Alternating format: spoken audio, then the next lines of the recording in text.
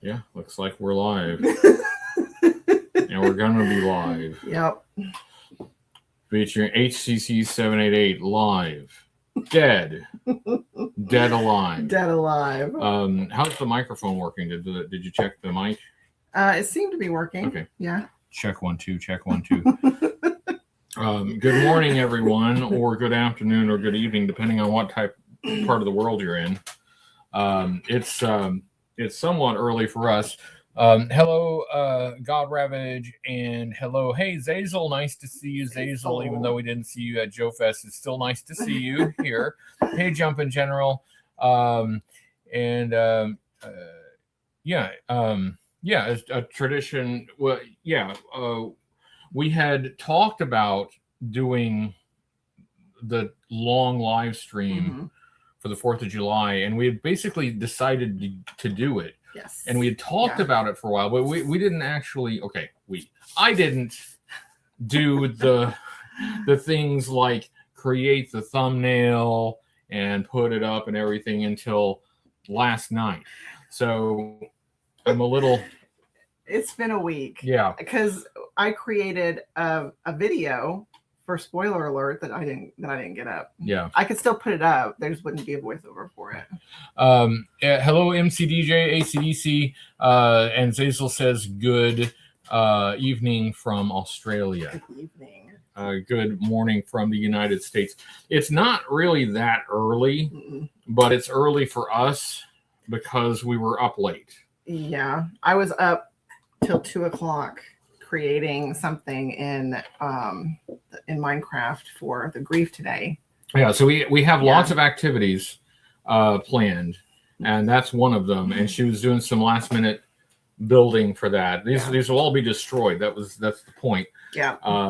And I was trying to get some stuff ready because I'm going to show what I have on eBay right now, because I am trying to get my collection back out to the community. I'm trying to sell the collection, and I've got a few things up, but I wanted to get those listed before we called it a night last night, so I was doing that. Plus, before that, I was doing thumbnail for this. We were doing last minute logistics to have all of our things here.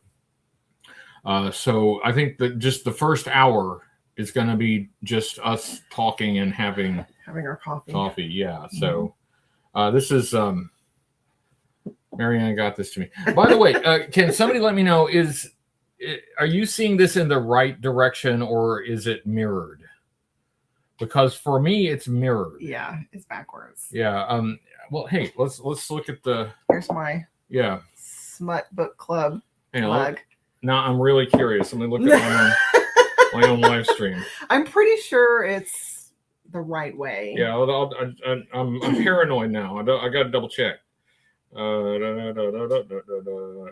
got to look at my own live stream. Let's see if I find it.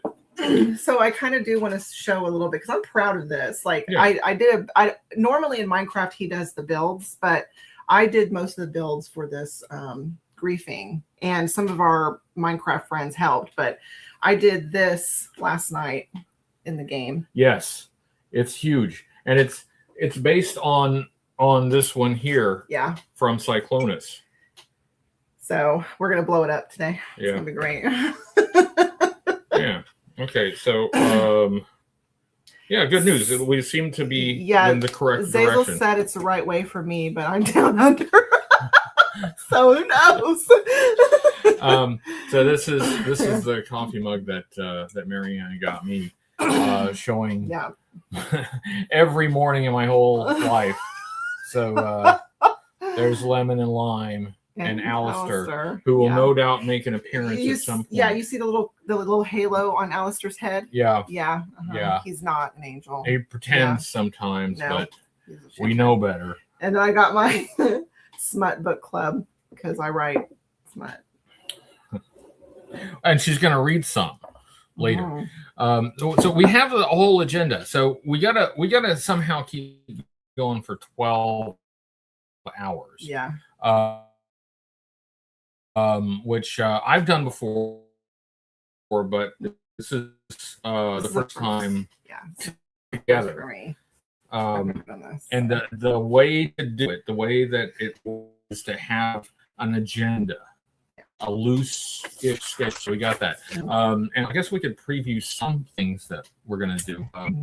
I will let you decide. Okay. Right. So anybody joining us from the spoiler channel, how do you do? Thank you. Thank you for coming. And Mo Block says happy 4th from Italy. Italy. And Mohawk Day. Yeah, because I did.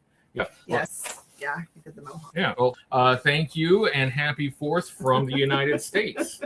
So here's a brief preview. One thing that you guys might be happy about is that I'm going to dedicate an hour to doing a Find Your Fate story time. That's coming up later. Just an assembly required. And I'm going to sort of announce a brand new project that I have going on. It is so when we were at Fest, I got very jealous, very jealous of all of the people who were doing their own independent action figure line. And I just couldn't stand, the jealousy and the envy. So I've decided to start a project, but I'm going to talk about. I'll give the details of that later. Maybe after in the next hour. Yeah. We will have. I have here. We've talked about Stargate quite a bit, and there's been Stargate in the news, and I've included some Stargate toys in G.I. Joe reviews, but we have the entire Stargate toy line from the 90s, the Hasbro toy line. We have the whole freaking thing. There's not that much to it, but we have the whole thing. So I'm going to go through those and show you some things that are good and some things that are really hokey about it. Yeah. For those who don't know, I got him into Stargate when we started dating. So, because I love Stargate.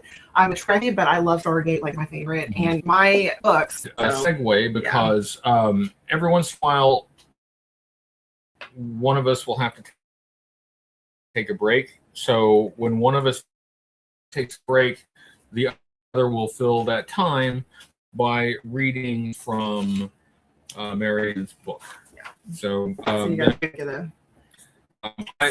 I will do a sketch. I will do a live sketch. I'll draw something. And we have, this is probably the big thing, is the movie watch along. Some of you are going to be very excited about which movie we're going to see. Now, I've seen it before, but I haven't seen it in a long time. But I've never seen it. Yeah, she's never seen it. This is another one I've never seen. But we are going to do a movie watch along of the 1982 film Megaforce. So I am delighted. We were kicking around the idea of like doing an actual G.I. Joe movie, and then it hit me like square between the eyes that no, Megaforce. You've never seen Megaforce, and it is just very 90s. Yeah, it's very 1980s, and you just got to see it. You just got to see it. There's no other way to say it, but you just got to see it. So, yes, Gaz. It's like Gaz's favorite movie. So, yeah. But Draws, nice to see you. Thank you. Draws says the SG movie, the first TVC, was solid. I think the movie is better. The show would be the minority here. It depends, because the movie very obviously had a bigger budget. Yeah. And so it was quite cinematic. So they could do some things they couldn't really do in the TV show, especially in a TV show in the late 90s. Late 90s. Yeah.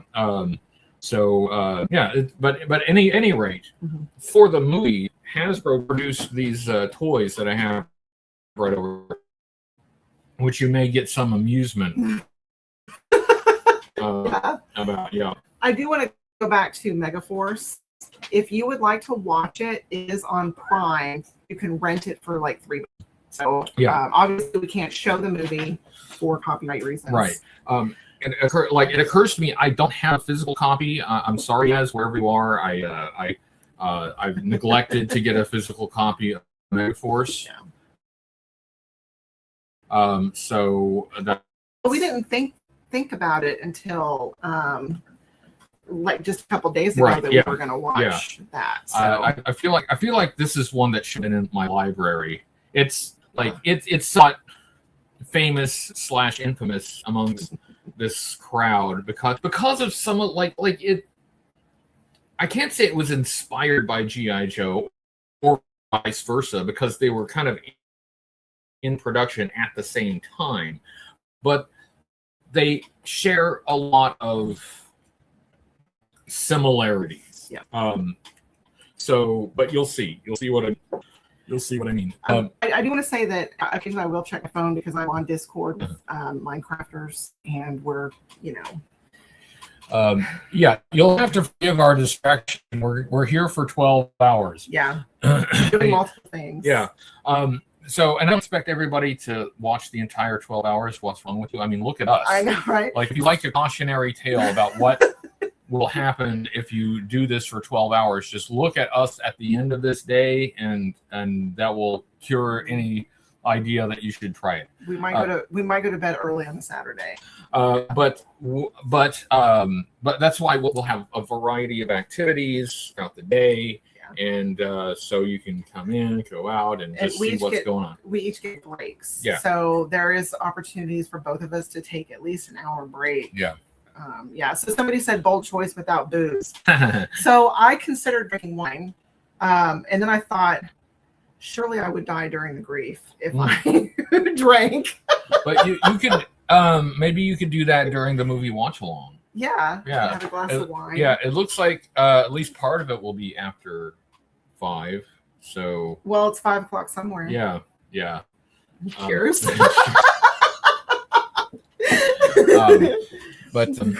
Yeah. Let's see. Draws says Delta Force felt like a G.I. Joe movie. Yeah. There were. Yes. Delta Force. Chuck Norris was very G.I. Joe like, and as a lot of people pointed out, Predator has a lot of common elements with G.I. Joe, even some characters with some similarities. Yeah, there were a lot of non-G.I. Joe movies in the 80s. They weren't real G.I. Joe movies, but they had that, they evoked that feeling or idea. What I have always wanted is to have a movie that is with the actual G.I. Joe title on it that is good. I think we've had some that are okay, that are not bad, but I'd like to have like a knockout, like a really great G.I. Joe movie. That's what I was hoping Snake Eyes would be. The Snake Eyes G.I. Joe Origins.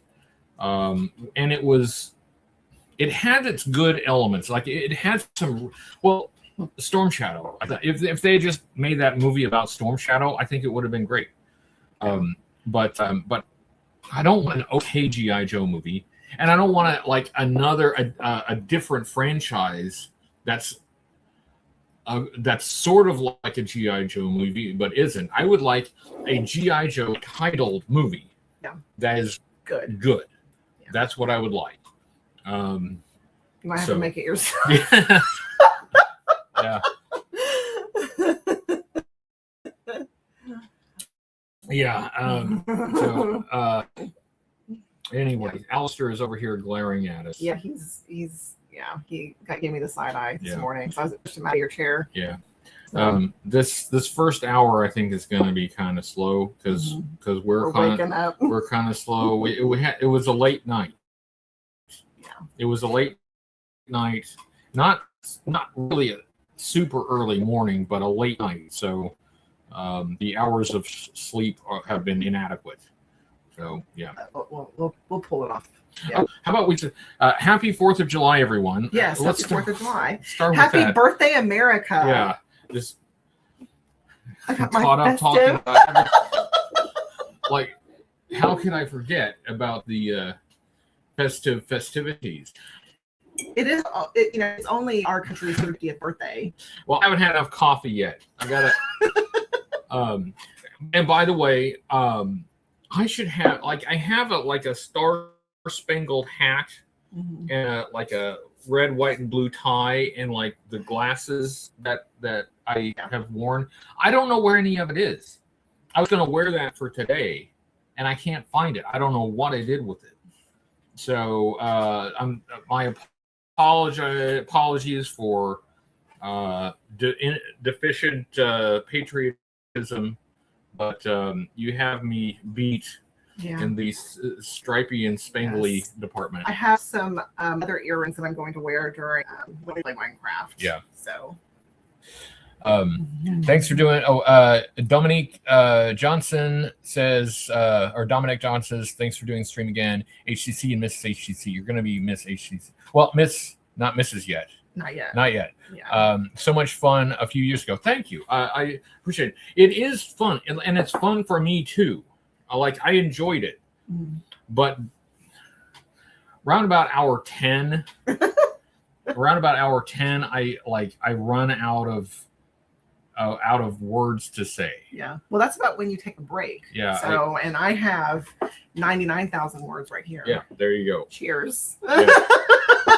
But I'm glad you enjoyed it, and I hope that this one is fun for you too. We do have activities to talk about. We have things to show you. Well, since somebody said Miss HCC,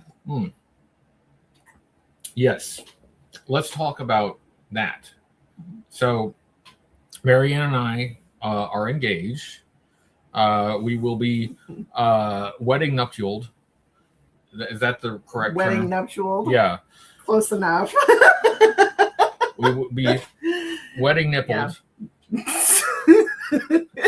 In a manner of speaking. Yeah. So we did set a date.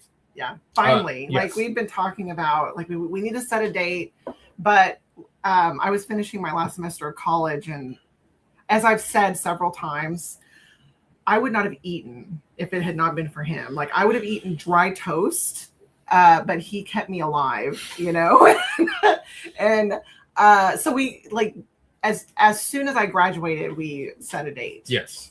So. And side note, I refuse to take any credit for her accomplishments. She did all that work. She killed it. So I was just a bystander. But we did set a date. We want to tell them what the date is. February 7th. February 7th, 2027. Which in the United States is 2727. 2727. And I do see Michael Johnson in there from the UK. So for you, it's 7227. It's a palindrome. Yeah, it still works. So, but we chose that date because it's not too far out, but it's far enough out to give us some time to plan. We also have a plan for right after that, which I've been working toward, and I'm not quite there yet, but it's one of the reasons why I'm working so much that I'm losing my hair. Look, this is on the side of my head. All my hair is falling out from sitting like this. Yeah. So we are going to take another trip to the UK. We're going to take another trip to London. It's one of our favorite places in the world. Yeah. We've been there several times now. But we are planning to take all of our children and their partners. Yeah. So it's gonna be a big one. Yeah, we're expecting to have the whole gang. Yeah, the whole brood, the whole herd. Yeah, we decided on getting an Airbnb. We were looking at normally when we travel anywhere, we get, especially when we fly, we get a package. So, or he gets a package. So the flight and the hotel is one. And booking Madison Square Garden with The Rock officiating. I've reached out to his agent, so we'll see. Yeah, we'll see. I mean, does he know who I am? Right, like you're famous. So yeah, we do have some. I'm sorry. Right. No. I was just saying that we normally get like a hotel package and flight, but we were looking at the cost of the flight and the hotels compared to an Airbnb, and we decided on the Airbnb because we were all together and there's plenty of room for all of us, and it was a little cheaper than. Yeah. Hello to Draws says a London vacation movie in the works. Yeah, probably. Yeah. Hello to Liberty Games official. Thanks for joining us. And the Lilith says, greetings from the land down under. Congratulations, Mr. and Miss Commander, soon to be Mrs. Hope you're having a great 4th this weekend. Is Commander going west? The hood on Weeding, just kidding. I'm very happy and excited for you. Yes, I don't know exactly. First of all, greetings, Australia from the United States, and I will just say yes. And GI Joe 66 Delta 17. Good morning, you wonderful, beautiful people. Well, you are much more wonderful and beautiful. So good morning to you. Are you going to review GI Joe Classified series? I have talked. Okay. This is something that we've talked about, in fact, recently, about there are some reviews that I did not get to that I would like to get to. So certain reviews that people have asked for or that I said that I intended to do that I haven't done yet, I do want to get to those. I do want to do those reviews. The actual logistics of getting them done has been challenging because I mean we have we have a wedding date now, and so that is a target in my mind that certain things have to be done before then, and I am working my ass off. Like it's not even there right now. It's not even there right now. It's over there. Yeah, working my ass off. Just trying. I really want to hit these targets that I'm going for.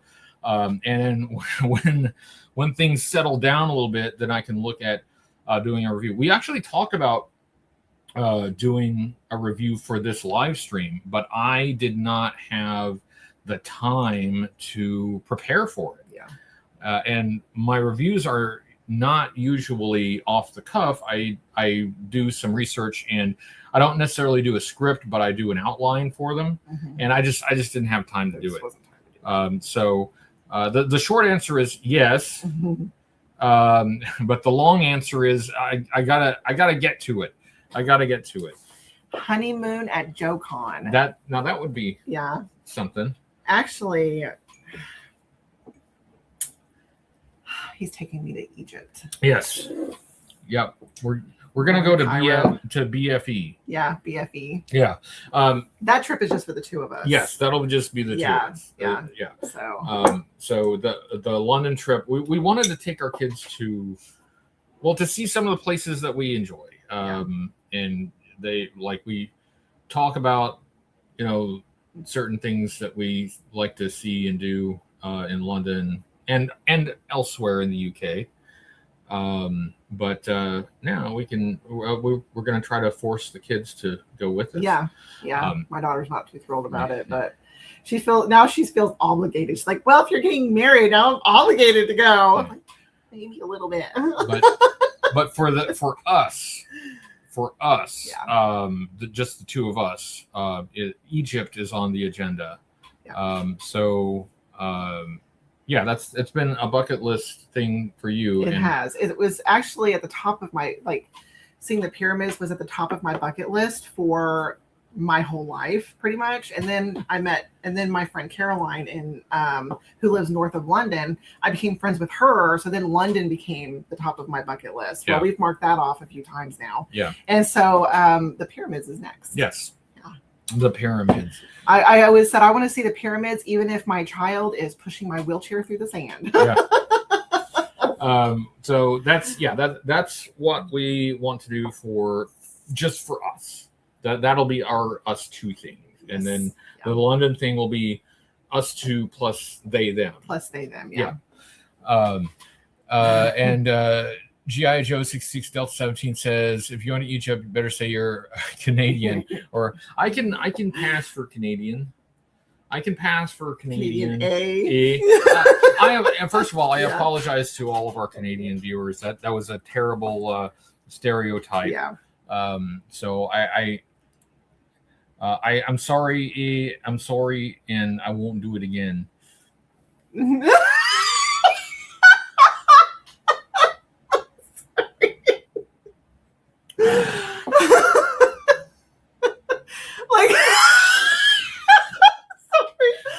I looked up and Alistair's looking at me like bug eyes. Let's see. Lilith wants a Retaliator review. Retaliator, I have it, but that's the one that I messed up. That's the one that had the part that came the piece that came apart internally. Oh yeah. And I can't fix it. I've tried to fix it. I can't. So if I'm going to do that, I'm going to have to get another one, and hopefully not mess that one up. But it's in there. It's in there. It's just sitting there, and I can't review it. It's not broken exactly because it didn't physically break. Yeah. But the part came loose, and it's one of the internal mechanisms. The part came loose, and it's fallen down where I can't reach it. Yeah. It's impossible. Mm-hmm. Yeah. I've tried. I mentioned that at Joe Fest. I've tried. Because you were pointing at one. Yeah. And he was like, I have one, but it's broken. Yeah. Yeah. No, it's not broken. I didn't smash it. Yeah. I felt like smashing it when I couldn't get the thing fixed. but yeah, it's got a piece rattling around in a place where I cannot get to it. Yeah. So anyway, yeah, Retaliator. I think the Retaliator is really cool. I do like it.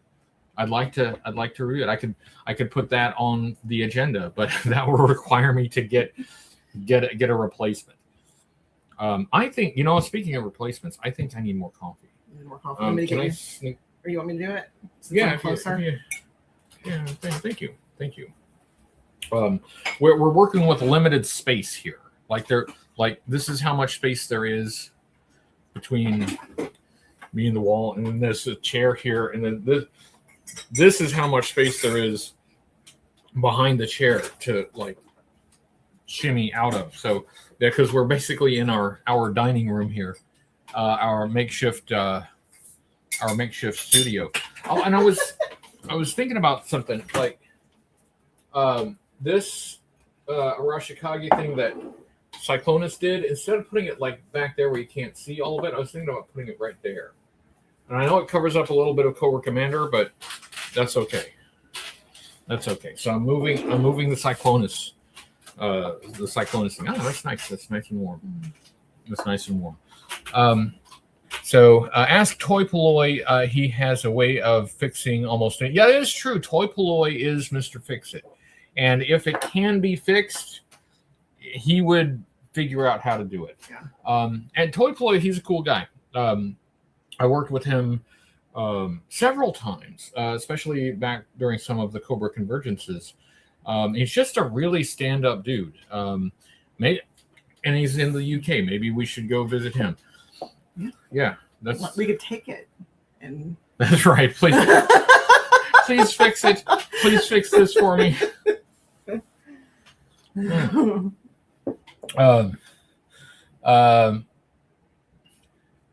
know it was a typo, but I do need to focus on my weeding today. Then I go after the snails. Okay, I gotcha. Weeding. Reading. Yeah. Reading. Whatever mind-altering substances you do use on your own time is none of my business. But I do rather like escargot. So that's exactly where my mind went when I read snails. Like, oh, dinner. Yeah. Appetizer. Yeah, I'll pass. I'm good. I don't like snails. It's texture. Yeah. It just it depends how they're done. If they're done well, this. Yeah, calamari too. Yeah, my daughter calamari. loves it though. Oh yeah, yeah, she loved it. Okay, have more, and I'm like, get a broad palate. But like there are some food things that I have a texture problem with too. So it's cool. Like Toy Polloi, Talking Joe. Who else do we know in the UK? Well, the usual people, Landon. Landon. Yeah. So like we could try to do like a get together, but since we will have a whole herd of people, it may be a little bit more difficult to get everyone in the same place at the same time. So. Yeah, and since we're at a Airbnb with a kitchen, it's a flat, because that's what they call apartments there. It's a flat. And then whoever wants to come and see us should come to us. Just saying. I'd be careful about of snails. If you get worm eggs, then they will eat into your brain. I think I've already got that. That's like, that would explain a lot. That explains a lot. Yeah. So thanks for the medical diagnosis. I appreciate it. Our questions are answered. Yeah. Now that does explain a lot. So like, I wouldn't be opposed to organizing some kind of a get together, like an everybody meetup kind of thing when we get back to the UK. But one thing that I try not to do is over plan. Yeah. Because over planning means a lot of rushing around and not a lot of time to actually enjoy what you're doing. So so we'll have to see. Yeah. And some people in our party can get overstimulated. Yeah, so that's true. We have to have downtime. Yeah. So we'll see. But I would love to see a lot of people there. And yes, the usual suspects. And if Caroline can make it to London, or if we can make it up there to Hartford. As long as she has a caregiver. My friend Caroline is in a wheelchair, so she has trouble getting around, and she lives north of London. It's like 50 minutes. And London, for the most part, is accessible, but there are some stations that aren't. Yeah. So if she has a caregiver, I'm sure she'll come. So I need to, and I have something for her anyway. So we have a recommendation to jump across to Ireland, and Scotland is beautiful too. Yes, that is true.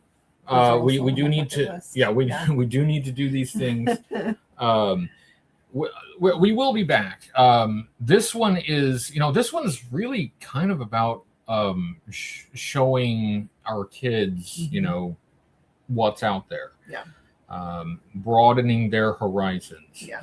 So we go back, we will do more stuff. Like I'd like to go to Wales. I definitely like to go to Scotland. I think Landon has suggested before that we go to York. All places that I would like to see, and I will see, but we got to pace ourselves. Yeah. Alistair keeps jumping up on the table and off the table, and that's like, if you see a little shake or vibration, that's why, because he's up and down, indecisive, and we're giving attention to you instead of the cat. Yeah. So yeah.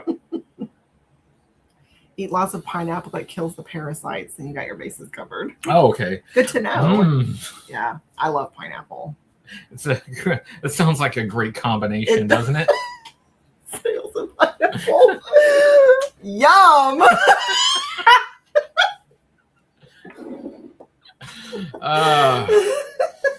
It's early / not early in the morning. It's early for us. Yeah. Wait. Yeah. I feel like I'm moving in slow motion. So we got, what do we got? We in the next hour, we wanted to talk more about Joe Fest and the upcoming Assembly Required. Yeah. And then I would like to talk about my new project that I came up with right after Joe Fest because of jealousy. He's green with envy. Everybody has some super awesome project except for me, and I don't want to be left out. So we'll talk about that in conjunction with discussing of Joe Fest and Assembly Required. Yeah, and I will, for those who might be watching who play Minecraft on the 2B2E Anarchy server on Bedrock, I will start dropping coordinates to our Boom Boom base. Uh-huh. Boom Boom base. Boom Boom. It's a base that we created just to blow up. Yes, yes. I just wanted to point. You know, I keep forgetting I can do this. Hey, look, you can see it too. There we go. In London, you should go to the HMS Belfast. We've seen it a few times. Yeah, as sunk by Duke in Battle Action Force, being used as a Cobra barracks at the time.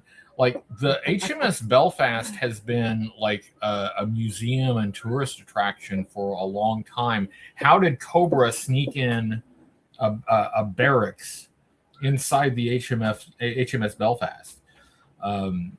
I have been aboard the HMS Belfast. You haven't. I have not.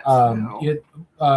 It's one of those things like we can get to it. It's not super high on the agenda, but like it's right like across the Thames from the tower. Yeah. So like we've seen it. We've seen it. We've done a Thames River tour twice. Yeah. And one was for lunch and the other was for tea. And so we've seen it, but I've never been on it.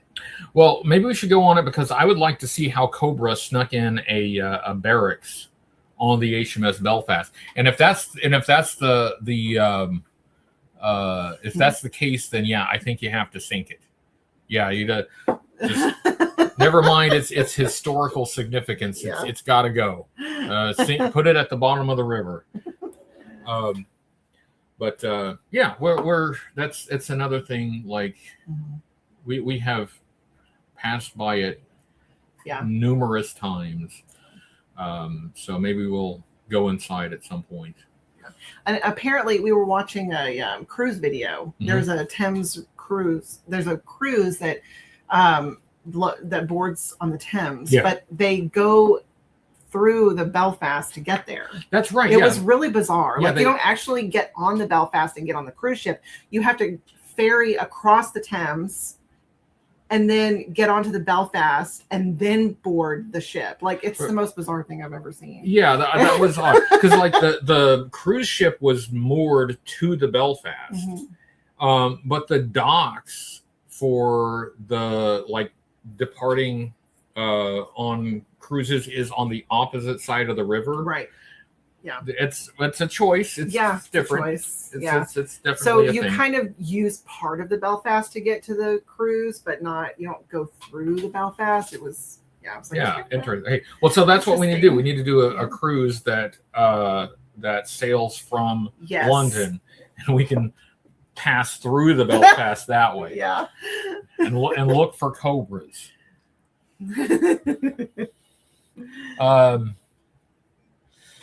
Something was in 99's Dr. Mindbender pants. I don't know what that's about. I missed something, but I think Mindbender's pants. Yeah, I think we all know what's in Mindbender's pants. You know what? I'm not going to touch that. It's too early. It's a spring-loaded missile launcher.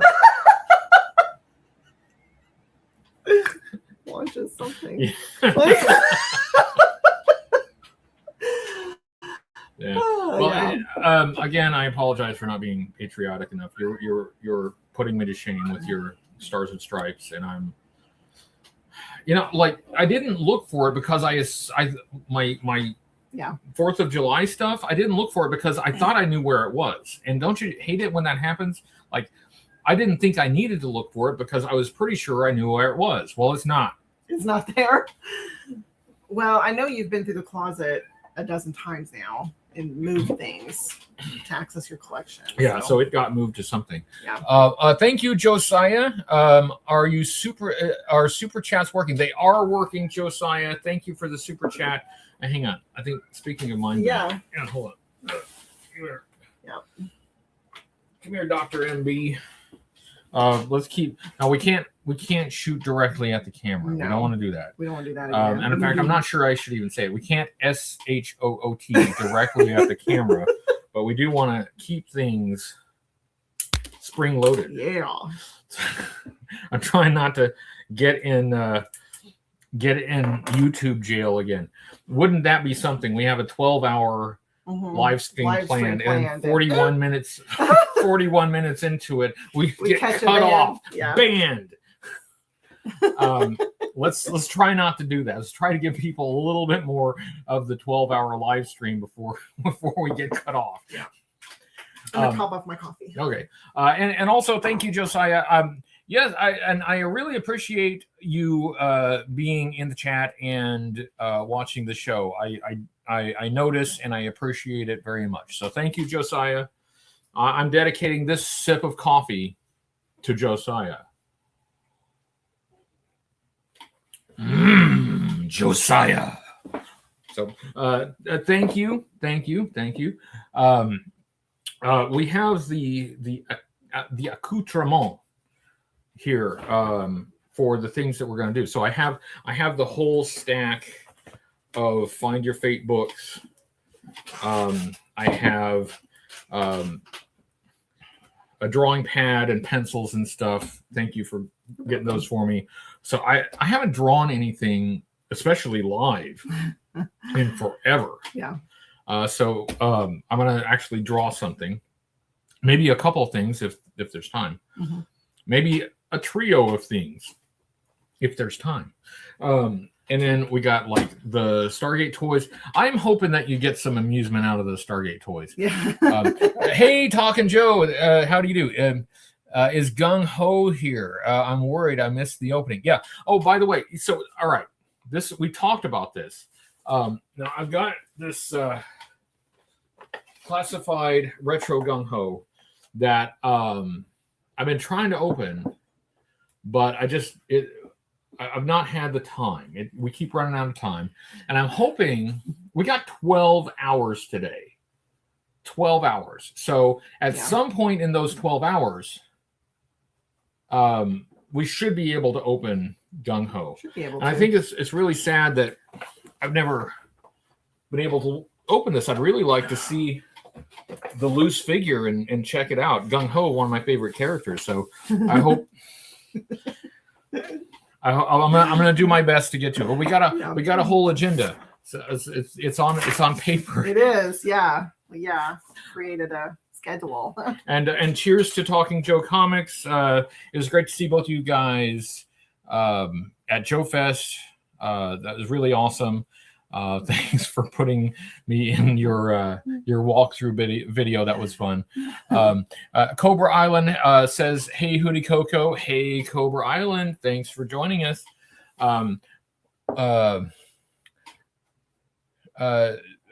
G.I. Joe Delta 66 Delta 17 says, Brian, you and your wife can make a movie script for G.I. Joe or make a cartoon series.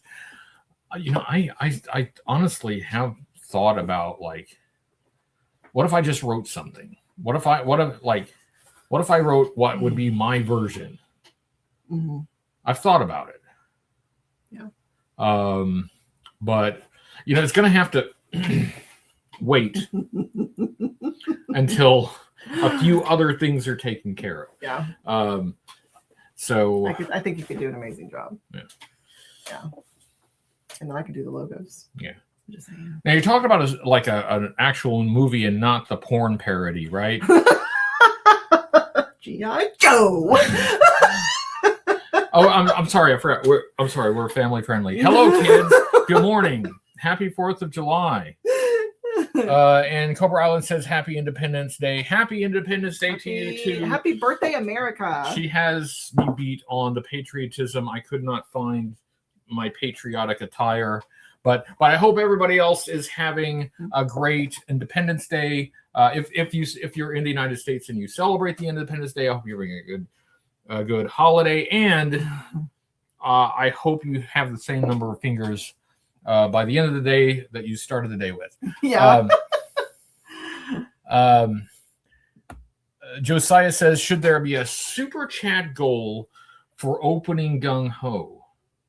See, this is what makes me nervous because I'm trying to save money for a wedding, and you know how much I love money. Yeah, I'm basically a money hungry money hog. But like, what if we hit the super chat goal to open gung ho, but then we run out of time? I don't want to like promise something and then run out of time to do it. Yeah, that's what makes me nervous. Is like. Because I've done that before, and I've felt terrible about like promising things and then not being able to deliver. That's the thing that eats at me more than anything. And I would hope to always deliver on what I promise. So I'll hold that in abeyance. But maybe we'll consider it. Yes, but maybe we could, like, this is something we should have thought about. We could have had a super chat goal for something. Mm-hmm. Tell you what, with each super chat, she will remove an article of clothing. No, she won't. No. Look at her being independent. No, she won't. On this Independence Day. Well, this could be considered clothing. That's true. So I could take this off and then put it back on, and then take it off again, and then put it back on. For each super chat, I'll put on an article. So I don't have any other articles of clothing here. But yeah, a super chat goal would have been a great idea. Maybe we could have paid for the whole wedding. Yeah. If we had a super chat goal. Yeah. So a great idea, which I wish I had thought of in advance, because I did not. No, maybe next time. Yes, next time we do a 12-hour live stream. Yeah. Let's not think that far ahead. Yeah. We're not even an hour into this one yet. July 4th, they blew it all up. It's your stream, no pressure for you. Do what you want. Well, but I still want to give the people what they want. I want to give the people what they want, and I think people want to see this gung ho, and see, like. I think people want to see me finally open it, so we can actually like look at the details of the figure. And I've never been able to look at the details of the figure or hold the loose figure in hand because I keep running out of time. Yeah. And we have such a full agenda. We do have a full agenda. So, but we'll try. We'll try. But hello, Mainframe. Nice to see you. Thanks for being here. Love the Cobra Island says, love the Ripper Mohawk. Thank you very much. Who would have thought that the dreadnought I look the most like would be Ripper? I always would have thought it would have been Buzzer, but no, Ripper. I'm rocking the Ripper here. Ripper. So maybe that's what we'll nickname the Mohawk. Ripper. And like the Mohawk, like it needs to grow out a little bit more. It is really quite warm in this part of the country. Yeah. So it's a nice time of the year to have a shorn head. Mm-hmm. And in fact, a while back, I shorn my whole head. But so the top is still kind of growing out, but I'm trying to keep it cool here. Yeah. I've considered cutting my hair. Mohawk? No. I will say that I've been bald, and that's not the worst haircut I've ever had. But I've considered cutting my flopping it off. Yeah, because it's summer. Gussie says excited about the Danny McBride G.I. Joe movie. I did read about that. I'm intrigued. But you know what? I'm going to give exactly the same answer that I gave when they were talking about the Snake Eyes movie. I am cautiously optimistic. But I it's intriguing. One of the things that I'm going to do later, when exactly? What was it? Around 11 is I'm going to show you some stuff that I have on eBay because I'm trying to sell off the collection. I have a wedding to pay for and a trip to London and Cairo and Des Moines, Iowa to pay for. Yeah. One thing that I was going to do, like I have a whole bag of Dr. Mindbenders. Like this is not the only one I have. And I was going to put a complete Dr. Mindbender up on eBay, but I can't find the rest of them. This is what I'm talking about. I'm totally disorganized. I can't find my Stars and Stripes hat. I can't find my bag of Mindbenders. Bag of benders. Yeah. So I like one of the things as we work through the collection with just having less stuff is that I'll be able to keep it a bit more organized. So, but anyway, Mindbender is here with us I was going to say in spirit, but actually physically with us here. Yeah. You got him physically in your hands. Yeah. Hey, well, maybe we should keep him with his launcher in case we need things to be spring loaded. There we go. Yeah. Yeah. I will say when he's talking about the eBay goodies that he's put up, I'm going to start preparing for our grief. Mm-hmm. So let's talk about that. Yeah. Here in a little bit, I'm going to give the first set of coordinates where everybody can meet up to get supplies for the grief. And then that'll give, they'll have time to get there. And then in another hour or so, I'm going to give the coordinates for the actual base. Yeah. And I'm going to prepare for that while he's talking about the eBay stuff. Yeah. So like on our other channel, Spoiler Alert, which she runs, let's be honest, let's give her all the credit. We do a variety of things, including some movie reactions, but we've done a lot of Minecraft videos because that's one of our favorite downtime activities. Yep. We have been on an Anarchy server for Minecraft Bedrock Edition for a while. Yep. The server called 2B2E, which if you're on Minecraft Bedrock, you can check out 2b2e.org in the servers. Yeah. And we're doing something that we have done before, which is we're going to blow up an entire base on the Anarchy server for the 4th of July. So we'll have coordinates for that for anyone who wants to join and help blow it up.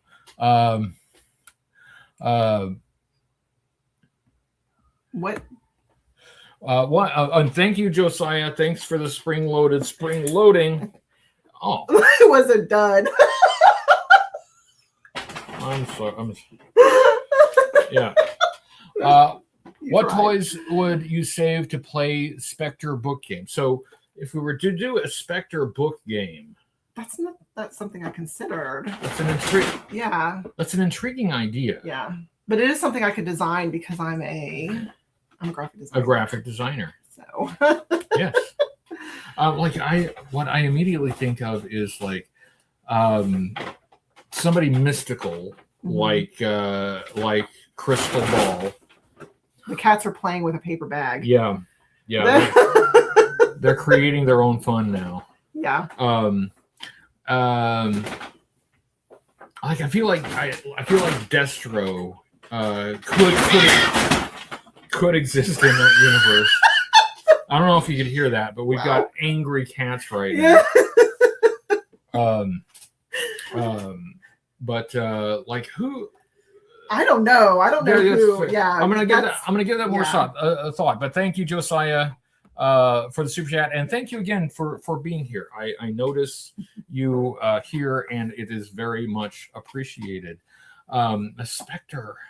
Yeah. See, I don't know. Now, like, I mean, it's a great idea. My project idea is pretty lame compared to that, but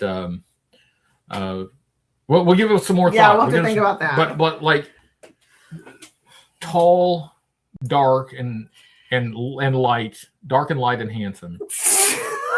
Ruggedly mysterious. Yeah. Destro is the first thing that comes to mind. Yeah. And definitely not dark. Yeah. But figuratively dark. But let's say wearing dark clothing. Yeah. But also shiny. Right.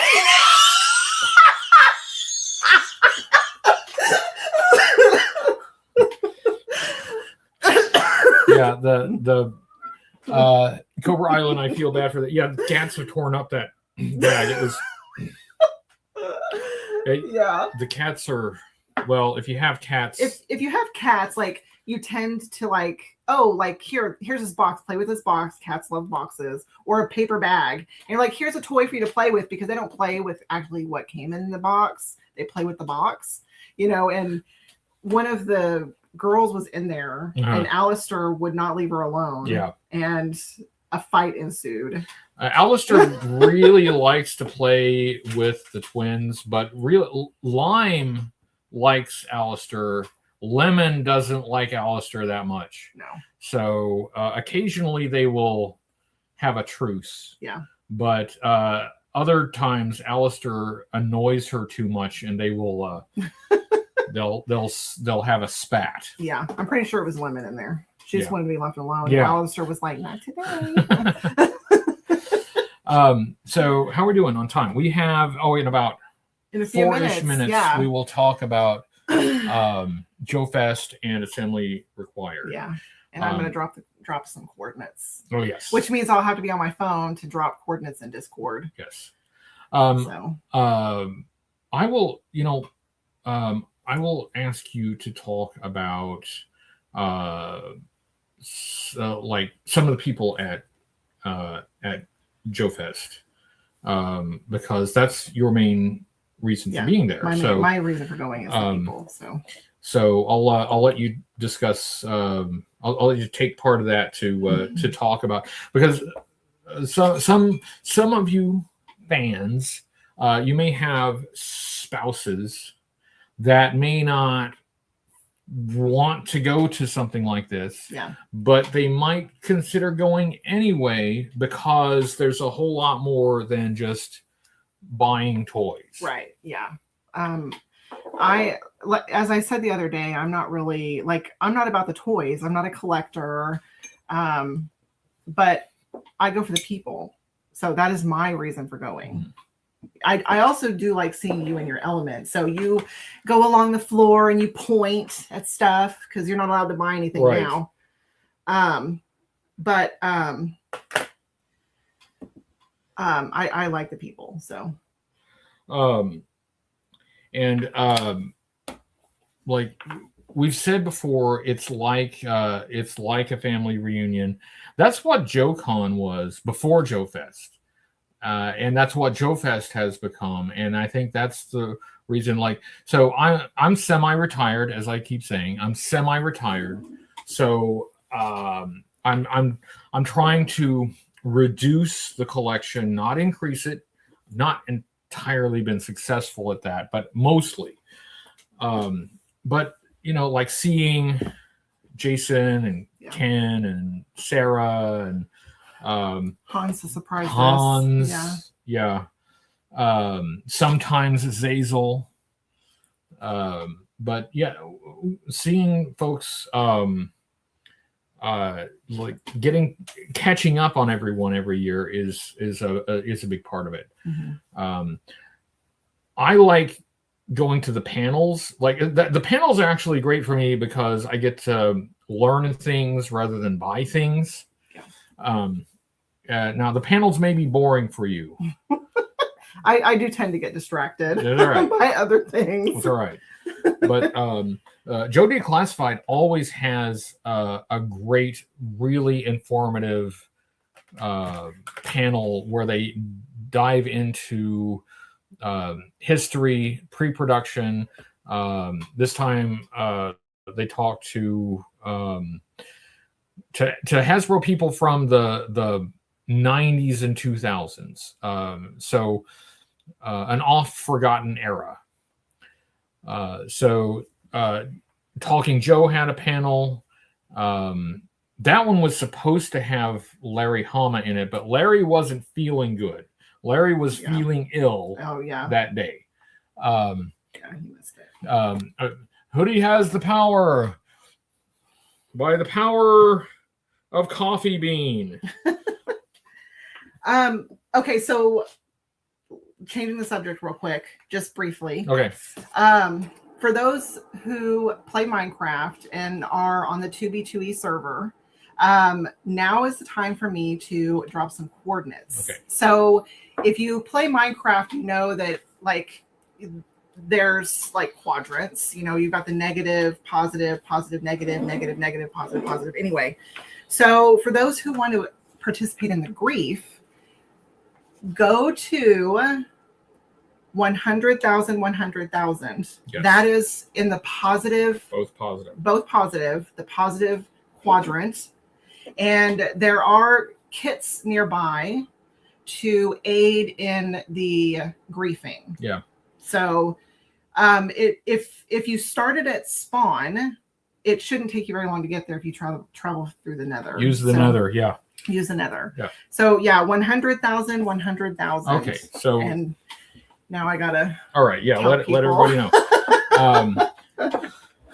By the power of Cobra Law, Cobra la la la la la la la. That hurt my own ears. Yeah. So that there is that, and so for the followers of the Spoiler Alert channel, especially. That's been teased a lot. One of the logistical things that we had to figure out was how to do on-screen gameplay live. Yeah. Because we had never done that before. And I think we got it figured out. I think so. Maybe. We'll see. Yeah. We're going to find out. So Joe Fest in Augusta. It's Augusta, Georgia. Georgia is rather warm in the summer, and it is in the same place every year. This is something that's different from JoeCon, because JoeCon was a traveling show. It would go to a different city each year. But Joe Fest is always in Augusta, Georgia. Yeah. And I really thought that would be a drawback for a while, but after being there for a few years, Augusta just feels like really comfortable, like a second home. The convention center and the con hotel, the convention center and the con hotel, like we know it. We know how to get around. Like we can get. Hold on.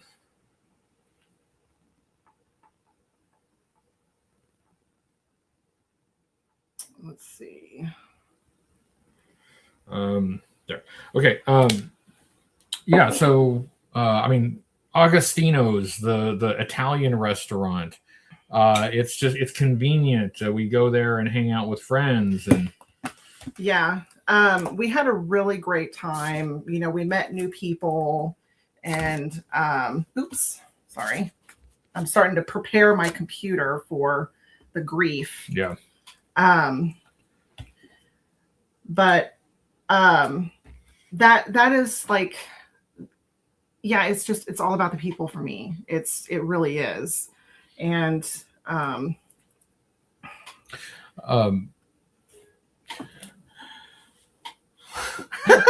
I'm sorry. Sorry. I don't know. It's okay.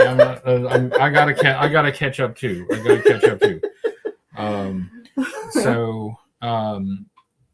Yeah. So please consider going to Joe Fest, and assembly required is like if you go to one convention, it's probably going to be Joe Fest. If you go to two, the second one will probably be assembly required in Des Moines, Iowa. So assembly required has also been going for a number of years, and it's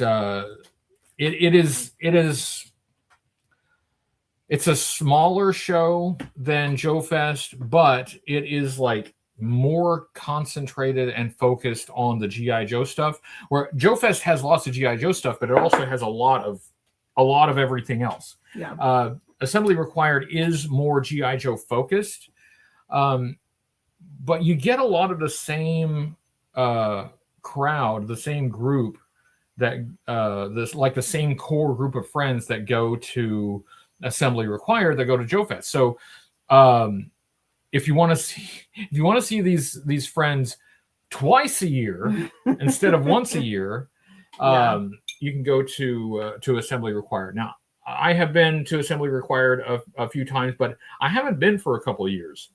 It just hasn't worked out. Yeah, I've actually never been. And we're committed to going this year. Mm-hmm.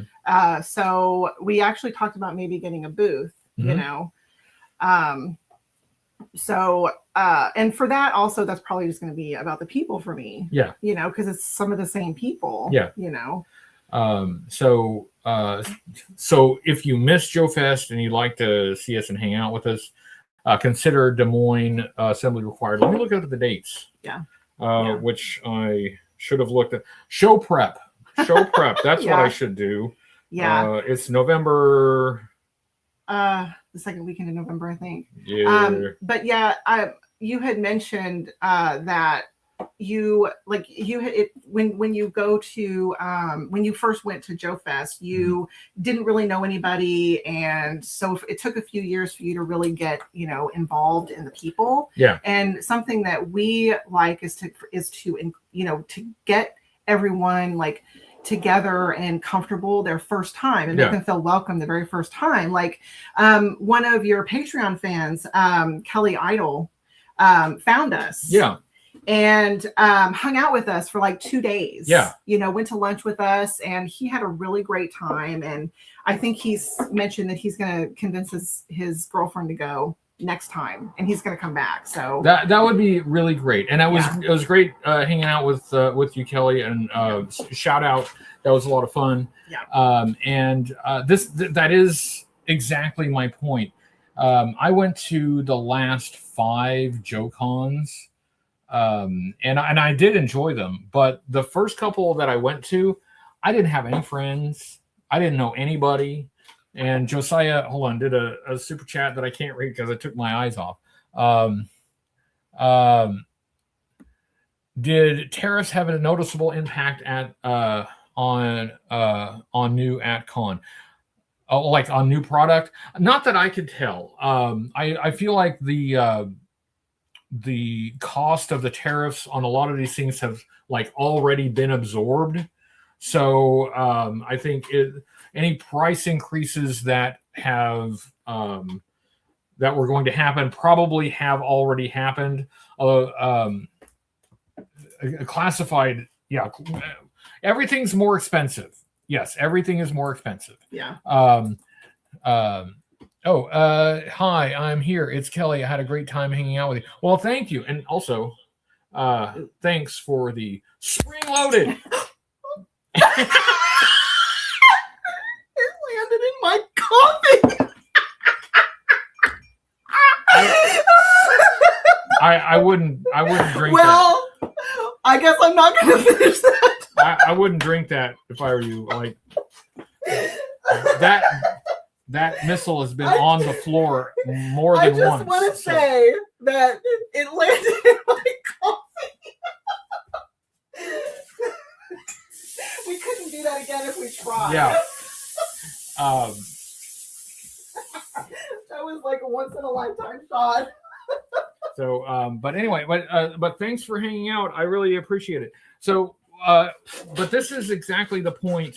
Thanks for, now I have a clean missile. Thanks for cleaning my missile for me. But this is exactly my point. It took about 3 years of going to JoeCon before I knew anybody, before I had anybody to hang out with. And I don't want anybody to have that difficult an experience, meeting people. One thing that I had done in the past that I hope helped was do like a meetup, like a lunch meetup at the pizza place that went. That did mistakes were made and it didn't go as planned, but we tried. But even if I don't have like an organized meetup place and time, I look just like this in person, unfortunately. So if you see me, like, come and say hi, hang out, sign my Joe Fest card, which is like right here. Yeah, sign my Joe Fest card, yeah, like there is no need to be isolated. There's no need to be outside of the circle of goodness. I really enjoy introducing people to this community.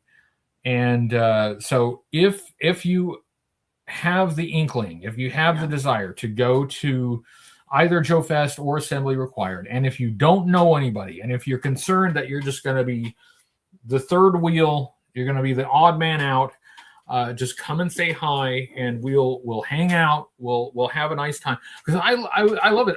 We went to Beanie's. That was fun. Yes. Yeah. Yeah. Beanie's, yeah. So yeah. So that's one of my favoriteest parts of the show. So, so that's Joe Fest. That's Assembly Required. I think it's time to talk about my new project. And I wanted to get some visuals ready for you guys, but I ran out of time. But there was something that I was experiencing deep in my heart at Joe Fest, because you had Call Sign Longbow there. Yeah. You had Boss Fight Studios there. You had Delta 17 there. You had like all of these great, Grindhouse Toys. You had all these great independent toy makers making some awesome things. And I don't have any projects. I don't have a Kickstarter. I don't have a line of toys, a line of action figures coming out, primarily because I don't really have any interest in producing action figures. Honestly, like the independent action figure game right now is so top notch. I don't really have anything to add. If I can't produce action figures that would be on par with what is being produced right now. It's so support your independent action figure creators, first of all. That's numero uno. But numero do so, I'm extremely jealous because I don't have anything like that going. So we talked about this on the way home, and I would like to do a project, a non-action figure project for action figures that will never be produced. So one of the really cool things about a lot of these projects is the pre-production part of it. The character sketches, the production process, the related media like comic books and posters, all of these things that they're not the actual action figures, but they're the things that go into making the action figures. So what I wanted to do, what I decided to do, was to leave the action figure part to the experts, because I'm not an expert. Let the experts do what they do. What I want to do instead is a project for action figures that will never be produced, but will perpetually stay in the pre-production process. It'll be forever in pre-production. So, we will have some artwork. We'll have some character designs. We'll have stuff, just not action figures. Yeah. Yeah. And I decided on a name for it. And the name that I'm going with, let's see, is, how do we do this? Oh, hold on. Let's see.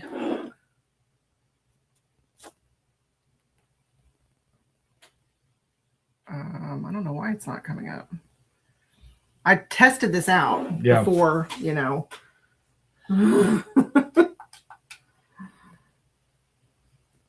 Let's see. No, that's not it. Well, yeah, okay. Project's over. No, can't do it. No, can do. Oh, is that no? Maybe it's that. This one? No, that one. There we go. Hey, teamwork, baby. Yeah. So the my project for perpetual pre-production non-action figures will be called Force. It's a combination of all the forces combined into a force. Yeah. I've got some ideas for characters. I've got some vehicle ideas. I've got some storylines. We're gonna every character will have, you know, a tragic backstory that leads him to Force. I'm gonna trademark that too. Just letting you know, the trademark is coming. I will trademark Force. I hope it's extreme enough. Because I feel like it should have like that 90s flair. Yeah. So I like the idea of, first of all, of force, because it sounds very forceful. And I also like the idea of using the word force at the end of a team name. Mm-hmm. Yeah. So therefore, it should be called Force. Josiah is trying to convince Kevin of Peg Warmers to go to. I think Kevin usually has another convention he goes to around Joe Fest, but I would love to see Kevin again. That would be awesome. Yeah. So Force is going to be the name of the team. The leader of Force is going to be a gritty, no-nonsense soldier named Sergeant Grit. And his tragic backstory is that he is born with his top teeth and bottom teeth fused together. So he can only grit. He can only grit his teeth. Yeah. So that'll be the leader, and he's Sergeant Grit, not Colonel Grit, not Captain Grit. He's not an officer, but he is still in charge, and he may be in charge of commissioned officers, but he's still a sergeant because sergeant sounds tougher. Yeah.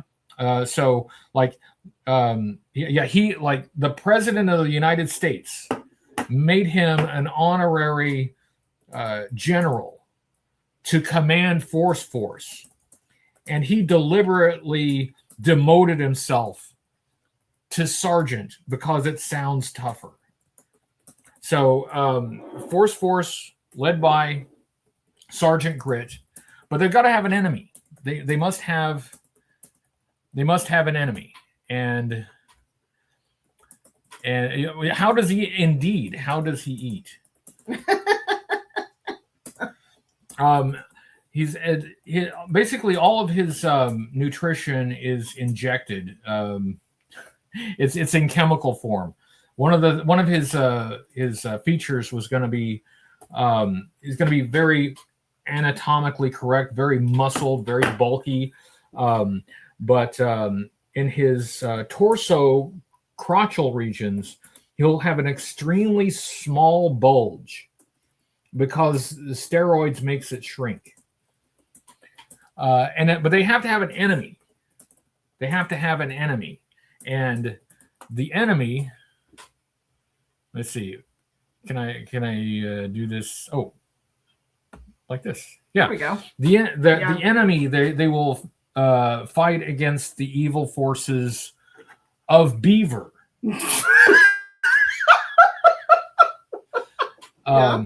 Beaver, who is led by the evil Buchanan Entertainment Anchovy. That's our villain name. Buchanan Entertainment Anchovy. Yeah. And his villain backstory is that he owned a chain of pizza restaurants. Kind of like Chuck E. Cheese, but it was called Chuck E. Anchovies. Now you might ask, with a name like Buchanan, why didn't he call it Bucky Cheese?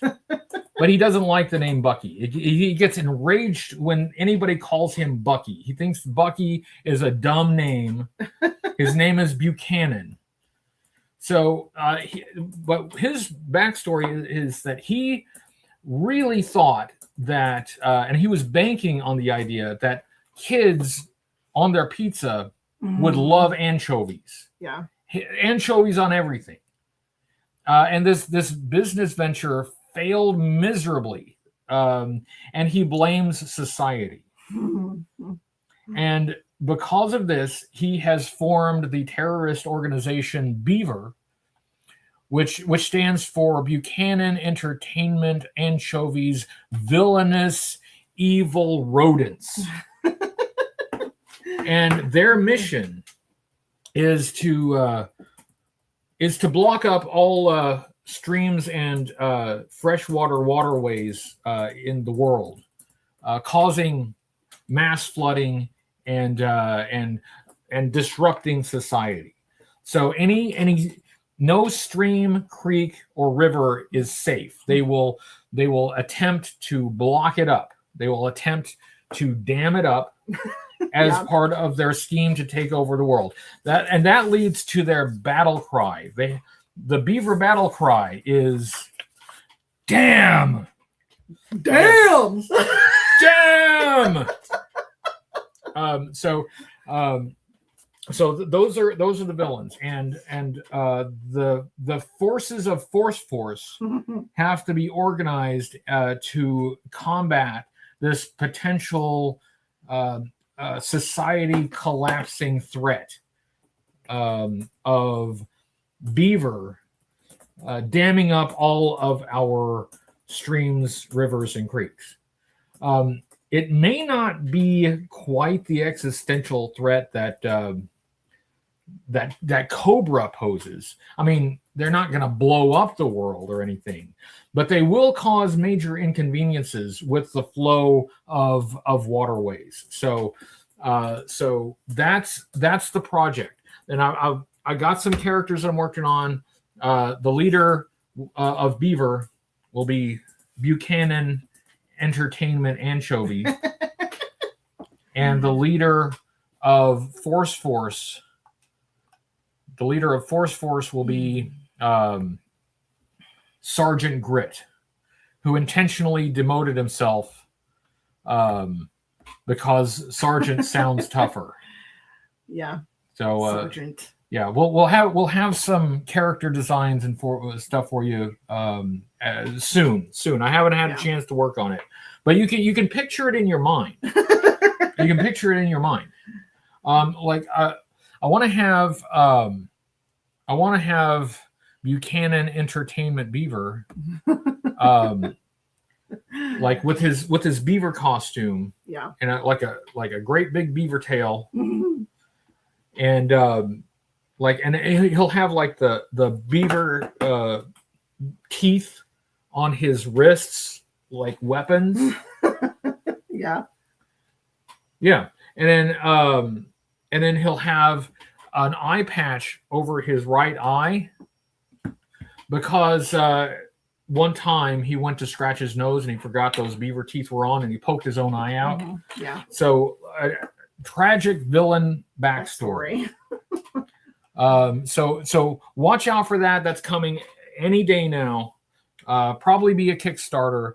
I want to clarify, there will never be any action figures come out. not actually producing action figures. It will just perpetually be in pre-production mode, so we'll just do more characters, more versions of the characters, maybe do some posters, maybe a comic book or something like that. It's going to be fantastic. Not as good as the action figure projects that actually produce action figures, because I got to admit, like, actually having real action figures is better than just not having action figures. But this will satisfy me in that I'll have a project like everybody else. I won't have to be jealous anymore of anybody else's fantastic, great projects. I can have one of my own, and I don't have to worry about deadlines, because it's never going to come out anyway. We're never actually going to produce anything anyway. So deadlines, schmedlines, I'll just keep drawing stuff. I'll just it'll be perpetual updates. Perpetual updates with no delivery date. I like that. I can work with that. Yeah. I can work with that. So watch for Force in the near future. Force versus Beaver. Force versus Beaver. Yeah. Beaver will of course have their own mad scientist, because every villainous organization does. Yeah. But I think Beaver's mad scientist is not going to be a doctor.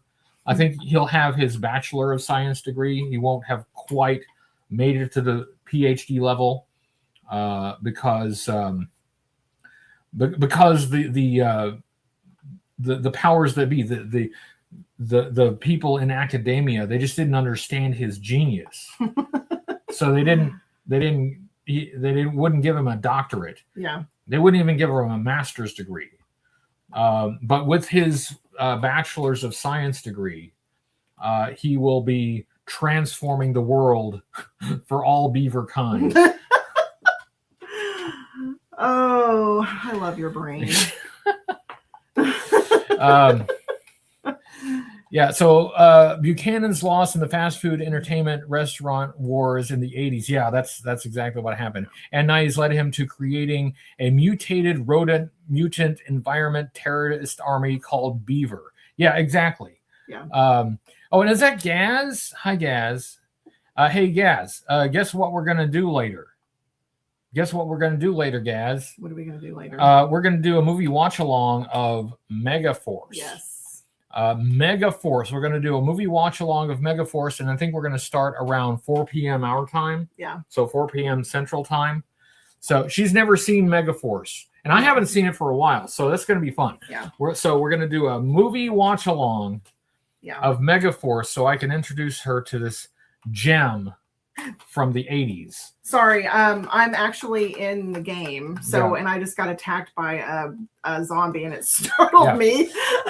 So yes, before that, there will be some Minecraft stuff. We mentioned that earlier. Yeah. For the Spoiler Alert channel, we have been planning a special event for today. Yeah.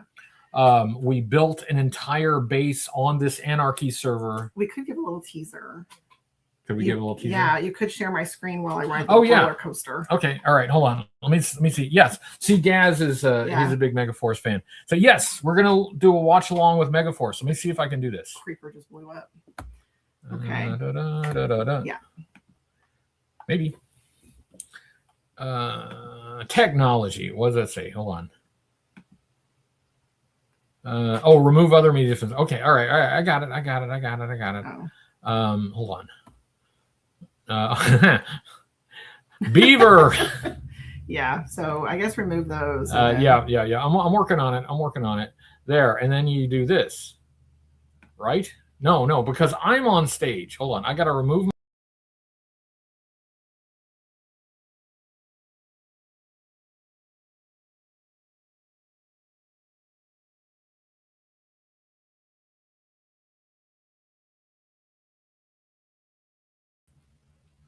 And we're back. Hold on. I can get this.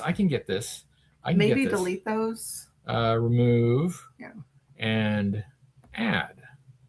Hey! There we go. Yay! Okay, I am going to ride this amazing roller coaster that S-Bane created. And while you are doing that, I'm going to sneak behind you and see if I can get a touch more coffee. There is no more coffee. Sorry. Well, I'll make some here in a minute. No, you don't have to make them. It's all right. I don't really need any more. It is very laggy, so it's trying. We have a lot going on. So, but Brian and I built this base. You can see our friend S-Bane created this killer roller coaster. So you can kind of see what we are planning to destroy today. Yeah. Yeah. So the beauty about anarchy servers is that it's anarchy. Everything that's created eventually will be found and destroyed. And a lot of people don't like this. They're like, hey, I spent a lot of time on that and you blew it up. Look, it's your face. Yeah, there's my face. I did a statue of myself. Yeah. But we've decided to do something different. We created this specifically to destroy. Yes. Yes, we did. With some help. We didn't create all of this because Yellowy J and S-Bane contributed, as you can see. Yeah. But the whole purpose of this is to have people come and destroy it. Yes. So we can have some fireworks, some virtual fireworks for the 4th of July. I think we are going to make a yearly tradition of this. Yeah. So we did do this last year. We just didn't stream it. No, we didn't. Yeah, we didn't stream it. Yeah. So yeah. Oh, and there's the Cobra. Yep. There's the Cobra. Yeah. So it's based on this Cobra, that emblem that I got from Cyclonus at Joe Fest. She built it in the game. Ultra mega large. Yes. Yeah. So the coordinates are not on the screen, but you did give the coordinates of again, it's on Minecraft, the Bedrock edition. It is the server 2b2e.org. Yep. And you would need to make your way to the coordinates 100,000, 100,000. So 100,000 X, 100,000 Z, or Z, if you're depending on what part of the world you're in. Gaz says, "Is that a Stargate?" Yes. She built a giant Stargate. A giant Stargate. Let me go and we'll check that out. Yeah, I'll show you my Stargate. I when I say I love Stargate, I am not exaggerating. I love Stargate. So, and I wanted to build a Stargate. And Brian asked me if I was sure that I was ready to destroy it. Yes, I am, because I can build another one. Yeah. A lot of work went in that, but the whole point of this is to have something to destroy. Yeah. So a griefing party later, griefing party at about noon our time, which is about an hour and a half from now. Yeah, I'll drop the actual coordinates to the base. So everybody meet at 100K in the positive quadrant. And then here in about 25 minutes or so, I'll drop the coordinates for the base. Yep. And then people can come here and start laying TNT. Yeah, this whole thing's gonna be a big crater. Yeah. So yes, you'll provide the coordinates. That'll give everybody about an hour to show up. Yeah. We shall blow it up, and then after what's on the agenda after the base blowing up, is we are the next thing on the agenda is to do a Find Your Fate book. We haven't done Find Your Fate G.I. Joe story time in a while. So that is on the agenda after blowing this stuff up. Yeah. So I would like to point out that S-Bane and Yellowy J have set us up for total destruction. Yeah. These are all full of TNT. Yeah. This is enough TNT to make a crater all the way to Bedrock. Yes. And there better be a crater to Bedrock. I'm expecting it. So we have this cave that we can totally just annihilate. It's going to be carnage. It's going to be fabulous. I can't wait. This is. I think this is the first thing that we've ever built specifically to destroy. We have blown up, like we blew up our first base and our second base. Yeah. But okay, I remove you. Yeah. You are removed. There. But those we actually used those bases for a while. These some of these buildings don't even have anything in them. They're just for looks. Yeah. This one, as you could see, was basically just storage for all of these shulkers full of stuff. Yeah. And there's several. You want to go back on stage? No, it's okay. There's several chests over here full of kits with other things in them. So lots of goodies. Gaz says you're an SG1 fan then. Yeah, absolutely. Yeah. We like she introduced me to Stargate. Like I knew Stargate existed, but she was the big fan and she took me through my first watch through of all of the series, really. I did like the movie. In fact, I have the movie up there somewhere in my library. No, that's not it. Anyway, I like the movie. But when the TV show came out, I just didn't. I thought the TV show would just be them going back and forth from Earth to space Egypt. It didn't occur to me that they could go to other planets and have other sorts of adventures and whatnot. Yeah. So because in the movie it's just Abydos. Right. Yeah. And I turned out and I got it branded on me. I got the home symbol. Yeah, I did too, but I can't show you this on my leg. Yeah, that's a little too much leg. YouTube might shut us down.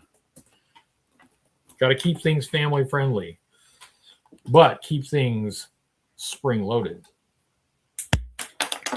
I don't have a drink here for it to fall into, so.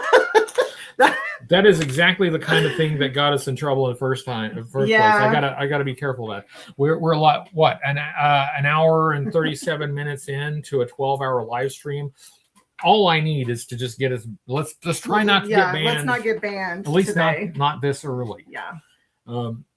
So anyway, yes, we got. I'm going to do a sketch, actually probably several sketches if I can squeeze it in the time frame.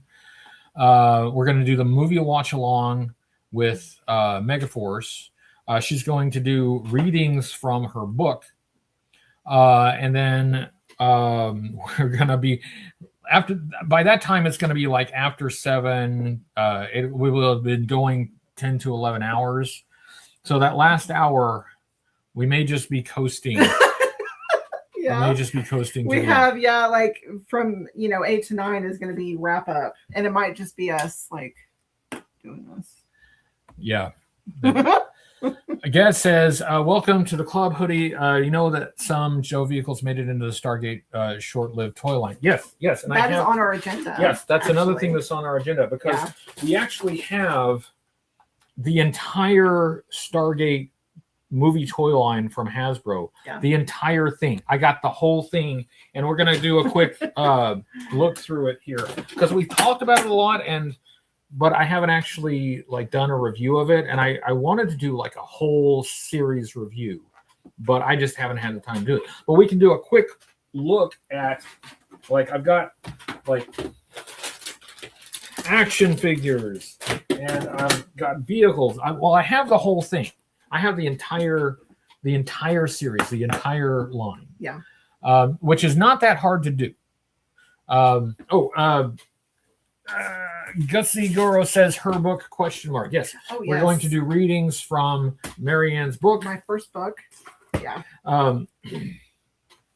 So yeah, it's not that difficult to get the entire Hasbro Stargate toy line. First of all, it wasn't that big. There were some variations, and I think I have all the variations too. I think you do. I don't think anybody ever cared enough to catalog the variations, but I think I still got all of them. And another reason that they're easy to get is because nobody's really collecting them, so they're also really inexpensive. At least for now. Like now after we look at it, maybe everybody will be trying to get these, and it will drive the prices up. But otherwise, people are not not racing. Yeah, they're not racing to pick these up. So if you would like to get the entire Hasbro Stargate toy line, it too can be yours with very little effort. And Gussie says that's awesome. Oh, thank you. Yeah. Thank you. Yes, I wrote my first novel. Yes.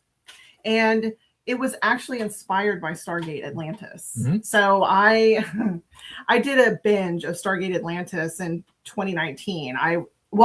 Actually SG-1 Atlantis and Universe. I did a binge like within a few months. I watched all 3 series, and I had a serious bout of insomnia at one point, and I thought of this whole like fan fiction. Originally it was going to be fan fiction, and then I started writing it, and I was like, oh, I can like make a whole series from this.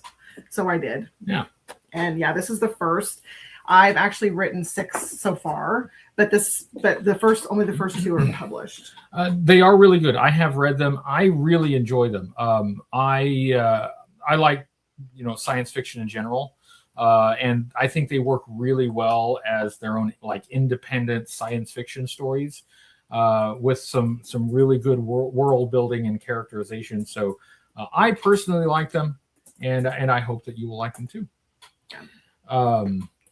She had that bout of insomnia, but I cured that. I'll show you how I did it. Let me summarize the G.I. Joe comic book for you. Oh. At one time in 1983, it worked.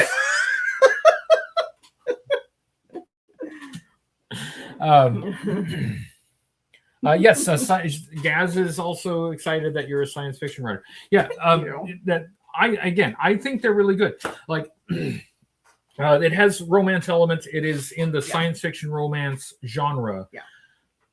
I think it works really well as straight science fiction too. Yeah. In my opinion, it works really well as straight science fiction. Yeah. So it is like, in order for it to be romance, it has to have like that romantic element, and if I remove the romance, then there's really not, there's not much of a story, but I could change it enough for it just to be science fiction. But the romance is kind of what drives my hero to do the things that he does. So it is romance, but I also tried to focus a lot on the science fiction too, so that it was appealing to, a broader audience. And while it is alien smut, it's not smutty. Right. It's not vulgar. It's tasteful. Josiah points out it's easy to get Marianne's book. I did put the link. Amazon. I did put the link to your website in the description of this video. So yes, I like it very much. And if you have any interest in science fiction or romance or science fiction romance, or any combination thereof, I would suggest checking it out, because even though it did, you were inspired by Stargate Atlantis. Mm-hmm. It's different from that. You have added and changed. It's inspired, but it's its own thing.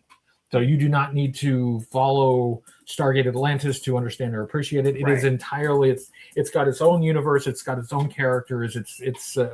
It's very much its own thing. So, Gusto gives some emojis. So yeah, we've got a lot of activities. Yes. And fortunately I'm getting a little bit tired, but fortunately we're almost done, right? Whatever it takes to get you through the day. Yeah. So let's see. At 11, you were going to give coordinates, and then I was going to show eBay stuff, which I don't actually have here. I'm going to have to go get it. But oh, but you we want me got to make more coffee? yeah. Okay. I'll also bring you your eBay Oh, stuff. thank you. So anyway, hi everyone. How are you doing? This is the time between 10 and 11 that we talked. We talked about Joe Fest, Assembly Required, and my new project, Force. Let's. I'm going to put them. Where am I going to put them? I'm going to put them over here. Force. So for anybody who missed it, I was very jealous at Joe Fest because a lot of people had projects, action figure projects that they were working on that were really great. You got your Delta 17, you got your Grindhouse toys, you got your Call Sign Longbow. All these guys making really great independent action figure lines. I did not have any projects. I didn't have anything to contribute to this, but I also did not want to. I didn't want to try to make action figures. I'm going to leave that to the experts. Instead, I want to start a project that is only action figure pre-production. It'll be perpetually stuck in the pre-production process, and it will be called Force. And Force has their mortal enemy. Will be Beaver, led by Buchanan Entertainment Anchovy.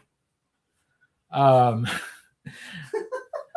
yes, it's a beaver themed enemy terrorist organization.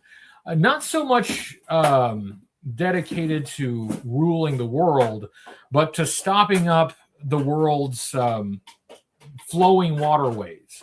Dams, creeks, and rivers.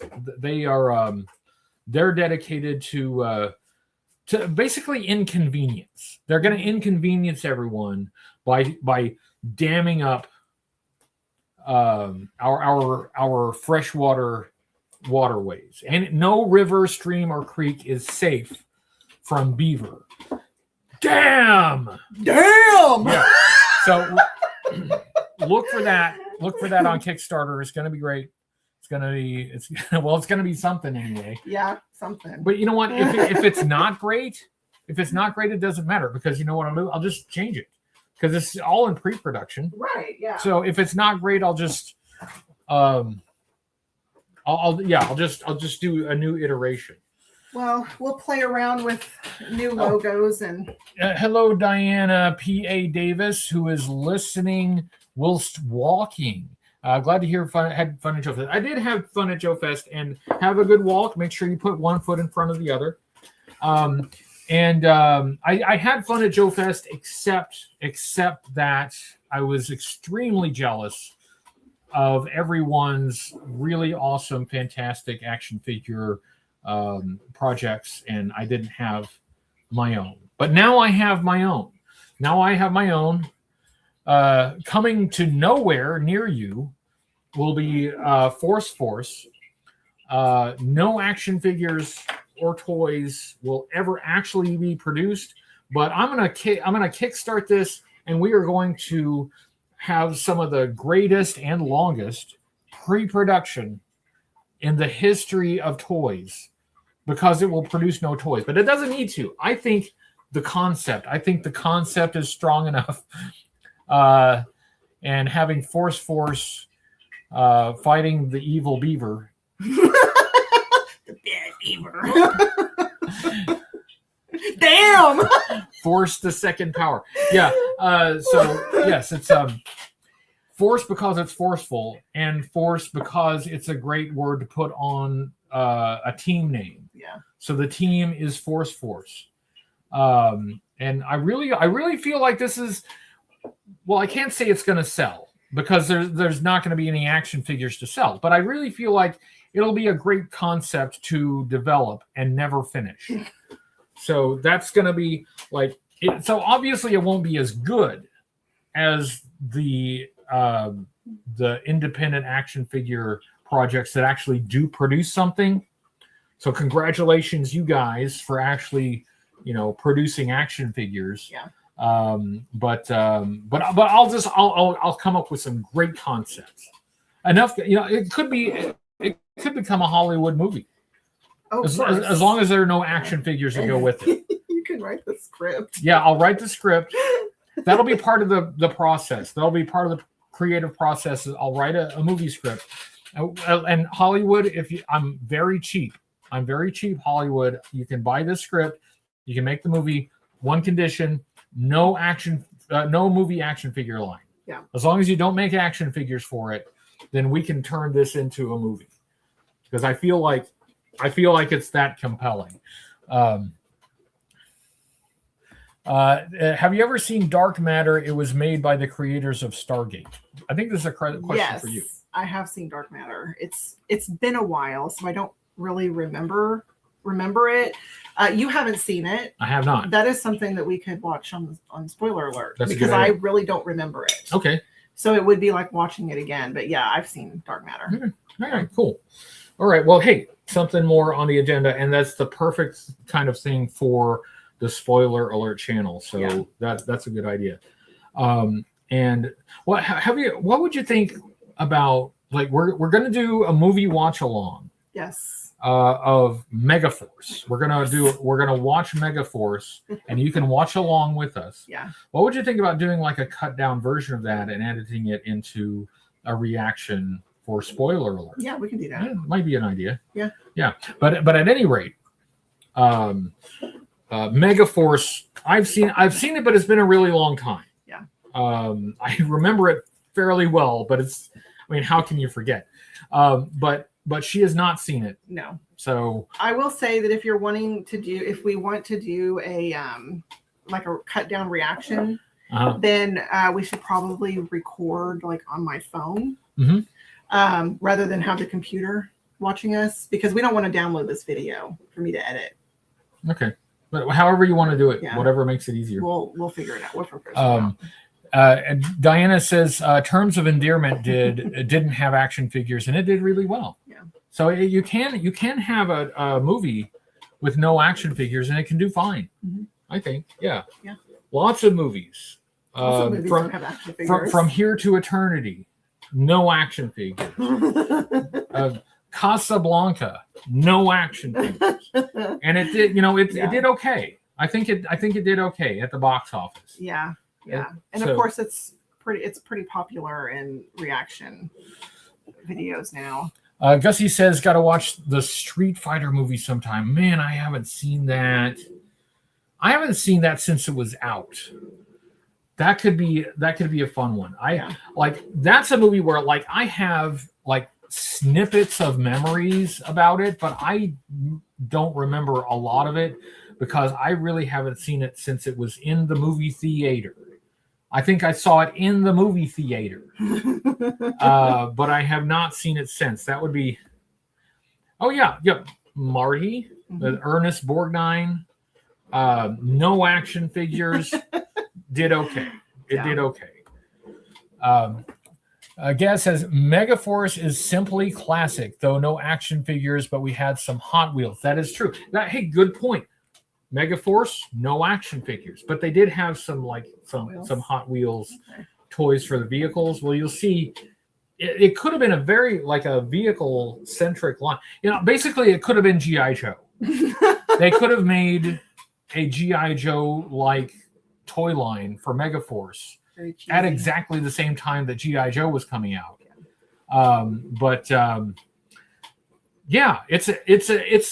It's a hidden gem. It's a forgotten classic, but it should be remembered. It should be remembered, and we will remember it. Yeah. And we will watch it later, and we will react to it. But yeah, Megaforce, no action figures. Okay.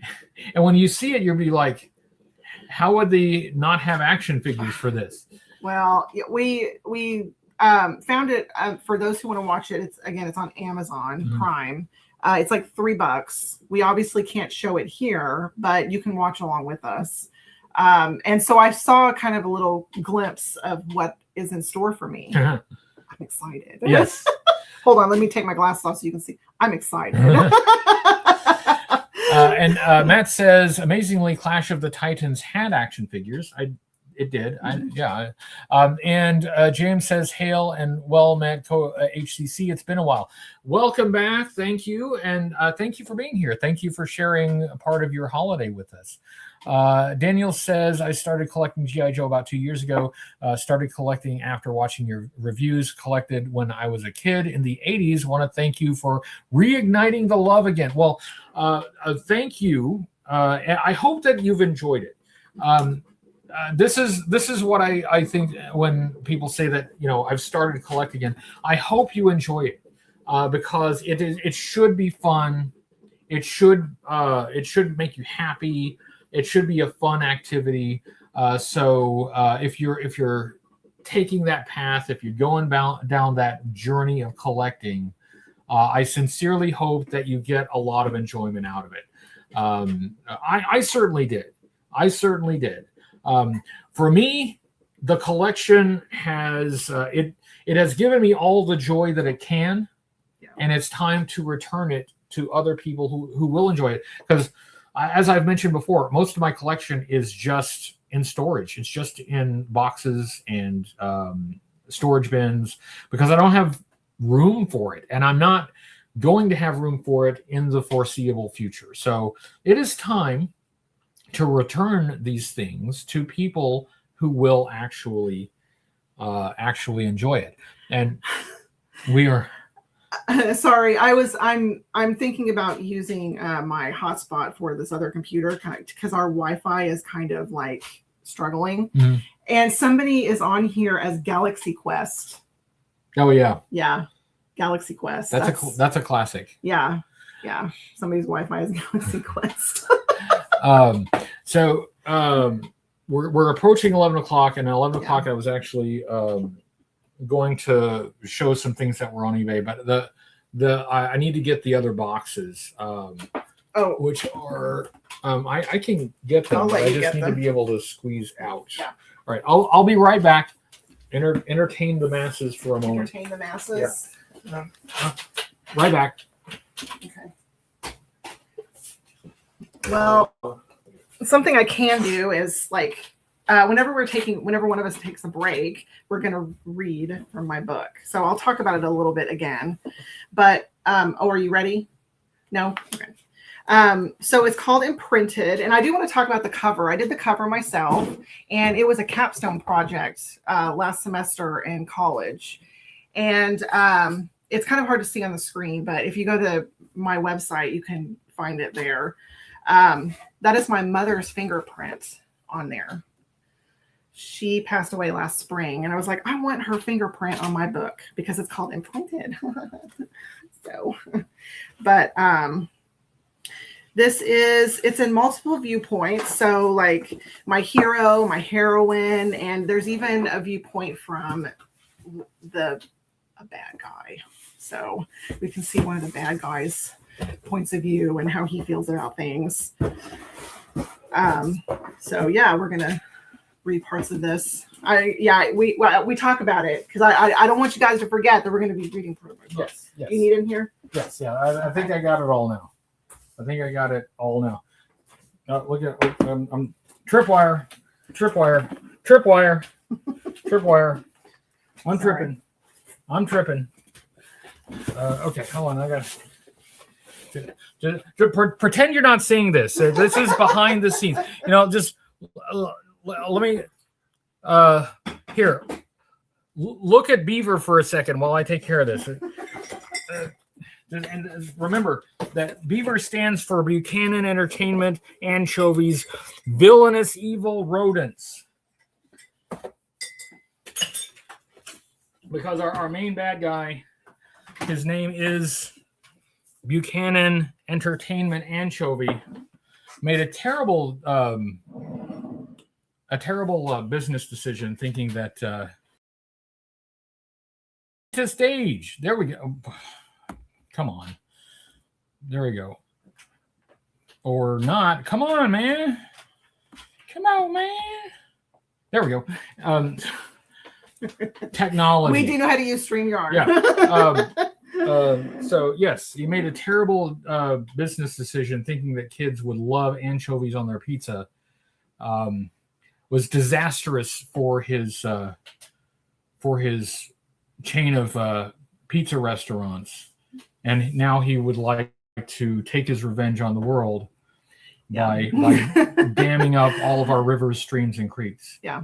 So that's our villain backstory. Okay. So thanks for looking at my beaver while I was. Okay, so I'm going to interrupt you because it is 11 o'clock and it is time to drop the coordinates for our base. It is at 100,000 and 104,700. So 100,000 in the X, and then the Z, right? Yeah, the Z is 104,700. I think we need to remind people of where to go to find it. Right, the 2B2E Anarchy server. Right. Minecraft Bedrock 2B2E Anarchy server. Right. So if you have Minecraft Bedrock Edition, you go to the servers tab, you search for 2b2e.org. Yeah. And you join that, and you will have a really hard time getting out of spawn because it's an anarchy server and it's pure chaos. Yes. But once you get out of spawn, we'll go to the nether, travel there. It's much faster. And you will go to the coordinates positive 100,000 X and positive 104,700 Z. Yes. Because for some reason, the coordinates in Minecraft, it's like X, Z, and Y, which is not how you would normally do it. Hey, look, it's Alistair. Hey, let's not put our butt on camera. I'm trying I don't mind him being on camera. I just don't want him to necessarily show you all his asshole. Yeah. You're welcome.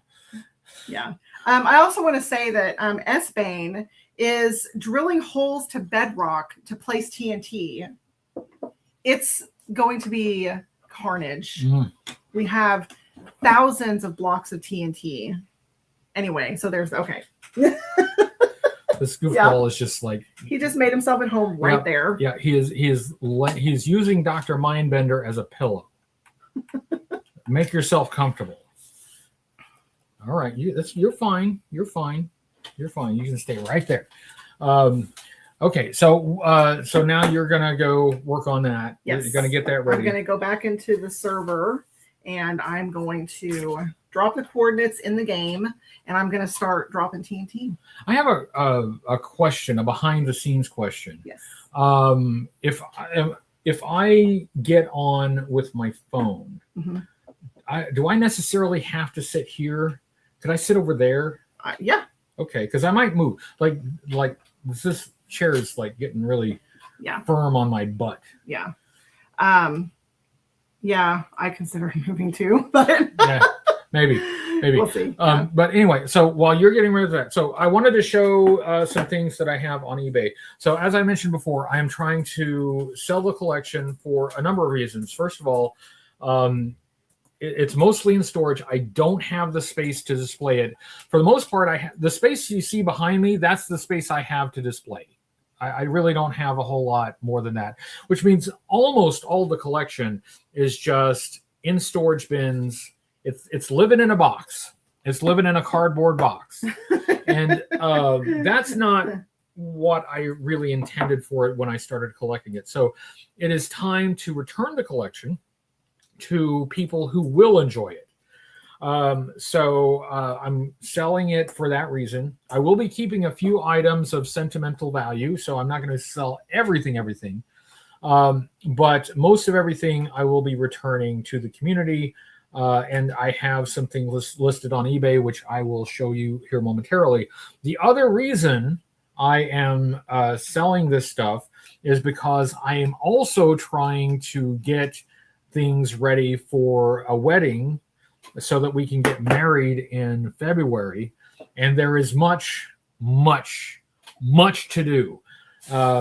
We have adjacent to that, we have international trips. Of course, we've got the usual wedding expenses, along with lots of other expenses that I've piled onto it. So I'm trying to get us to where we can take care of the things that we're planning to do. So that anyway, that's why we are doing the sell off of the collection. Well, again, most of the collection, not necessarily all of it, but most of it. And I did list a few things on the eBay that I will show you, and they're on there now. And I put the link to my eBay profile in the description. So what I've been doing is I put this stuff up, and I started at like just a really low starting bid. Yeah. And it's like bid what people can buy it for, whatever they want to buy it for. The bid goes up to whatever it is, and I'm not trying to like maximize the amount of money that I can get out of it. I'm just trying to get it out there for reasonable prices for anybody that wants it. So let me show you what we got going right now. This is one that I listed, and I apologize. I should have my glasses on. The chat is a little. Where are my glasses? The chat is a little far away. They're probably under him. He's probably laying on my glasses. No. Anyway, so yeah, now I've lost my glasses. So now I can't read the chat. I can't read the chat at all. No, it's fine. I can see this stuff without my. He wasn't sitting. What did I do with my glasses? Oh no! I got him. Anyway, so hi there. Cobra Commander has international affairs to attend. Exactly. I have many affairs internationally. We'll go and have international affairs. We're gonna have international affairs. And now Lemon is up here. Okay, so anyway, so here's one thing that I put up yesterday, and that is this, which is a sealed International Action Force. It is the mail away set that is still sealed in the poly bag. See, still sealed. I have these loose. I do have these figures loose, but this is the still sealed version, which has the weird file card, the collective file card. So that is one item. The next item is a sip of coffee, which this sip of coffee is also dedicated to Josiah, because I appreciate all of his contribution. Thank you, Josiah. And this sip of coffee is for you. Josiah. Okay. All right. What's next? I've got these boxes nested. So this actually has a bid on it. The auction for this is going to end today, in fact. But I've got the Star Brigade Invader with the box. This would be the one that I used for the review. It's got the missile. I'm pretty sure it's complete. I don't think it's missing any missiles, but at any rate, the auction has a picture of everything that's included. So you get the stuff that's included. And it has the box. This box, this is the one that I opened and assembled myself. And like whenever I do that, I keep the stuff in the box. So if you have any interest in the ephemera that comes in the box, except I don't have the blueprints. The blueprints are elsewhere. So it doesn't include the blueprints, apparently, because I didn't think about it. But the infamous Invader, which would definitely kill you if you actually drove that vehicle as intended, it would definitely end in your demise or paralysis. So that's one of my favorites. So let me see. Next after that, we have. Oh, this is one. Hold on. I wanted to. Where's hold on. Yeah, I wanted to put this in here because I wanted to protect this dude's antenna because it's just kind of, I don't know if that'll fit. Hold on, time out. Talk amongst yourself. Here, take a look at my force.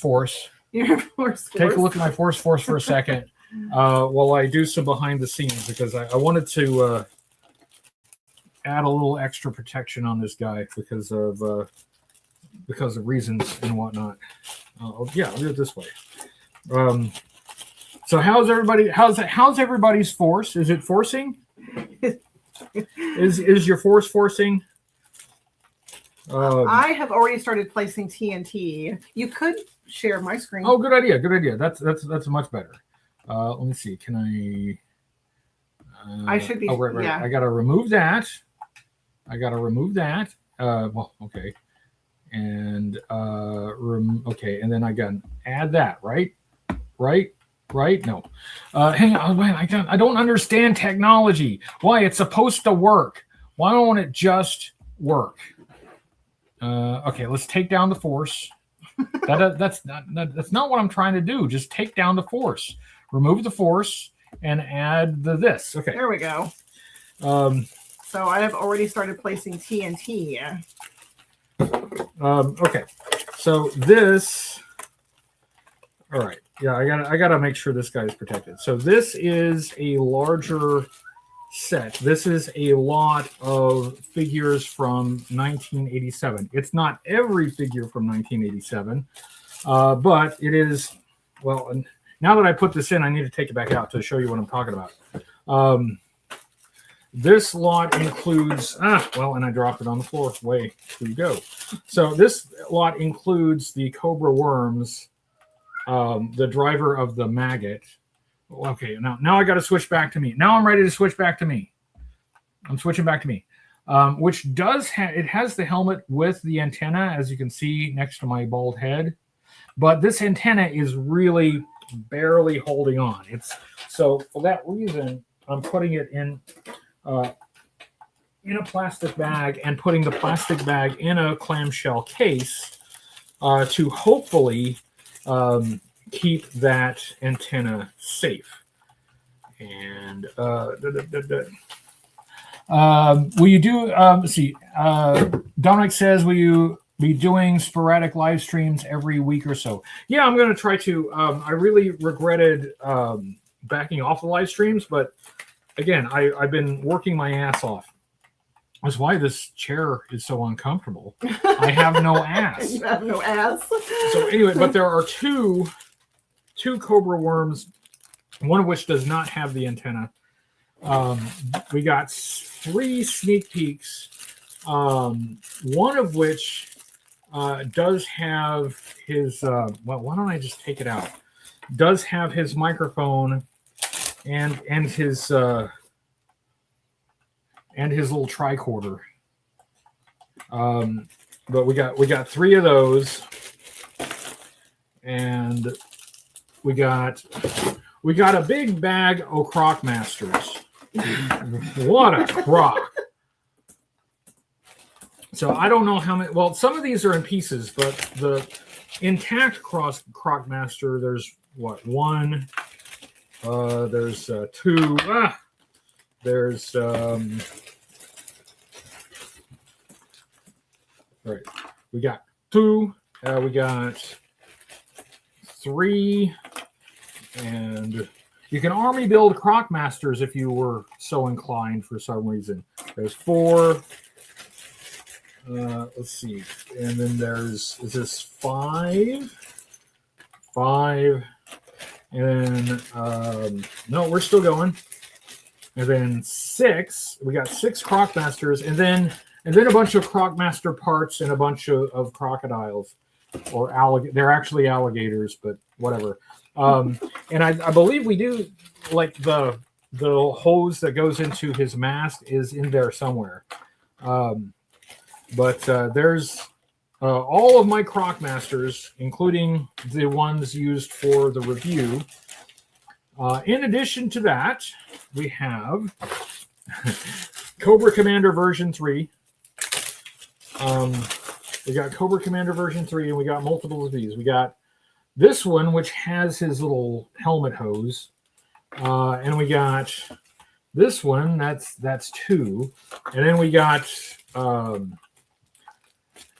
parts and other accessories. So you can assemble probably at least one more, maybe 2 more, maybe 2 more Cobra Commanders out of that. So we got Cobra Commander version 3.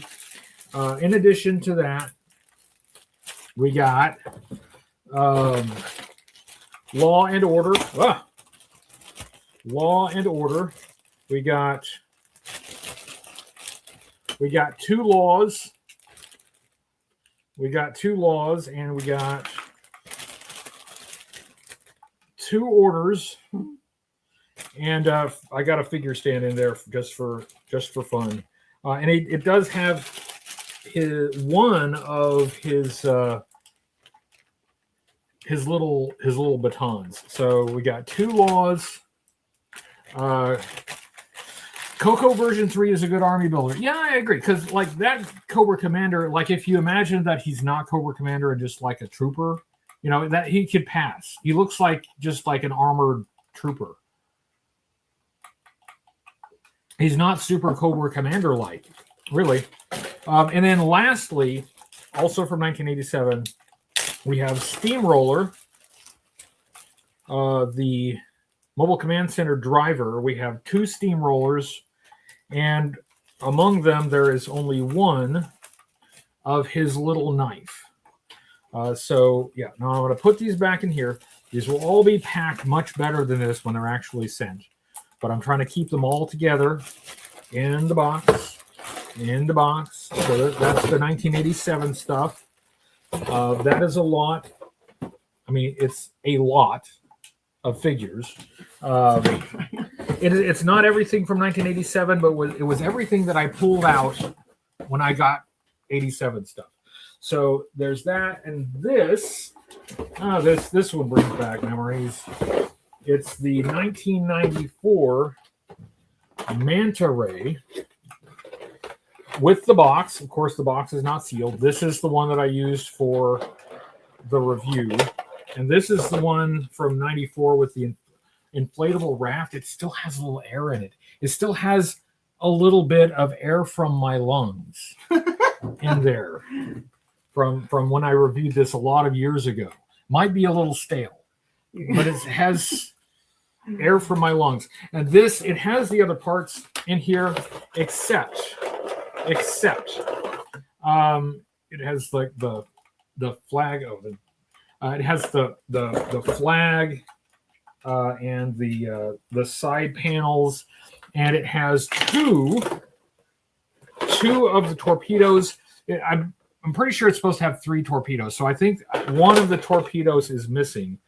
And now I'm nervous about dropping any of the rest of this stuff. So I'm going to put this back in here. Oh, and it has a rubber band, but that's my rubber band. That's not a 1994 rubber band. That is a modern rubber band that I placed on there myself. So let's put this back. That was kind of a fun review. Sometimes I really enjoy doing the 90s stuff.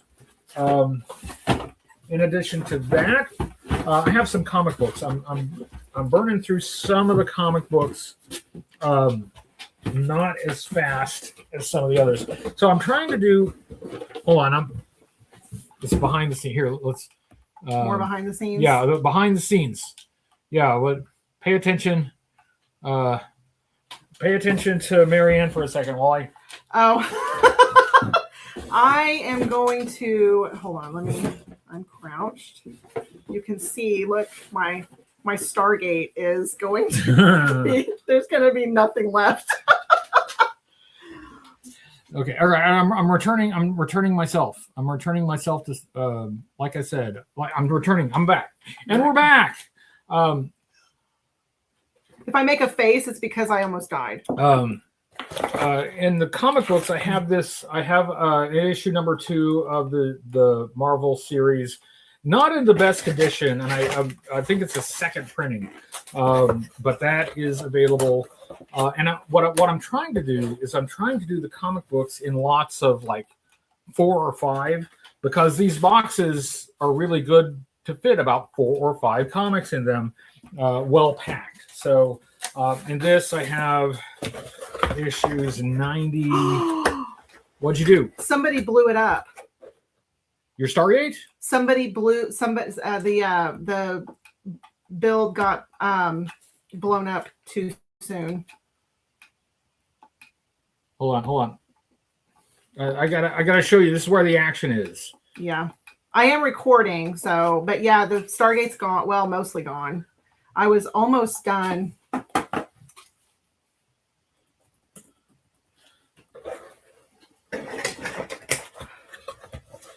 Well, what you need to do is just rebuild it really quick.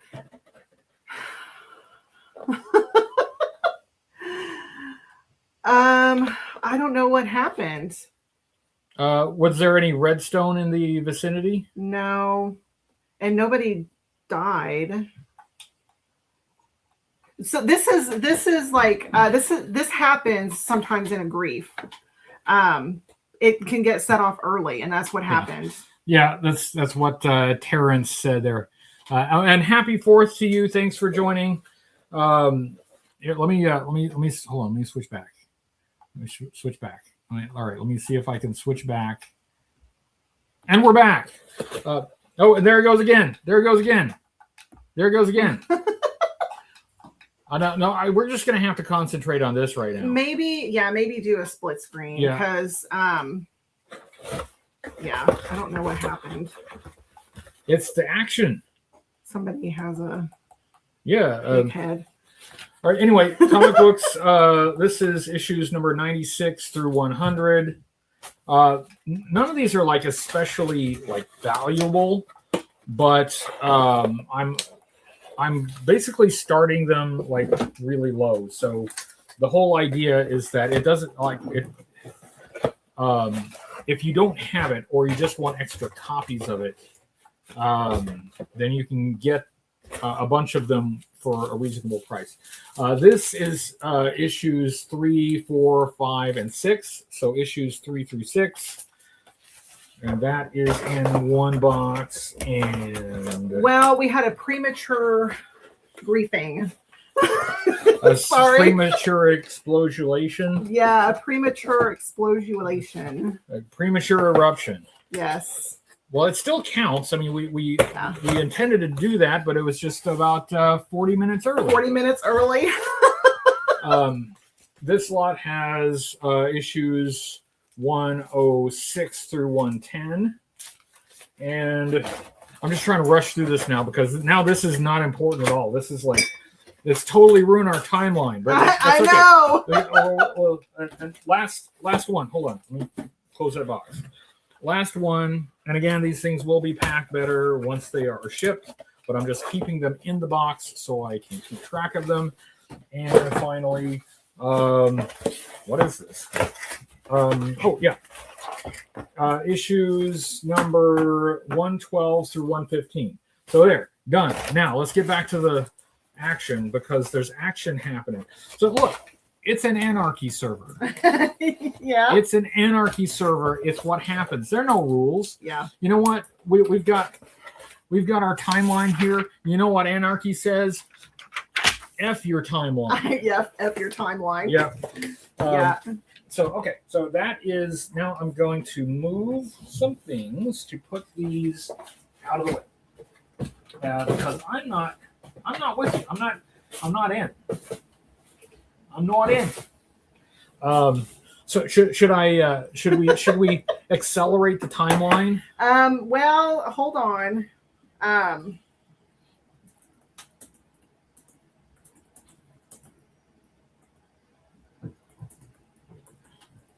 What this means is that if you want any of the free stuff, you better get there fast.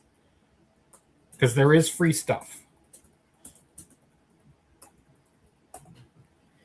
Yeah. There was a lot of redstone on that roller coaster. Yeah, but I don't think, I guess that could have done it. Could have. But what we can do, we'll accelerate the timeline. Yeah. For those who are joining us from the Spoiler Alert channel, now it's just Lurt. It's just Lurt. Sorry.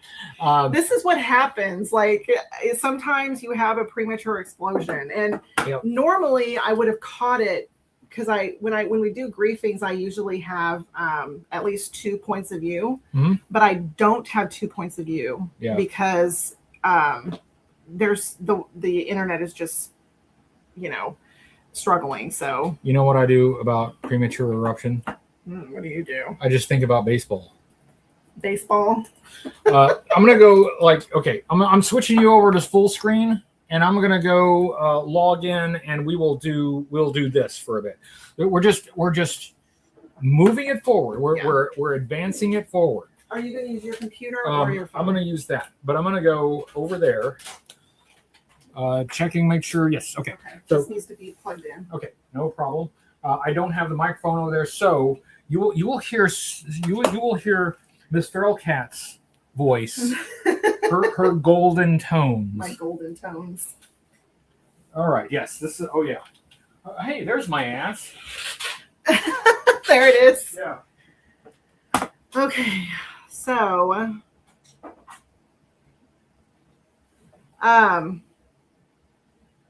Fortunately, you know what? It's okay. It happens. Sorry, guys. I'm not gonna be able to watch. Something like that happened last time, didn't it? It happens every time, honestly.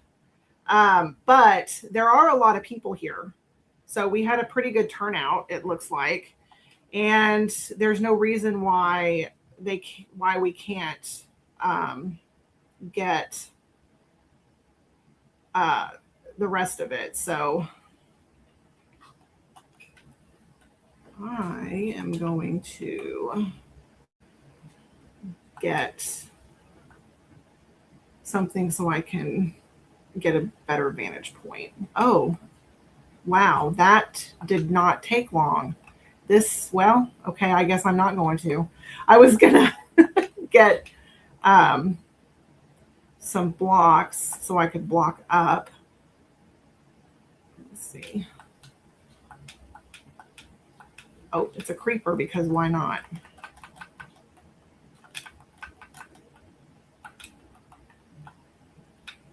Let's see if there's some blocks here. And will work.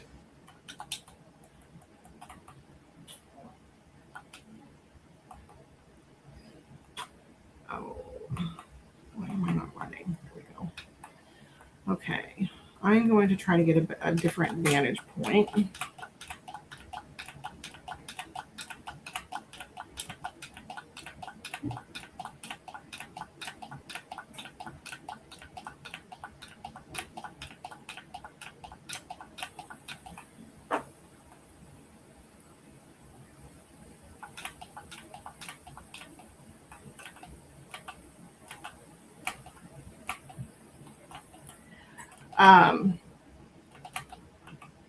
Okay. All right, so now I'm in a position to watch it better.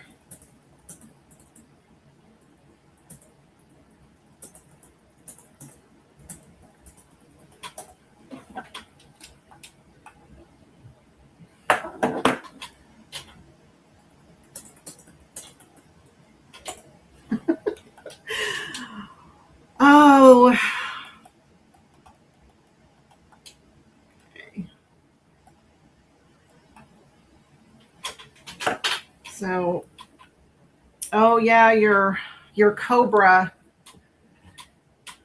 is. At least we got it on camera. We did, yeah. I made some video last. There it goes. The rest of it. Well, just be festive. Yay.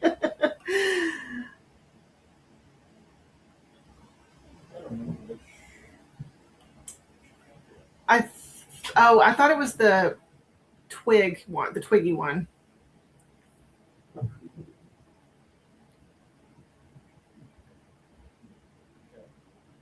Well, I think it's appropriate that I was kind of in the Stargate when it exploded. I was putting TNT and I did not pay attention that other people had already started dropping TNT, and there was quite a bit already. It did not take long. Oh, there goes the flag. Now it looks like a country. Which country? I'm not sure.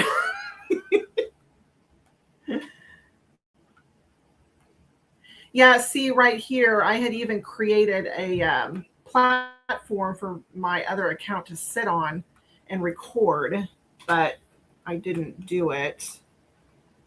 So there's a wither. Somebody spawned a wither. I'm going to drop the F-bomb, okay? Like, of course somebody dropped a wither. Look, oh, we had a really great turnout. This is great. I'm going to eat a golden apple because I might die because of this wither. Anybody die yet? Pretty sure somebody died. Actually, you know what? Hold on. I am going to fly because there's a wither and maybe. There we go. I don't have my skin on this account, so I'm just going to be Steve. I'm going to be Steve. You can hear me, but they can't. I can, yeah. So Brian said he doesn't have his skin on that account, so he's just going to be Steve. I might get booted. You might get booty. Yeah, I'm lagging really bad. I'm glitching. Boop. There we go. And there's a creeper, of course. And I'm using mobile data and not the Wi-Fi. Okay.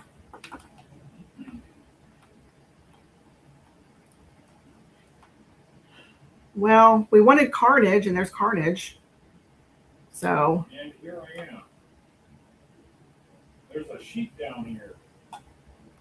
I don't even know where you are in the game. You're probably. I'm in the cave. Oh. So I'll make my way out. Okay. Oh yeah, there's the wither. Okay, now I better run. Oh, there's an end crystal. Oh, somebody died. They lost their end crystals. It's not a griefing until somebody dies, but it's not me this time yet. If somebody dies, it's a grieving. Ah, man, I got hit by a fucking. You can't hear what I'm saying anymore. Fucking wither. Brian said, "Effing wither." Look at the carnage. Oh, that's nice. I'm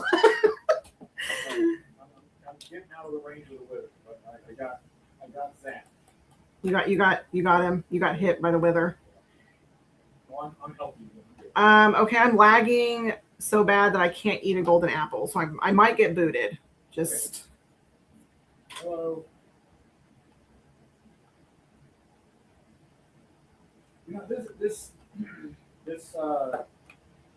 didn't this happen the first time? Like when it went off prematurely? Yeah. I'm gonna come back in because I'm lagging. I'm probably not even in the game, honestly. There's always a premature explosion. Why don't you switch back to the camera view while you're doing that? There we go. Okay. The only thing I'm disappointed by is this crater isn't big enough. There are 2 withers. Yes, there are. Oh my gosh.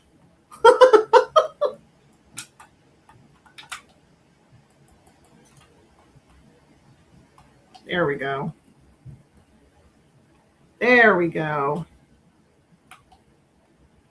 Yeah, so for those playing and watching the show, HCC said he's disappointed that the hole's not big enough.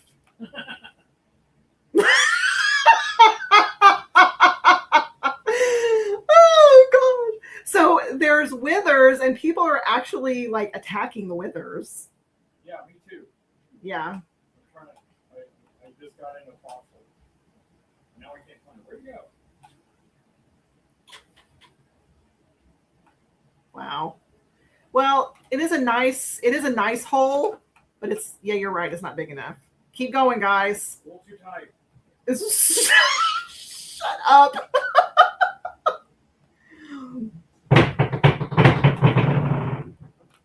our neighbors dropped a bowling ball, I guess. Yeah, that second wither is dead now. Like, where even is any more TNT?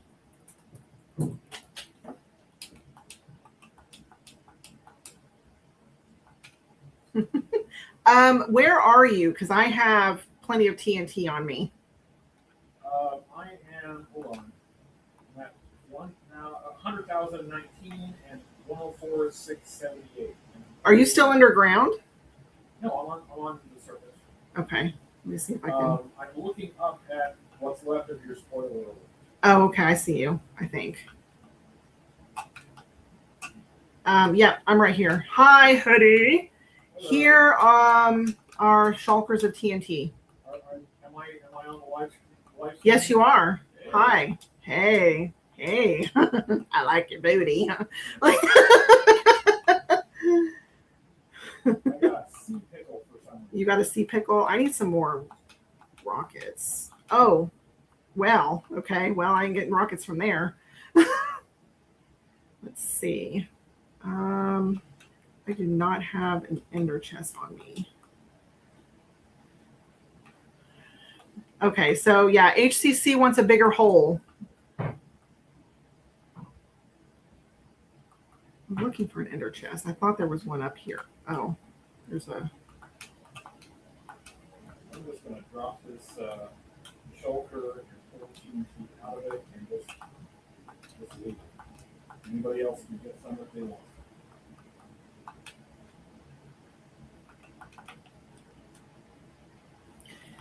So for the longest time, when HCC and I started playing, we did not have these awesome like kits and stuff.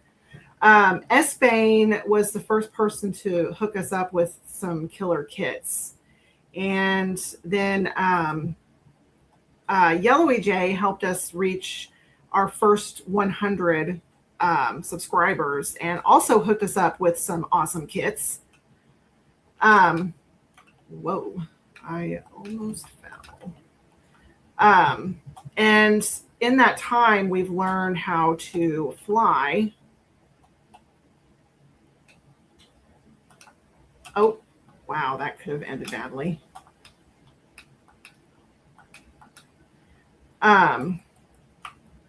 We've learned how to fly, but I just fell because,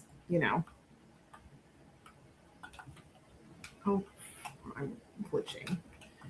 I'm really glad that we had a good turnout. That makes me happy. Yeah, pretty good game. Yeah.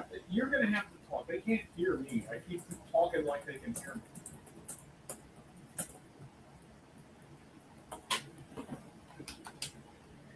me. For those listening, HCC, who is Hoodie over there, he says thank you for showing. Oh shit. Sorry.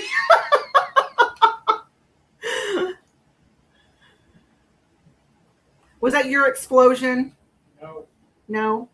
But I'm going down deep in this cave and placing some TNT.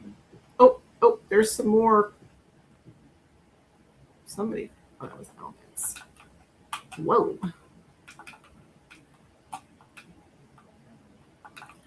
The lag is pretty bad, but honestly, it's amazing that we can get anything. Yeah. I'm honestly looking for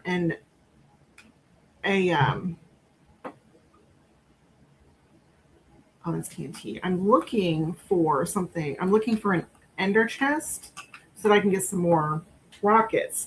Do you happen to have rockets on you? I have.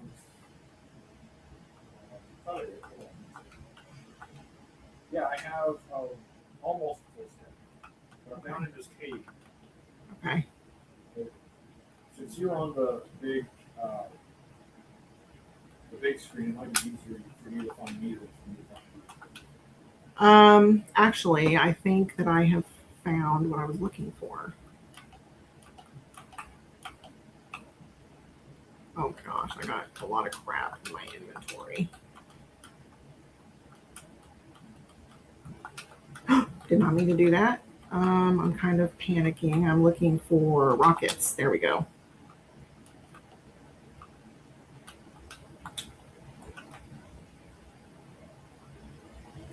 Oh, that's good.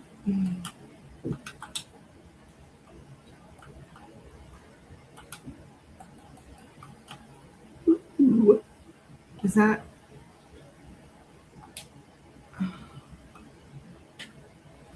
Oh, wow. Okay. We are. Okay, I think I'm going to stay here because this is pretty impervious to. Oh, maybe not. Just kidding. It's not.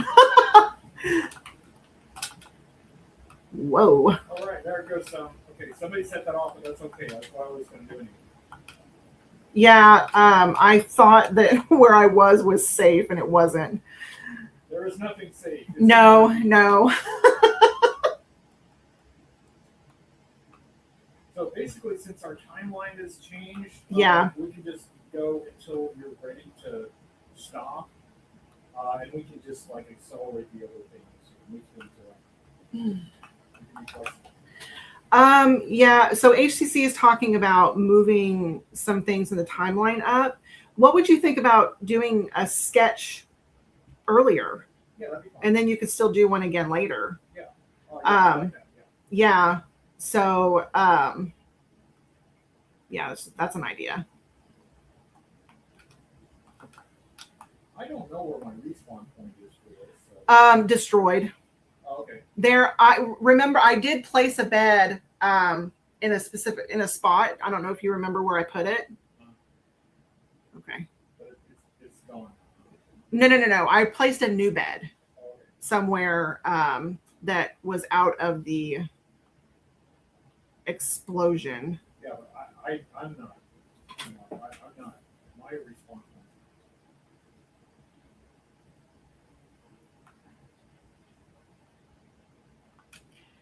Well, as we said, like this can be when you're on the 2B2E Anarchy server, it can be unpredictable. And we have never had a griefing that's gone to plan.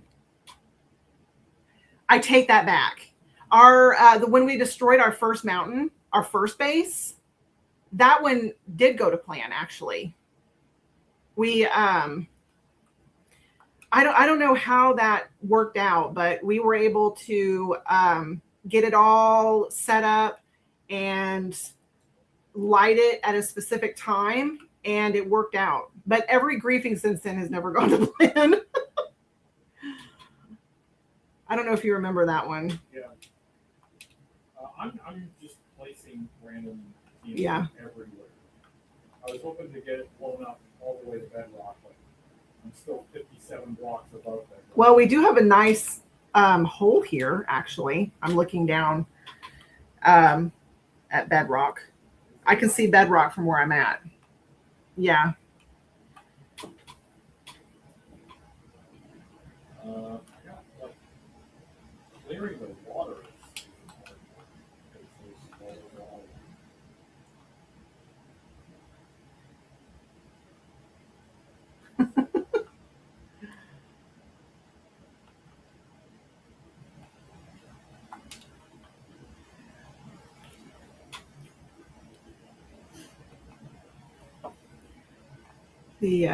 The beacon is still there that was on your spire. Cool. Yeah. I'm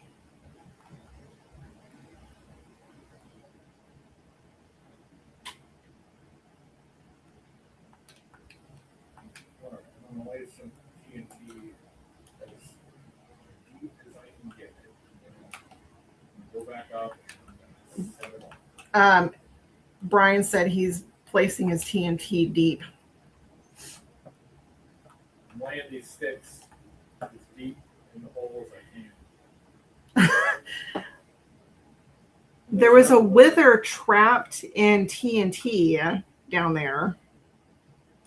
I'm going to shoot off some rockets just for fun. Yeah, I absolutely couldn't rock it out. Oh, I got hit by the way. Please don't die. You'll end up back at spawn. I thought dying was fun.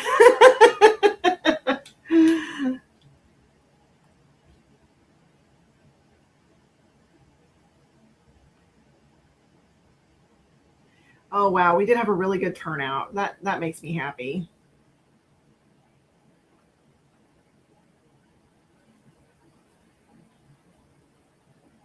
All right, let me see if I can fly out. I can. Hey, I'm flying. I'm flying. You're flying. Well, I would give a shout out to everybody who showed up, but I can't see everybody's gamer tags. Ask everybody to leave a sign. That's a good idea. And a good place to leave the sign is right here on this, where I'm at.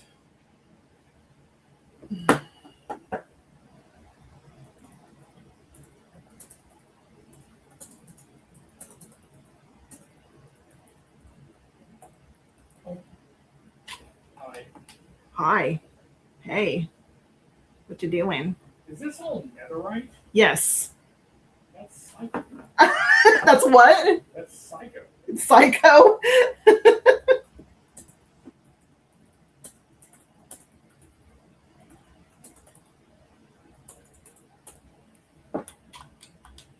That's expensive. That's what that is. Yeah.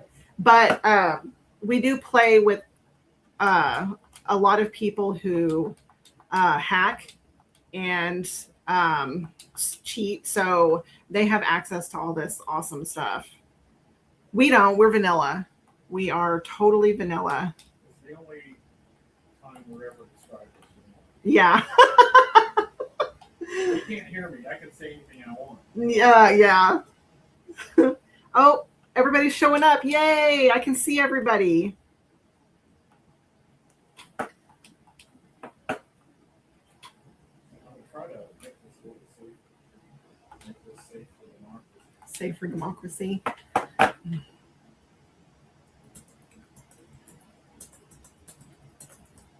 There you go.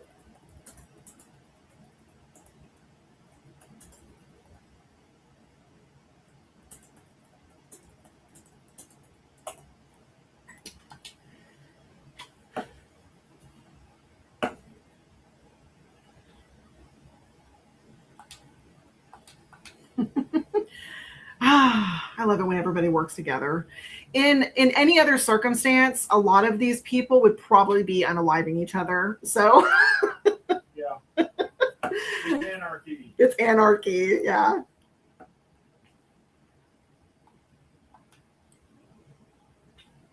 I don't think I have any sign. Oh, it's Shannon. Hi, Shannon. Shannon invited us to their base, which is, yeah. So we'll have to check that out. There's I'm better. Yeah. A lot of these people I recognize. Yeah. Are you getting them all on camera? I am. I am getting them all on camera.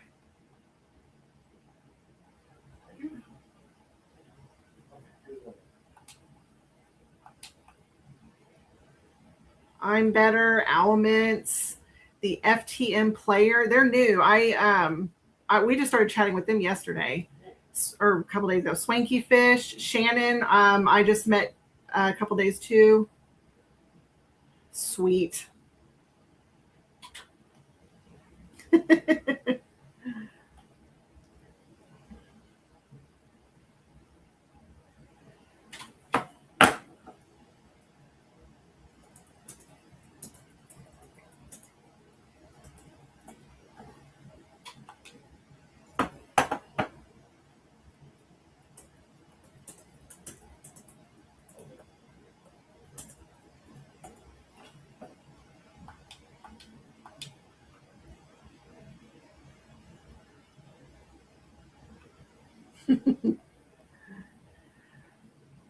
Well, the timeline got moved up, but this turned out really cool.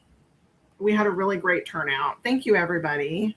This was awesome. Yeah, that was exactly what I was looking for. Yeah.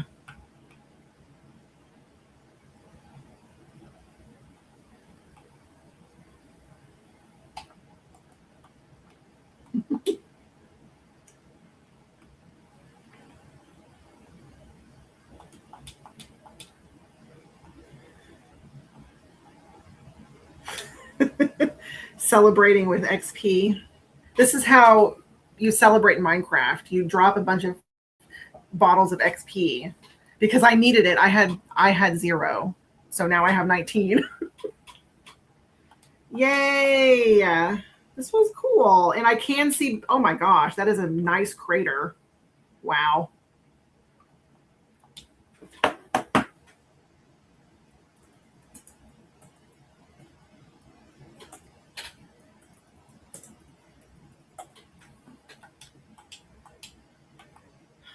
And I I am still prepared for somebody to attack me. Just saying, because it is an anarchy server.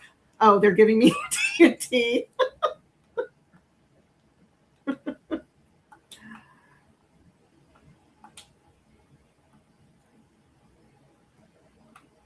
is this? Oh, fireworks. That's exactly what I needed earlier. There. Yeah. Did you put a sign?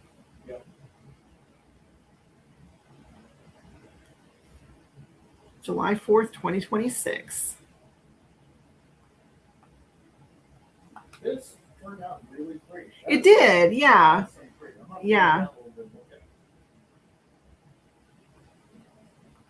The flag now vaguely looks like the United States.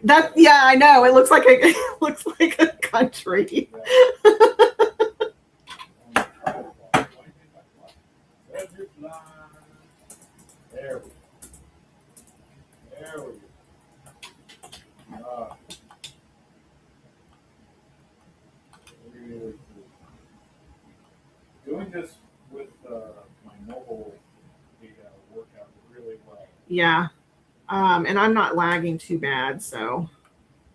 Here's what's left of your Stargate, which is now like a semicircle of water. Yeah, yeah.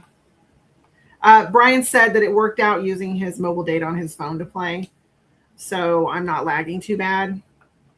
And the Stargate is reduced to a semicircle of water.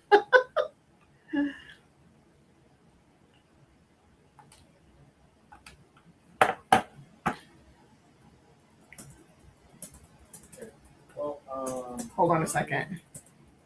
You know what I might do is something. I would like to get a selfie if everybody could get back here. Right, let me find my way back. Yeah. Find my way back. Oh, I don't that.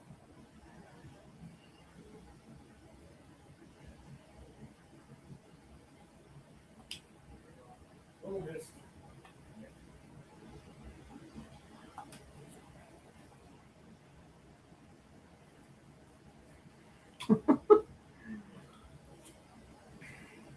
Boom, made it.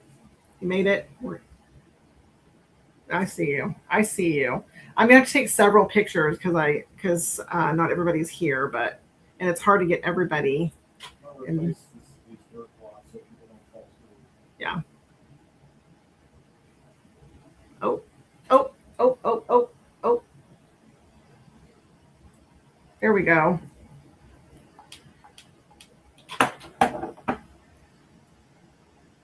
I think I got everyone. Cool. Hey, that was fun. That was really cool. You want to hang out here longer? I can take a break and. We could, I guess. What? Okay. What do you want to do? I need to eat something of some kind. But I could do a quick snack. Okay. Yeah, you can go ahead and take a food break. I'm gonna hang around here for a little bit because there are still people here and I don't want to leave while people are here.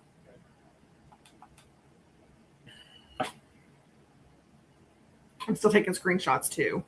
So all the signs. Oh. So HCC788, the FTM Player 202, Swanky Fish, I'm Better, Shannon. I'm Better is the base tour that we did a while back. Yeah, I remember. S-Bane, Owl Mitts, Mythic Dawn. Sweet. I didn't actually see Mythic Dawn's gamer tag.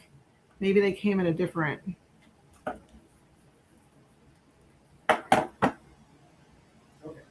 I'm decoupling this, and I'm actually unplugging this.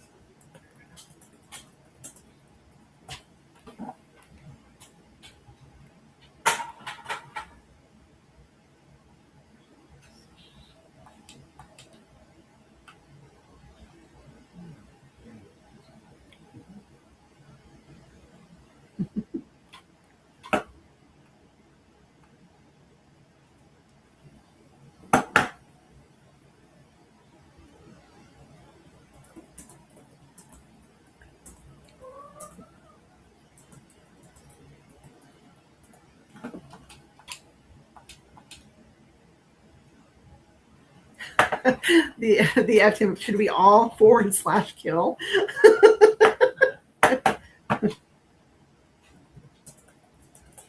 Well, I know that it didn't go off on the exact timeline, but it did have a really good showing. So that's the important thing, and I think we got some good.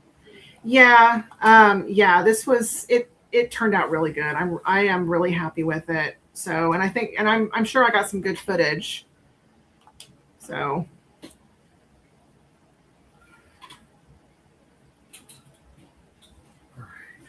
Oh, this is barely hanging on the table. Okay.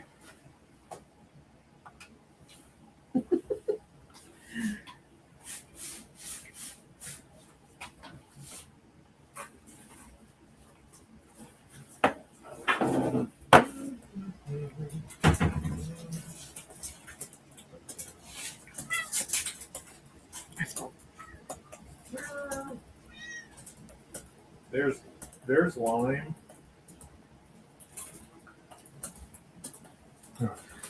Let the chat know that I'm gonna have a quick snack and I'll be back in my seat. HCC is having a quick snack and then he's going to be back in his seat. So I am going to stay here for a little bit because there are still participants here. So I don't want to leave yet. I don't know what happened to Yellowy J. He was here. So let's see.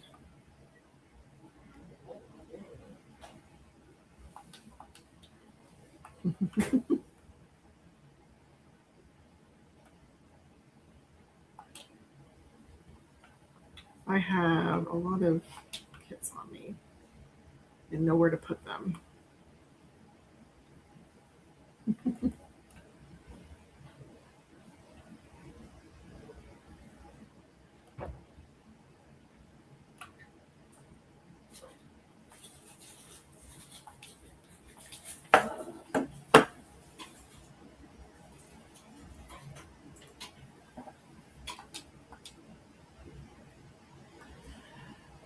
Well, thank you to those who stuck through the live while we were doing this griefing.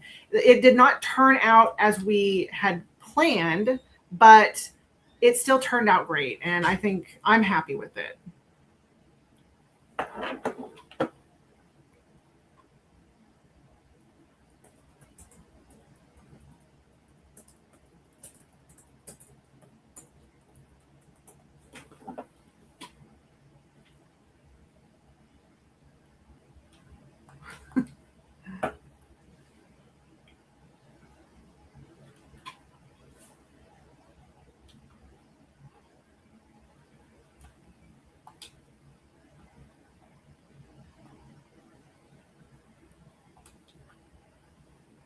Oh, they're about to blow that up. I am going to step aside.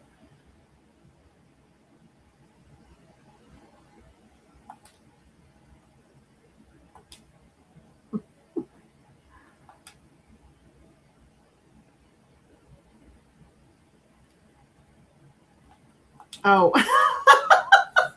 not Papers Alt. Yeah. Let me get a screenshot of you.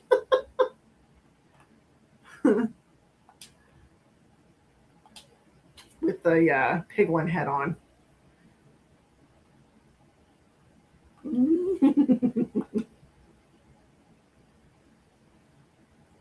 I am going to do another fly around so we can see the carnage.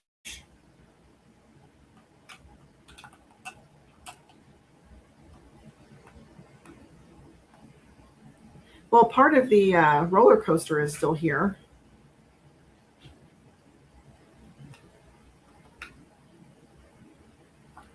S. Bane was blown up by TNT. What's going on? And Shannon. 2 people just died.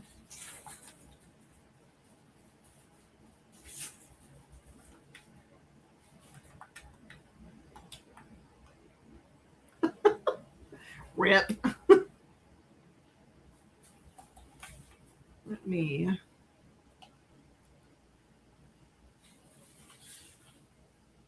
Well, oh, there's still people placing TNT down there, it looks like.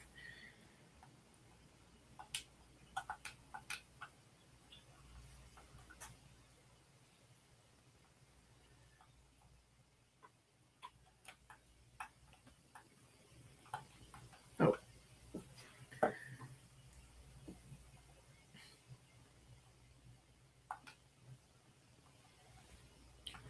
We're going to take another turnabout. You can see S. Bane and Yellowy J's monuments over here have been completely demolished.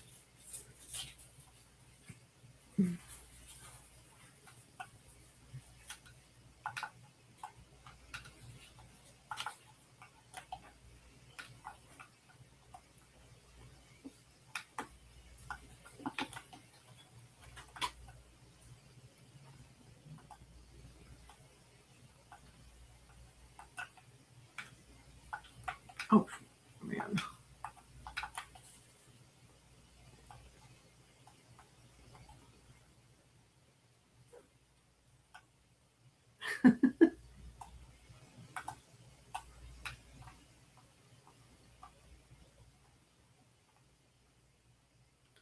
I'm nosy. Okay, well, people are still hanging out. I think they're still lighting some stuff on fire.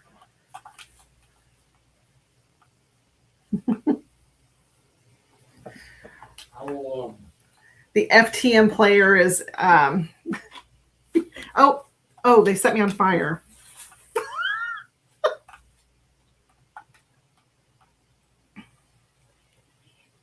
What? Hey, Pharaoh, what rhymes with dish?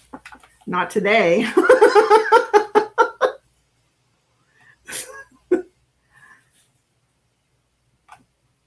Let's see.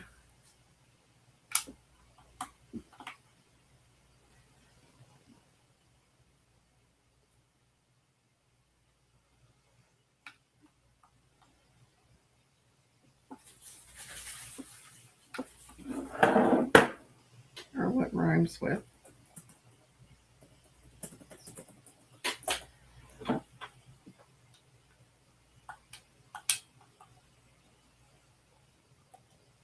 Oh, that is fireworks. Okay. Oh, I already have more fireworks in my. Okay.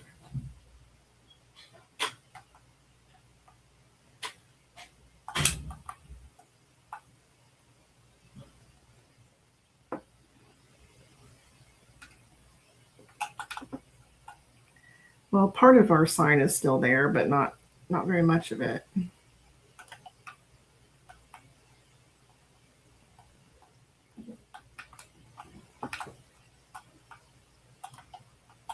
Whoa.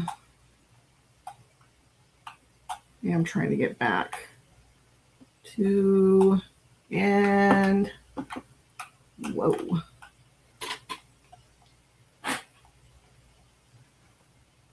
There we go.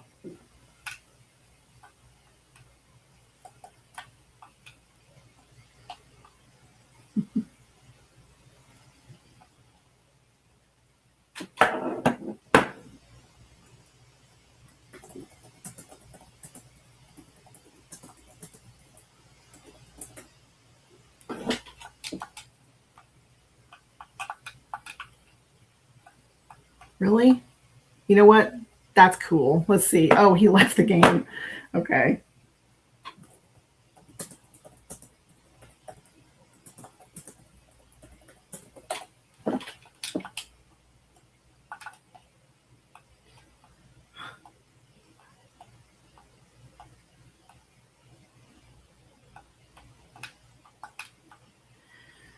Okay, so there we go. We had a griefing live. We had a really good turnout. This was a lot of fun. Yeah. And I am going to leave the game. Let's see. There we go. Hi. Brian is taking a break. So, oh, that was fun. I did have fun. It didn't go as planned, but that's okay because sometimes the unexpected is a lot of fun. I don't know. How do you feel about it? I feel great about it. Are you asking me? Yeah.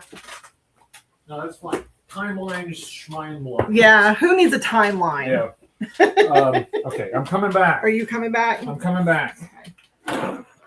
Oh, no. Oops. There goes the tripwire. Okay. I can start unplugging stuff. Yeah, good. Hi, everybody. Okay, tripwire. Working with very little space here. Hi, everybody. And hello to everyone who is here who's I can't see because I don't have my glasses on. Thank you for joining us. Thank you for joining us for this momentous occasion. Yeah. What we're gonna do next? What was next on the thing? Well, we did the griefing. Find Your Fate book was next, but we're early. Right. So you could do a sketch. Right. How much time do we have? An hour. An hour. I'll do a sketch. Well, wait. Let me try this because I was thinking if I'm gonna do a sketch, maybe I can connect my phone to this, and you can actually like get an angle to actually see the drawing. So here's what I'm gonna do. I'm gonna try to do 3 sketches today. I would like to do a sketch, a character sketch of the leader of our team, Force, Sergeant Grit. And then I would like to do a character sketch of the leader of our enemy force, Beaver. And then I would like to do a G.I. Joe sketch. Hey, hello, Comic Tropes. Hey, Chris, happy 4th. I hope you were enjoying the 4th of July and blowing things up as appropriate. I'm going to see if I can. Now, Chris does this all the time. He's real good at this. He's like, oh, I'm going to do a sketch, and he has like a whole setup and everything. And I'm doing this completely improvised. How you doing, Chris? I haven't seen you for a bit, or haven't talked to you for a little bit. Well, you know what? I've never actually seen you in person. So, but I have it on good authority that you exist. But how you been? Welcome and happy Independence Day. I hope you are being independent. Let's see. Doing okay. That's good. That's better than not doing okay. So let me figure out how this is going to work.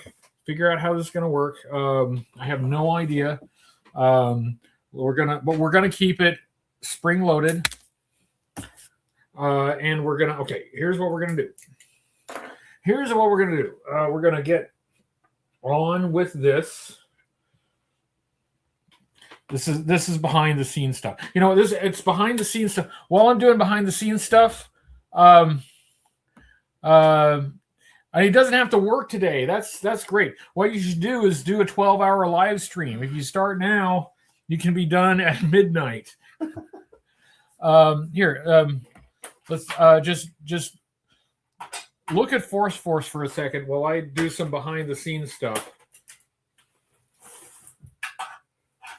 It's going great. Okay, now the way this is going to work is I'm going to get on with this. I'm going to see if I can get a good camera angle with my phone. Yeah. And then so I can have an angle that looks down at the page. Smart. Okay. Let's see. Let me move this because we don't need it anymore.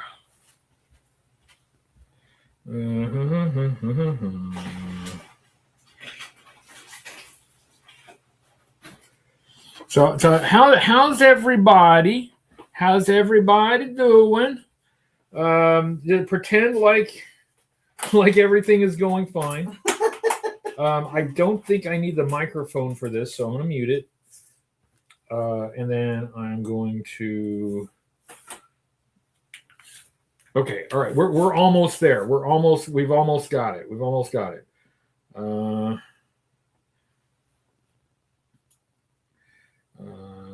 There. Still not it. It's okay. I'm going to get it. I'm going to get it. I'm going to get it. No, still not it.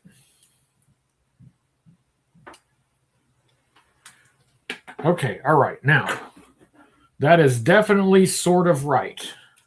Hold on. Is it behind? This is all behind the scenes. It's just talk amongst yourselves. All right. So what I'll do is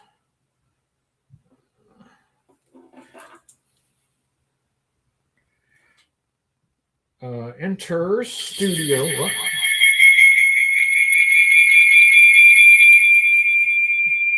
That was some awesome feedback. There we go. Okay. Wow. This is. Is that feedback you said? Yeah. Okay. I can fix this.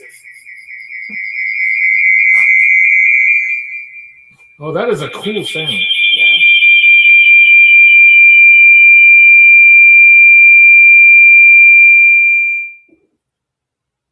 Did that work? No.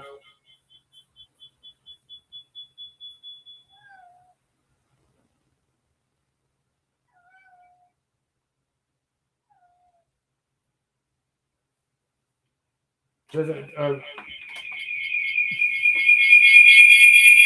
I'll be right with you.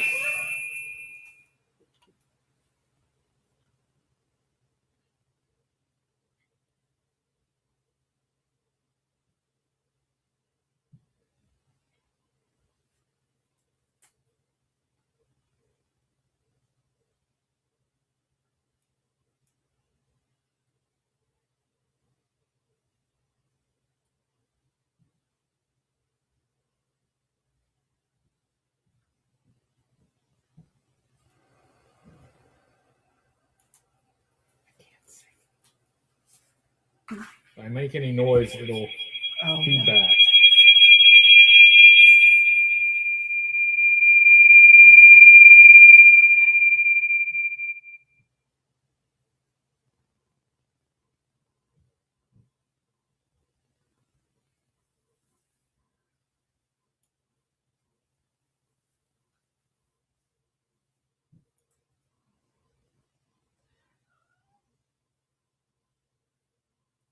Do you have your sound on your phone? Testing.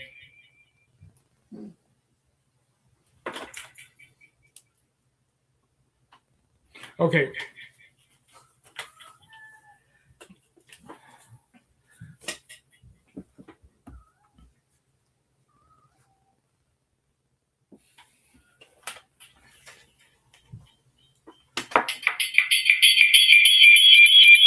Oh, wow.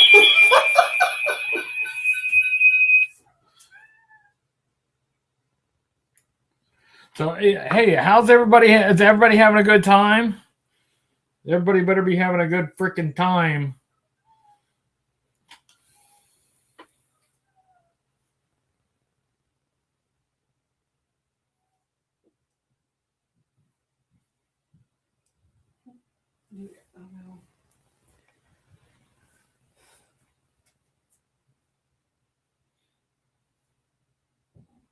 All right, I'm going to try one more time. Either it will work or it won't.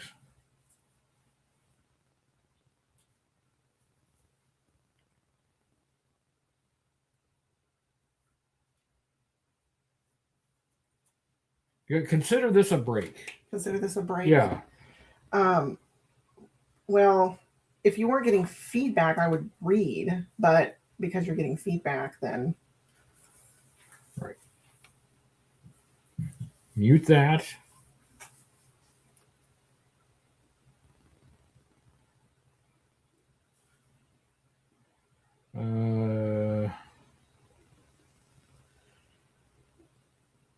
Mic volume, nothing.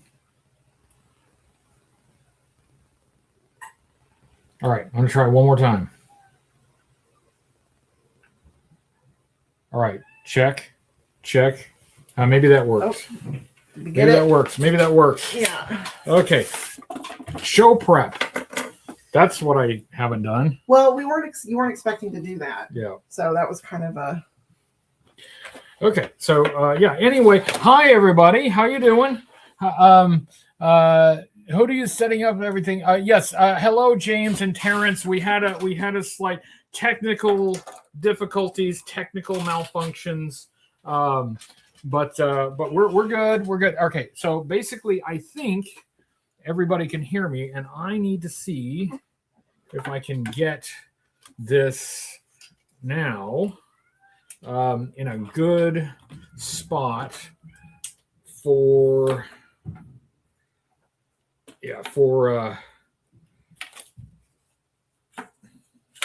and I'm working on it. It's going great. You think it's not going great? Well, it is. I think it's going great. It's going fantastic. All right. Now I need to get this at an angle where I can see the page where I'm drawing, and I think that's it. I think that's as good as I'm gonna get. All right. Let's see if it worked. Let's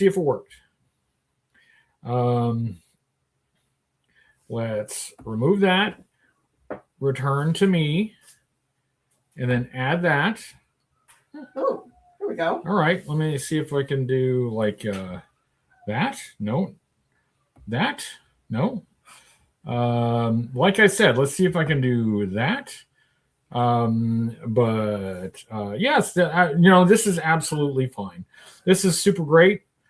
Okay. Let's see here. If I take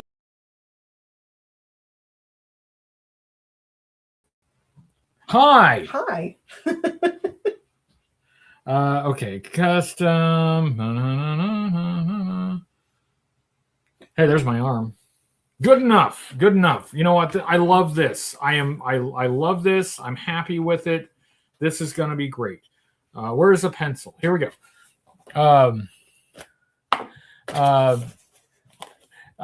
S-Bane says you could lava cast it still. Oh, yes, she's absolutely. You know what? I'm going to do that while you're doing that. Okay. Yes, S-Bane. I will be right back. Okay. All right. Let's see. I'm going to use Miss Feral Cat's pencils. So I'm gonna sharpen this real quick. So here's what I'm gonna do. I'm gonna do a quickie character sketch of the leader of Force, Sergeant Grit. He's so tough that he demoted himself because Sergeant sounds tougher than Captain or whatever. All right. Okay. So the way I'm envisioning, I need an eraser. Okay. Needed eraser. Yeah. Here's the eraser that I needed. it's needed. I'll take this one. And yeah, I got smudges on it already. Nope. See, that just makes it lived in. It looks, yeah. Okay, so okay. So anyway, the way I'm picturing him, it's like he's got a. I think he needs he needs a flat top, but he's also, I think he's also needs to be wearing a helmet, with his, like Sergeant Rock style, but he can't cover up his flat top. So I think what he needs is, like, like the 90s superheroes who had the masks that would leave the top open so their hair could flow. I think he needs that. So we're gonna give him something like that.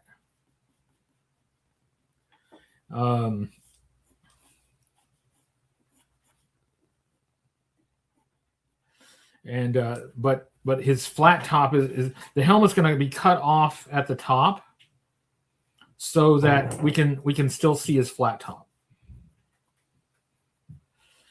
So, all right, so it's coming together. Now, he only has one expression, and that is angry.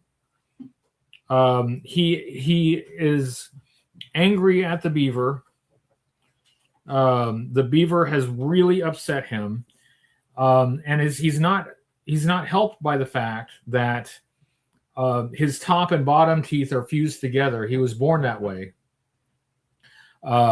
So he can only grit. So, yeah, something a little like this. So, and he's got to be very square jawed. He's had a lot of jaw muscle exercise trying to pull his teeth apart. So he's trying to free himself of the curse of having permanently gritted teeth, and that has caused his jaw to be enormous, like it extremely developed. Okay, so let's give him some straps on this helmet, and a chin strap there, and yeah. So, but now he's got a helmet because he needs to have. We're just gonna make him, like he's just a sergeant, not a corporal. Yeah, just sergeant. There we go. So he's too tough. Like the chin strap actually isn't big enough. They don't make a chin strap big enough for his jawline, for his chin. Let's give him a little extra here. And his eyes are permanently squinting. In fact, let's make him all the way squinting, because he's like, when he's not furious at Beaver, which is all the time, he's furious at Beaver. He's also really straining to try to pull his teeth apart, because he cannot separate his top and bottom teeth. He can only get his nutrition through his steroid injections. So yeah, I think this is he's got like that flat nose, like a boxer would have, because he's got his nose broken a whole bunch of times. But he was born that way too. Well, when he was born, the doctor dropped him on his nose and permanently flattened it. The doctor was shocked to see this baby with his top and bottom teeth fused together. So we got a helmet with we got his sergeant's rank on it.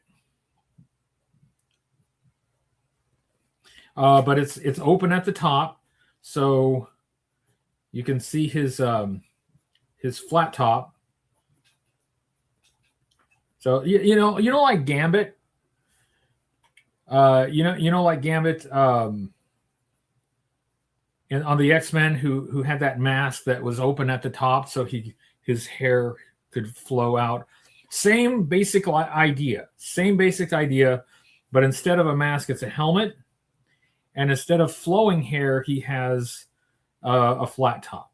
So let's give him extra thick eyebrows. I feel like he would probably have extra thick eyebrows, and squinting and straining with hatred for Beaver, and trying to pry his teeth apart. So yeah, let's get this this completely inadequate chin strap. I mean, what chin strap could hold in a chin like that, huh? So let's kind of suggest a chin strap that is obviously too small. They don't make one large enough to contain that chin. So this is what I'm thinking. This is Sergeant Grit. Sergeant Grit. There we go. It's Sergeant Grit. And this is upside down. The camera's doesn't matter. Just imagine it right side up. Imagine it right side up. So there's a preliminary sketch of Captain Grit. Let's finish him out here. Yeah. And I'll do a quickie sketch of his uniform.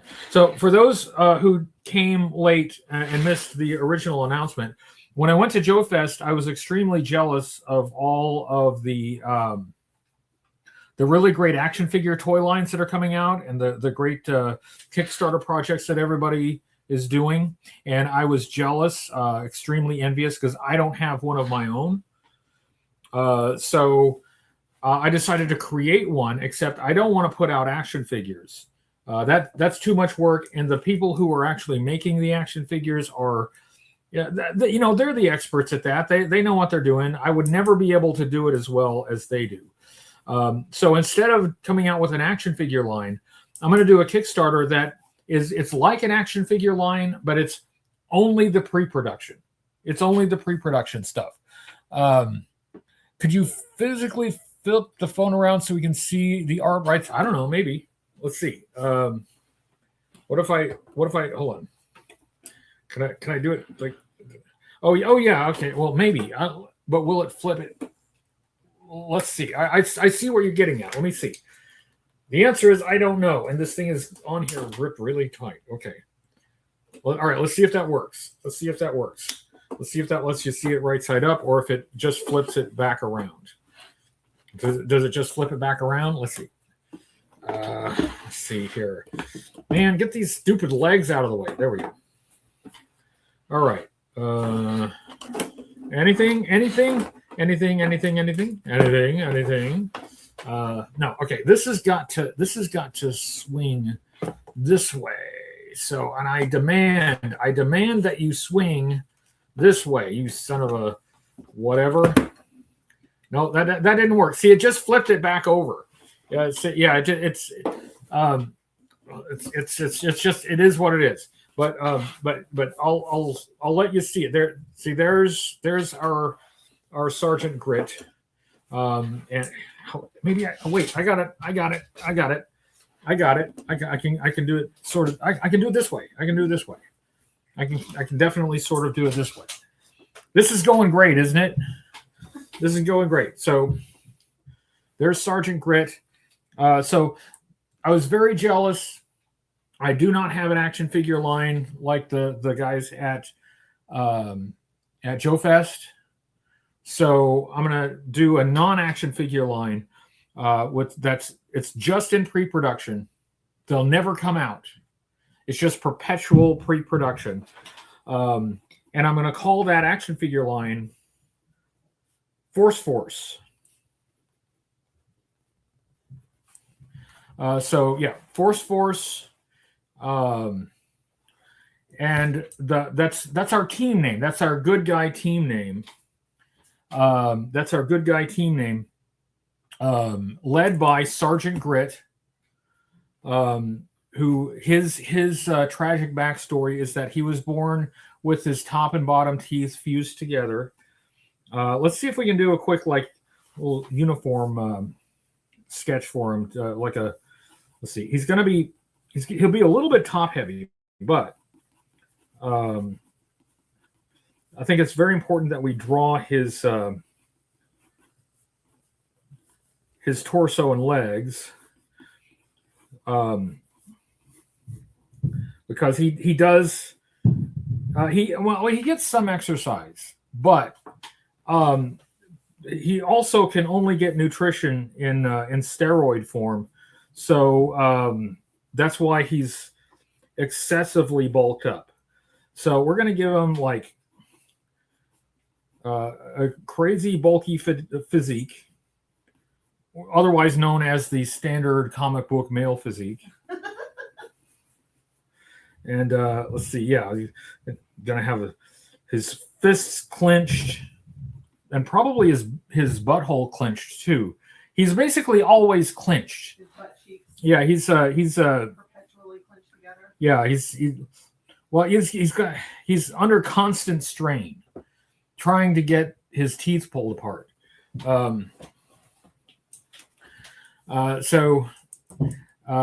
Yeah, Force, Captain Grit. There's his face. So as you can see, he cannot. That's the only expression that he can make, and he has to talk like this. He has to talk like this because he can't open his mouth any further than this because his teeth are fused together. And he has a helmet because he's a sergeant, and he definitely wants that sergeant insignia there. But he also needs to show his flat top. So the helmet is cut at the top to show off his flat top. So we've got, we're just doing a quick sketch here because I want to show a bit of his uniform too. So he's definitely going to need a giant belt of pouches. So let's get that going. Let's get some pouches. He's basically got to have everything on him that he might need to fight Beaver. And just a reminder, Beaver, those are our bad guys. Those are our bad guys. It's basically an armored headband. It's an armored headband. Oh, it's there goes the camera. It's an armored headband, but he can't have it any. He can't have it covered any more than that. Otherwise, you would not see his tall flat top. So all right. So basically, here we've got your standard comic book male physique. So our bad guys, Force has to fight the evil organization called Beaver, led by our villain, and I will draw the villain later.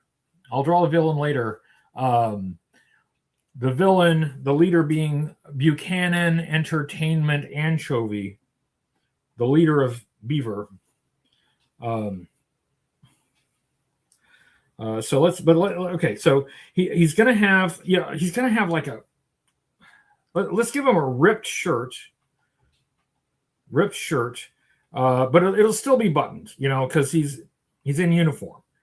His muscles, of course, will tear through the material, but you got to keep it buttoned. So let's give him some buttons here, and let's. Oh, he needs a name tag. It's going to say Grit. So yeah, his shirt is going to say Grit. And then I think we'll go ahead and give him this over here, the organization that he works for, Force. There we go. Grit, Sergeant of Force, but he's not.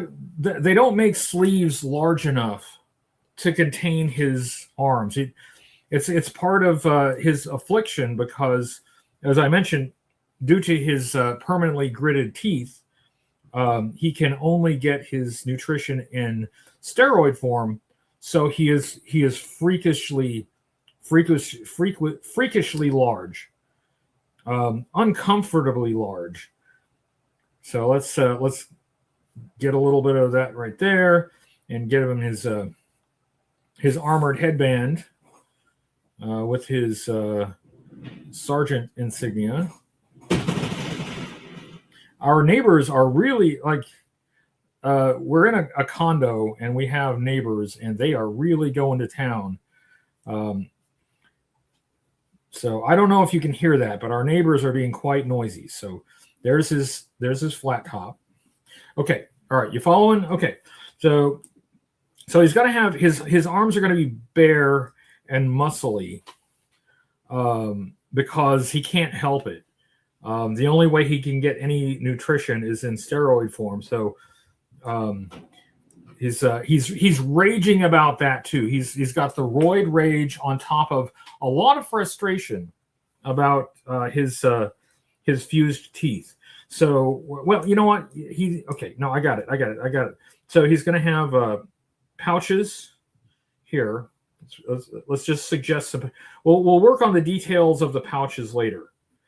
But there's a belt buckle, and let's just make sure that we have the pouches represented. So pouch.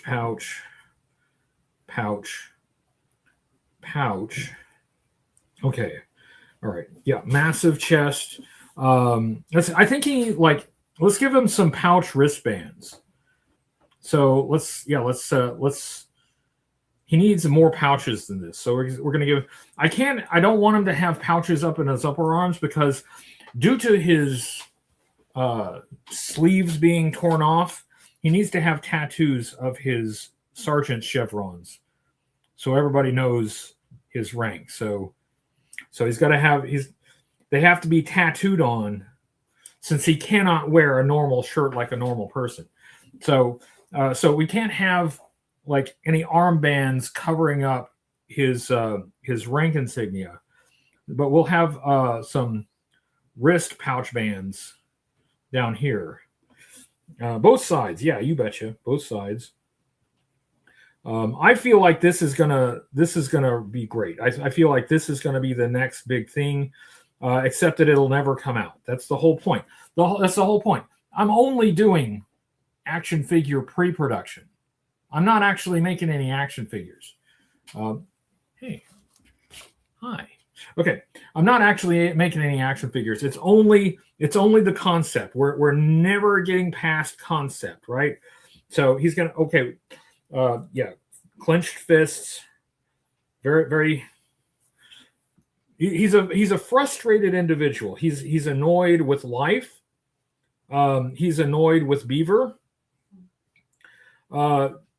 So for those who missed the Beaver origin, so our villain, Buchanan Entertainment Anchovy, he owned some pizza and arcade restaurants, for kids with games and things, or arcade games. He really thought that the key to success was anchovies. He thought that kids would love anchovies on their pizza. So he made every pizza with anchovies, and it turned out that the kids didn't like them as much as he thought. So his business failed. And due to his anger, his bitterness about his pizzeria business failing, he has decided to take it out on the world by forming the terrorist organization called Beaver, and stopping up all of the world's creeks, streams, and rivers. No flowing water is safe. They're going to stop it up, causing massive inconvenience, in revenge for his anchovy pizza idea failing. He blames the kids. I mean, Was he really that out of touch? No, it was the children who were at fault. So we're going to give, he needs more pouches. Every possible thing that he would need to fight Beaver has got to be in these pouches, because like his motto is, I'd rather have it and not need it than need it and not have it. So he's got to have all the pouches. In the shreds of his army uniform, but he's going to have like basically yoga pants, right? He's going to have skin tight superhero trousers for freedom of movement and comfort. It's a comfort thing. It's honest. It's a comfort thing. And yeah, it creates some space for his bulging leg muscles. So we got to have pouches. Let's see, how are we doing? We got enough. No, we don't have quite enough pouches. We don't have quite enough. So let's finish. This is just a sketch, so we're going to suggest the pouches here. We'll work on the details later. So let's. He's got knees. He does have knees. His knees work fine. That's the only part of him that works fine. And then he's got the great big giant calf. Oh, we need more pouches down here. Let's get him some more pouches. Down here. There we go. All right, we've got belt pouches. You know what? Let's put he can have some pouches pinned to his shirt here. I think, because I'm afraid that he might not have enough storage space. I'm really worried about that. He'd be really worried about it too, but he worries about a lot of things. He has a lot of things on his mind. So he's got some extra pouches there, and we got to get some pouches around his shins here. You got to have shin pouches. There we go. This is just the first draft of this character. There might be a later version, because I might change the pouches into grenades. So this, instead of having pouches, he just has grenades. I don't think I did those pouches right, but that's okay. That's okay. It's just a sketch. And let's just give him little Liefeld feet here, tiny feet. All right, so I'm putting the same amount of effort into drawing the feet that Rob Liefeld does. So there. So those are his feet. Probably has boots on, but I can't be bothered with the details. And the other important thing is that, like, because he has skin tight pants, he's got to have a really tiny little bulge here. The steroids make it shrink. So that's all the equipment he's working with here. So there's his chin strap. There we have it. This is my concept for the leader of Force, Sergeant Grit. I think let me sign it. Hold on.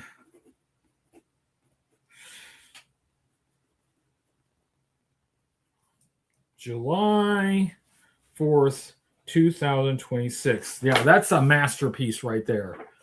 There we go. So we've got the important elements here. We've got his helmet, which it makes sure that everybody knows that he's a sergeant, but it still shows off his flat top.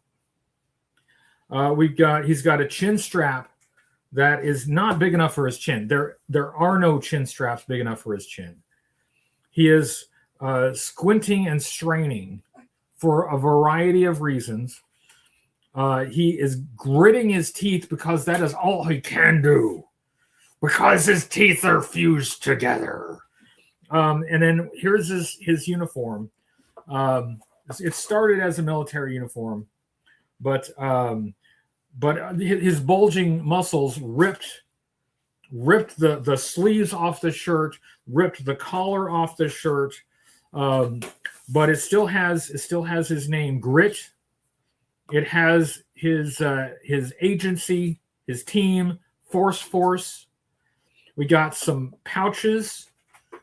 I'm concerned that there might not be enough pouches. I may add some pouches. Because his sleeves are ripped off, he has his sergeant's chevrons tattooed on his arms because they don't make shirts with sleeves large enough for this guy. He only gets his nutrition in steroid form. And because of that, the steroids make it shrink. And then he's got a few more pouches, maybe not enough. And then somewhere down there he has some Liefeld feet. I'll do more on the feet at some point, but for now he has Liefeld feet. It's a masterpiece. Yeah, it's great, isn't it? So yeah, let's rip that off. I'll put that right on eBay. No, I need this. This is for pre-production. This is for pre-production for my new. Just watch for it on Kickstarter. A pre-production for Force, which will be my action figure line. Well, it's not an action figure line because they'll never come out. But it's my action figure pre-production, and so we've got this. This is the first character sketch for Force. Let's see, I have another sketch planned for 3:00 today. We're in the U.S. Central Time Zone, so that is a couple more hours, 2 hours and 15 minutes. So when at that one, I will draw the leader of our enemy organization, Beaver, and the name of our main villain is Buchanan Entertainment Anchovy. He called his restaurant Chuck E. Anchovies. And you're probably thinking, like, with a name like Buchanan, shouldn't it have been Bucky Anchovies? But he doesn't like to be called Bucky. He thinks that's a stupid name. So no, he went with Chucky Anchovy, and somehow that didn't succeed. Somehow that didn't work out. Okay, we are closing the gap. Yeah. S. Payne said, "Can you fix the cod piece? It seems small." It's the steroids. I told her steroids will do that. Yeah, the steroids make it shrink. Mm-hmm. That's all he got. It's he bulks up everywhere else. He shrinks there. So this is anatomically correct. This is that's as realistic as I can get.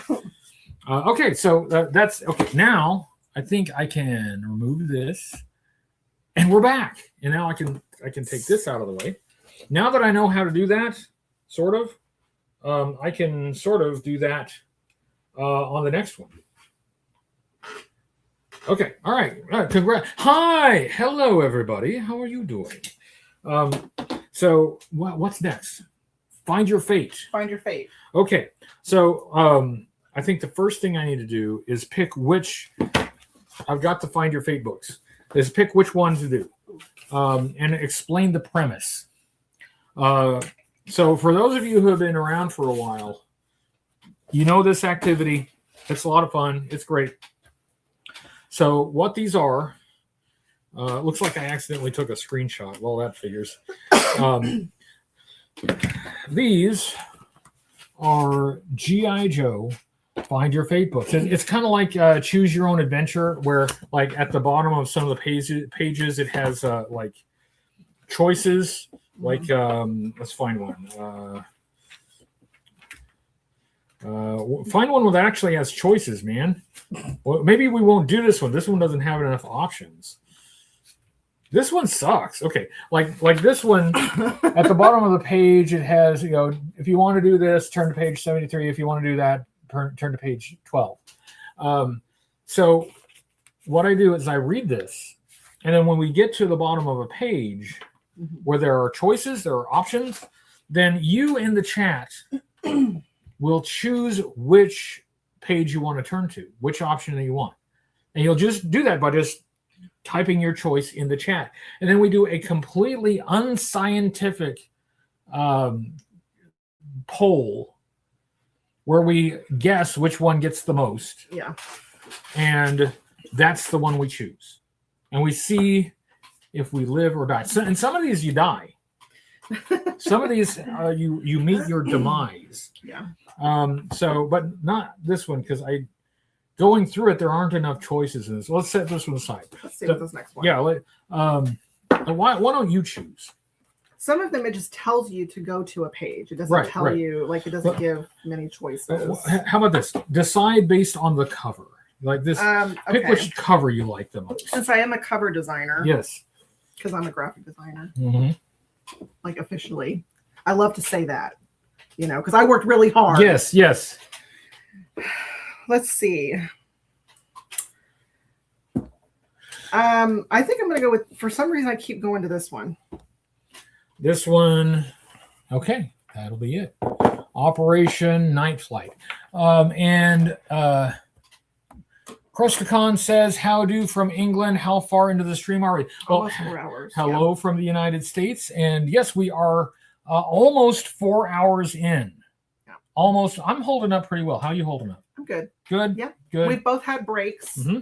So we've eaten lunch, kind of. Had sweets, but we're doing good. So this is how we're going to do it.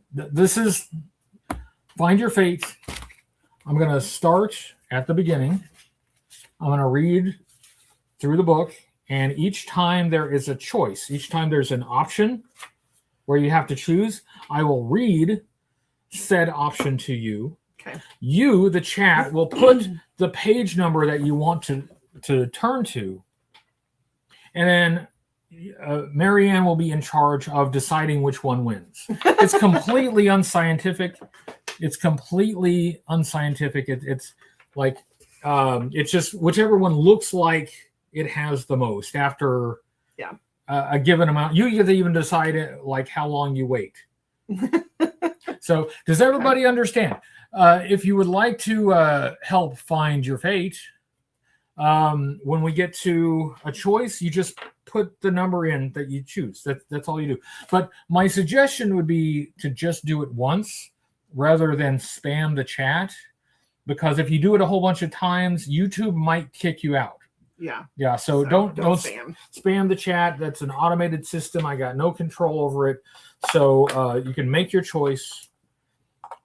Type in the number that you would like to see, and we'll just see how it goes. We'll see how it goes. We'll see if we die early. Let's find out. Then what will we do with the rest of the time? I don't know. We'll read another book. Yes, we'll read another book. Maybe you could do a little bit of your book if this one, because we have some spaces in time where we might do another one. Yeah. Okay. So, all right. Are we ready? Are we ready? Yes. Thank you. Thank you so much. And page 1. See that there's an illustration. It says, on an isolated military airbase in the Aleutian Islands, the sky slowly darkens into evening. You lean against an old filing cabinet and gaze out the window of the radio room. There's not much to see because the tea kettle boiling away on the hot plate has got the window all steamed up. Delta, it's almost 1700, 5 o'clock, your buddy says from behind you. Better get ready for your guard duty shift. Glancing up at the clock, you catch the second hand sweeping past 12. Yeah, I know, you answer, but thanks for reminding me. Breaker, the communications officer, smiles a little as he props his feet up against the desk. It's not that bad out there tonight, he says, picking up the latest weather report. We've got 17 degrees and a wind out of the north-northeast at 10 to 15 knots. Could be worse. He tosses the report back on the desk. Is that Fahrenheit or Celsius? Yes. Yeah, it's one of those. Whether you do Fahrenheit or Celsius, it's 17 degrees. Yeah. It's just, that's what it is. That's what it is. You zip up your parka and sling your M16 over your shoulder. Then, as you push open the door, Breaker calls out, "Yo, Delta, I'll send you some coffee out. I'll send some coffee out to you in about an hour." All right. He's going to make you stand out there for an hour. You give him a nod as you step outside. That's not all you give him. You give him one of these. Yeah, one of these. Yeah.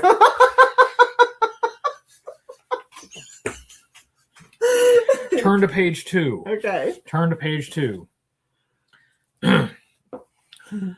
The cold night air hits you in the face. What does Breaker know about weather reports anyway? 17 degrees may sound comfortable to him, but he's not out here for 4 straight hours standing guard duty. 17 degrees, just 17, whatever degrees, doesn't matter. It's 17 of them. You turned the corner by Hangar 2. Inside, the flight mechanics are hard at work on one of the fighters. They're busy attaching an armament to the underside of one of the newest, trickiest, fastest aircraft in the world today.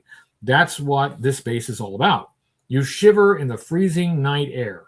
No one wants to be stationed on a windswept island 2,000 miles from the nearest worthwhile town with raw weather and bad food. He's bringing coffee. Yeah. No one, that is, except a pilot. You have to chuckle when you think that you and a few other guys from the G.I. Joe team actually pulled some strings to get a transfer to this forsaken place. Most people would say you were out of your minds to do it. But then most people wouldn't even cut it in a simple single-engine airplane. You, and on the other hand, are at this base to learn how to make the U.S. Air Force's most advanced plane soar. That's the new P-140 fighter. Turning away from the hangar, you begin to patrol the apron of the runway. The runway is not on the apron, and the apron is not on the runway, but let's move on. The apron of the runway. Your eyes are open, but your mind is on last night's test flight. And that's not all it's on. No. That's not all he tested. Page 3. Moving on to page 3, and then we have a choice. Yeah. Then we have a choice. Finally. Are we ready? Are we ready to type? I guess you could type a choice if you wanted to type a choice, as long as you don't override everybody else's choice. No. So you can still vote. I won't type Okay. a choice. You speed the next hour. Okay. You spend. Sorry. Wow, I can't read. You spend the next hour patrolling up and down the runway and thinking about how great the test flight in the P-140 was. Once again, you execute a dress-perfect about-face and start back up the strip. Over the communications tower, a side door opens and 3 members of the G.I. Joe team step out, heading your way. It's too dark to see clearly who they are. Your watch shows almost 1,800 hours. Breaker gives good takeout service. That's not all he gives. You can also smell the coffee. Suddenly, you sense that something is very wrong. The 3 guys coming toward you break into a run. Then, without warning, they pull out their weapons and open fire on you. They are not your teammates at all. As you dive to the frozen ground for cover and roll through the bullets, you have room for only one thought: infiltrators. It's got to be Cobra. It's the only organization in the world that could possibly get through get through the tough G.I. Joe security team. It's hard to tell what's happening because it's night and you're flattened out on the airstrip. But you raise your head just enough to see your enemies cut over to the apron where 4 P-140s are kept ready. Then another burst whistles over your head. What should you do in a situation like this? Are you ready? All right, get ready to type. Get ready to type your answers. Here are your options. You're supposed to be guarding this installation. Turn to page 18 to get those Cobra agents. So 1818 if you want to get those Cobra agents, or don't be a fool. Lay low. Keep your head down and turn to page 72. So if you're a coward, turn to page 72. Yes, basically. So if you're going to do your job, type in 18 into the chat, 18. And if you're a total coward and want to hide, type 72 into the chat. Okay, so 18 if you're a hero, 72 if you're a coward. All right. Make your choices, and we'll give you some time because I know there's some lag. Yeah. While they're making their choices, I would like to say there is a way to deal with like extreme cold like this when you're like really cold and you don't have any choice but being outside. And the way you deal with it is just not being a pussy. Just stop being a pussy about it. Yeah, it's cold. It's cold for everybody. Just shut up. Okay. So far we're tied. Oh, we're tied. Okay. Yes. Okay. Let's give him a few more minutes. You may have to be the tiebreaker. Okay. We're gonna give it another, not a whole minute, but give it, a couple, just a second. Like, come on now. Okay. Okay. We are tied. I don't like. Okay, you know what? Forget it. I am not a coward. Okay. So we're gonna. She's the tiebreaker. Yeah, I'm the tiebreaker. We're turning to 18, and Alistair didn't have a vote. He just. All right, page 18. Here we go. You're flat on the airstrip pavement. The bullets of the Cobra infiltrators exploding all around you, but you won't be still for long. If anybody starts shooting up the airbase when you're on duty, they better be ready to catch a little heat. For a moment, the firing stops. Now's the time. Jumping to your feet, you scramble ahead for 20 yards, then roll back onto the ground. Everything is quiet. So they didn't seem to notice. You did it again, getting closer still. You do it again, getting closer still. Now you can see what they're up to. They're going to steal one of the fighters. Lining up the sights of your M16 rifle, you squeeze off a burst of bullets just over their heads. Should have aimed better. They dive behind the landing gear, and you fire another round of shots. A second later, they answer back. There's no mistaking the sound of a rifle-launched grenade. Just before it hits, you realize you're about to become the most beautiful fireworks the Aleutian Islands have ever seen. You should have kept your head down instead of playing the foolhardy hero. Well, nothing like going out with a bang. So your body parts are all over the... I killed us. Yeah, we died. We died. Yeah. Well, at least we went out with a bang. Yeah. Fireworks. It's appropriate. It's appropriate. Yeah. So how about we do a do-over? Yeah, how about okay, let's go. Yeah. Just this once. We get a do-over. We go to page 72. Yeah, we'll go ahead and go to 72. All right. But if we die again, though, we're staying dead. Yes. Most people only get to die once. 72. Okay. The pavement of the airfield apron is icy cold beneath your body, so stop being a pussy about it. You're dying to get up and go after those Cobra agents, but there's not a lot of cover in the middle of an airstrip. And right now, your first priority is to stay in one piece. Every time you lift your nose, those bandits open fire. So you just keep your head down and wait for something to happen. You have no idea what the Cobra agents are trying to do. The last time you saw them clearly, they were climbing into one of the P-140s, and that was 30 or 40 seconds ago. Suddenly, the whining sound of two turbojet engines fills the night air. They're going to steal that plane. They did not even pay for it. Okay, I already read that. A moment later, the P-140 fighter is zooming down the runway in a full throttle takeoff. It roars into the air just over your head. The blast from the jet engines sends you flying off the strip, it would also kill you if you were that close. Yeah. You'd be dead. You're on your feet in an instant, but the stolen P-140 is already climbing hard and fast. It's going up. It's going up hard. It's going up fast. All at once, it disappears into the clouds and is gone. Turn to page 53. 53. It went up hard and fast.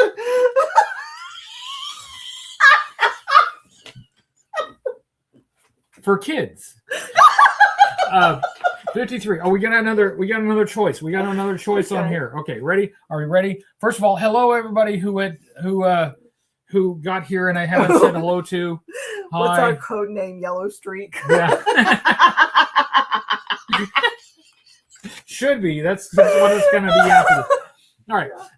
As you stand on the darkened airfield, your ears are ringing from the jet takeoff, but you don't have time to worry about that now. Cobra has infiltrated your base and stolen one of the top secret P-140 fighters. You've got to do something, and it better be smart and fast. Normal operational procedure would be to file a complete report with your commanding officer, Hawk. But that kind of thing takes time, especially with how slow he types. But that kind of thing, I said that already. There are still 3 fighters parked on the apron and ready to roll. Using one without orders is against regulations, but it's your best chance to catch those Cobra agents. What do you choose to do? Option 1. If you decide to alert Hawk and do it by the book, turn to page 26. 26. 26 is to do it by the book. 26, do it by the book. Careful, cat. And if you decide to take the fighter now and explain later, turn to page 40. 40. Okay. So make your choice, either page 26 if you want to alert Hawk and play it by the book, or 40 if you want to take the fighter now and explain later. Are you going after those Cobras? Didn't work out so well last time, but maybe it'll work out this time. So which one will it be? Yeah. Do it by the book or just go after them? So you're going to run up to Hawk with some paperwork and be like, here you go, sir. He says, what's this? It's a report about the top secret jet that was just stolen. He's, you took the time to type this up rather than go after the jet, he says. Yeah. You couldn't even just come and tell me? Okay, we got some 20. Oh, yeah, 26. So we're tied again. Okay, I'm not breaking the tie this time. We got a lot of people playing it by the book, but you know who doesn't play it by the book? Sergeant Grit. Mm-hmm. He doesn't play by the rules. 26 is in the lead. Screw initiative. Yeah, initiative is what got us killed in the first place. Yeah, that's why we had to rewind. Right, exactly. And if we die this time, I'm not going back. We might do another Find Your Fate book later. This is our last chance. Okay. So,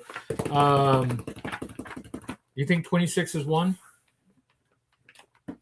Victory for 26? I don't know. I don't know. Yeah, we're going to say 26. 26. 26 yeah, 26 is one. Yeah. 26, okay. 26 is one.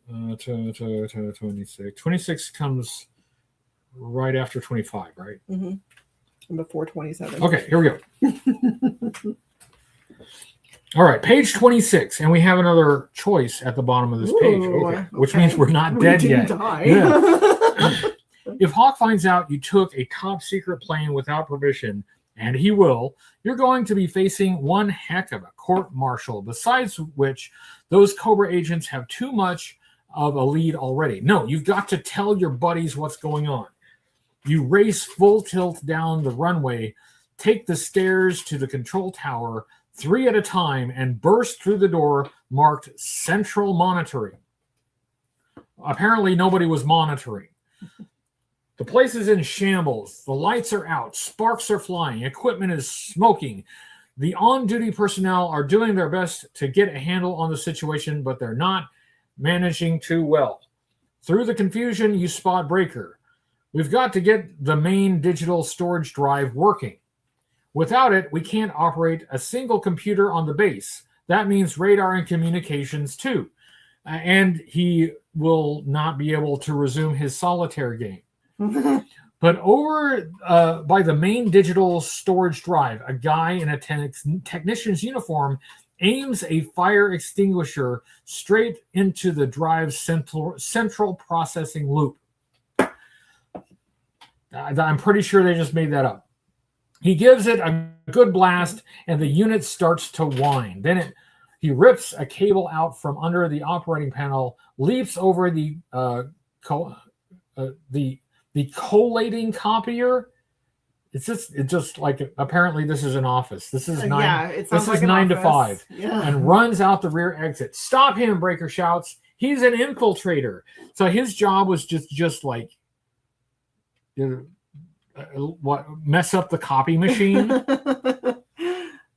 Okay, so we have an infiltrator who's messed up the copy machine, and we need to need to make another choice. Ready? Okay. All right. If you take off after the fake technician, turn to page 12. That's 1, 2. If you want to take off after that fake technician, or if you get on the line to base security, turn to page 68. So, are you going to go after him yourself, or are you going to call base security? If you want to go after him yourself, you type 12, 1, 2. If you want to call base security, you type 68, 68. So are we going after him ourselves, or are we going to call somebody who cares? Which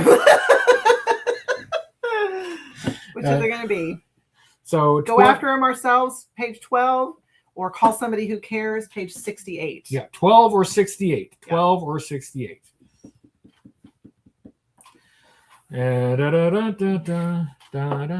a 12. We have a 12. It's 2 12s. We have 2 12s. I'm sorry. There's an illustration on this page. So that's the fake transition, fake technician. Yeah. And I guess that's you just staring at him, just watching him do it, right? I refuse these non-action choices. Yeah. So far, we have 2 votes for 12 and 1 for 68. Okay. I'll give it just a few more seconds. Yeah. A few more seconds, but it looks like we might not need to break a tie. And it's a tie. Oh, it's a perfect. What the hell? Alistair, what do you want? What? Here, let me see if Alistair will break the tie. Yeah. Alistair, pick which one you want. Pick one. Pick one. Huh? Which one do you like? He's sniffing it. Oh, 68. Did 68 like? It looks like it, yeah. We're going with 68 because why spring into action when you can call someone? But this guy never got an action figure because he got an inaction figure. He just sits there with a phone. Okay, page 68. 68 wins. 68. Let's flip to 68. 60. Oops, passed it. 68. We're not dead yet. Spoiler alert. We're not dead yet. No, not dead yet. Okay. You realize you've got a much better chance of stopping the Cobra infiltrators if half the base is looking for them instead of just you. On the desk to the right of you is a red security alert phone. You pick it up, but the lousy thing is dead. Tossing it aside, you call out, "Breaker, I've got to talk to Hawk. What lines are still open?" From inside the satellite supply conduit comes the answer, "No idea, Delta."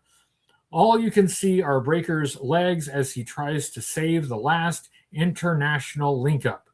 Then he adds, "Why don't you try the payphone in the lounge?" The what? Get serious, man. I might as well sit down and write a letter. But you push your way out of the room and double time it down to the lounge. It'll be much more comfortable there. He can sit on the couch. He can lounge. Yeah, he can lounge while he calls somebody to actually do something about this problem. Okay, you drop a coin in the slot. What if he didn't have a quarter? He would be screwed. Yeah, the whole base would be screwed. Yeah. Well, they come from an era back in the day when your parents give you a quarter and tell you to call them when you're ready to come home. Yeah. Or he could do the whole call me, collect. Yeah. I'm ready, come and get me. That's it. He calls Hawk, collect. P-140 planes stolen by Colorado. Fake technician is running away. What do we do? Oh, God. You drop a coin in the slot, and after 2 rings, someone picks up and says, "Number, please." "Put the general on," you say with authority. "This is no joke." "May I ask who's calling?" the voice inquires. "Sure, the President of the United States." You switch the phone to the other ear. Who knows? It might help cut the red tape. So you're impersonating the President of the United States in order to get past an operator. Turn to page 31. They just hang up on you. Yeah. Like they know you're pranking. Yeah. Teenagers, click. Oh, I don't have another quarter. 31. Okay, here we go. You're trying to get in touch with your commanding officer, and if you don't do it soon, you can kiss the whole G.I. Joe base goodbye. After a few seconds that feel like forever, Hawk's gruff but familiar voice barks into the phone. "Yes, Mr. President, how are you today? And how are things in Washington?" You search for the right words, but since there isn't any, you simply say, "Hawk, this is Delta. I'm in the..." Suddenly, an explosion rips out part of the ceiling above you. Hawk shouts above the roar. "Are you at the control tower? What in the fiery furnace is going on there? Can you tell me?" "Yes, sir," you answer. "Well, good. Then double time it down to the briefing room. I'll get the boys together and we'll sort this out. 1, 2, 3. The line clicks off and you're on the go. Wait, is he on the base? Is Hawk on the base? I'm confused. I don't know. Okay, it doesn't matter. It sounded like you needed to call him elsewhere. There might be some continuity issues. Yeah, page 84. 84, page 84, way back in the back, way back in the back, way back in the back. Okay. It's been a while since we've had an option. We don't have an option at the bottom of this page either. All right, ready? Following, ready? Here we go. The briefing room is 2 levels down, and since the halls and stairs are jammed with the confused security details, you take the elevator. The doors close. You punch the button for level 4. Just like clockwork, they open back on level 3. We are really getting an elevator scene in this book. Wow. So like, I wonder what happens after the elevator opens on level 3. Gung Ho and Rock and Roll, 2 of the real heavy hitters in the G.I. Joe team, step inside. "Hey, Delta," says Gung Ho as the door closed behind him. "You got the call too." You say, shaking your head. "On other way around. On this one, I made the call." The elevator stops and 3 of you get off, walking directly into the security control briefing room. I hope Breaker promised coffee, so I hope he brought some coffee. Hawk, Low Light, Dial Tone, and Thunder. Thunder are already there, and Hawk is raging. You and your buddies pull up seats quickly. So Thunder was the driver of the Slugger, which is like an artillery vehicle. I have no idea why he's there. Like, just to be there, I guess, because they needed another guy, so they picked him. Hawk slams his fist onto the table in front of him. Everyone on this base has a different story about what's going on. I heard reports from this one, reports from that one. Everyone saw something and nobody knows anything. All I know for certain is that they've taken out our radar and communication systems. He looks straight your way and says, "Delta, if you have the key to this mess, let's hear it now." Page 23. And you say, "I'm sorry, I wasn't paying attention. Could you say that again?" Page 23. It's 23. 23. Oh, we have choices. We have choices at the bottom of page 23. Oh, and happy 4th to Matt Noon, and thank you for being here. We're doing, which we haven't done in a long time, the G.I. Joe Find Your Fate story time, and we were on page 23. Okay, let's try that again. All the G.I. Joe team members in the briefing room listen carefully as you give the story to them straight. You tell them how 3 G.I. Joe impersonators stole the P-140 in all the gory detail. Less gory since you didn't die this time. Right. Thunder says, face it, we've been burned. But what I don't understand is how 3 commandos squeezed into 1 fighter. Maybe 2, but 3, no way. Then you tell them about the fake technician and how he deliberately sabotaged the digital drive. You're sure he's the 3rd man. Hawk drums his fingers against the table nervously. Those infiltrators are no amateurs. I'm sure the 3rd man made a quick getaway. No use in chasing him now. You know, when in doubt, just give up. You can believe, wait, what? You can't believe your ears. What's wrong with Hawk? He's letting a Cobra agent escape right under his nose. You stare at your teammates. Are they going to buy that? What Hawk says next makes no more sense to you. The important thing is to recover that P-140. You are all now officially a pursuit team. Going after the bandit plane sounds great, but there's no way you agree with Hawk about the 3rd Cobra agent.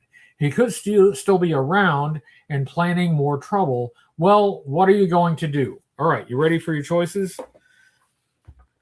Choice number 1, if you decide to lead the pursuit team, volunteer and turn to page 38. 38. So 38. volunteer, page 38. Yeah, that's the pursuit team. Pursuit. If you 38. decide to disobey your commanding officer and go after the fake technician, turn to page 49. So once again, we have a choice between following orders and not following orders. Yeah. So if you want to follow orders, go to page 38. yeah, you'll be pursuing the airplane. Yeah. And if you want to disobey orders, go to page 49. 49 is, and that's for looking for the fake technician. So make your choices. Make your choices. Alistair is over here, and he's obviously not going to be of any help whatsoever. No. Make your choices between 38, the pursuit of the airplane, or 49, the pursuit of the fake technician. We were tied. Yeah. Once again, Yeah. Yeah, you guys are collaborating. I sense collusion here. That's a good word. Yeah, it's a nice word, isn't it? Yeah. It's the name of my 3rd book. Actually. Yes, it's a good word. Yeah. Yeah. So okay, so the tiebreak. So somebody be a tiebreaker. Yeah. Because when I was a tiebreaker, I killed everybody. So perhaps here. Let me it see. looks like 49. Well, it's a trap. It's a trap. Okay, 49. Yeah. 49. Yeah, because something is suspicious here. Mm-hmm. And you know the military. When you don't like the orders, they're really just suggestions. They're just suggestions. Just vague guidelines, right? So we're going to say, no, don't feel like it. Page 49. 49. Here we go. All right, 49. Hawk pushes out of his chair in the briefing room. You scan his face. Something's wrong. Hawk's never been so careless with intruders before, and there have been plenty of intruders, let me tell you. Well, you decide you'll just have to make up for his mistake before the whole base pays for it. You're going after the 3rd infiltrator, orders or no orders. I want this team ready to roll in 15 minutes. Got that? Hawk says. 20 minutes-ish. 15, 20 minutes, whatever. He then adds, Thunder, I don't think your talent will be required on this mission. Why don't you go sit this one out? Yeah, I agree with that. Why is Thunder there? I don't get it. With that, Hawk strides out of the room, and the other guys break into action. You give Thunder a sign. A minute later, you meet him under the stairs by the generator room. Thunder checks left and right, then says, I've never been yanked from a mission, not for any reason. Hawk's acting weird. I tell you, this thing stinks like last week's lunch. And last week's lunch was like last week. It was week-old escargot. Turn to page 50. Page 50. You bet Hawk's acting weird, you say to Thunder. You pull him one step deeper under the shadow of the stairs and continue. Consensually. Under the stairs. When the rest of the team assembles on the staging area, I'm not going to show. That's breaking orders, man. Thunder says in a hoarse whisper. That's breaking orders, man. They'll bust you down to polishing parts inside a military prison. Wait till you see which parts you're polishing. Yeah. That's breaking orders, man. You look him in the eye and say, that third Cobra agent is still on the base, and the only way he's going to get caught is if we stay here and do it. Are you with me? Up to my neck, Thunder says. But it might take more than the two of us. Who can we trust? We need at least a threesome. You think for a moment. Breaker and Snake Eyes are good men, teammates you can always count on. But on the other hand, a lot of strange things have been going on at the base. Maybe you shouldn't trust anyone at all. Okay, we got choices. If you decide to ask Breaker and Snake Eyes to join you and Thunder, turn to page 75. 75. If you feel you and Thunder should trust no one, turn to page 4. So 75, if we want to Teamwork. talk to, yeah, teamwork. 75 for teamwork. And 4 to trust no one. Okay. 4 to trust no one. 75 to get Breaker and Snake Eyes. See, at some point I start to get hoarse during the day. It's a lot of activity on the vocal cords.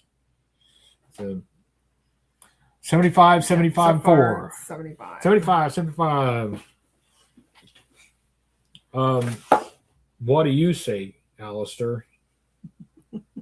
He's not even paying attention to me now. He doesn't care. 75 is still slightly ahead. Yep. We need a ninja and a radio man for sure. Yeah. So I think that's another vote for 75. Well, it's tied again. Oh, it's tied again. Yeah. 4. I feel let down. Yeah. So yeah, there's definitely something suspicious. Suspicious going on here. Yeah. Somebody be the tiebreaker. Not me. Somebody break the. Maybe Mindbender could break the tie if you hold the book. He can fire a missile at the. March Brunson is asking for the options. Okay. So if you head for the Cobra, can't wait. Hold on. That one. No, that one. Sorry. Okay. If you decide to ask Breaker and Snake Eyes to join you in Thunder, turn to page 75. If you feel you and Thunder should trust no one, turn to page 4. So if you want to do teamwork, page 75. Do it on your own, page 4. Flip your emergency phone home quarter. Yeah, that's how you do it. It looks like 4 is the tiebreaker. 4. Yeah. 4. Esbane. Hey, Esbane. All right. Okay. Chose 4. All right. It's going to be 4. Let's see how we do. We trust no one. Page 4. Did Esbane do us in? Not yet. No. We're not dead yet. You ready? Okay. On page 4. You scuff your boot along the floor. It's gloomy underneath the staircase. You pull Thunder to you and you whisper, "We can't trust anyone on this. We're after an infiltrator. Maybe using a disguise. He might have backup from someone on the base. And we can't know who or where." Okay, that is the first time you have ever touched my back, and it's been creepy. Like,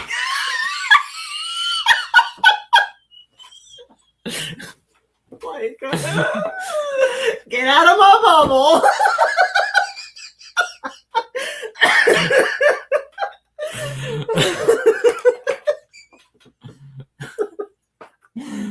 Sorry. I have to read the rest of this page. I have to read it.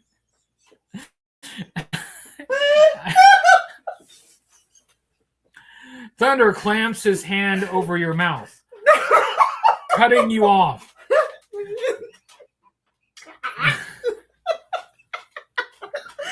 With his eyes, he indicates that someone is coming. Oh, he's coming all right. It's the infiltrator. He's on the stairs above you. So far, you haven't been seen. But did he hear you? Does he know what you're up to? If you're lucky, he might walk right past and not even see you. Okay, if you're lucky, where did okay, but can you take the chance? The door to the generating room is only 5 feet away, and one swift move, you could be out of there. Okay, so what we have is somebody's coming. Could be the infiltrator. Could know that you're there. Could know what you've been up to. Could have heard you coming while you heard him coming. And it says, here are our options. We got 2 options here. If you don't make a move, don't breathe, and hope the man on the stairs goes by, turn to page 7. So if you're just going to freeze, your fight, flight, or freeze. Yeah. This is freeze. Yeah. If you're going to freeze, that's page 7. If you make a dash for the door, so flight. Yeah. Page 29. So are you going to freeze up? Page, what did I say? 7? Page 7. If you're going to freeze, page 7. If you're going to fly, page 29.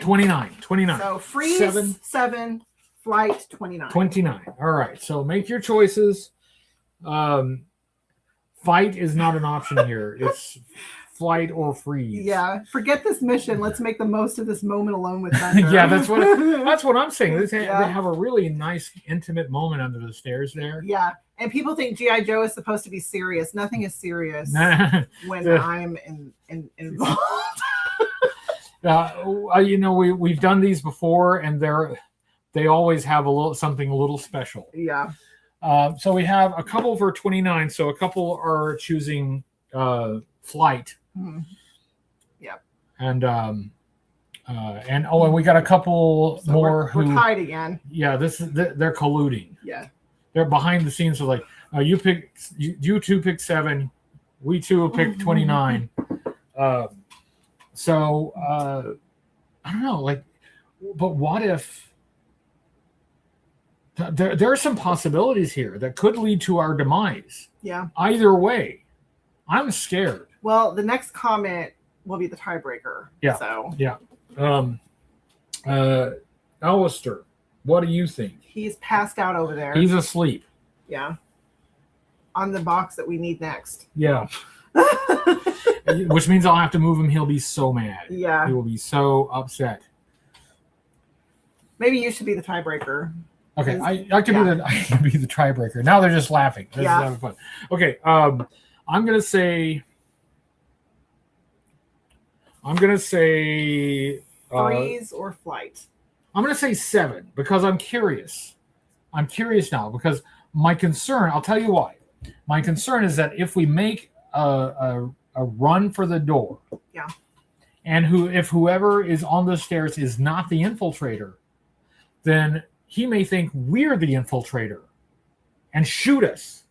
So I'm just gonna wait. I'm gonna hold fast. Oh, well, S-Bane said freeze anyway. Okay. Yeah. Page 7. The footsteps on the stairs keep coming, and you suddenly realize there are 3 people, not 1. You and Thunder shrink further back into the shadows under the staircase, pressing flat against the back wall. They're pressing hard. Pressing hard. They reach the bottom step. You can see their boots and part of the uniforms. Blue coveralls. A silent sigh of relief slips past your lips.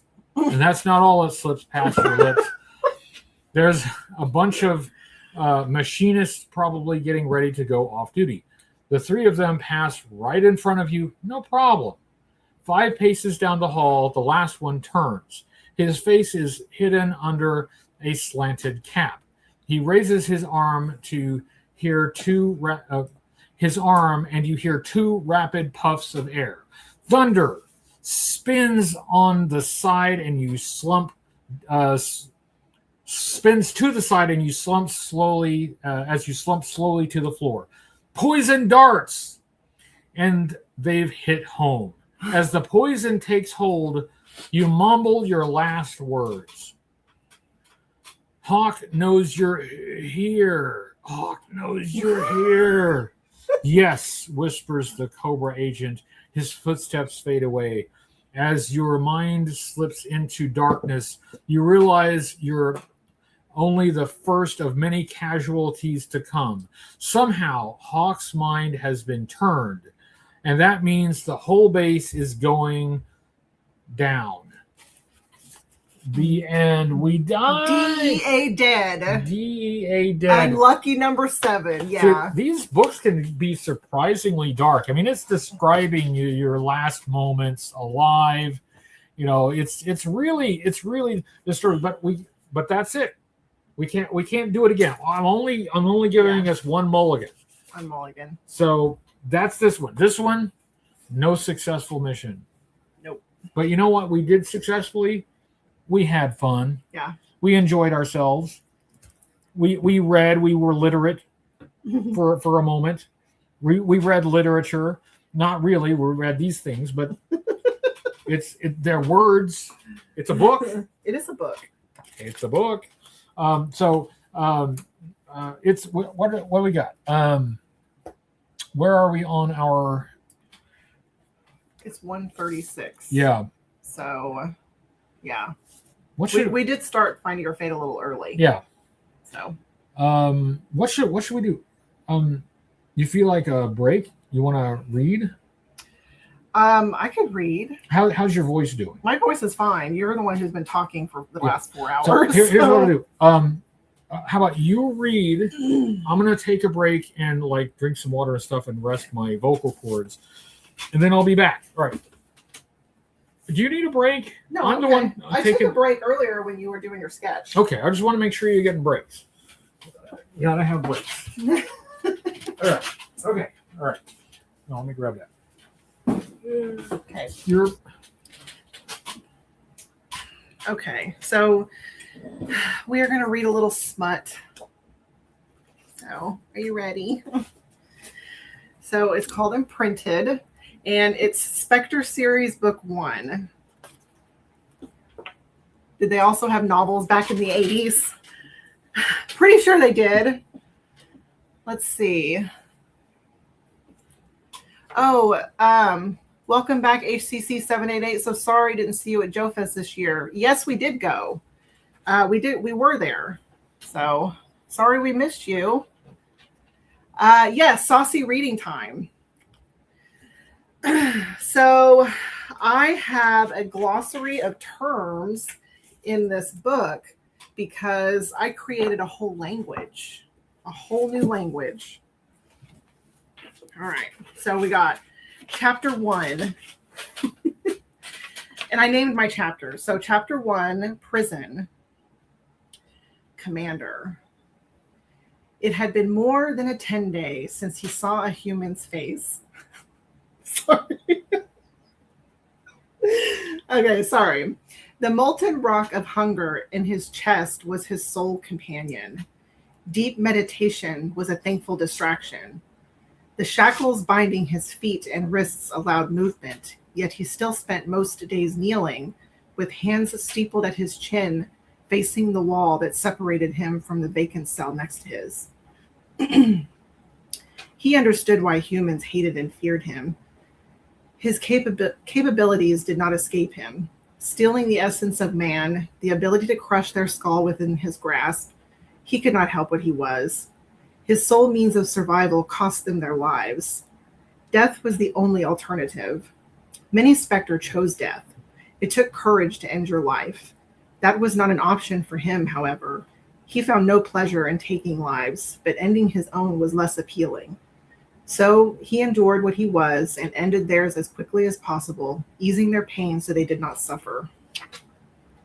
His human captors had no reason to visit him. They would not provide what he needed to survive. They only came to taunt and tease him, bored with their mundane existence. He mostly sat in solitude, the fire in his chest his only company. Starvation was the worst way to die, even for him. More than 7 cycles had passed since his capture. A high window in the adjoining cell allowed him to see the sunlight on the floor as it moved from one side to the other, as it dawned, crest zenith, and traded places with the moon. 217, he said, when the light slipped beyond his vision. His usual voice was a stranger to him. 217. The number of dawns and dusks he observed while confined in a cell, chained to the wall like an animal. A hunter is what he was, a thief who took what belonged to another, a hunter of man. Let's see. Scuffling boots broke his solitude. 2 males dragged a body toward the cells. He may be starving, but his senses were as keen as ever, the only thing left to a dying man. Keys jingled, opening the adjoining cell. A thud and a faint moan echoed throughout the space. A thick wall separated the 2 cells with a barred window from floor to knee. He must bend to see his prison mate, but he remained stagnant instead, and breathed in deep, mouth agape to take in the scent of the human mere feet from him. A human female. Her intoxicating aroma overwhelmed his senses, and he closed his eyes as her essence filled the air. He exhaled a quick breath, then shook his head and drew another heavy breath, holding it while her fragrance made an everlasting impression on him. What do they want with a female? He thought. He suspected what his captors may do with their prisoner. He had seen with his own eyes what a group of males could do to a female, and he kept them separated for that reason. Yet they call his kind monsters. Humans could be such beasts to one another. He still pitied them, for their brief lives often ended in tragedy, through their fault or the fault of another. He hissed when Greg, a homely, overweight male with short, unruly hair and a face full of stubble, kicked his cell door. This male enjoyed taunting him. He suspected Greg may be a problem for the new prisoner. "Spectre, we brought you some company," he jeered as he glanced toward her and adjusted himself. "Let's get out of here. That thing gives me the creeps," another guard said from out of view. Both males walked headlong down the corridor. The commander wished to look at her, but continued to kneel until the males were out of earshot. He scented many humans, but this one made his lungs flutter and aroused his curiosity. He leaned over and peered through the window. The chains binding his wrist clanked against the floor at his knees. She reposed beyond the sunlight, surrounded by shadows cast by the approaching night. His vision was keen in the darkness, as Spectre preferred low light. Her silhouette shone a silvery hue in the dark, but morning's soft glow would offer sharper details. Night came and went. His spine grated underneath his clothing while he leaned against the wall opposite the window. He sat with bent knees and watched the sunrise on the floor in the now occupied cell. Its new tenant fidgeted throughout the night. Her breathing fluctuated between shallow and deep, sharp breaths, then a faint moan and a whimper. At one point, she stopped breathing altogether, but then jolted her head with a sudden gasp, followed by more shallow breathing. With the first rays of morning casting its warmth onto the floor, he saw the woman more clearly. She rolled onto her back during the night and faced him. Her right arm rested across her stomach, and her left lay beside her face. The simple white shift she wore was a stark contrast against her sun-kissed skin. She was not young, but not old either. 45 summers, perhaps. Beautiful for a human. Still a lot of life ahead of her. Women had so much power, and he had admired them for it. They brought forth life. He avoided taking their life and preferred to deal with them in charge. Most male Spectre were the same, as his society was matriarchal and women were the center of their existence. Taking a female Spectre's life was forbidden. Even in self-defense, Spectre frowned upon it. He thought of his regent and hoped his confinement would not cost him. He was certain she would not have replaced him yet and still favored him among her men if he ever set eyes on the firmament again. By the following morning, the new prisoner had turned her back to him. Her coiled, waist-length black hair lay disheveled on the floor, and her left arm rested on the swell of her full hip. Footsteps approached, then a bright light filled her cell. The commander was unaware they had powered lights.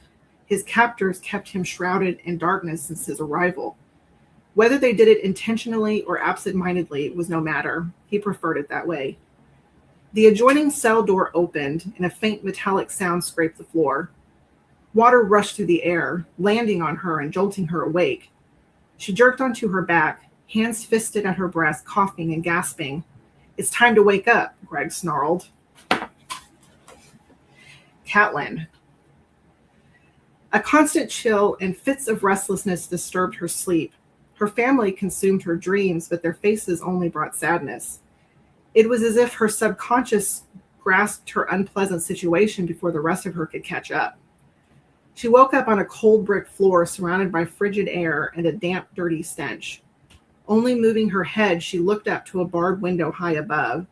The sky beyond was empty and starless.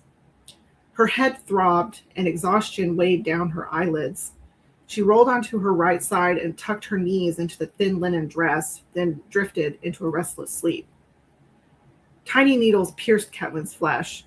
The sudden pain jolted her awake, and confusion filled her mind as she gasped for air. It took a minute to realize that someone threw frigid water on her, stealing her breath and robbing her of her children's faces. She jerked onto her back and went into fight or flight mode, but violent tremors consumed her as the icy water soaked her body and prevented her from doing either. Her chest ached and she got lightheaded. "It's time to wake up," a man said. A hand gripped her ankle and pulled her across the floor. She flared her eyes open and kicked her assailant. A well-placed hit forced him to his knees, and she scurried away. The man groaned and clutched his groin. Metal shuffled, and a heavy rumbling chuckle echoed from somewhere close. Another man tried to comfort his injured comrade, only to be pushed aside. "She's awake," he said. "Let's go." "You bitch," the wounded man wailed. "What the hell did you expect, waking her up like that? Come on, let's move." The other man tugged on the injured man's arm. "Who are you?" she choked. "There's food." He pointed toward a tray on the floor. "You need to eat. You've been asleep for days," he said, as the injured man staggered to his feet and wobbled out of the cell. Catelyn scowled and her body shook. She had to escape. Not caring what happened next, she jumped to her feet and bolted for the door, screaming. Iron clashed against iron in her face, and the clank of the lock echoed through the room. The butt of a gun smacked her right in the forehead. Searing pain shot through her temple and down her spine. The lights above dimmed, and she lost consciousness before she hit the floor.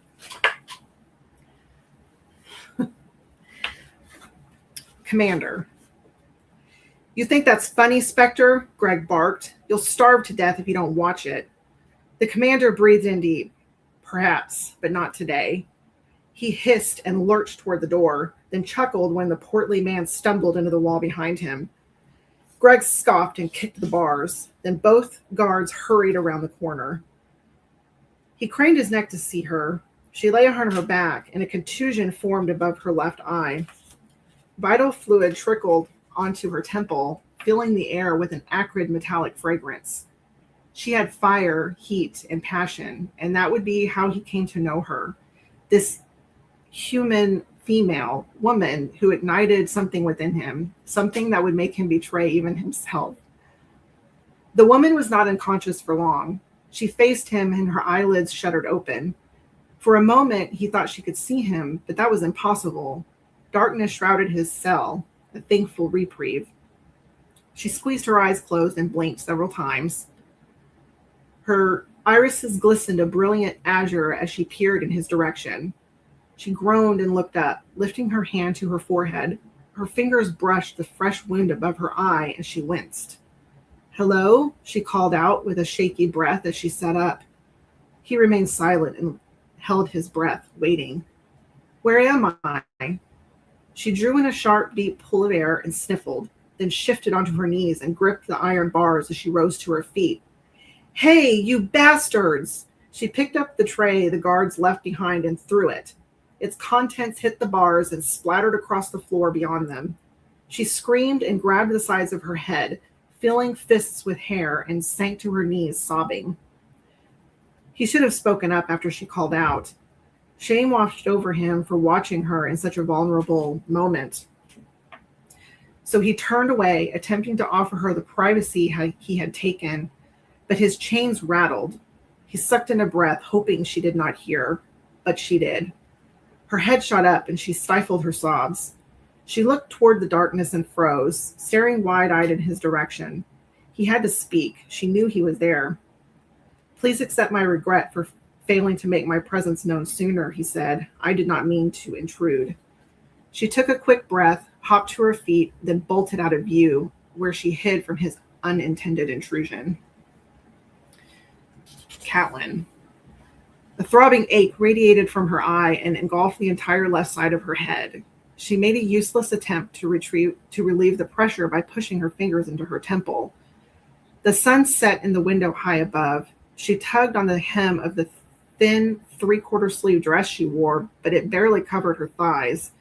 A vapor formed in front of her mouth when she shivered. She pulled her knees up, tucking them into this wet slip-like gown, and wrapped her arms around them. Her mind raced, and images of her children and friends haunted her, keeping her on the edge of sleep.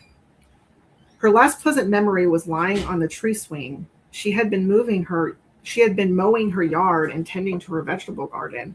She dozed while staring at the sky, something she often did after doing yard work, only to wake up to bad dreams and icy water in a filthy dungeon. How long have I been here? One guard said days. She could be anywhere. The night passed without another word from the man in the next cell.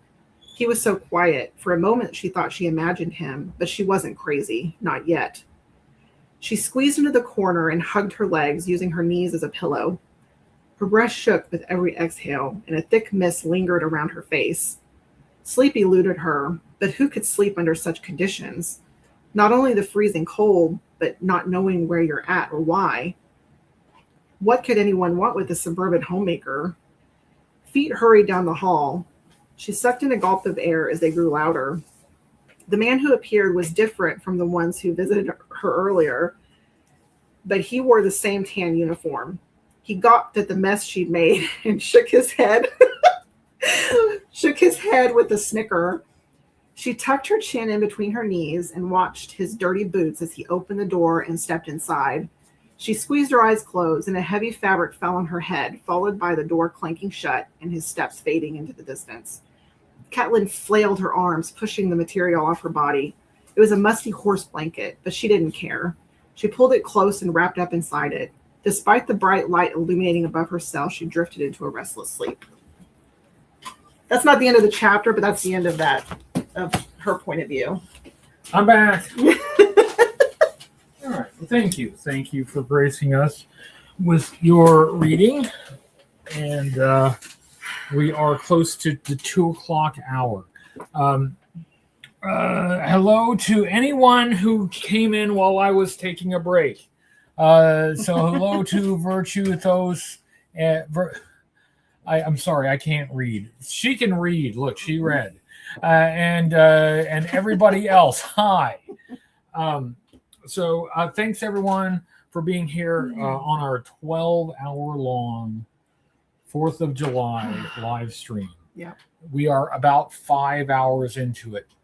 Not quite halfway. Not quite halfway. Yeah.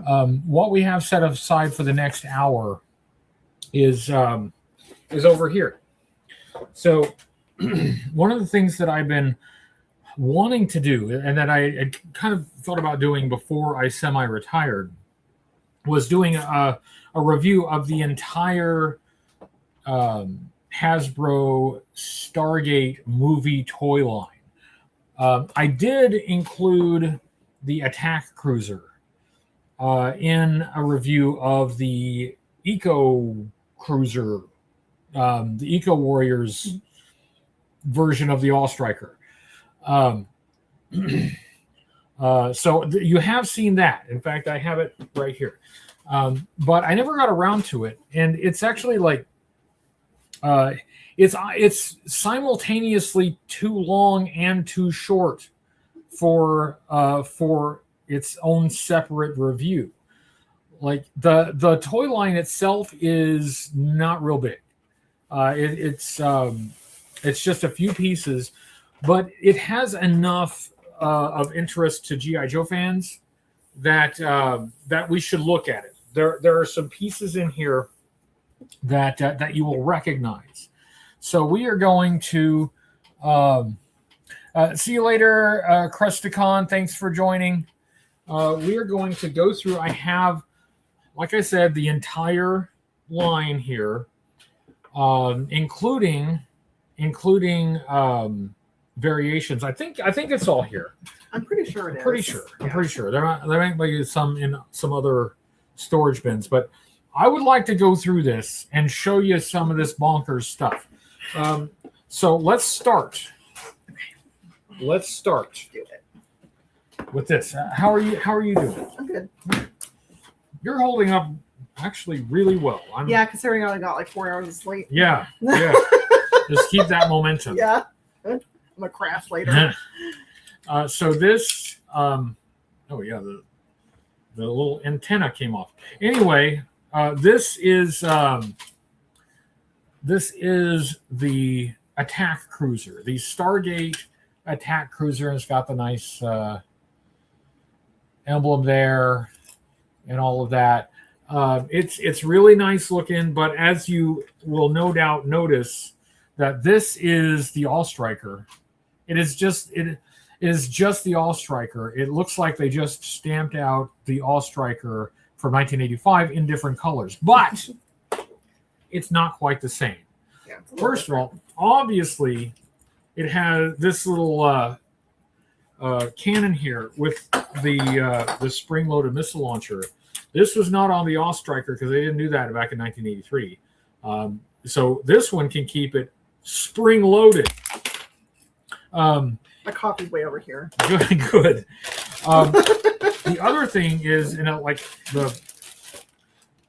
looks like the cats chewed the antenna. But anyway, the other thing that's different. Hi, Alistair. How are you doing? Is that unlike the All Striker, this is a one-seater. There is one central seat. Yeah. They have remolded it so that instead of having two seats, it has one seat and a central steering wheel. And since they basically remolded the bottom of this, they added this back tray here with some pegs to put action figures on. So even though it looks at first glance like this is just an All Striker, it's actually got some differences. Now there are some reasons why it's built a bit different from the original All Striker, and I shall show you. So here's Jack. Here's Jack O'Neill with one L. With one L. He doesn't have a personality. Yeah, he's got no personality, but he does have the flat top. Mm-hmm. His flat top is not quite as tall as Sergeant Grit, but this, as you can see, this is different from the G.I. Joe action figure construction.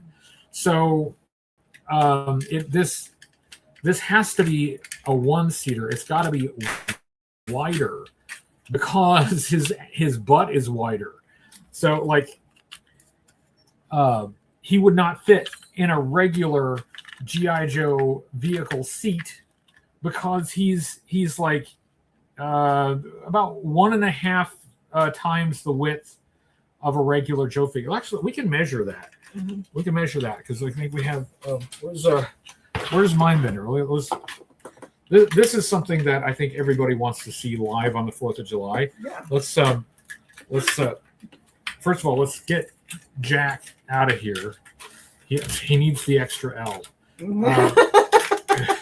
Okay. All right. So, all right. Let's do this. I can't. Oh, it's there. Can you? Oh, thank you. Thank you.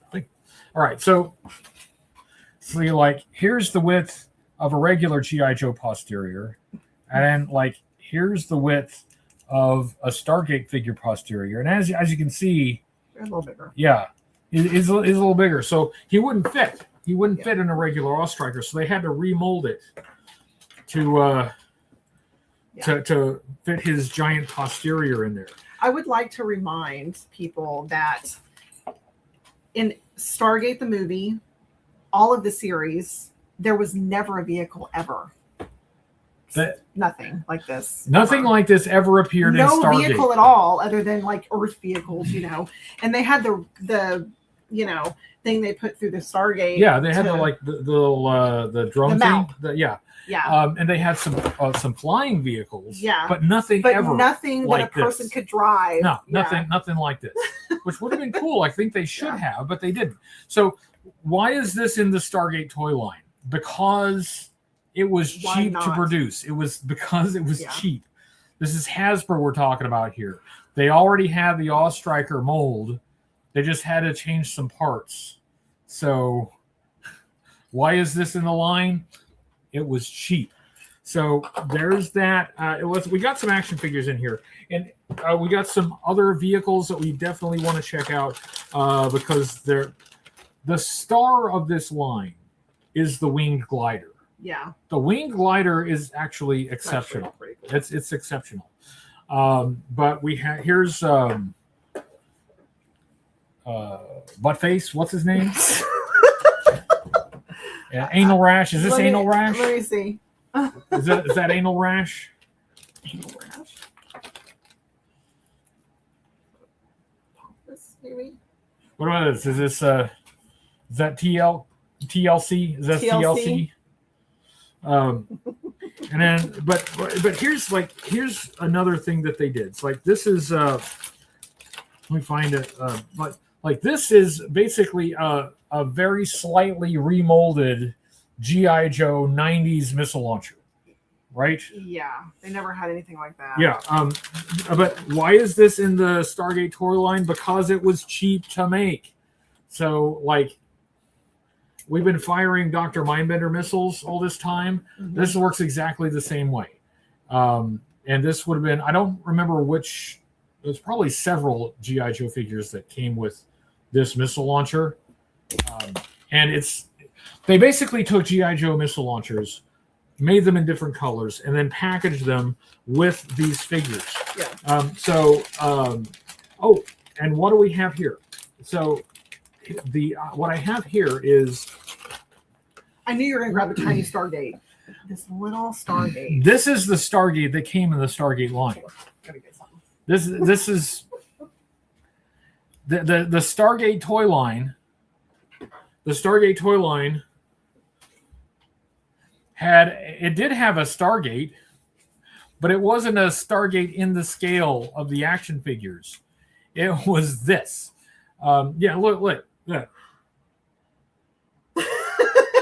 This was one of the first things you ever bought me. Yeah, that's true. Yeah. You like it? I do. Yeah. I keep it, where I can always look at it. We used that we used that in the review where I reviewed this. Yeah. Because I jumped through it. I also used it for an assignment in digital photography. That was cool. Yeah. Yeah. I got an A. Of course you did. So let's so if this is the Stargate, basically this is all they can do. That's all. That's all that can go through. So everybody who goes to the Stargate is decapitated. Ring. Yeah. So So the Stargate did not come with an in-scale Stargate. Why would they need that? That's just the most important thing in the movie. Instead, we got one of these. Definitely needed one of these, but never worry, because they gave us this miniature. Right. Well, if you do, still to life photography, which I did, in my class, you do it way back here, see? And then you have the character way up here, and you do, and you can make it look like it's the right size. It's forced perspective. Forced perspective. And if we use this, we can do forced perspective. Forced perspective. Look, it's forced perspective. He's coming through the gate. He's coming through the gate. Hold on. Keep it there. The Stargate. He's coming through the gate. Look at that. It's forced perspective. So yeah, this line is so bonkers.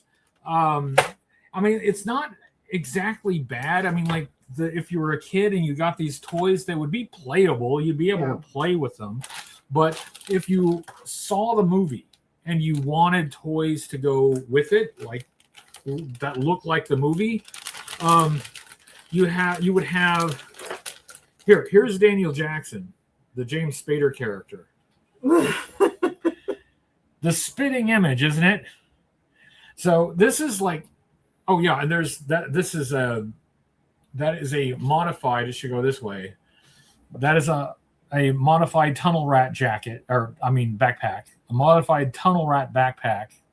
It's basically the same thing in a different color, and they filled in the holes on the top where the little flashlights go because it doesn't come with that. But otherwise, and it's still the G.I. Joe backpack style. In fact, you probably could put this on Mindbender. Wait, this way? Yeah, look. Yeah. So, yeah, since it's relevant, this was one of the photos I did in my digital photography class and I used these toys, obviously, to do it with forced perspective and all that. Anyway. Force. Perspective. Force. Now they did. Okay, I do notice they do have a staff weapon that looks sort of like the one that was in the movie, sort of. But yeah, now they want this to be James Spader. You might notice some differences to how he looked in the movie. First of all, he did wear a hat at least part of the time, but not this hat. Yeah. The hat looked nothing like this. And he had, first of all, long hair instead of this short hair. The hair's not long enough. Yeah. And he wore glasses as opposed to the no glasses that this guy is wearing. And he does have his little Eye of Ra necklace. Yeah. He's got that. It would have been really cool if he had an accessory of Kleenex. That would be, see, that would have been an attention to detail. Yes. I also noticed this little symbol that he's got on his chest. It looks like they were trying to make that the emblem for Stargate because they put it on here too. So I think they were trying to make that like the team logo. This is well before SG1, which SG1 the guy did way better. Yeah. But they tried. See, Jack has that on his uniform too. So they were trying to make that's the team logo. But his baseball cap makes a great helmet. Yeah. That's that's but no, we had some good bad guys. There you go. What up, yo? Anyway, we had some good bad guys, and the sculpting on this stuff is pretty good. And we've got some a removable belt here. So we've got. He's got a headdress in here somewhere. Yeah. So some of these things do somewhat mimic the movie. In fact, I'd say I don't want to overstate it. Some of the villains are more like the movie than the good guys. And like this even has the head that moves, like the little, the moving robot head. But I think like this, this is supposed to be raw. Remember. I think so. Yeah. Like it's supposed to be raw. I'm pretty sure, if I'm not mistaken. And like, did he look like that in the movie? No. Yeah. So, but at any rate, but the bad guys look good. They look. The sculpting is really good. Look, here's a whatever this is. What was this in the movie? I don't remember. I don't think this was in the movie. I don't recall that being in the movie either. That looks more Star Warsy to me. Yeah. But they don't care. They don't care. I'm convinced that whoever made this toy line didn't actually watch the movie. Look, it's the smallest pyramid ever. Yeah. We got to do forced perspective again. Yeah, we got to. It's got to be closer to be bigger. So you put him here. Yeah. You put it close, and then here. I'm walking up to this giant pyramid. Yeah. So those are most of the action figures. He's over there sitting on my box again. He's going to be so mad. So hold on. These are all pretty much in mint condition because I actually did take them off the card. Yes, that's right. I ripped them off the card. I devalued them by 50 cents. Nobody's looking for these. They're not big collector's item, but perhaps if you go out and find as many of these as you can corner the market on these, and then they'll become rare. You know, I didn't even know this line existed until you and I started dating, and we were going antiquing one weekend, and we went to somewhere, and I came across these, like, oh my goodness, it's Stargate the movie toys. Yeah. I thought it was cool. So okay, yeah. Here we go. Now these, I gotta say, some of the play features and some of the kind of interactive play elements on the packaging was kind of fun. Yeah. Let's see. Fishgeist asked if can the pyramid fit through the Stargate? Almost. Oh, almost. I was actually doing that. I was playing with it. You tried? Did you try? Yes, and it almost does. Almost. Very close. Yeah. And it's ironic because the Stargate should be inside the pyramid. Right. So yeah. But the Stargate is almost bigger than the pyramid. Here's Anubis. It's a nice looking Anubis. This is a pretty good looking bad guy. This is like, it's not necessarily on par with G.I. Joe sculpting and artwork and whatnot, but this is not bad. And this stuff, at least the figure, this is not stolen from G.I. Joe. This is, in fact, I think this might be all original. No, those missiles I recognize are G.I. Joe missiles, but this is a unique weapon, and you've got the miniature wing glider. I want to show you the wing glider. We're going to get to that. Yeah. That is, I think, the best part of this line. I really like. It's incredibly hokey. It's incredibly cheap, but I kind of love it.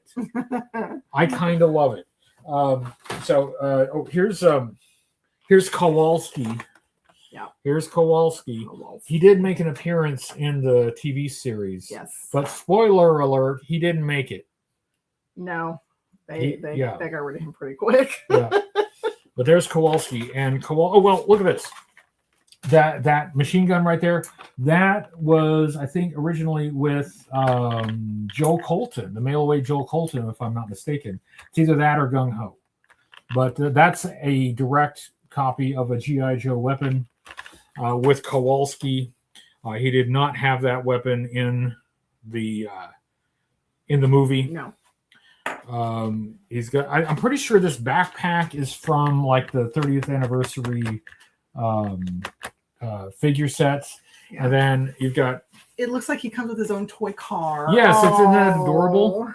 Yeah, it's a miniature version. It's trying to be a miniature version of he comes with his own toy of the attack cruiser. it's close enough. It's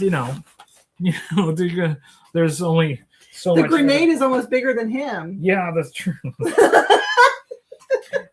Anyway, what else we got? Okay, see, this is one that I opened. This is raw. See, that's raw. Yeah, that was raw. Now, one thing I like about these, they do give you these pyramid pieces, which you can cut out and you can put them together to make a pyramid with like the bad guys on each side, like basically like file cards. But it also has these secret messages, these coded messages with part of the code to decode them. Mm-hmm. So you don't get the whole code. You have to get more of the action figures and stuff to get the whole code. But then once you have the whole code, you can decode these secret messages. That's a fun idea. I like the idea of secret messages. That's fun.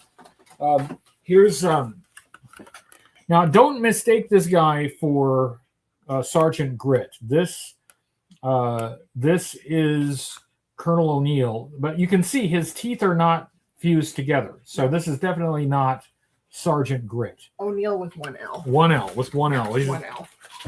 Looks nothing like Richard Dean Anderson. Mm-hmm. And here we've got this is Horus. Didn't we already? No, that was, who did we do last? Anubis. So this is Horass. Look at this Horass. Yeah. Oh, and it's got the little miniature sarcophagus. And I don't recognize that missile launcher, so that's probably new, but these are some pretty standard G.I. Joe missiles for the spring-loaded launchers. And he has a staff weapon. I do like that they included the staff weapon. That is actually similar to, not exactly like, but similar to the movie. At least they tried a little bit. Yeah. What else we got? See, this is a Kowalski. This is why I have more than one. Because look at this. This is a variant. Yeah, this is what collecting does to people, okay? Because like this is the one I just showed you. This is the other one. Look at the difference in the colors of the accessories. Yeah. It's a variant. This is like neon yellowy green, and this is like olive drab green. The same otherwise, but it's a variant. I don't think, at least I'm not aware of anyone ever cataloging what the variants are, but except for me. But anyway, variants. There are some other packaging variants too. If I can find an example, which I probably can't right handy because that would be easy. Oh, there's also a different. Wait. Oh no! I was looking at it wrong. Yeah. See. Yeah. Color. Yeah, everything that's this green color is yellow. And that one is like a it's they just use the same molds but put a different color plastic in it. So to me that's interesting. To nobody else is that interesting. Here's the package for Daniel Jackson. There's Daniel Jackson. Looks just like James Spader, doesn't it? He looks so buff. Dude, he's a nerd. Alistair is trying to get in my thing. You're messing my stuff up. That's okay. Don't worry. It's not worth a lot. It's not worth a whole lot. Here's another Daniel Jackson, and this is another variant because the missile launcher color is different. The other bits are the same color. But the missile launcher color is different. Therefore, it is an accessories variant. That submachine gun, that is a direct copy of Annihilator's gun from G.I. Joe, Iron Grenadiers Annihilator. They just straight up copied it. And I think it's in the same color, too. So, So this is how we are creating a line, a toy line for a movie, and we don't know how good the movie's going to do, so we're not taking any risks with it. we're going to produce a whole ass toy line, spending as little money as possible. We are using the tooling that we already have. Now here's the box for it's a bit worse for wear, but here's the box for the attack cruiser. Or the all-terrain cruiser. I keep calling it an attack cruiser. It's the all-terrain cruiser. And it basically the All-Striker. And as I showed earlier the Star Brigade Invader that I assembled. Whenever I assemble one of these vehicles, I always keep all the stuff with it. At least I try to. Sometimes I pull the blueprints and put the blueprints with my other blueprints, but this, this is one of the things, like, I don't know if I will ever sell this. Yeah. Because I feel like I've accomplished something having an entire toy line, even though it's this one. Yeah. But let's see. I'm waiting to get to the piece de resistance. Here's Horace. Here's the other Horace. You're fine, cat. Chill out. Here's Scara. Here's Scara. He was in the movie and SG-1. Yes. And you know what? That he's got that beast thing. It's got the little the one, what do you call it? The trailer. The thing. At first glance, I thought it was a beaver tail. I thought it was a beaver tail, and I thought we might have to throw down. But look at this. That is almost an exact copy of Monkey Wrench's weapon from G.I. Joe, 1986, the Dreadnought. They just stamped out stuff that they already had. To put in the packaging to save money. That is very Hasbro. Yeah. And it sort of worked. Because look, they have a whole toy line. This is an entire toy line that they have, start to finish,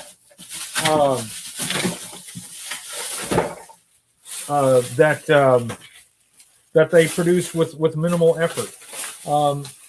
I think there are some things that are not in here, but I'm not going to worry about that. Because there are also some variants of these. No, that's not it. There are some variants of the carded figures that have the sticker for the video game. You're right. Yeah. That's another variant, and I know I have some of those, but I'm not seeing them right now. Yeah. Wait, no. Here's one. Yeah, some of them have this. Get the Stargate video game from Acclaim. So that's another packaging variant. A few of them have this sticker for the video game. That's what I was looking for. Now let's talk about this. The Mastage. Yeah. We don't have an in-scale Stargate. No. But we do have one of these. These were in the movie. Therefore, it's got to be a toy. So check this out. We have opened this. Now, there is something surprising about this. Okay, there is something that really surprised me about this particular thing. Let's move these out. Here's his little skid trailer thing. With that's also a reuse of a G.I. Joe weapon. I'm trying to remember which vehicle that came with, but that's from a G.I. Joe vehicle. But this is what really tripped me up about this. Check. Right. This is what it is. Now check this out. It's got yarn hair. Yeah. I was not expecting this when I opened the box. This is a whole thing. This took some special manufacturing efforts. It's got some really good sculpting. Look at the sculpting on that. It's got a dinosaur face, but then it has this. It's it needs to come with a brush, like My Little Pony, so you can brush his hair. I like. I don't know what to do with. I don't know what to do with this. It's incredible. It's amazing. It's unexpected. Do I need this? Not really. Yeah. You know what I'd rather have instead of this? A Stargate. A Stargate, yeah.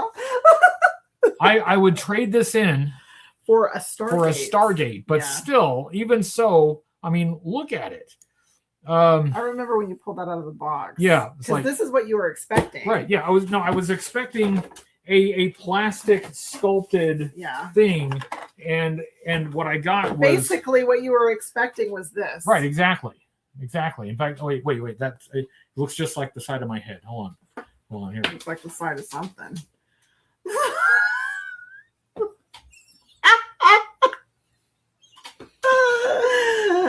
I was the model. I was the Yeah. model for this. So that, but this is, it's one of the, it's a bit of a dilemma for me. Do I need this? No. Am I surprised? And am I glad that I have it? Absolutely. Would I rather have this than a Stargate? Absolutely not. So I have mixed feelings about it. I have, like, they put some major effort into that, but why? Okay. The movie is called Stargate. It's a Stargate line, but they don't have a Stargate. Okay, they do have a Stargate, but it's like this big. Yeah. Like, they don't have a Stargate that's big enough for any of their action figures to go through. Is this a Stargate for ants? Okay, now he's sitting on. I got one more thing to show you, and he's sitting on it. All right, come on, buddy. Come on. I know. Come here. I know. Here, there Hey, we go. guy. There we go. Why don't you? I'm really trying to help you guys out by not letting him get his butt in front of the camera. Yeah. Like this. Thank you. Yeah. You're welcome. Yeah, you're welcome. Cats, cats, they have no boundaries. See, They will absolutely just cat walk up and butthole. yeah. Okay, but this is the real star of the line. Yeah. This is something that is mostly new. I think it has a little bit in the spring-loaded missiles that are reused from G.I. Joe, but otherwise, this is mostly new. And yes, we have opened it and assembled it. I'm going to take it out and show you. Didn't you do an unboxing for this? I don't remember if I did or not, but I'm doing it now. Yeah. So, yeah, this is one where I do not disagree. They needed this in the line. They needed this in the line. I'm glad they included it in the line. I'm glad they did such a really wicked awesome job with it. Yeah, check that out. Yeah, check it out. It's a single seater, and it's like got the forward swept wings. This is really playable. This is really playable. It has. We've got spring-loaded missiles, which go into these launchers. I think to simulate like a laser fire, because they shot lasers in the movie. Yeah. So we load these up here. And we're ready to rock. Let me get one of the bad guys, and I'll put them in. Here, hold that for a second, and I'll let me get one of the bad guys. Now everything's buried. Come here, bad guys. Not you, bad guys. Okay, here's this bad guy's gonna fit in there. Okay. So yeah, and so his little loincloth is gonna get in the way. I got to remove his belt. Yeah, you gotta. Yeah, we gotta take his clothes off of him. Yep. There we go. All right, now he should fit. Now, and he's like, oh. Spring loaded, and he's like Cobra. It's like, look, we got multicolored plastic. we've got like it's this little fin at the back where a kid could perhaps like hold it and fly it around and fire it. Oh, look! It's got pegs here. It's got pegs for the other missiles. So it's been a while since I've looked at this, but this is nicely done. This is where they spent the money on this toy line. Not that I can get the missile. I couldn't get it on either. I tried. No, well, whatever. Yeah. Anyway, this is where they spent the money on this toy line.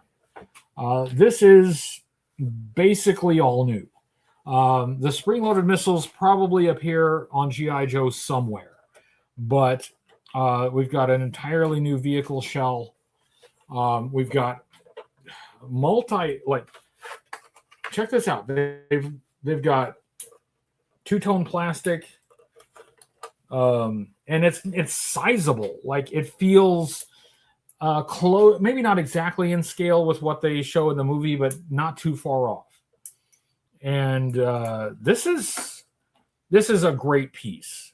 This is a nice toy. This would be a nice toy in any toy line.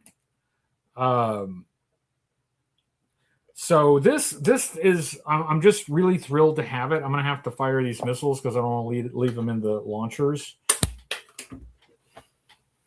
And happy 4th of July. Happy birthday, America! It went flying. You did. I don't know where it went. Well, anyway, let's put this back in the box before I do something to it. Where did I put the box? It's over there on the right side. Oh, there it is. Okay. So anyway, that is the entire Stargate movie toy line from Hasbro. Oh, take him out. It is what it is, and it certainly is. It has some good points, mainly this. Mainly this is the good point. It has some mediocre points, and I'd say this is a mediocre point. And you know what?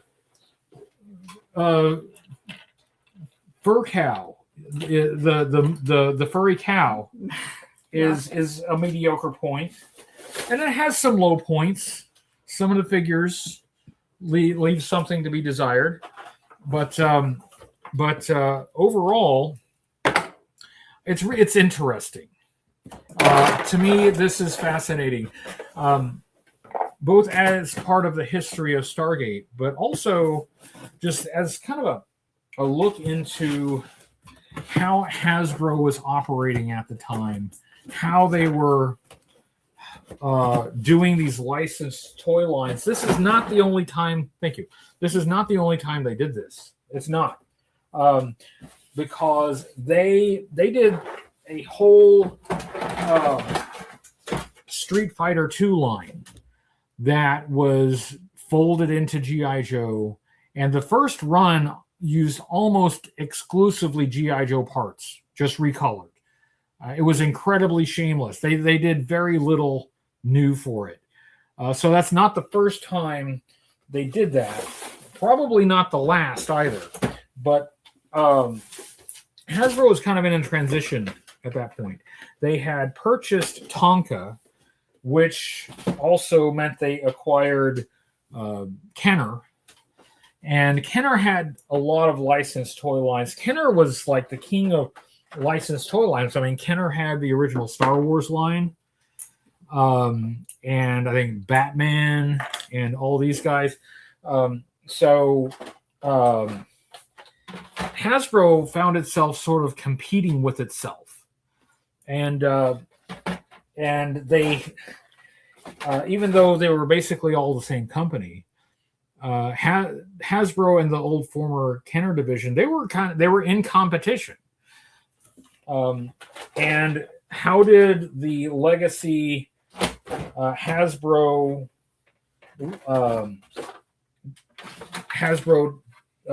toy producers keep up? They went cheap. They gave kids stuff they already had, but just in different colors and with slight variations. But the tooling for these toys is really expensive.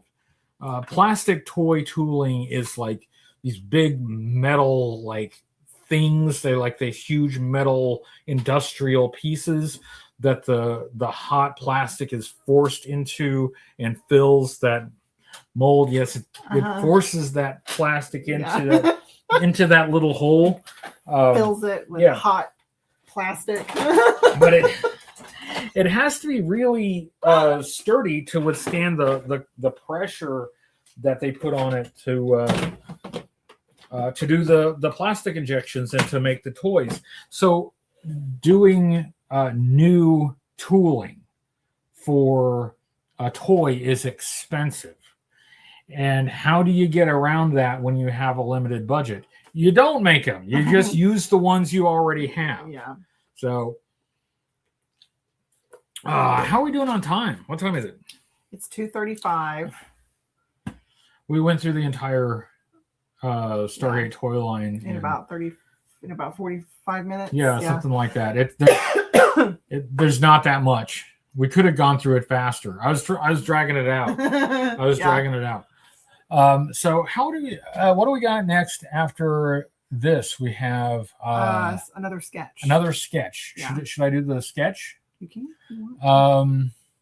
And then after the sketch, we have the movie watch along. We do. Which means we get to move over there and get out of these uncomfortable seats and sit on our comfy couch. And a reminder, the movie we are watching is Megaforce. Megaforce, which I have seen, but it's been a long time, and that she has never seen, and it'll be a lot of fun. So we're going to see Megaforce starting at, again, we're in the United States Central Time Zone, so roughly 4 o'clock, we'll start the movie, or we'll get set up for the movie. Yeah. We'll give you time, if you have the movie, to get it and sync it up. Yeah. It's on Amazon Prime for like $3. Yeah. So that's the plan. Here's my thought. Here's my idea. Here's my improvised idea thought. Before I do a sketch, why don't I order some pizza for us to eat dinner while watching the movie, or before watching the movie, or something like that. Yeah. That way we can have food, so we can sustain ourselves for the remaining how many hours? Yeah, we got lots of hours. We're not even halfway through yet. We're not half. No. We can sustain ourselves. Yeah. And then we can do the movie. Yeah. So what I'll do, I'm trying to put Stargate back away, and trying to put Stargate in the box. Just get in the box. Here's Daniel Jackson. Okay. Anyway, I'm delighted by the Stargate toys. By the way, they're super hokey. They're super cheesy. They're chonky. But if they were to actually have made it good and made it more like the movie, I'm not sure I would love them as much, because it's their strangeness that I like about them. They're the oddity, the novelty of them is what endears it so much to me. So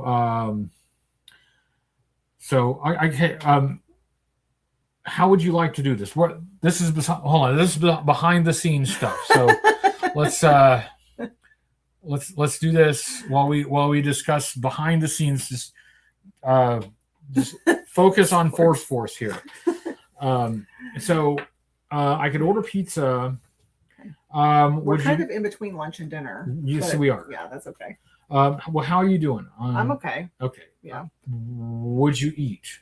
Yeah, I could eat. Or would you eat in like, I don't know, an hour or so when pizza gets here? I could eat now, or I could wait. I mean, I'm not like famished. Okay. So here's what we can do, or some options, and you let me know what you think. I could step away and do some pizza ordering, and you could read. Okay. I do have a Or section left to read. okay. Why don't we just do that then? We can make that easy. So you can read that while I order pizza. Then I can come back after ordering pizza and I can do a sketch. That'll also give me some time to set up the phone as camera thing, the thing that I did a really terrible job with a bit ago. So okay, that's the plan. Okay, all right. Well, I release you to I release you to Marianne. Do some more reading. Yes, while I order some pizza. What would you like? Anything specific? Nothing. It Okay. doesn't matter. Okay. I would usually get wings, but I'm not going to get wings. It's too messy. It'd be messy. Too messy for on camera. All right. I'm just going to pick up where I left off. So at the end of the last section, Catelyn was flailing about, covered herself up with the blanket because she was freezing. So now we're going into the commander's point of view. Let's see.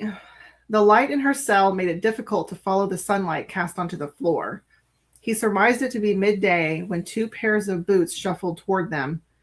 "What the hell is this?" Greg yelled as the cell door squeaked open. "If you want to pull this shit, we'll let you starve." "Where am I?" "Don't worry about that." He lurched forward and dragged her by her hair to the middle of the cell, then pushed her to the floor and dumped water on her. She yelped, mouth agape, gasping with both hands fisted at her breasts. "What do you want?" "Don't make a mess again." He forced her chin up, but she pulled herself free. "Don't touch me, you pig." Greg towered over her, his face distorted and his cheeks flushed crimson. He drew his hand back above his shoulder, then swung it forward and hit her with such force she collapsed to the floor. An acrid aroma filled the air. She lay motionless and quiet while the guards cleaned up the previous day's food mess, replaced it, then secured the door. Their boots stomped along the stone floor, receding down the corridor, and one of them turned the light off as they departed. After a few minutes, she rolled onto her back and shifted so the sunlight covered her face. She inhaled deep, then glanced in the commander's direction and exhaled a shaky breath. He watched the passage of the day as the sun shone on her skin. She moved across the floor, following it, inching closer to him.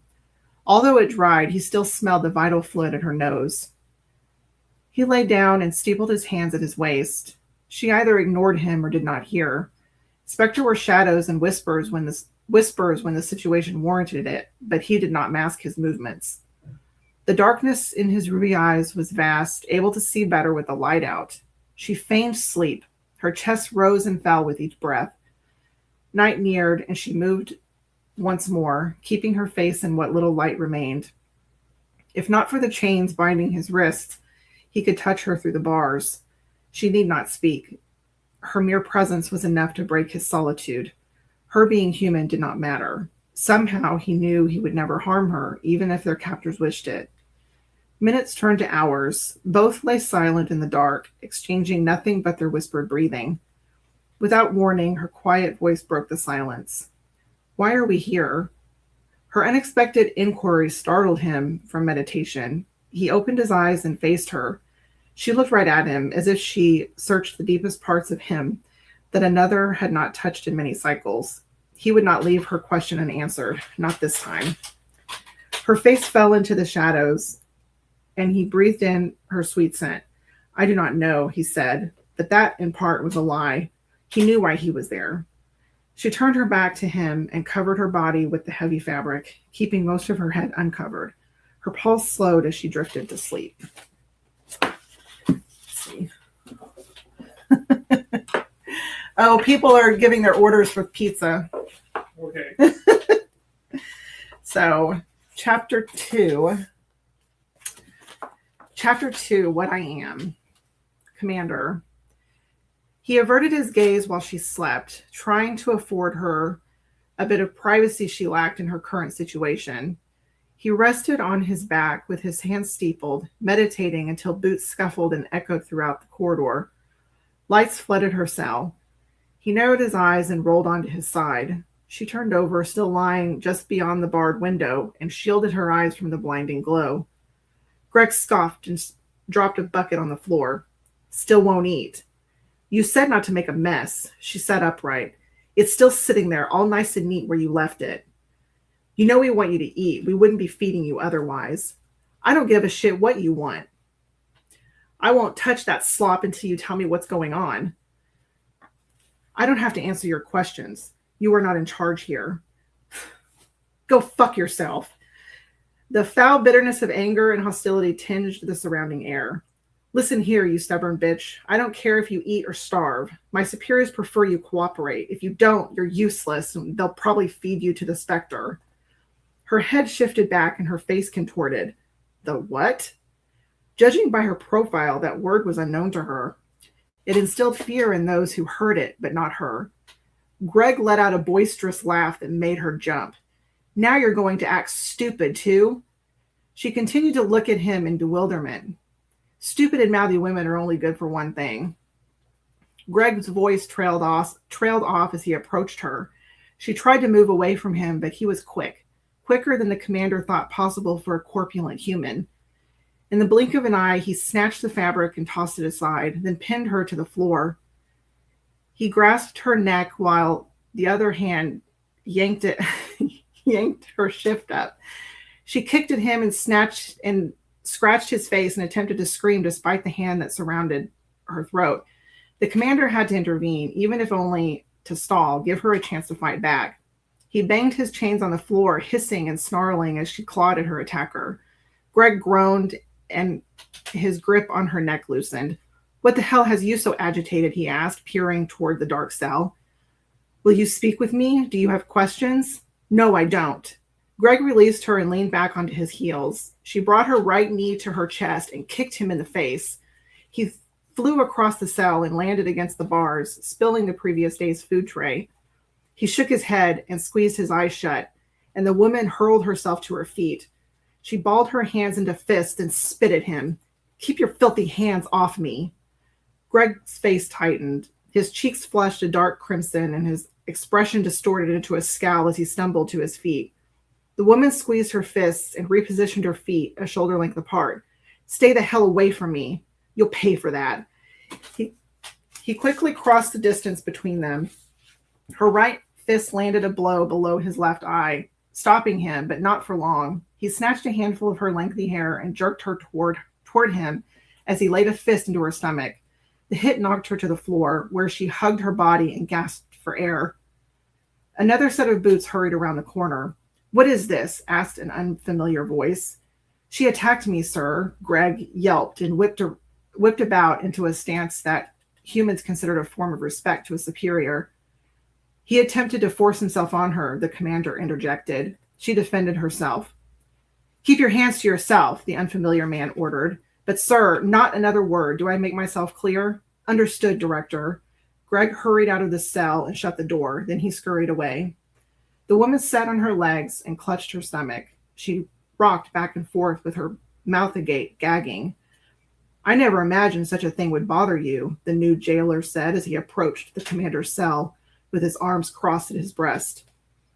The commander stood and stepped toward the barred door, but his chains stopped him as he stepped into the light. We do not treat any woman with such dishonor. He glanced at the man's chest to read Nash along the pocket of his shabby tan uniform.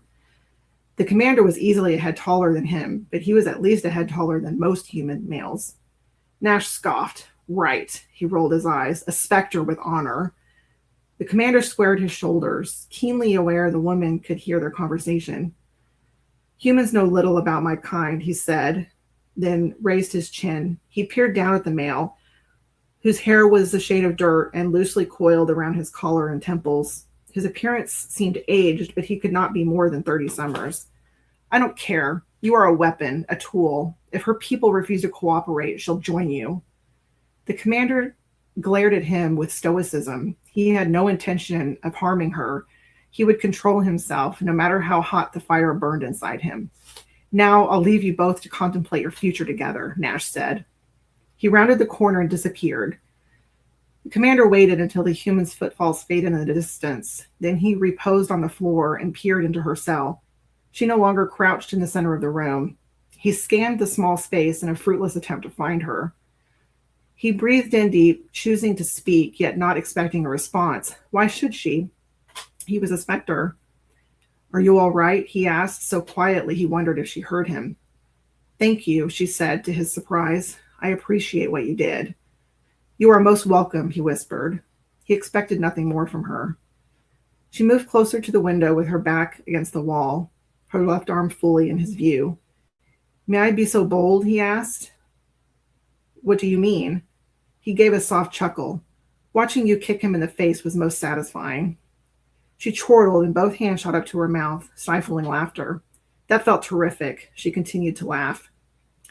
He yearned for his people, speaking mind to mind with a simple touch. Talking to her was a delightful break from his solitude, a distraction from the fire burning in his chest. He sensed something from her. Something told him she differed much like himself. He fulfilled his duties but longed for another way. Peace, a peace that many desired but may never attain. How could humans and Spectre coexist peacefully? They haven't fed you. He looked in her direction with a furrowed brow. They are content to let me starve. Besides, they cannot provide what I need. What does that mean? It does not matter. He cocked his head. Mistress, he said. Her head pivoted toward him. Please be cautious. That man is dangerous. She chuckled. I came to this world kicking and screaming, covered in someone else's blood. I'm okay leaving in the same way. After a brief pause, he responded, begging your pardon, but I do not understand. Well, it means I was born covered in my mother's blood. I'm okay dying covered in his, or anyone else's blood who gets in my way. He smiled. Indeed. Would you like some water? She crawled to the bucket. I think this cup will fit through the bars. She filled it, drank its contents, then dipped it into the bucket again. With a gentle push, the thin metal cup fit.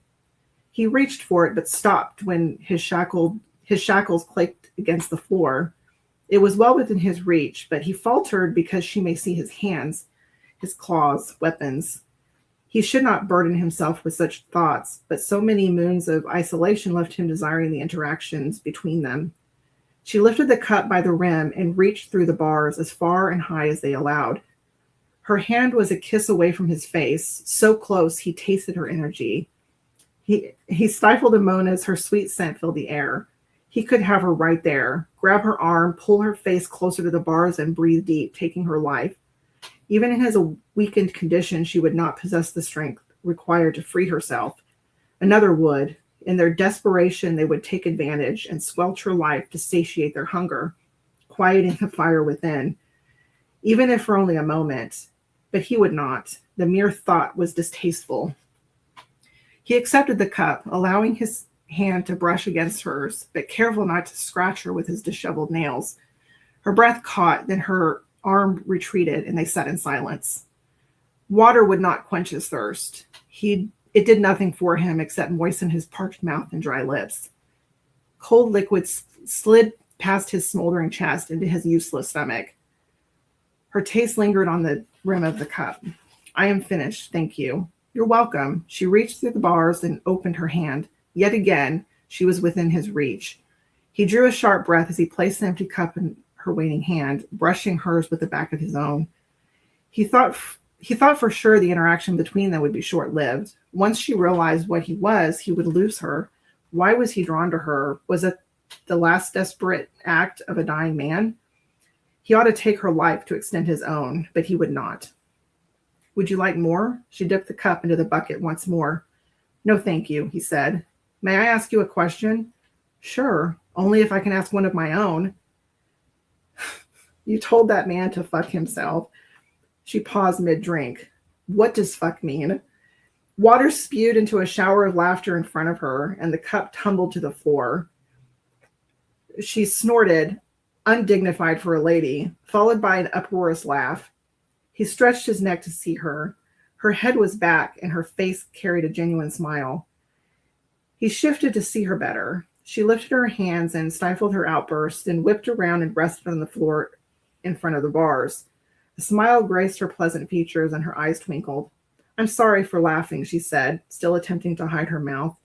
I didn't laugh at you. You caught me off guard. I thought you'd ask where I'm from or what my name is. She cleared her throat and her cheeks flushed. That is a slang term or vulgar word for, well, sex. Her face continued to flush, and she tried yet again to conceal her amusement. So you told him to propagate with himself. I see how that would be insulting. Well, go propagate with yourself doesn't sound as good, she said, stifling more laughter. The commander chuckled. That is true. My turn. She pulled her plump bottom lip into her mouth. Go ahead. Where are we? And what is Spectre? Her voice trembled, and despite her inability to see into his dark cell, she stared at him. He attempted to play to her obvious mischievous nature, lightening the sudden serious mood, if only for a moment. That is 2 questions. A grin formed on her face. You're right, you got me. Her pleasing expression faded. Where are we? He considered his response. It was undeniable she came from a world unaffected by the Spectre, but how could that be possible? To his knowledge, there were none. Perhaps her naivety was what he found so captivating. But no, she was hardly naive. A naive woman would not have so much fire and passion. He leaned against the wall with his ankles crossed. She waited patiently for an answer and peered in his direction as if she sensed his mind searching. Answering her ought to be easy, but it was not. He took a slow, deep breath. I am unfamiliar with this world as of late. Her brow furrowed and her pulse quickened. I came here to hunt for game. I was under the impression this world was uninhabited. Her pulse continued to increase and her eyelids fluttered, but she said nothing. Catelyn, let's see. Oh, if he's not careful, he's going to fall in love. Well, it is a romance novel. Oh, are you? No. I was the end of the section. Okay, perfect. Yeah. Good timing. Okay. I got it ordered. And it's a good thing I got it ordered because I'm starting to get a bit lightheaded from not eating enough. So the food is on the way. And what I think we should do now is I think it's sketch time. So let me get set up for the sketch up. All right. So we got talk to the people while I do behind the scenes stuff. Yeah, sorry, I didn't think ahead. I should have done. Why didn't I do this before I came over here? Hi everyone, how are you doing? First of all, thank you to everyone. Thank you for everyone who has been here. Thank you. Oh well, I can't read. I don't know why I think I can see anything. Thank you, Michael Johnson and Geist and Mac Burnson and Matt Moon and Vertiges. I can't read even what's mine. But I'm from Oklahoma. I'm from Oklahoma. Anything beyond really 2 syllables, it's anybody's guess what's going to come out. Yeah, so there was a couple people who wanted pizza, and then Fish Guy said if he's not careful, he's going to fall in love. It's like, well, yeah. This is the meet cute. Like the meet cute for me happens very early. Like some romance novels, the meet cute doesn't happen until like several chapters later, and I'm like, I wanted the meet cute to happen sooner. Hang on. And then Michael Johnson said, "Impressive writing." Thank you. I'm working on it. I'm working on it.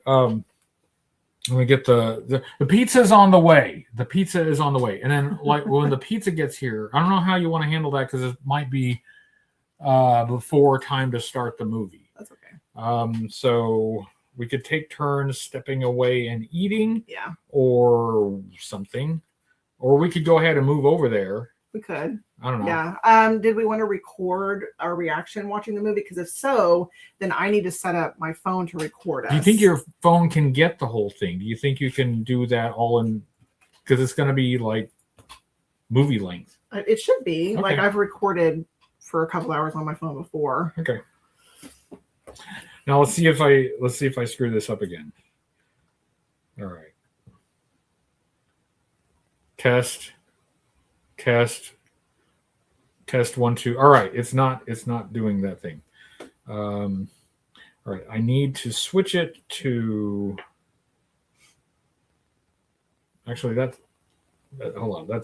That's you. Okay. All right. No, I got it. Hi, everybody. Just a little behind the scenes stuff. Little technical stuff. Yeah, it's super technical stuff that nobody cares about. It's got to go kind of like this, but I need it to be like that way. Yeah. Let me see if I can. Yeah. Let me see if I can get the paper under here, because time permitting, I would like to do. I'll do a GI Joe character sketch. I'll let somebody in the chat guess, but I want to return to my never to be toy line. It's my future Kickstarter for toy. Where's the pencil that I was using? Oh, this one. Oh yeah, there we go. The Kickstarter for an action figure pre-production line that will only be the pre-production line. The figures will never come out. Yeah. But we got to remember the villains, the bad guys. That's our villainous organization, Beaver, which stands for Buchanan Entertainment Anchovies Villainous Evil Rodents. It's a Beaver themed bad guy team, and I'm going to draw for you our bad guy leader, Buchanan Entertainment Anchovy. Okay.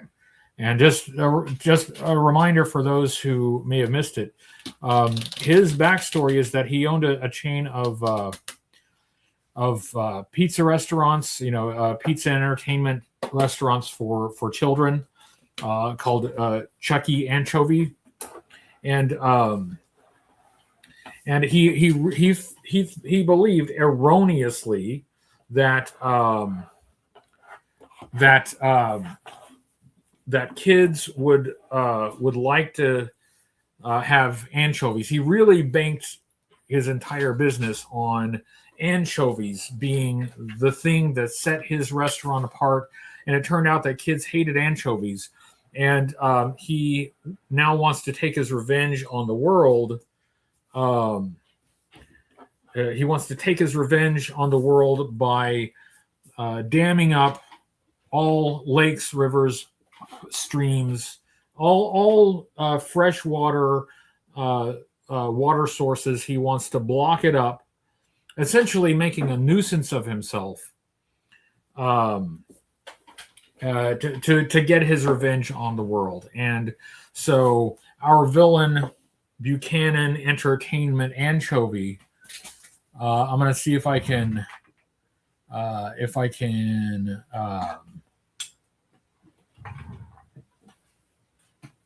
yeah, okay. Let's see what our villain might look like. Let's see. How do we do? It's like, okay. Let's see. Let's see. Maybe it needs to go this way. No, it's got to go this way. It's never going to be perfect. So let's see. Now let me do. No, I think I'll just do the full body costume drawing. So that's the best I can do. So stick with me. I'll make sure you can see the whole thing. But we gotta. He's not gonna be quite as buff and ripped. Let's a reminder that here's our hero leader. Sergeant Grit from Force. Sergeant Grit from Force. He's not he doesn't have quite that physique. More of an average build. He does not get his nutrition from steroids. He gets his nutrition from stale leftover pizza from his closed restaurants, and wood. He eats a lot of wood chips. And he would like everyone to know that he's not a woodchuck, so he'd really appreciate it if you didn't do the woodchuck tongue twister. He gets really sick of that. Also, despite the fact that his name is Buchanan, he also does not want to be called Bucky. He thinks that's a stupid name, and besides, it's probably copyrighted and trademarked. His name is Buchanan, not the other B word. So let's get him kind of marked out here. So yeah, okay. So this is kind of his body shape, and yeah, I got his feet down here. Feet, knees, crotchal regions, hips.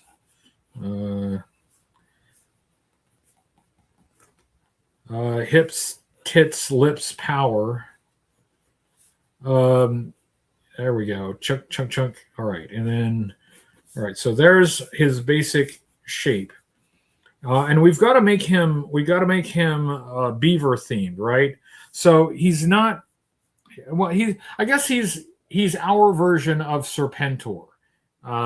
He's wearing a full-on beaver themed supervillain costume. There we go. So, all right, we've got his basic shape there, and he's gonna have.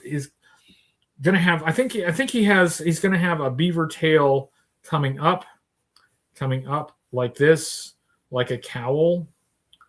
But it's not. This is not a cobra hood. It's not. But this is a beaver tail, so it's going to come down like this. But he's also going to have an additional beaver tail coming down here, and then I think he'll have beaver tails on the sides too. He'll have hip tails, hip beaver tails, and then see, he'll have maybe some beaver skulls on his knees. They're the teeth, the squared off teeth on the beaver skulls. And then yeah, so okay, we're good. It's coming together. It's coming together. And then he's got to have his wrist guards, his wrist armor with protruding beaver teeth, which he will use to cut down trees for the purpose of damming up rivers and streams and whatnot. Remember, their battle cry is "Damn!" Okay, so he'll have fisted hands. He'll be fisting. So beaver fisting here. I'm trying to see what I can do to make Marianne chortle. He's I'm focused. he's beaver fisting. He's beaver fisting. Yeah. Can you fist a beaver? Anyway, so yeah, so we got his beaver tail here. And then he needs some shoulder tail. We may be leaning into the beaver tail too much, but can you have too much tail? Can you have too much tail? So yeah, it might be. And I think maybe we need a beaver pelt on his chest. And we'll just maybe a little to show off his ab muscles, and then his belt. He needs a beaver skull belt buckle. Definitely a beaver skull belt buckle. And then let's just go ahead and do a beaver pelt codpiece thing here. So yeah, he's got beaver fur in the crotchal regions, Okay, so I think this is now. No, he's got. I want him to have like a hood, like a villain disguise hood. Like yeah, like that sort of like a wizard, like it's like got like a wizard hood on him, and then he'll have his face, and he'll have his angry eyes, but then on his on his right eye, on this side, he's got an eye patch. Got to have an eye patch on this side,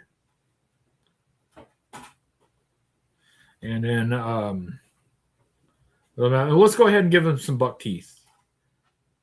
Let's complete the beaver theme with some beaver teeth, and oh yes, this is coming together great. This is coming together perfectly. And yeah, we'll put another. No, let's give him let's give him a big B amulet here that will also operate as the clasp for his hood. Yeah, his yeah, there we go. Yeah, his beaver fur hood here, and then yeah, like how about maybe like a cape? Like he's gonna have no, I'm gonna stick with he's not gonna have an extra cape. He's gonna have the beaver tail. No cape, but beaver tail instead. So he's gonna have the beaver tail come up like this. It's gonna be kind of a thick tail. He loves the extra thick tail, and he's gonna have beaver tail on his shoulders. And let's give it the waffle pattern. Let's give it a waffle pattern. This is how you know that you've been attacked by the beaver, is that you have the waffle pattern all over your face when you've been slapped with this tail. So yeah, here we go. This is coming together really great. I think he's looking scary to me. He's looking scary. He's looking pretty terrifying. He has an eye patch over his right eye because he has these beaver teeth weapons on his arms, and he forgot about that. And he tried to scratch his nose, and he actually put his eye out. His eye injury is self-inflicted. Because he forgot, he had these weapons attached to his wrists. So, but that's just all part of the supervillain game. It's just one of those things that happens. It's one of the things you have to deal with as a supervillain. So let's, yeah, this is all fur here. This is going to be fur. Got a fur lined costume, beaver fur. Got a beaver fur costume. With some. Yeah, he's got some abs because he uses 7-minute abs. He uses the 7-minute ab workout, and then he's got a beaver skull belt buckle, and under that he's got a beaver pelt. Loincloth. I think we'll go more loincloth than codpiece here. So there's that. He's got to have a belt. He doesn't need all these pouches. But you know what? I think he'll have one pouch for an emergency slice of pizza. Because that is what he eats, is the leftover pizzas from his failed pizza restaurant. So he's got a pizza slice shaped pouch on his belt, and then attached to his belt. Okay, let's go ahead and finish out his arms. Let's go ahead and finish out his arms, because he's got these this armor with the beaver teeth weapons. These sharp blunted is that's an oxymoron. They're flat, but they're sharp at the edge. These wrist weapons. There we go. So he's not as muscular as Sergeant Grit, because he doesn't actually use the steroids. He instead gets his nutrition from leftover pizza. It's a bit stale, but that, you can live on stale pizza and wood chips. That's what he lives on. Stale pizza and wood chips. So he's going to have beaver tail, like these little side flaps. Beaver tail side flaps. Let's give that the waffle pattern. Because at least in cartoons, beaver tails always have a waffle pattern. Is that how they are in real life? I don't know. I never actually had much beaver tail. But it's got to be unmistakably, yeah, there we go. It's coming together. This is our guy here. It's coming together. Yeah, he's looking quite threatening, quite ominous. Let's put his legs in. We got some beaver skull knee pads. Yeah, there we go. Some beaver skull knee pads.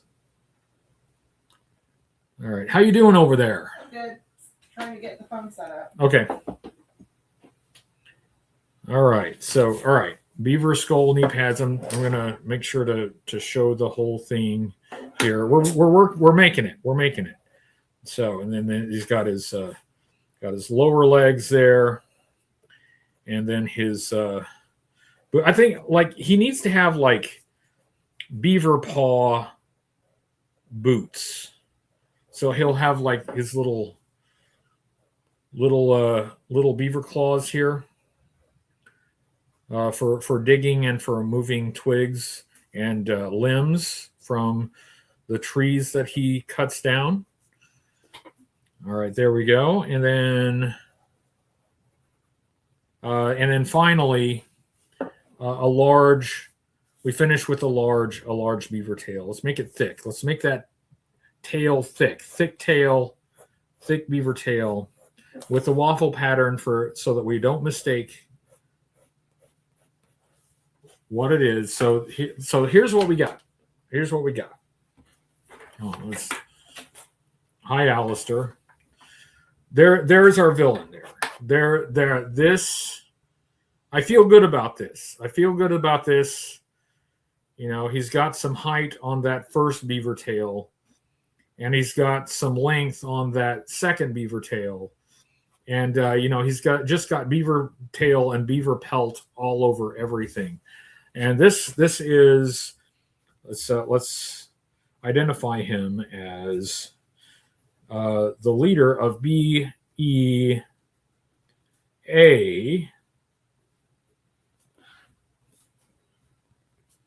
VER,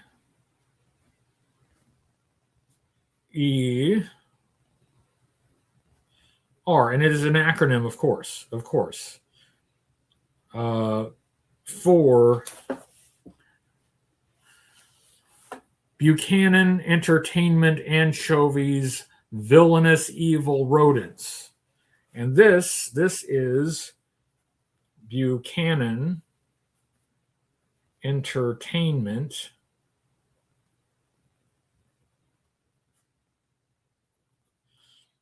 Anchovy. And okay, let's look. We got to sign it. My hand's getting a little shaky because I'm hungry.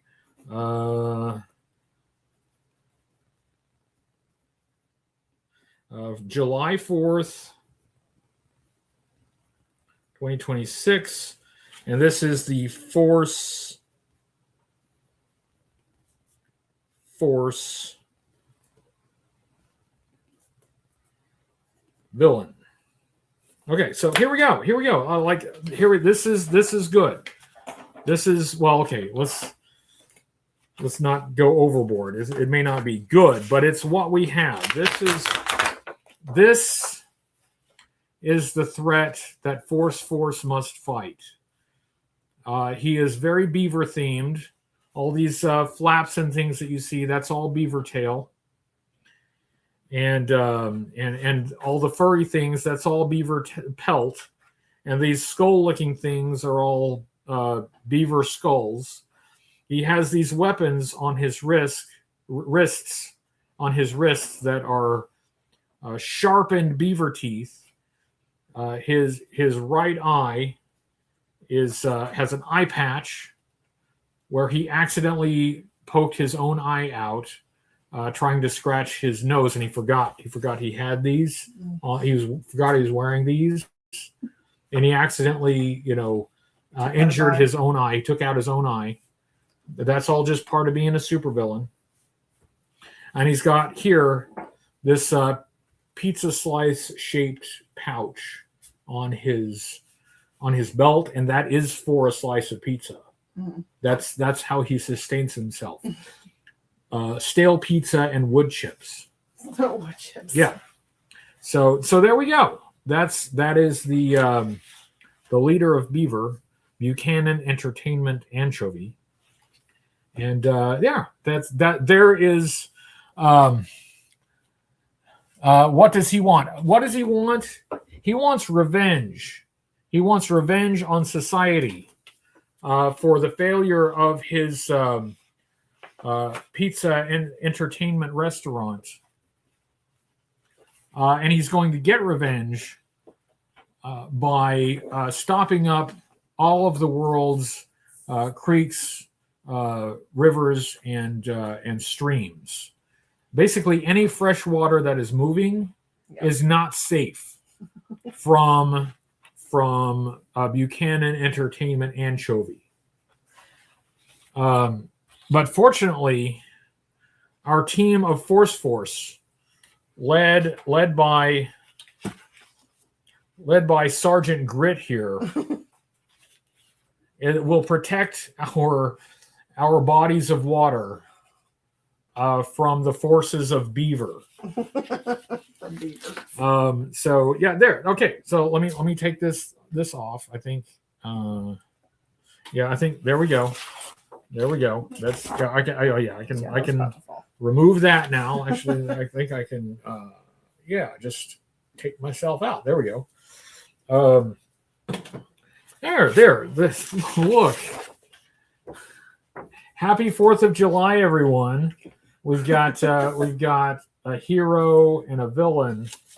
Now, I want to clarify these action figures will never come out. These will never actually be action figures. Thank you. I thank you. See, he says, brilliant. See, he must be stopped with force. He must be stopped with what? He's in your chair. He is. Come on, buddy. No. Man, look, he is so mad. He is so mad. So look for that on Kickstarter any day now. It's never going to actually come out, as a toy line. It will just be in pre-production. But you'll get some great character sketches, maybe some comic books, maybe some. I don't know if we go far as animation, but storyboards and a movie script. I got an idea for a movie script. I basically got the story all worked out. Let me check on the status of our pizza. Let's see here. Oh, the pizza is on the way. How would you like to handle the eating of pizza? So I'm actually getting pretty hungry now. Yeah, I'm starting to get hungry. Oh, we're starting to get hungry too. Do we need to take a break? I don't know. How would you like to handle it? What do you think? I'm not sure. We got some time before the movie starts. Yeah. We're a little ahead of schedule. Yeah, we're a little ahead of schedule. So I think we should take a break. A break? Yeah, a food break. So Let's see. Oh, I need a Sharpie because I can make a. Hold on. I can do this. I know how to do this. I'm a professional. I'm a professional. So what we're gonna do is we're gonna take a break. I'll make a space for signs, and the idea of force defending a small lake with a gigantic whale that barely fits. Well, sometimes you have to bring overwhelming force. Yeah. When you're dealing with a big brown beaver. So you need shock and awe. Shock and awe. So Fish Geist asked, what time are you planning to start the movie? We'll start the movie in about 36 minutes. Yes. We were going for about 4:00, which is about 36 minutes from here. But the food is on the way, and I am starving. So I'm going to say taking a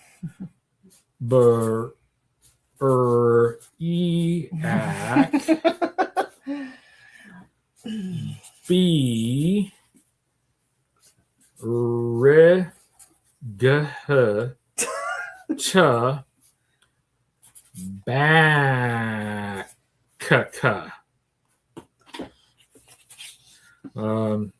Sincerely, HCC788. Okay. All right. Now this is how we're going to handle it. We're going to I'm looking for something. we're going to prop this up on maybe this will work. Will that work? No, that won't work. You can take it to the back of your seat. Yeah, yes, I can take it. Oh, I have tape. How about that? Tape. Yeah, it's that's the first tape I can get my hands on. That's okay. As long as it sticks. And I'll point this kind of downward so that the sign will be in view. This is going to work great. Yeah, it's going to work fantastic. So everybody, I'm going to leave that comment where he says he needs to be stopped with force because it could be talking about me. I should be stopped. I am a menace. All right. Here's how we do. All right. Just like that. Right.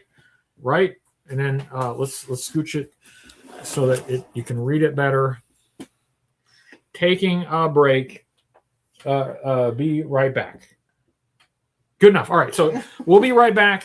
Food will be here shortly, and I need to eat before I collapse because we have. How many hours do we have to go? We're at 6.5. Oh, so. We're over halfway. Over halfway. All right, be right back with you. If I thought about it, I would need a graphic for taking a break.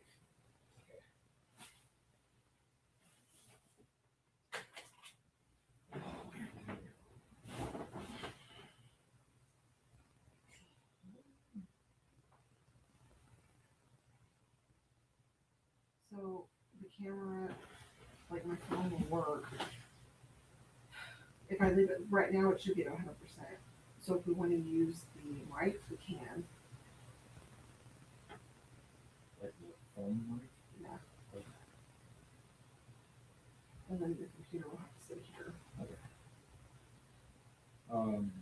The snowball microphone, I guess we could just put it up here. Or no, if we're going to be close. Yeah, I was going to sit next to you. Okay. I'll just go.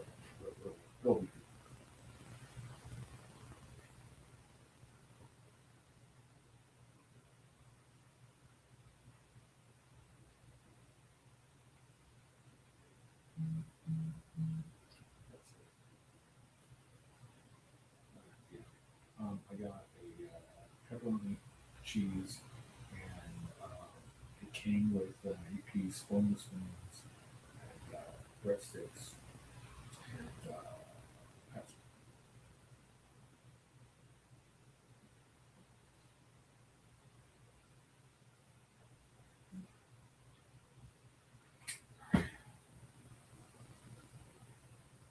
Well, I bring the food in. I don't know if I have a place to put it on the kitchen. While I bring the food in, delicious with them. I want some ice.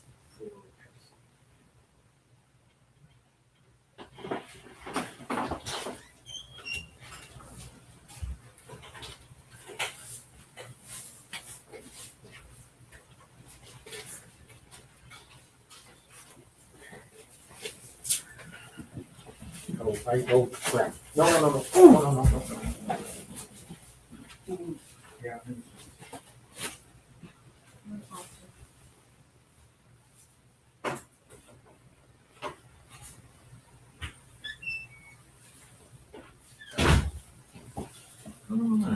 He went right to that door.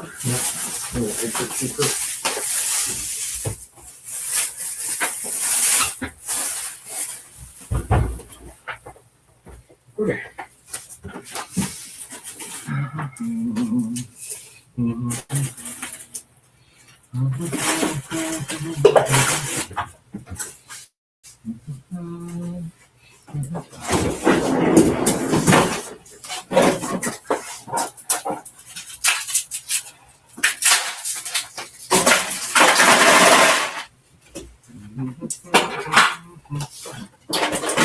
How's everybody doing? Just talk amongst yourself. We'll be back for the movie. I'm just going to eat really quick.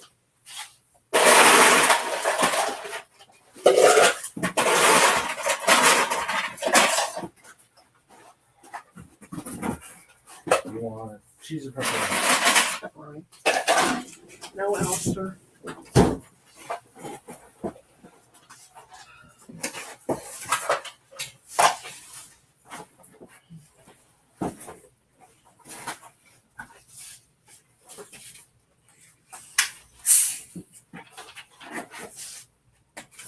You want sandwiches?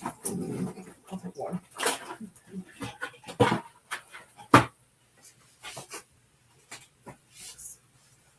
Here's a soda for you. Yeah. Thank you very much. Thank you. Thank you very much.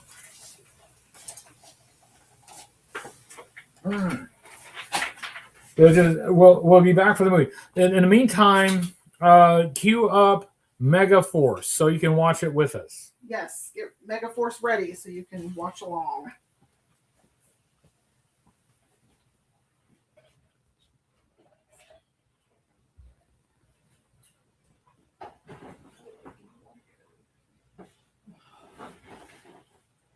Before we bring the computer over here, I guess queue up the Force logo on the screen so that you can get things adjusted without flopping everywhere.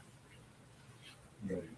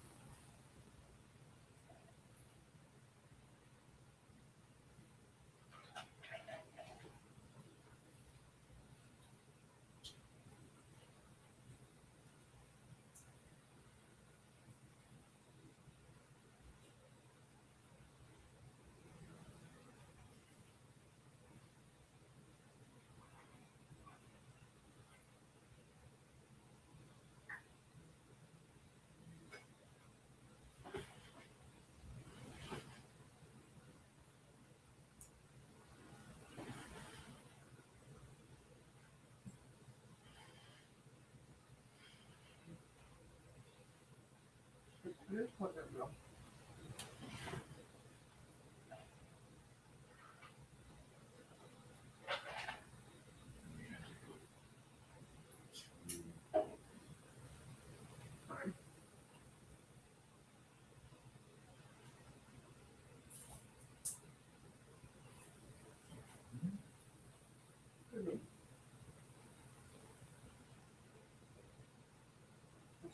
we go.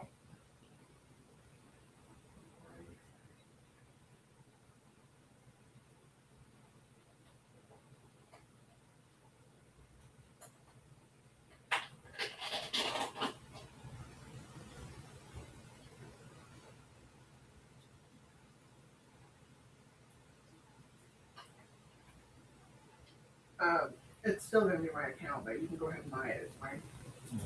Okay,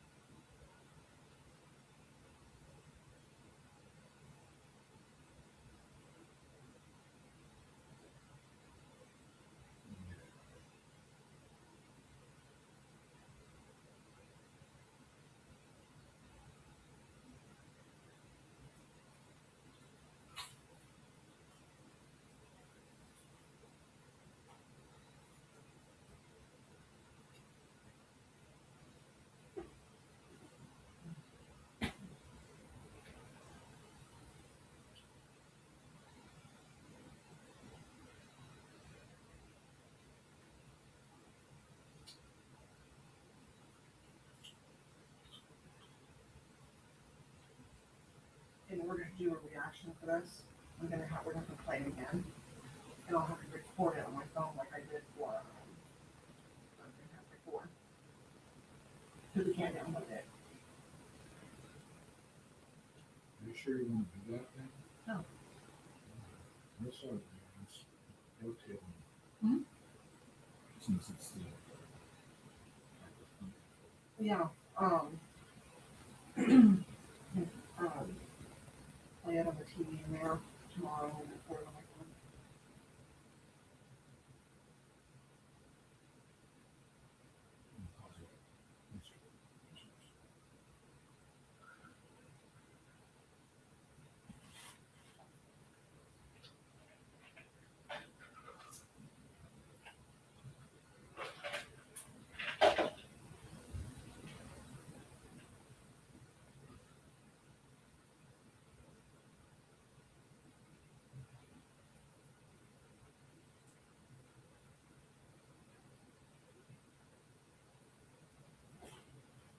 No. No. What's the thing? Now we're 39 minutes. Yeah.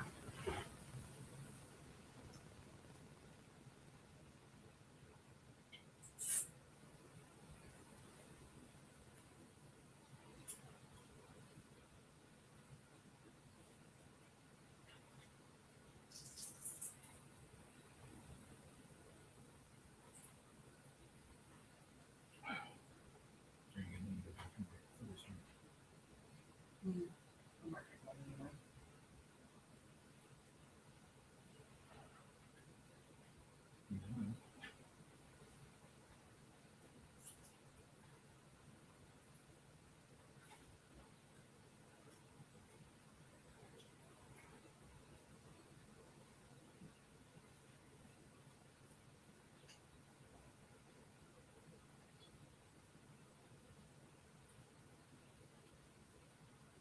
I should change shirts.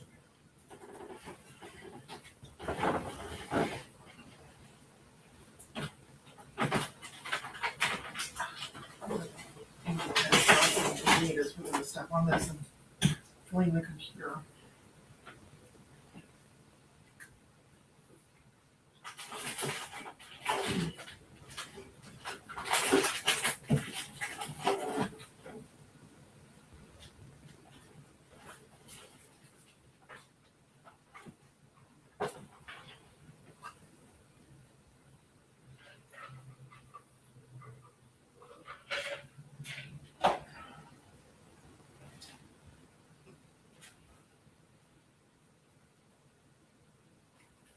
Remember what they had going back in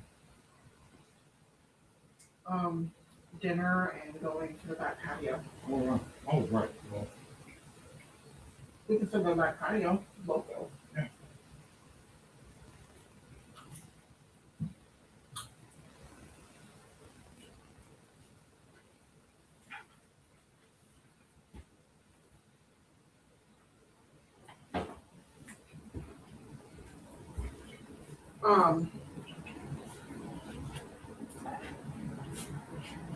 I just think that.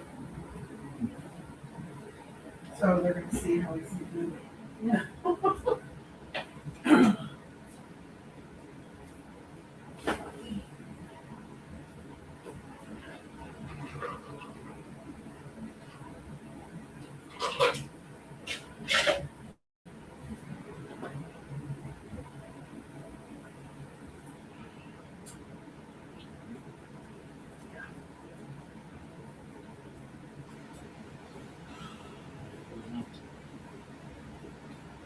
I was starting to get my head.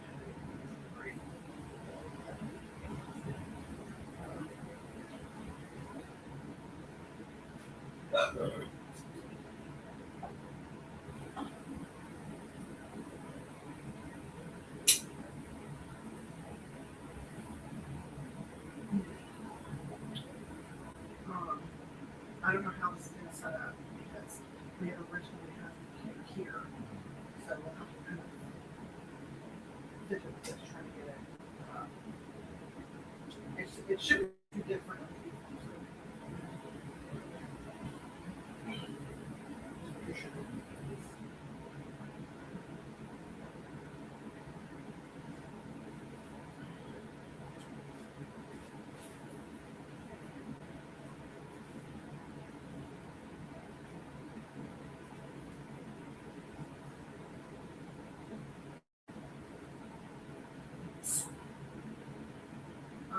I mean, the other option would be this over there.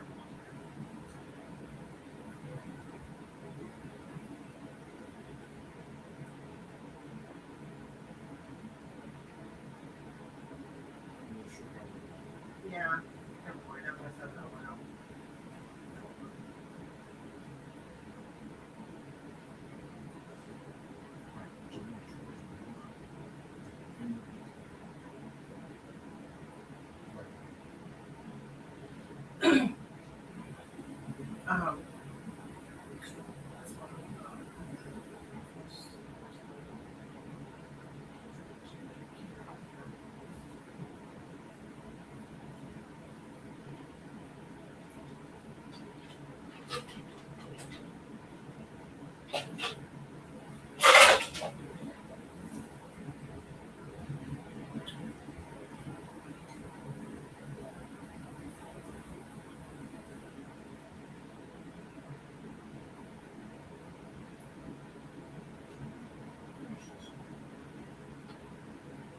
Um, do you want to use the mics?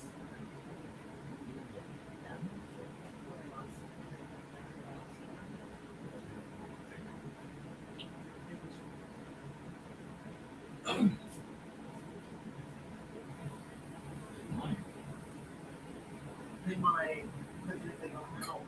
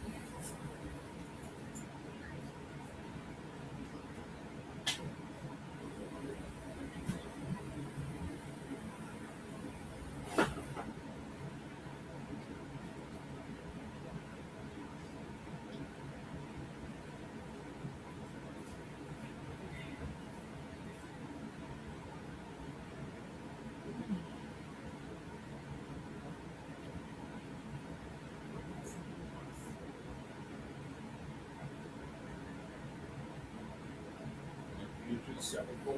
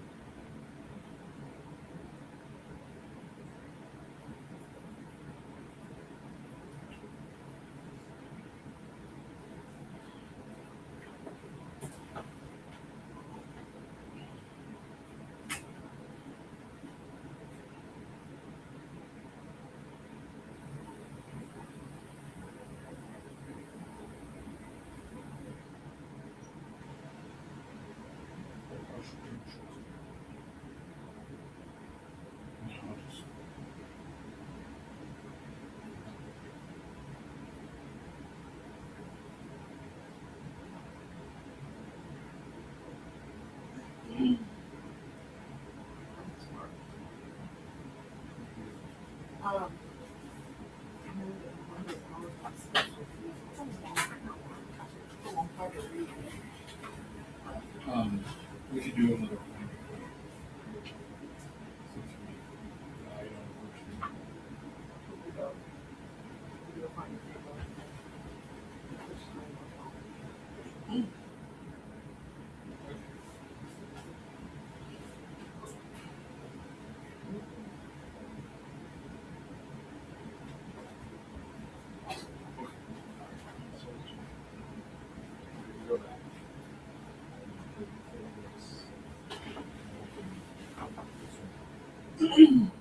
Resume.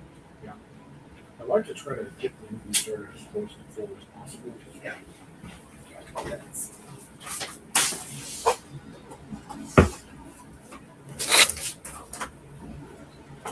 Okay. All right. Excuse me.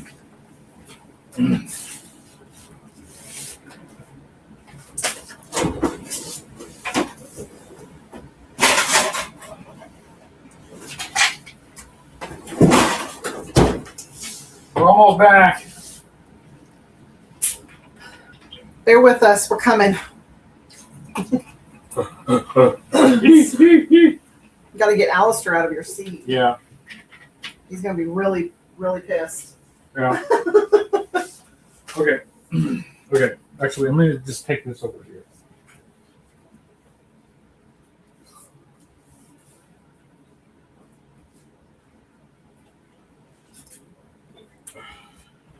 Okay. Alistair. Hey, buddy. Hey, buddy. Hey, buddy. Hello, everybody. Look, it's Alistair. I'm taking his comfy nap spot. Yeah. Hi. Hi? You want to say hi to everybody? You want to say hi to everybody? Hello, everybody. Okay, we have what, about 10 minutes? About 10 minutes to the movie.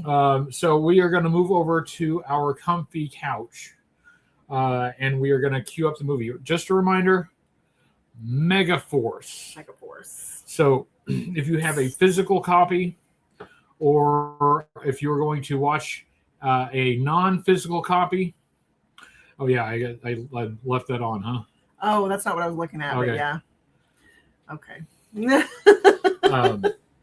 We'll give you a second to get it synced up. It's like his fur is just, yeah. To get it synced up. Your water is right there. Oh, my water is right there. Hey, Al. I'm sorry. I didn't hear. Yeah, he's mad at me now. Anyway, okay, so let's go ahead and do the transition over there. So let me.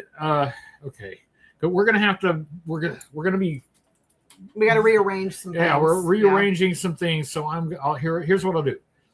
Well, remember what's important on this special holiday. Yeah. Force. Okay. All right. Let's see. And I want to take the microphone. So I should, in theory, be able to unplug this. Look out, cat. And then move it over here. Everything's still working. Check 1 2. Check 1 2. Menswear. Okay. And then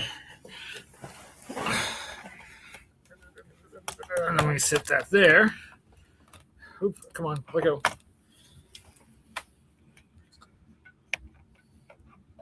I think we can do it this way.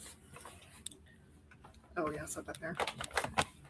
Well, set the drop stuff. All right. Okay. All right. Okay. How we looking? Looks like we're lined up pretty good. Okay. Yeah, I think so. What do you think? Okay. All right.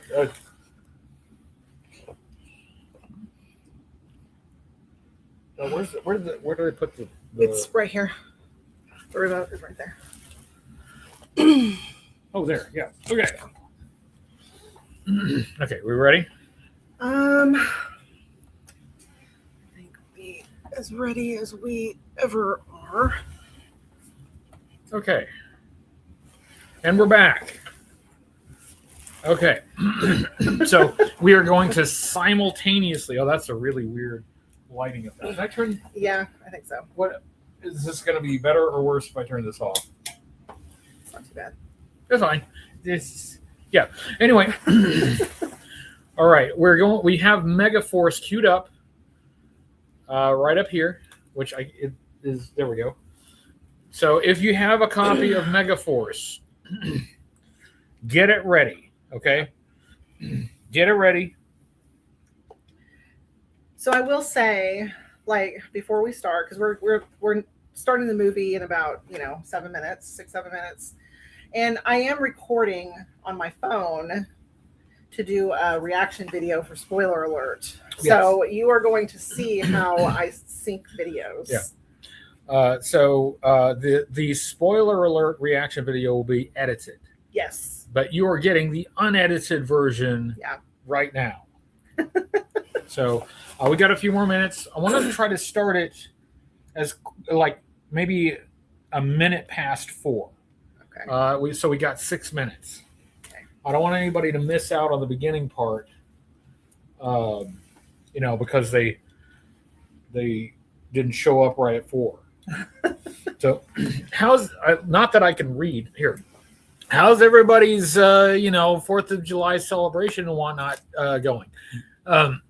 See, he says I knew my Megaforce DVD would come in handy someday. Exactly.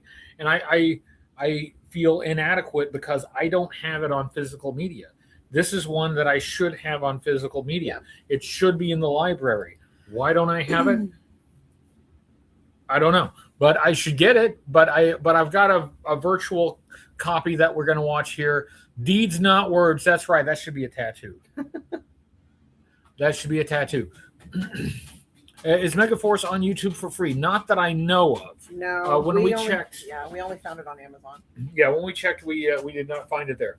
But you can still watch our reactions.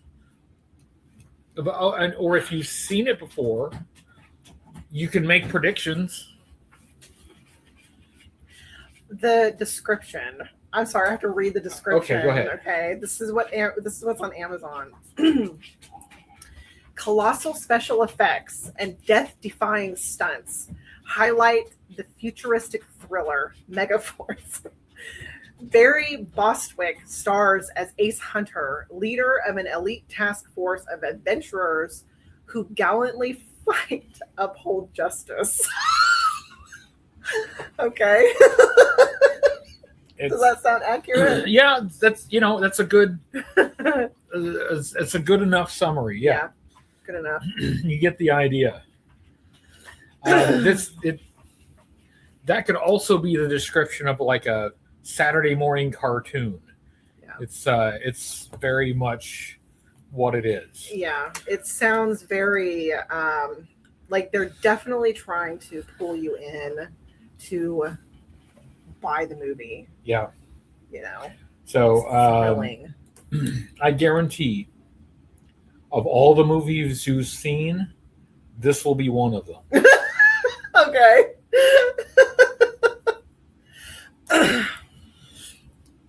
How are we doing on time? I wanted to wait till we got 4 minutes.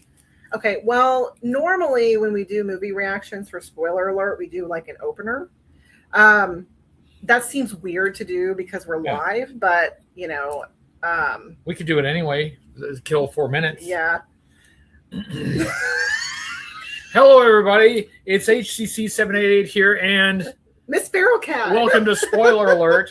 This time we are doing a reaction to the movie Megaforce. Megaforce. It's another one that you have seen that I haven't seen. Yeah. But I think you'll like it, or at least you'll be entertained by it. It's a cult classic. Okay. So yes, edit this part out because I don't know what to say right here. Just in the edited version, just cut that part right out. Yeah. Do my editing magic. If you had to guess, what I have no idea. Megaforce is about. It is death-defying stunts in a futuristic thriller. That's what I think it's about. But that's what is on the description. Yeah, that's it. So the description, futuristic thriller. Yeah, with Barry Bostwick. Yeah, as Ace Hunter, not Ace Rimmer, but Ace Hunter. So yeah, we're gonna watch Megaforce is one. This is for those who are only watching the edited version. This is a live reaction or live watch along during our 12-hour long live stream on the 4th of July. Yeah, on the HCC channel. Yes, on the HCC788 channel. Yeah. And we are almost 7 hours in to the 12 hours. Yes. How do you feel? I'm tired, but that's my fault because I only got like 4 hours of sleep last night. But I feel fine. It is an endurance challenge. Yeah. You know, because like on a normal regular day, you'll be up for 12 hours anyway, or more than 12 hours. You'll be doing things for more than 12 hours. But when you start to actually decide to create activities and do it in front of the camera, it becomes a lot more complicated. It's not just chilling out for 12 hours, even if you're doing a lot of mostly chilling stuff. Yeah. It's just different. It's just different. It's more, in my opinion, it's more challenging. And I because we got to talk for 12 hours. Right. And I deserve a fucking medal. This is my first time. I got my cherry. Okay. So let's see. How are we doing on time? We're about a minute away. About a minute away. So at pretty close to 4 o'clock U.S. Central Time, which is in about a minute. Which is about 5 seconds from now. We will start the movie. And when I say go, if you have your own copy of the movie, that's when you start it. Yeah. So we'll be pretty well synced up. Yeah. And you are going to see me sync up the movie with our reaction. I use a mirror, maybe. Kind of the reflection is. Well, I think you could put it up here so that like the screen back there and this screen. You know what? I'm just going to wing it. Okay. That works. That works too. Yeah. She does the editing for these. She does a great job. But as if you're an editor, as you know, there are some tricks that you have to do to try to make it a little easier on yourself. So, so you know what? Okay, it looks like it is time. Okay. All right. So everybody ready for Megaforce? Yep. Okay. Let's do it. Megaforce is going to start when I say go. I'm going to count down from 3. All right. Okay. 3, 2, 1, go. Okay. And of course, It's it has to. loading. Yeah, It's got to load now. Wait, I'll tell Hold you. on. Go. Okay, there we now go. Go. We got the spiral Yes. opening. Yes. Yeah. There we go. We need volume. There we go. You got to be able to hear it. Okay.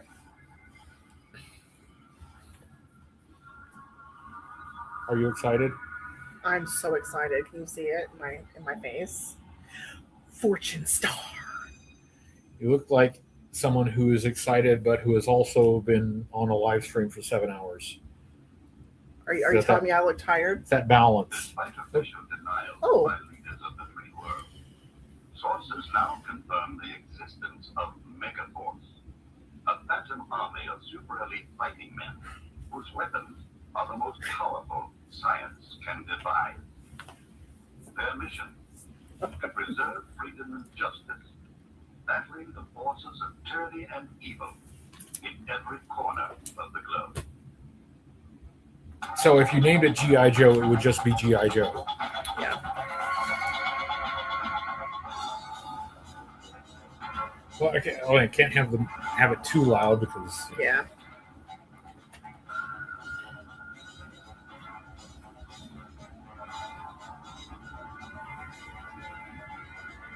Barry Bostwick. Barry Bostwick.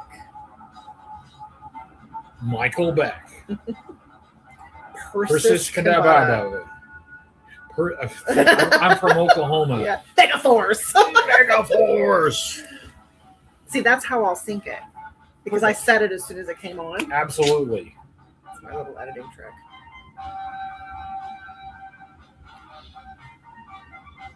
It's a pretty cool opening.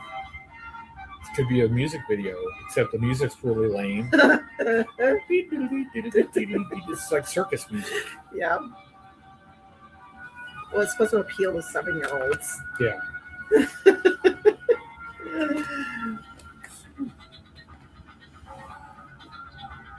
Parachute and flying sequences.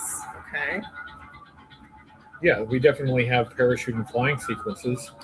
Of course we do. Is it even a movie without parachute and flying sequences?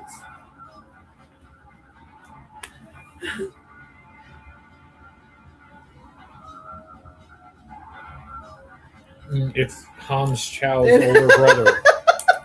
Yeah. Hans Chow. I was thinking earlier when I was reading, like, I can't throw my voice like Hans Chow can, you know, so my male characters have that female.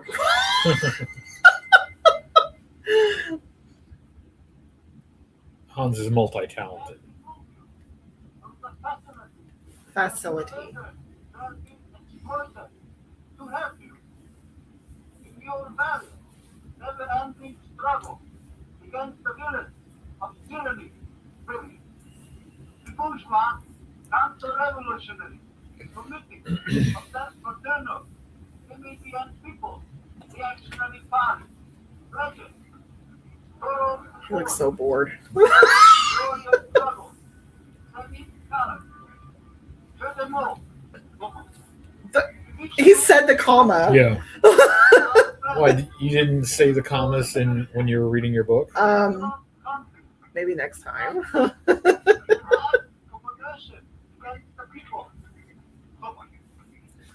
What rather is symbolic gesture to be global power to try to grab, elect, and the wealth of the innocent working masses. Hey. Why? That'll do it. Yeah.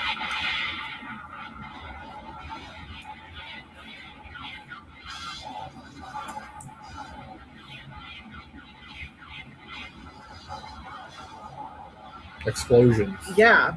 Yeah. Probably most of their special effects budget right there. Oh no, we're barely getting started. We're barely getting. This is a special effects laden Okay. movie. Okay. That is definitely not a miniature.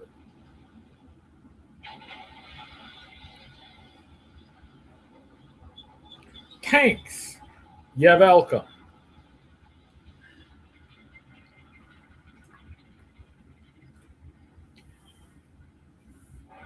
Get away from me until I finish my speech. Because if I don't talk, nobody understands. I gotta talk. Got to explain why we're here. I am attacking the rearest forces.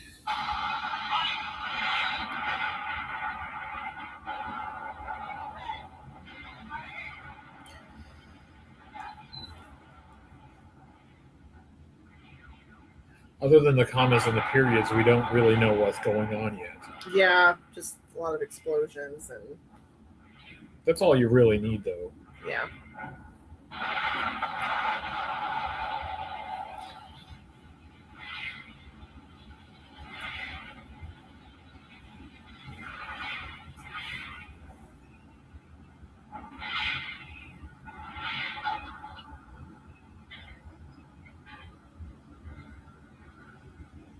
Imposter armor crossing order in 4.3. Can intercept and destroy. Make my permission to conduct it. Right. She's like, no. This is the fourth time Guerrera and his bandits have crossed the border this month. They destroyed everything in sight. Even the president himself wouldn't pass up this opportunity. General, you cannot cross the border. I will say that the costumes and the tanks and the weaponry and stuff looks really good. Yeah. That sounds very I'm not gonna say Yeah. the music. The A-Team. Yeah. I couldn't help myself. I haven't seen this in so long.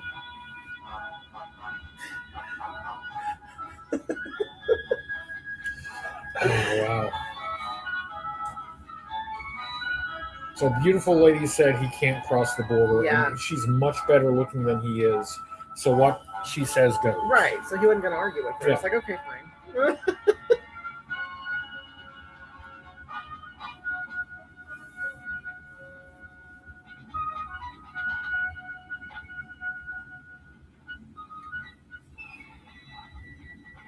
Where the hell is this? In the middle of nowhere. Welcoming committee. Not careful of that. Would you mind telling me where we are? He does mind. Where are we? Where you told me to be? She is definitely with him for his accent. Yeah. No, I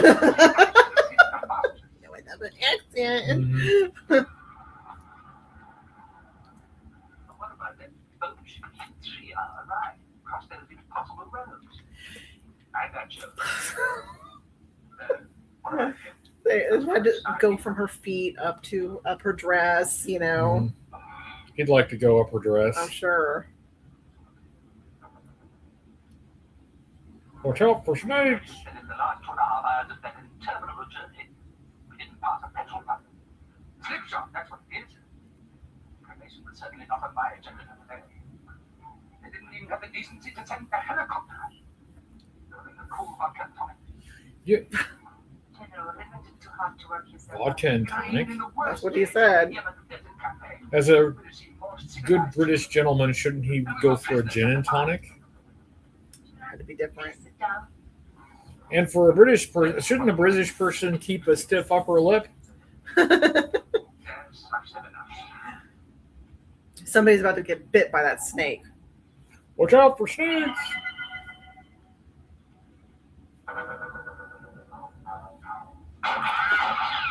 Yes, I don't.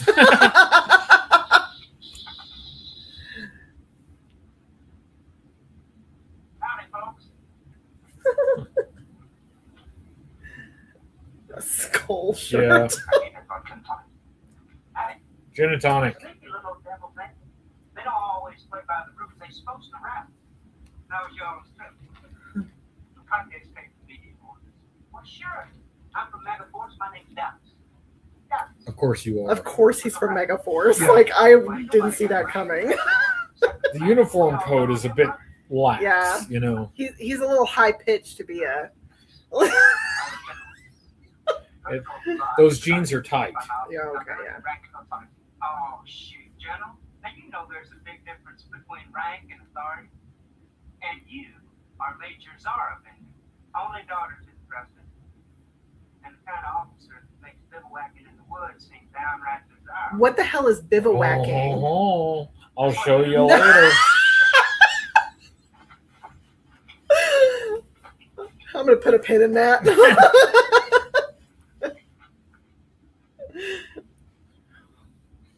All right, old chap, off you pop.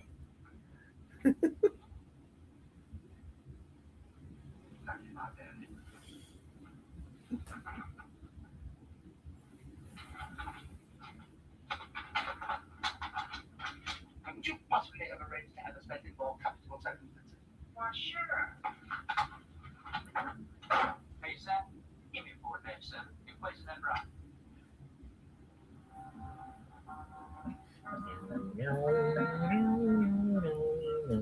Oh, Carrie, darling, you looking prettier every day. I could love these holograms. And it gets me out. It's a hologram. Of course it is. Okay. Your tax dollars at work. Yeah. We can make anything we want with these holograms. Did he say Major Ma'am? He said Major Ma'am. Miss Major Ma'am. Doctor Lady. All right, Beethoven, introduce yourself. Welcome, General Major. I'm Zachary Taylor. Very pleased to meet you. That is not introduce. Football. Winter. Spring. All right, Einstein, fire this thing up, see if you can find the base. Hunter. Dallas. Zachary Taylor. Keep on the left.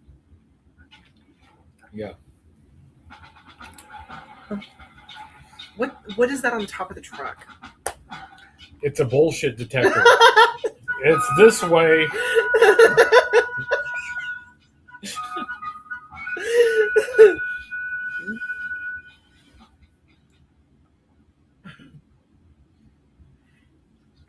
That looked fake as hell.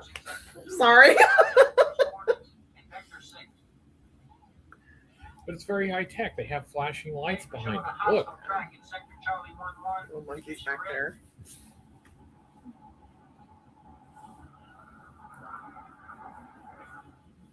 If you're stopping to thrill us with another holographic displays, it's quite unnecessary. Time to go. Oh, no, General. When you hear that, you better stop. Mainstream Brothers watching. That's fine. But only to another armadillo. Judging by his speed, I'd say he's had a pretty hard night. I have him. Hard night.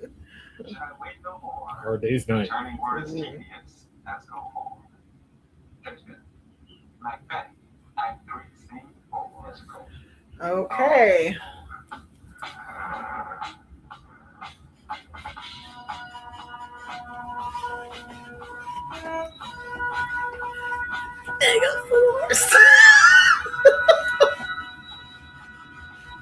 Megaforce.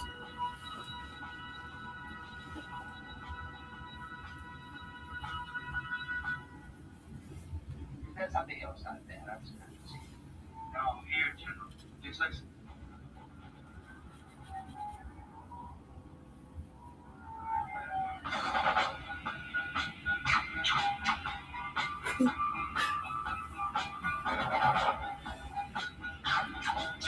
Those MFers.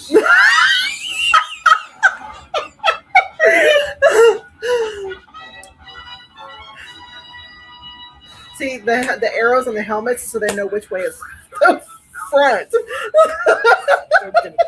Turned around backwards. Yeah.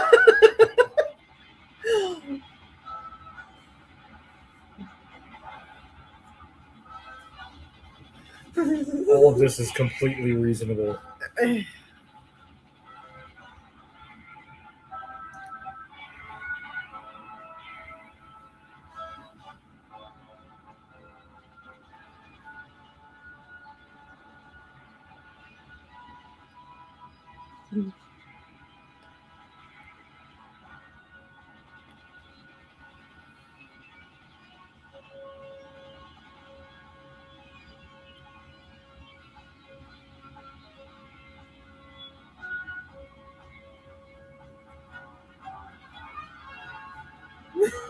All right, guys, let's pop wheelies.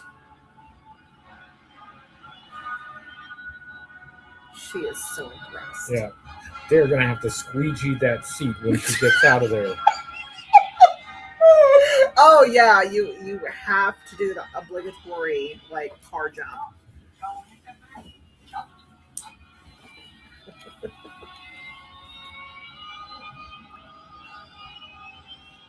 Nothing says manly like a wheelie. Yeah, none of this is necessary at all.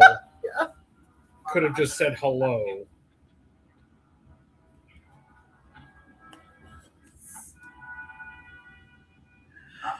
Wow, that hair.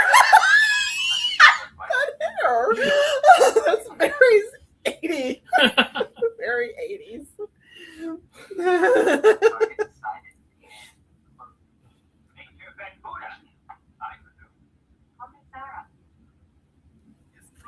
Call me later tonight. To learn how our forces will interface with yours. Not quite rare. I hope your plan reflects greater precision than we have seen so far. She's not impressed. Well, there are reasons for everything that we do, Agent. Most of it is just to look cool. And do they include leaving your guests to bake in the middle of the desert, greeted by cowboys, and be attacked by wild creatures?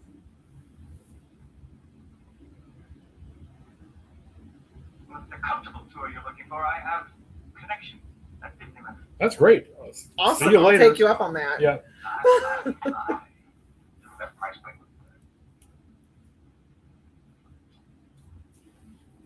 Is that the general consensus? Time will go on or off on quick decisions.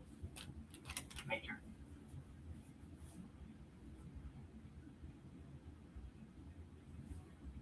Right this way, folks, if you would. And that's the way it is.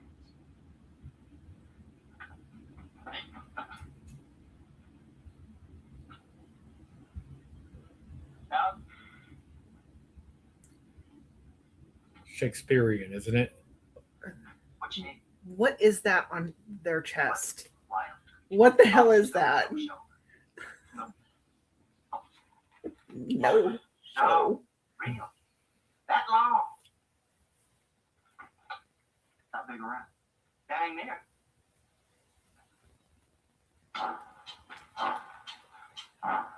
Now, General, I don't want you to think we set this whole thing up just to show off for y'all. That is 100% what they do.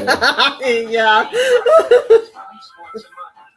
Oh, man, it'll blow your socks off. I just love it. What'd you think about it? Sure that it was an absolutely dazzling performance on the part of Commander Hunter. Those motorcycles, unique, I must say.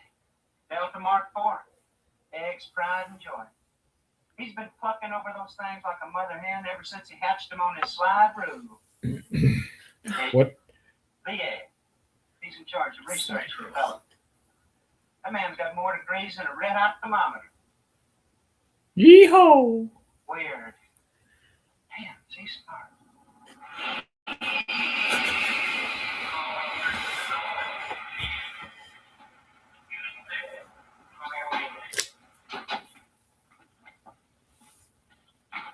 General? Maybe the journey was worth it after all. Oh, God. It's fantastic. I don't think his bodysuit is tight enough. If you look closely, you can tell what religion he is.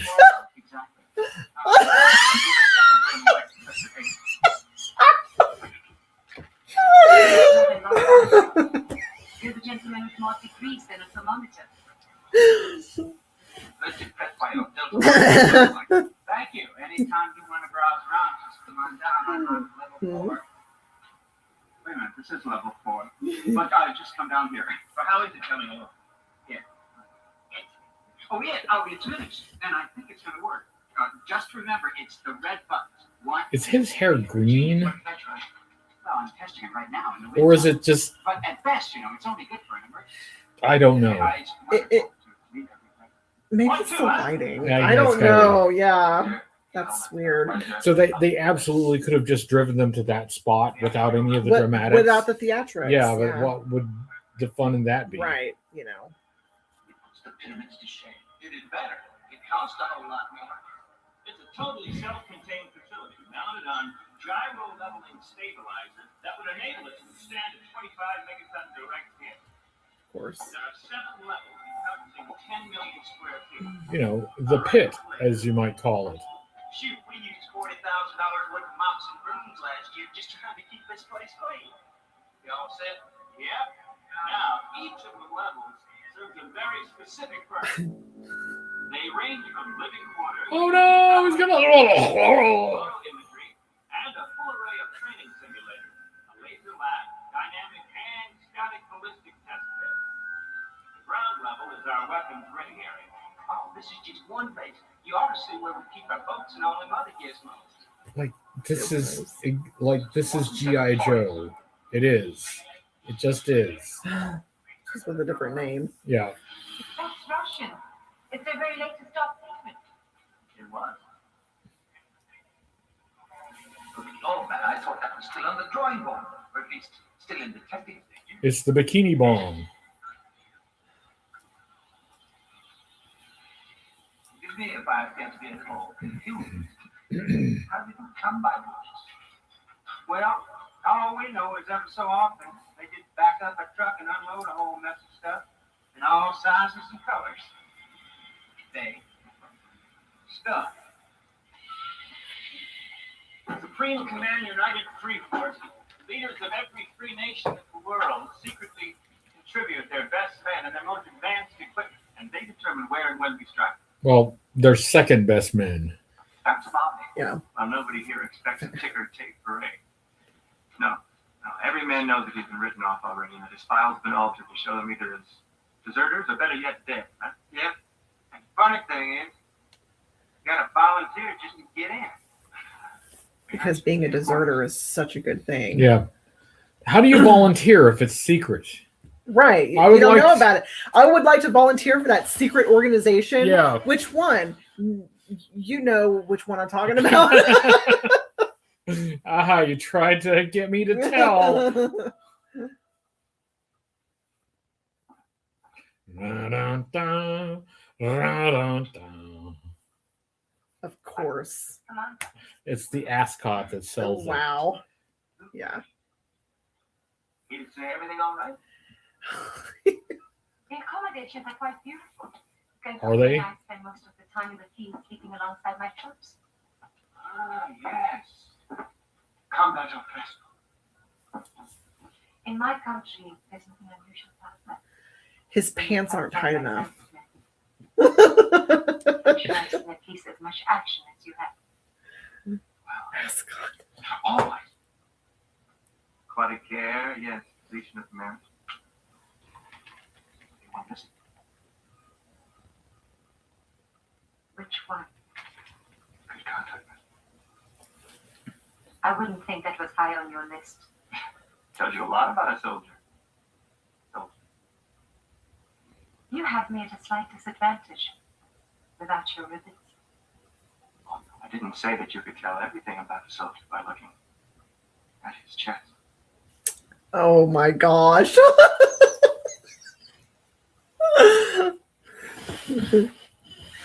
we put it down? My eyes are up here, ma'am. Yeah.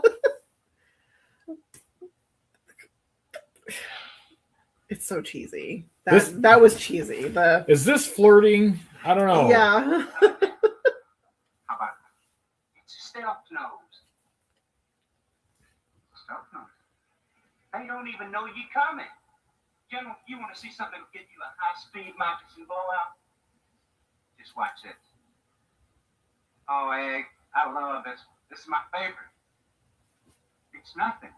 Just an inverse photosensitive skin. We use it on everything. Weapons, uniforms, vehicles. It's nothing. Nothing, huh? Military installations. It changes color. I saw that. Yeah. One infantry division. They're on maneuvers in the vicinity of a city named Tierra del.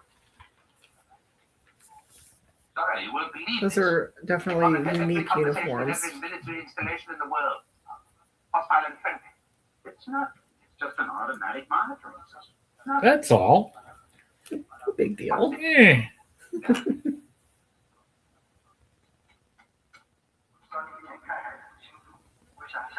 Now that's the 3rd People's Republic Airborne Infantry, HQ 40 miles north on the Yalu River.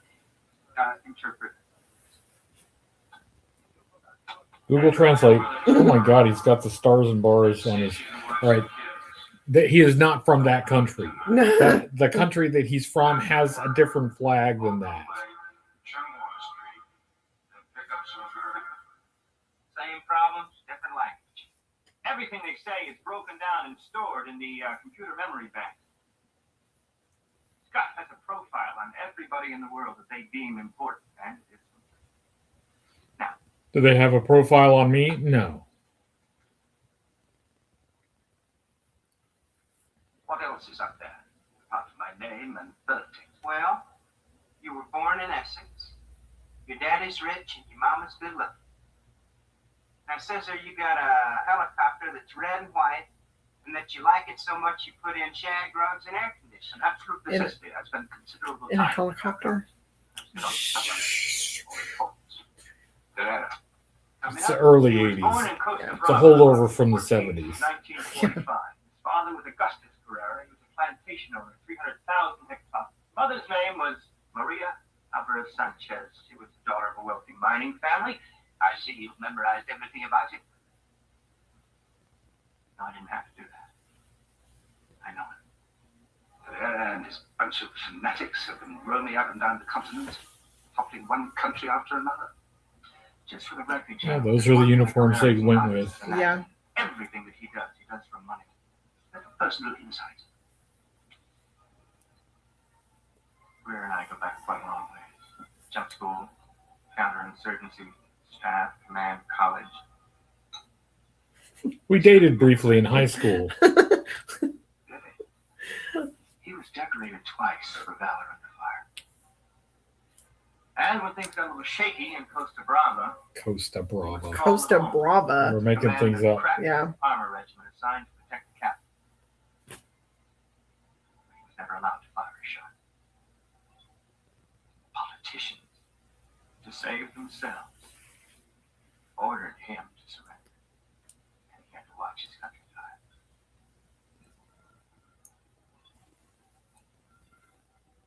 Political expediencies.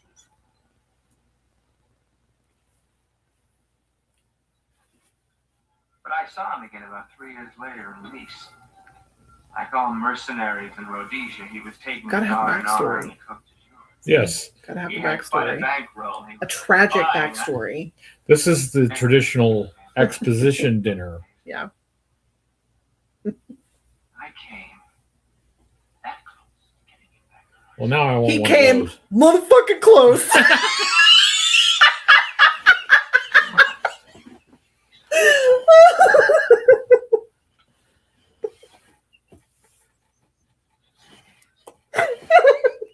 General, You got yourself with that one.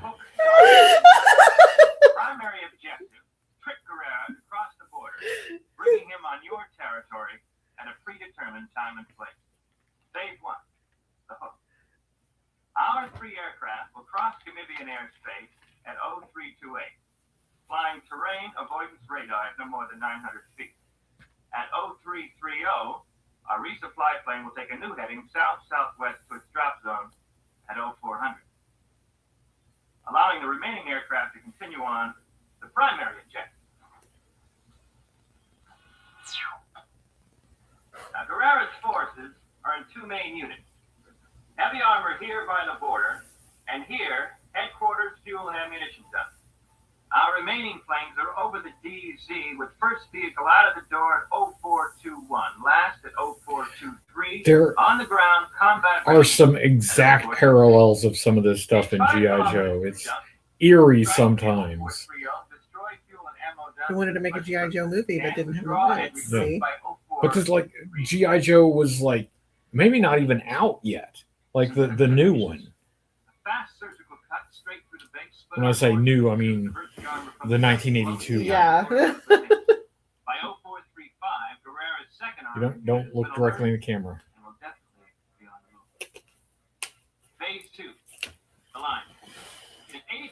kilometers to our resupply area. First light is 0507. Sunrise at 0535. We arrive at Very 0538. precise. Are refueled, reloaded, and moving by 0558. Eagle Base will start live-time monitoring of Guerrera and relay his speed and course to TACCOM, who will triangulate us towards an intercept point 5 kilometers from the border, adjusting our speed to arrive there 5 minutes before Guerrera. Phase 3. The sinker. We move on our final leg, allowing Guerrera to maintain visual contact and close in on us until we cross the border there at approximately 0717. And he is all yours. Can't wait. Now the team's all packed and ready to go. We'll leave sometime within the next 48 to 72 hours, depending upon Guerrera's movements and the weather conditions. Any questions? If you succeed, I shall not only be waiting with my armor for Guerrera, but for you with chilled champagne. Don't Perignon. I am positively erect in anticipation. I'm positively excited. What the hell? It's been a while since I've seen this. JR? He is not impressed.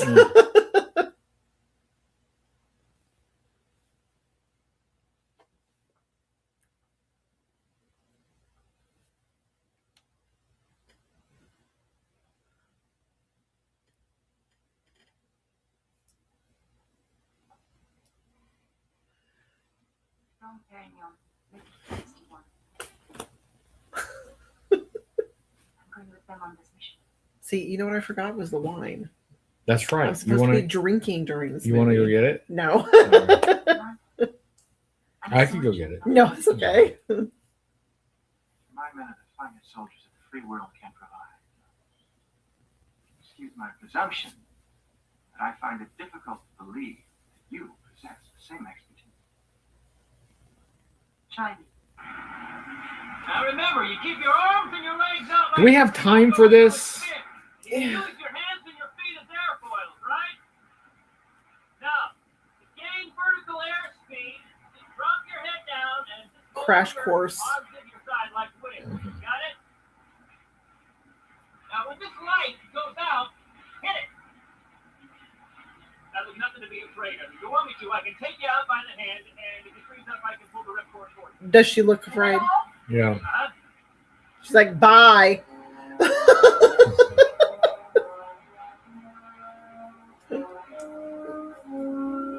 A woman who knows how to parachute.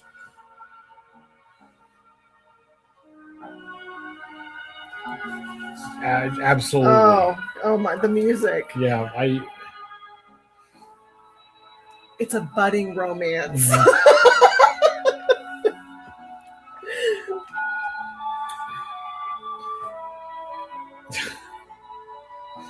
Did they choreograph this before they jumped, or are they just improvising? It's interpretive dance. It's an interpretive skydive. Yeah.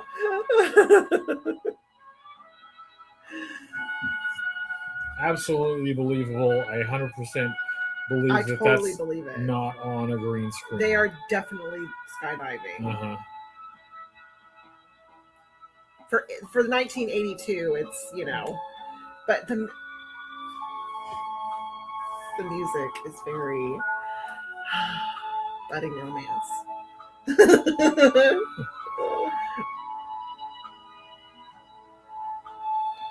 Splat.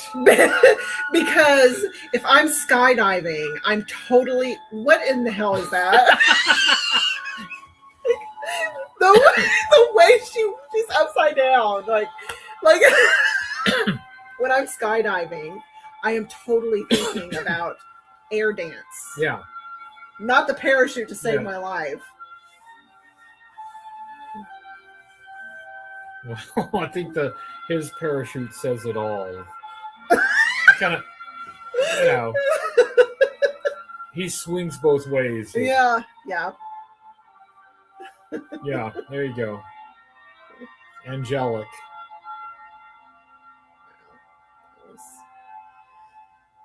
You know, my dear, the rate you're going, you may well end up commanding megaforce. Oh, I bet she will. She's gonna command it. Yeah. She's gonna dominatrix it even. Everybody buckled up? Yeah? Take the stick. Take the stick. But not that stick. Activate the Bedrock transponder and give me the heading and IFR frequency, please. Yes, ma'am. Oh, somebody been at work for 8 hours and y'all are still going. Yes. Yes, We're we watching are. Megaforce. This is kind of a break. Yeah. Yeah.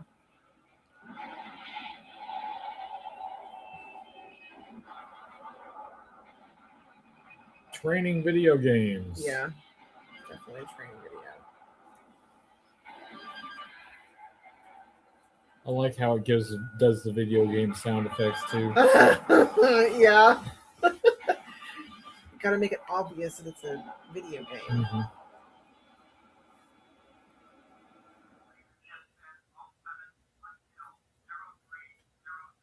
Well, Commander, perfect score. What else would you like to see me do to prove I'm capable of going on this mission? Oh, he's gonna tell you. Uh-huh. No, you was more than proof. That suit. Oh my god.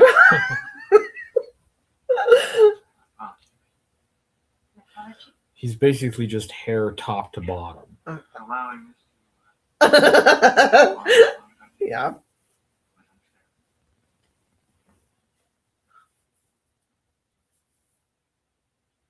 I have to congratulate you. I didn't think that you. You know, you being a woman and all. I just can't take it.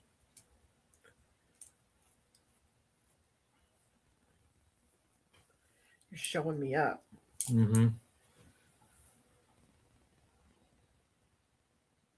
Is it because I'm a woman?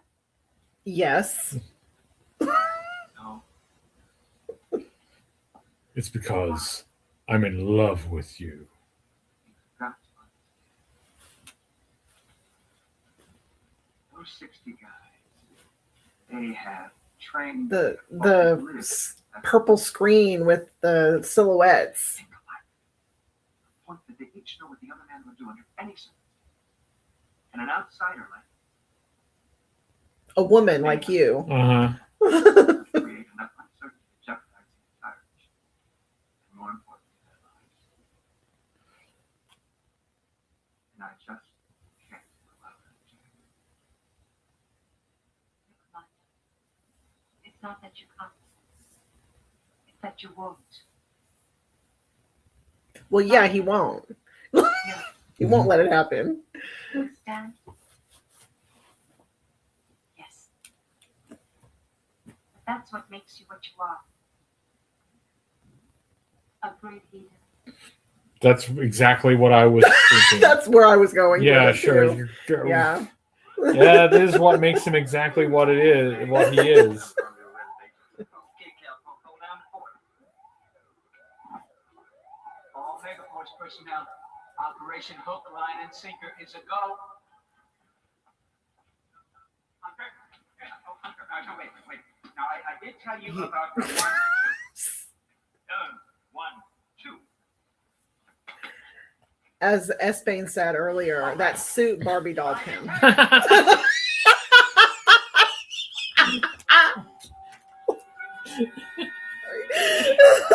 What the he has no ass. I'll get back my Concord and meet you at Back with a crack. Did you know that? Oh, he has no ass at all. Yeah.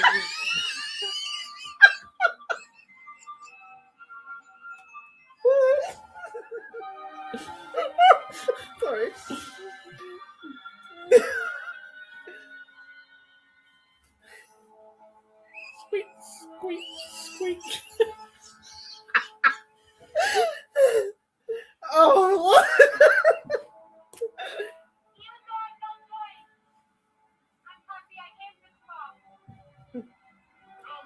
kiss. I know this great little hotel in London. It's called the Lion's Head. Of course you do. Why don't we have our drink there when this is over? Okay? There it is. She walks away with a mouth full of beard. She's like, "Tuh, tuh, tuh, tuh."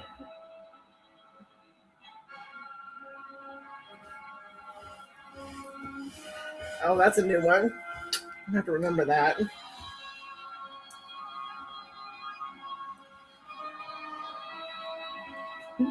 All this is making total sense. Did you follow our Operation Hook, Line, and Sinker? Oh yeah, totally following it. Yeah. Everybody got that? She's totally thrilled that she was like kicked off the mission. Yeah. Now this is great. I don't have to risk my lives. They get to go do it. I'll go to London to this hotel I just heard about.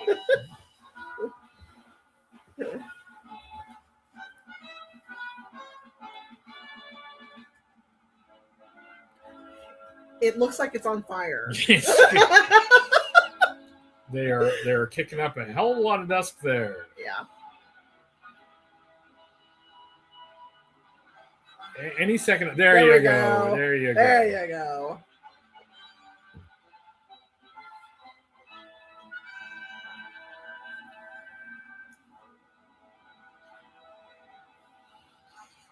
We saw that. I think you can imply that the other two take off. You don't have to. Yeah. If one takes off, I think you can imply. You can infer that the other two went. Well, they have to fill the screen time. See.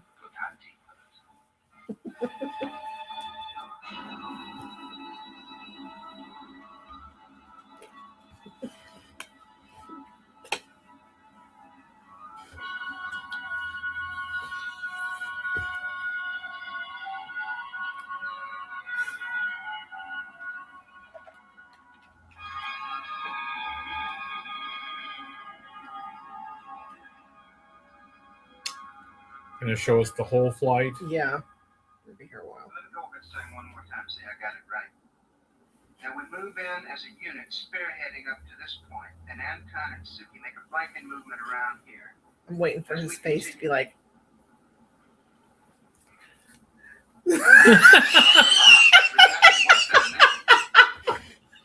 You notice their suits change color, right? Because they got Yeah. they do The color changing. Yeah. Yeah. Well, I know how you're feeling. I've been there myself. Let me see. One time before I made a jump into the night, old buddy of mine told me something made me feel a whole lot better. I'm afraid to know. And that is. What did he tell you?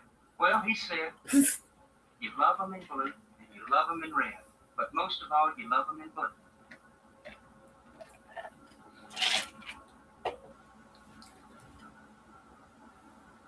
Yeah, I don't get it either. Totally inapplicable to anything that's going on here. Thank you. Yeah. And it's But it's very wise. very wise. Yeah, Dumb but wise. Yeah. Yeah.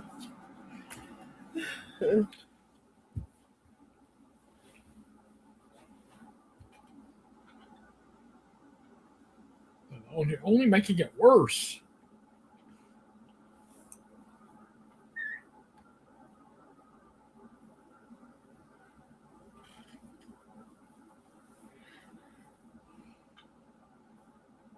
Is he kidding? I've been working on that thing for a month and haven't gotten two sides to match. It is not just him. All Americans are strange. I'm not gonna argue with that. Yeah, I'm not saying he's wrong. 6 Kilo, what movie star played a famous Indian chief with 9 letters? Brando.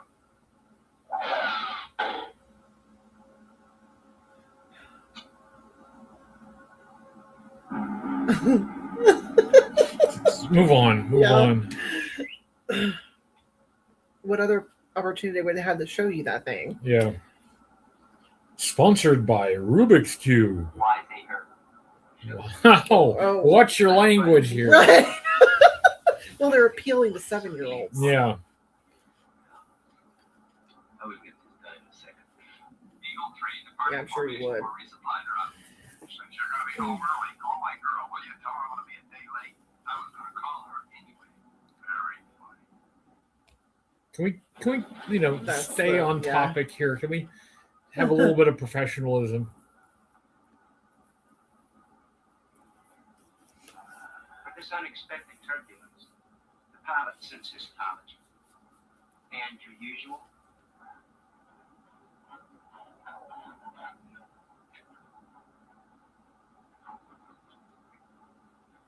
He's this big mega force commando, but he gets, air sick. Yeah.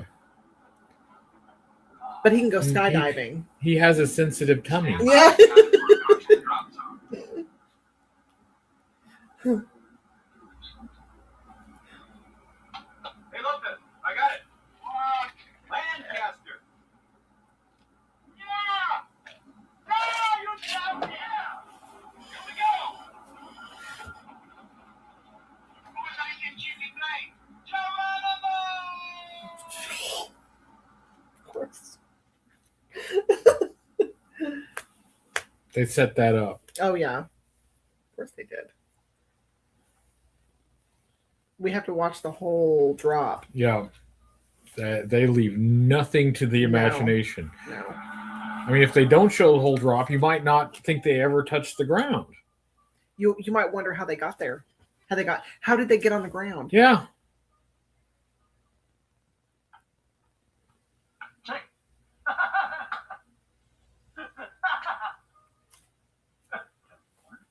Yeah. Let the Wookiee What win. do you mean? I mean, you like being out here? This garden spot of the world. It is necessary. What? For the revolution. What?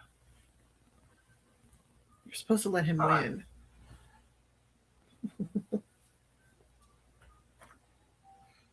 So we've determined that our bad guy leader cheats at chess. Yeah. Because the other guy's not going to notice. He's gonna.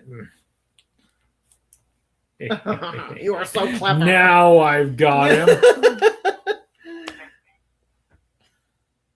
How did this happen? Oh, you. You want.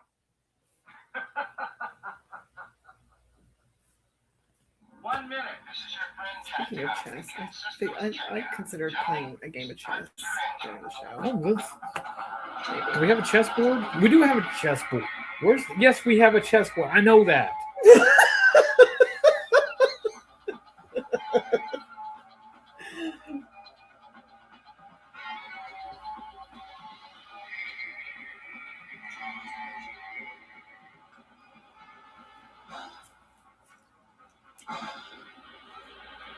See, I didn't see this when I was a kid, but if I did, I would have loved it. Yeah.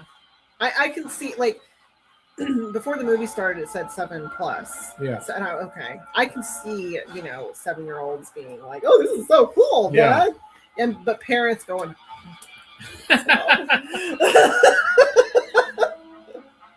Laser guns. yeah.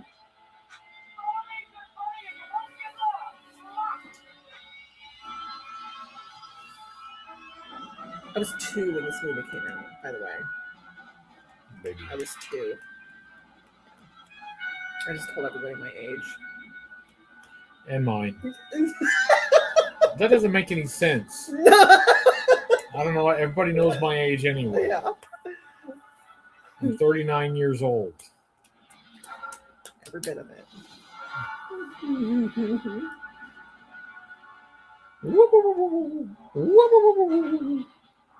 We got to watch every single one. Yes. Come on. If you don't see every single one coming out of the plane, then you might think some were left behind. Right.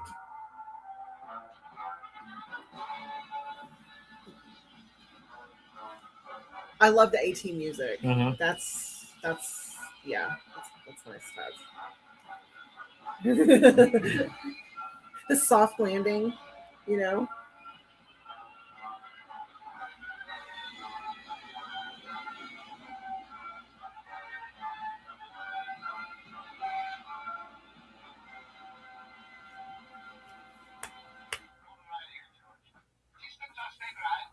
Capcom in final position. Start your 4-minute countdown.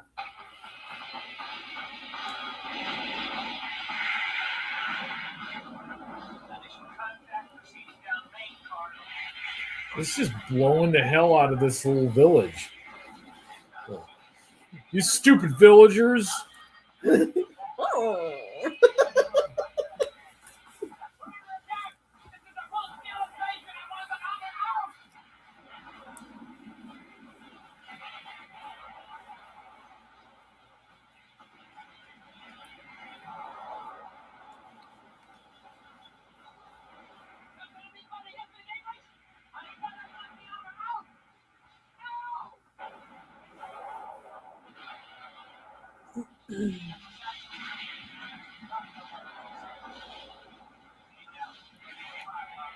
There is certainly a lot of things happening. Yeah. Things are definitely happening. I can tell that. Very busy. Very Yeah. busy. Lots of explosions, fires. Yeah. Destruction. I don't know about death, but definite destruction. I like how their motorcycle rockets just kind of go. Very, yeah. Stormtrooper.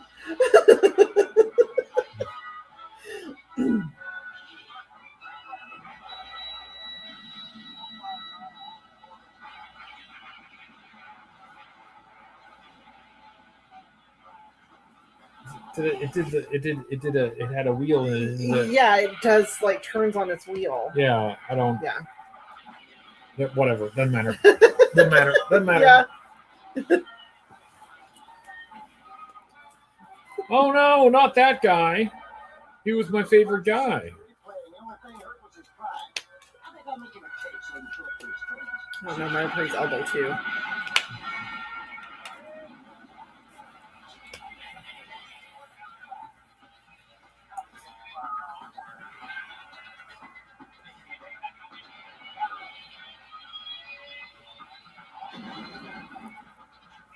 I fell down again. Those two got to go, and yet the lady had to stay behind. Yeah. Yeah. Her reproductive organs were on the inside. Yeah. Instead of the outside. Well, you can't ride those motorcycles without plugging your. You got to have a. I don't know how I was going to finish that sentence. You got to peg into the into the motor. It's a pull start.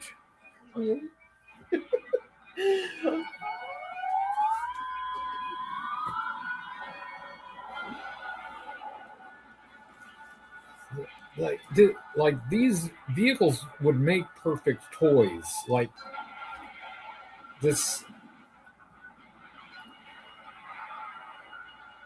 I definitely believe that's real and not a miniature.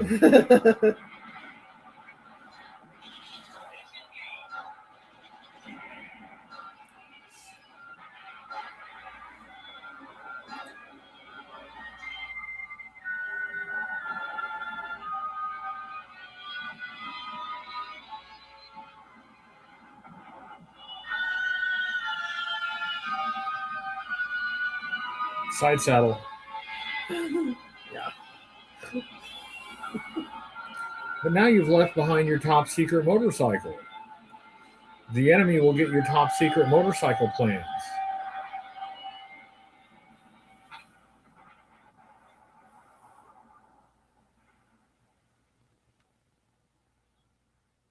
George, you still up there? Where else would I be?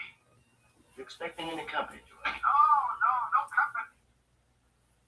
We got some uninvited guests.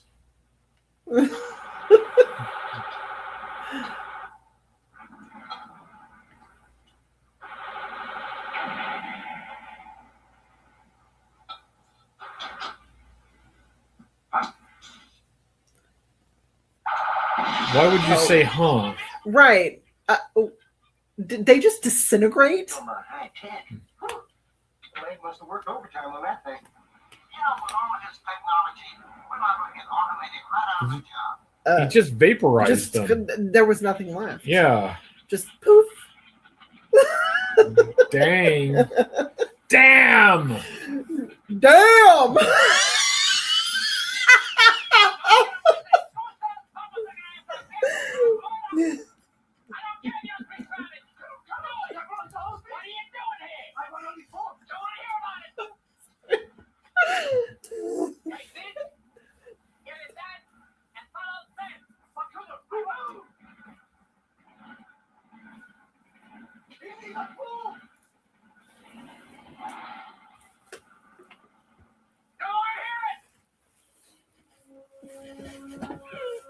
I feel that though.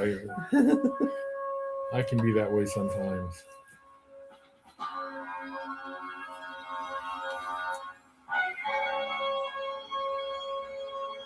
I mean, they really did build these full-size vehicles for this. Yeah. We're waiting for sunrise so we can see our true colors.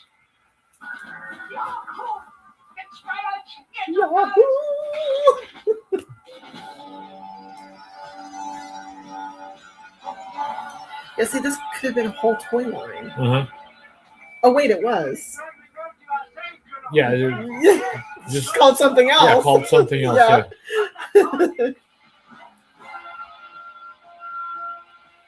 Yeah.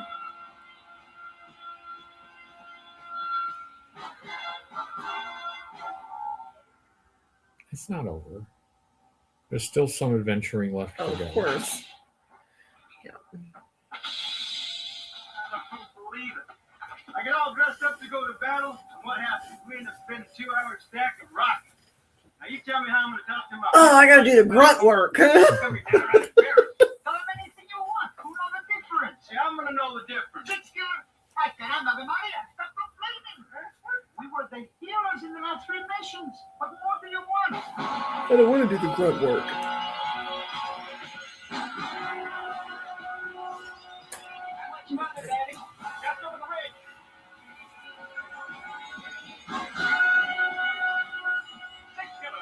Got your ears on? ETA in 5 minutes.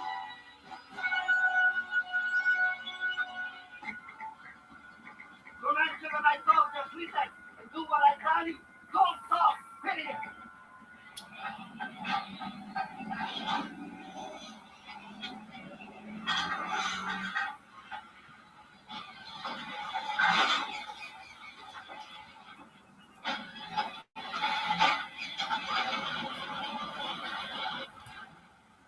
Tanks. Mm. You're welcome. Yeah. That's Steve Gutenberg. No, sir. Came straight from the embassy. Damn it.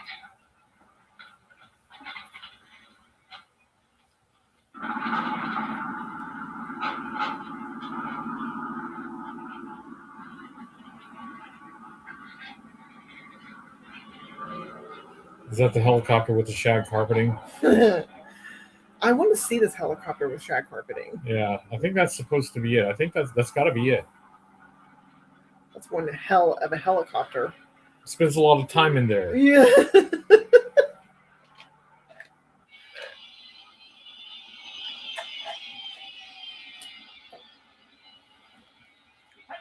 Express. Cash only. Tell me. Come on, Dallas. You bring back Dave Scout? No, we take no scouts, crazy horse. But I tell you, son, we did raise some kind of hell.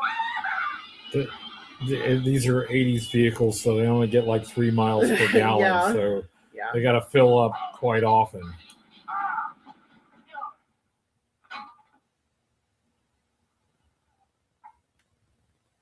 It's still there.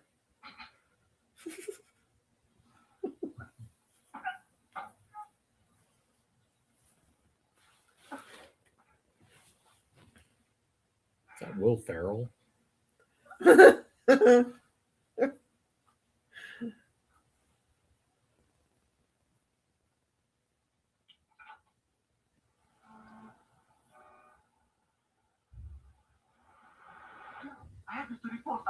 secret base. You idiot, that's no secret. Is that all you gonna tell me? Oh, goodness, something else. The cars, the motorcycles, the uniforms. They're painted there.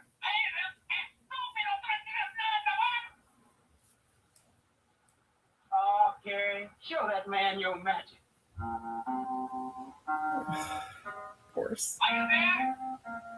Are you there? Oh, I'm distracted. That desert heat's getting to you, man. Yeah. Yes, please join me in this mirage. Nothing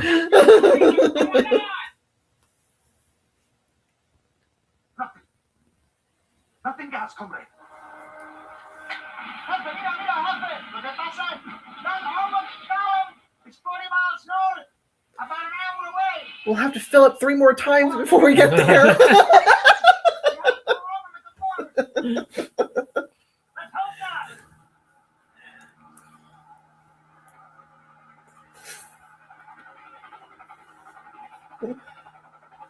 Why would Vern White send us a medevac? We didn't order one, did we? No. Shoot it down. It just might be your very own Florence Nightingale.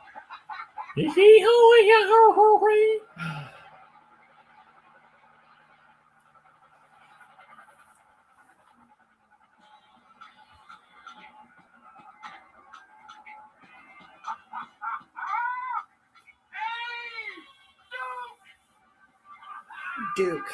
Uh-huh. Duke. Uh-huh. Sorry. Oh, yeah. They were very close. Uh-huh, yeah. Very close. Yeah. My feelings were hurt. Hit town and call me. I left you a message. Bonnie.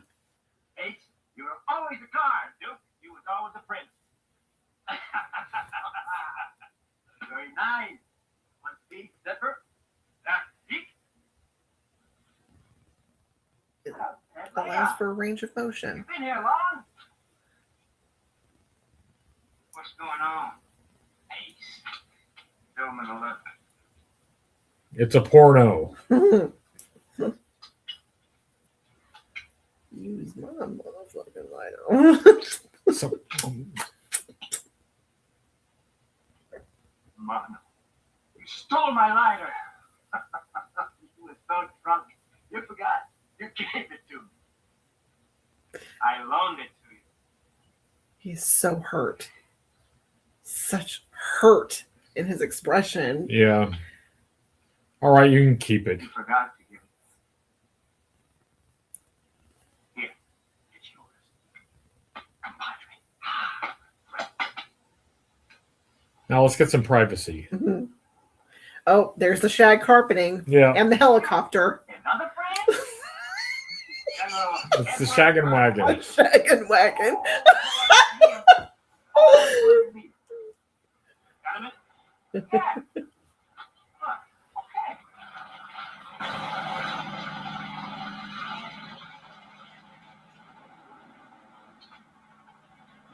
Is he posing? Yeah. Yeah, that was very Ken. Yeah. Nothing stings, eh? You hit 25 minutes and you're flying them in. The daughter of the president of Sardune? That's better. It's like thoroughbred. You can't beat those bloodlines. I have a feeling we're never going to see the shag and wagon. Yeah, they promised they didn't deliver. Yeah. A modern Major General. They'll believe it. That's not. The way he's standing. What is that? He just flew in. Oh, it popped out. General, it seems we're here for the same purpose. To give him some terrific bad news.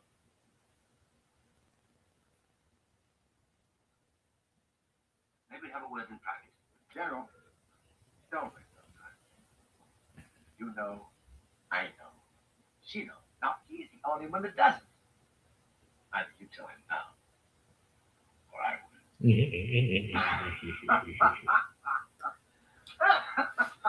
Hey, Sinister laugh. he's gonna kill you. Dallas, keep him working. Wanda, you and your men have done a splendid job. You've achieved the impossible. One of those exigencies we talked about earlier seems to have arisen. Which one? You chaps seem to have done rather too good a job. The other fellows have advised us that this operation may be regarded as a blatant act of war, instigated by our side. Now, in point of fact, In point of fact, if you allow us to cross your border, you'll probably be at war within 24 hours. See, if they would have done a shitty job, it wouldn't have been an act of war. Right. Because they'd all be that dead. makes that makes total sense. as Scott says, wages. Well, General, in all of my years of soldiering, I've learned one thing. It's all on the wheel. The wheel. It all comes around. Interesting. Well, if you'll excuse me, I have a press conference in a couple of hours. I really should be off. So let's wrap this up, shall we? Good luck. That's his signature stance, apparently. What was the point of the whole thing then? Right. Like, why did we do this? And see, she could have gone, because then it wouldn't have been an act of war. Sure, absolutely. Because they would have done such a shitty job. Right. She would have screwed it all up for the rest of them. Cue romance music. Broke my heart, babe. Are you okay?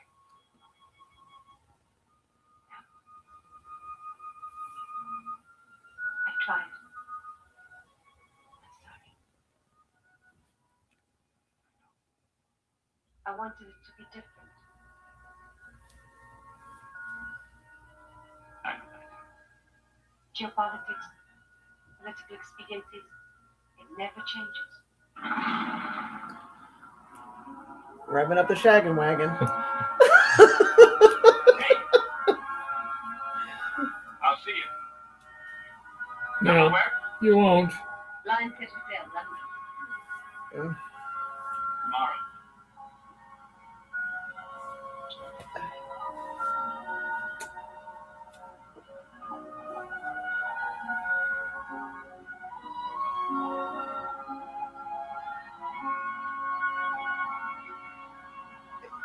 That spandex is right up his ass. Yeah. It really clings, doesn't it? Yeah. Especially in that Yeah. that desert heat. It just adheres.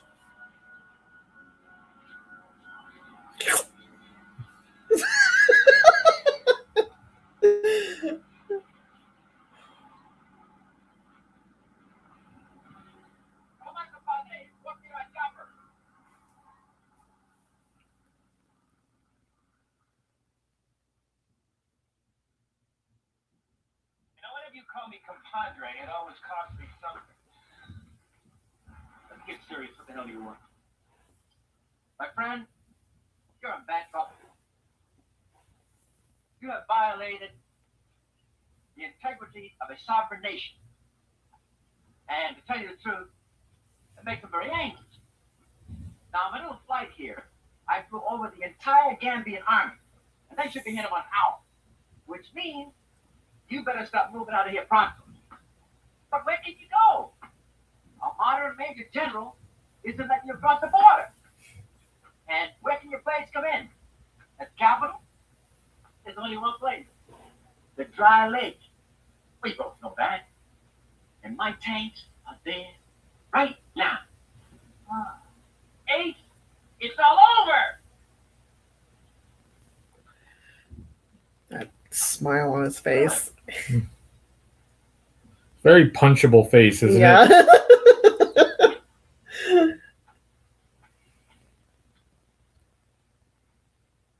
For all time's sake, I'm gonna make you an offer. You give me your word that your men will lay their weapons down, and I will guarantee the safe passage out of here. Not enough, Steve. Ace, you are the best commander that ever lived. Maybe even better than me. But you have one favorite flaw. He's the best, You've never understood but that not there better than are him. Yeah. Numbers! You're an idealist. In the 70s, we could be idealists. So 2 years ago. You know, there's one thing you never understood. That there are some things that you can't put a price on.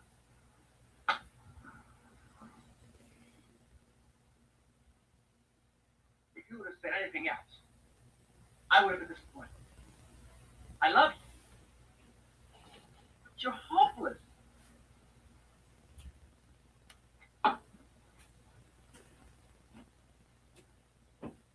VA. They were definitely a couple. Yeah, that's his ex in that chopper right there flying away. Yeah.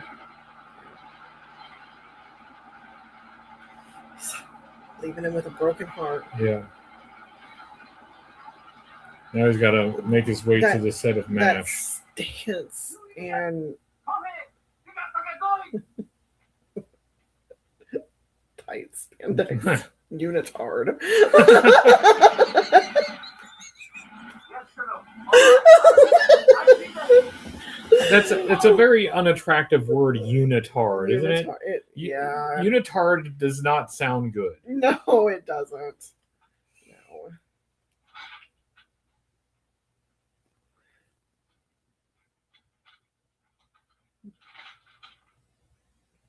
Bring him in.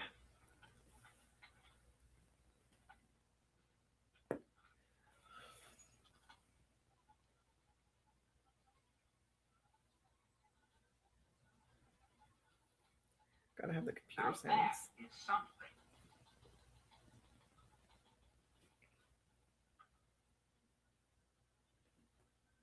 Gentlemen, we have a little problem here. As I see it, we've got two choices. One is we split up and everybody heads for the border on his own. Oh, now, Ace, you know that ain't gonna work. If I don't have somebody to follow, I'm gonna get lost. All right, choice two. Dry lake bed is surrounded by mountains. Pick your fate. Yeah, that's right. His army. If you want to find your way to the border on your own, turn to page 72. Down his nose. If we hit those flats, he can shoot us like fish in a barrel. Sometimes what was working for you can work against you. Now, Egg has done an infrared topographical scan of these mountains. There is a minor trail that we could conceivably move our equipment across. And as we come up the backside, we'll use our electrics to run silent, so therefore they can't hear us. And while they're distracted by the planes, we'll come off the mountain and punch a hole through their armor and meet the aircraft in the middle of the dry lake. Critical factor, getting over fast enough and onto the lake there. They see us. That's the way.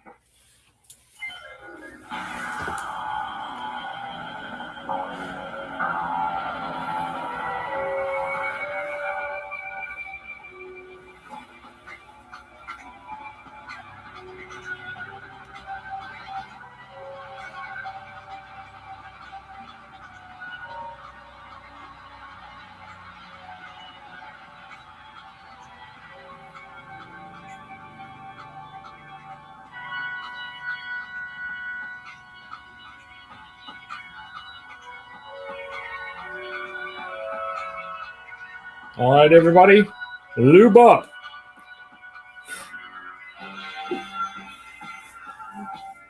They're coming in hot.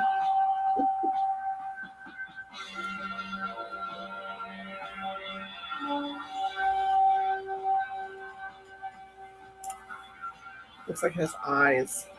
That's like eyes are moving back and forth.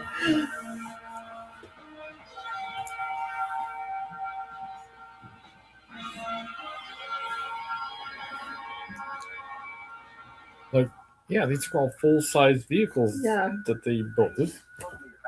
They had a budget. Yeah, they clearly had a budget.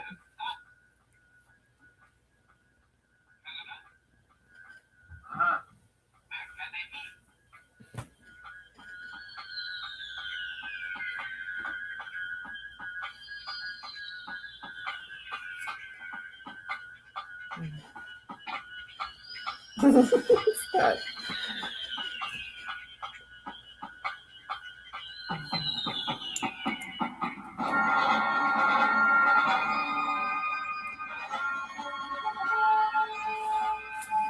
TACCOM, this is Eagle Flight B, copy. I'll copy Eagle Flight. Go ahead. What's your ETA? 0742. How you boys doing up there? Son, we're flying so low that every time we pass a jackrabbit, I'm looking it square in the eye. That's It's a low. colorful expression. Yeah. Stealth and silent running. Stealth and silent running. Why don't you just do that all the time then? Right. Like why would you wait? If you can do that, why don't you do that all the time?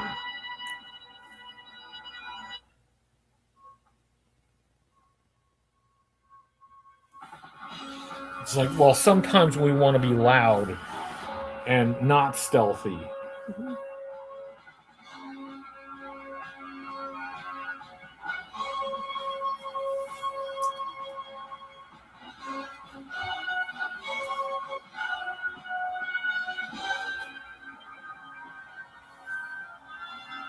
Why do they have the filter there? Yeah, I don't. You can tell there's definitely a filter because the sky's orange too. So Yeah. it's No idea. yeah. That was a really. It was a choice. Mm-hmm.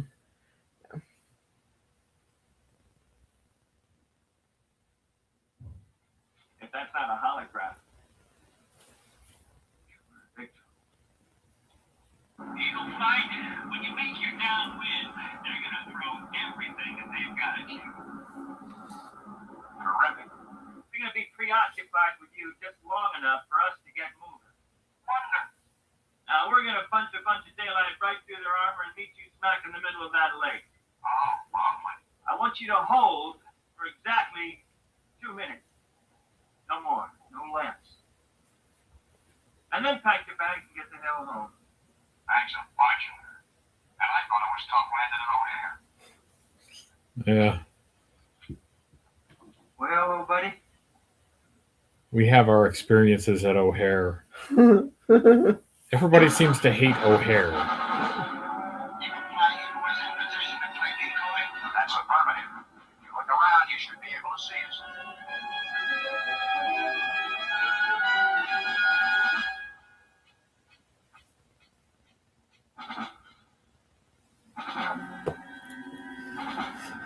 I guess it was meant to be.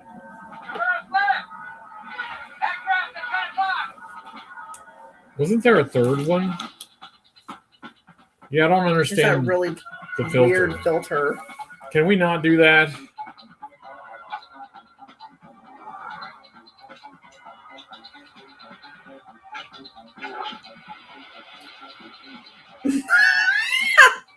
Sorry.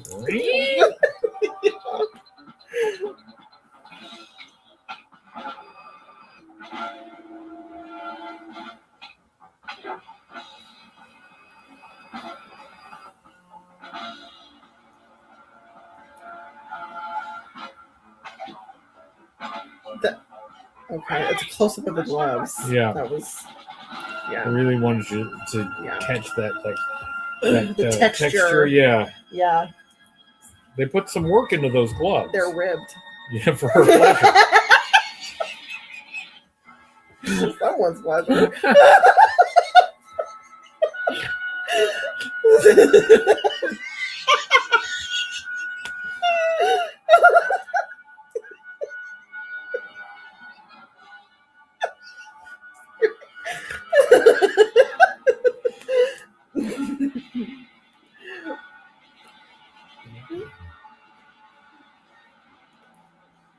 So basically, their entire plan depends on none of these shots hitting these planes.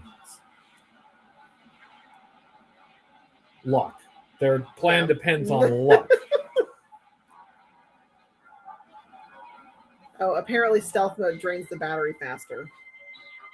Ah, That's why they can't always be in stealth mode. Okay.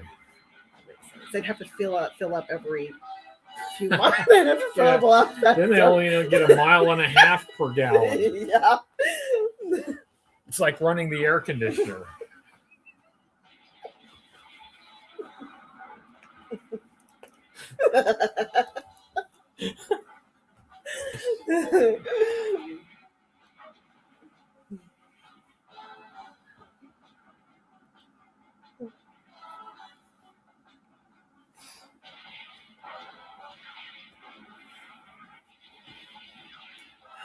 No, it's okay. The plane doesn't need that. No. Mind if I call you girl? Why not? Everybody else does. I call you just Wow. Okay. towards the eye. All units set equipment for self-destruct. Texas International Flight to the Dallas will be departing in 5 minutes. And it'll be standing room only. Terminate sound running and loose first body.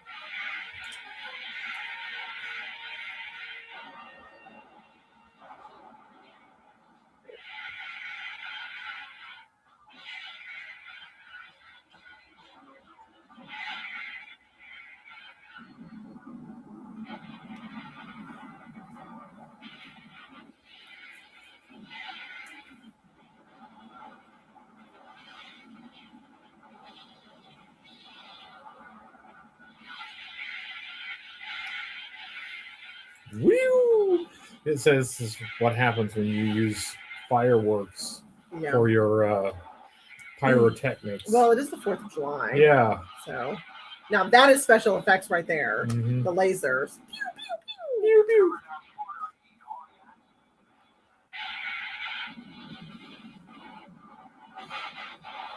There's another thing like G.I. Joe, like they do a lot of shooting, but everybody's fine. Right. Yeah. Nobody actually gets hurt.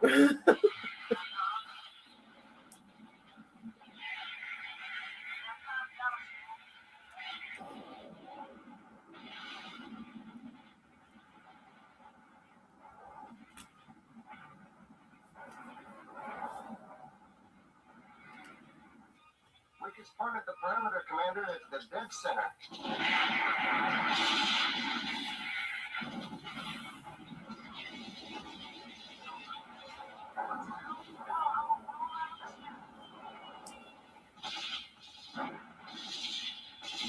Okay.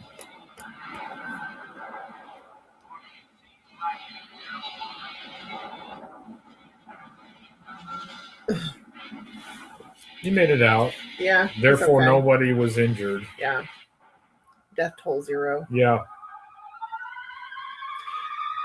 Of course. You got to do the obligatory, like, jump.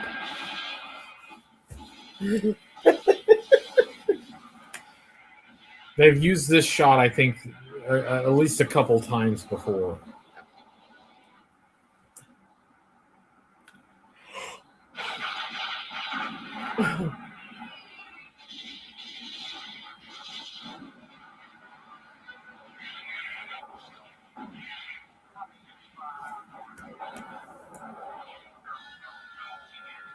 Dum, dum, dum.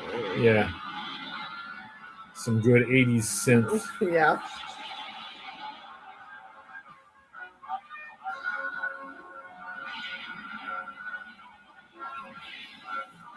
I do remember how this ends. I think you'll love it. Yeah. They've got, I mean, the music is the good guy, like, good guy wins music, Mhm. you know? Yeah.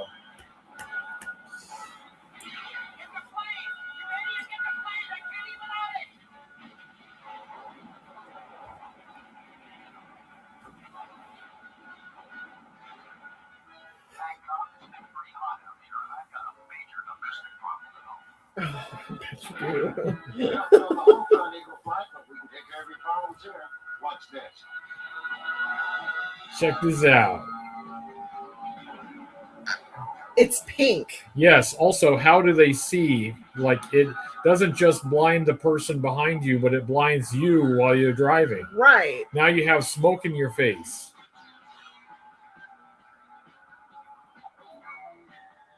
It's rainbow. It's a rainbow, yeah. You just missed Pride Month. But why? They've got to impress the wives back home. It's Who- not the wives it's a they're secret mission. It's not but- the wives they're impressing. It's, Copy that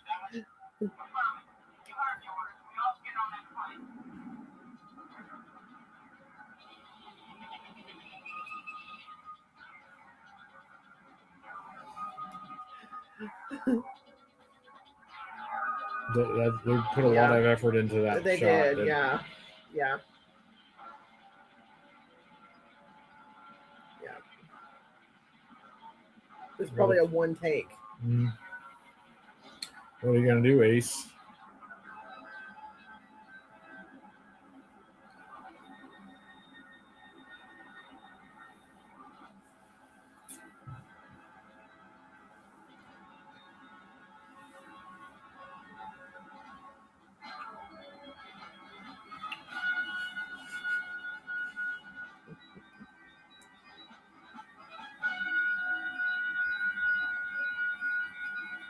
It's a good dramatic shot. I'm not saying it's not a great shot. Yeah. It definitely, gives you that dramatic effect. But we cut to basically the same shot, but from inside. Right.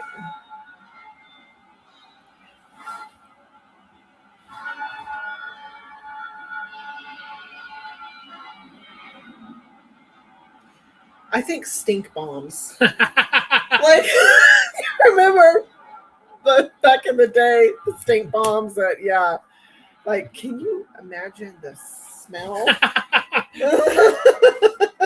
And they're all about to be, on a plane together. They all are wearing these lycra suits in the desert. Yeah. So they're gonna be ripe. Ripe. They're gonna be ripe.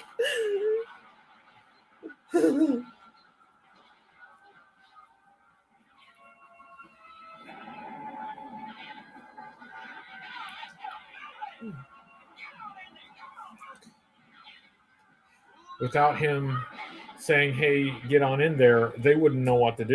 Yeah. What do we do? Get in there.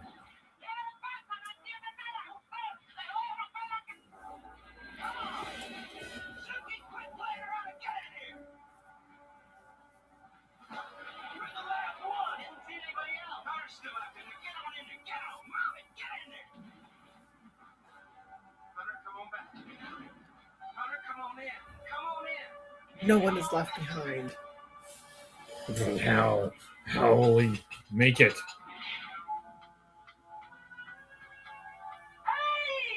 Hi, Duke. Oh, listen, I just wanted to say goodbye and remind you that the good guys always win, even in the 80s. See you, Duke. Even in the 80s. Deuces. Yeah.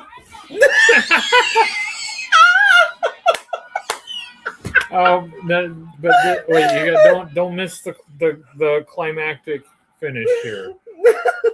How's he gonna make it? How's he gonna make it on the plane? He's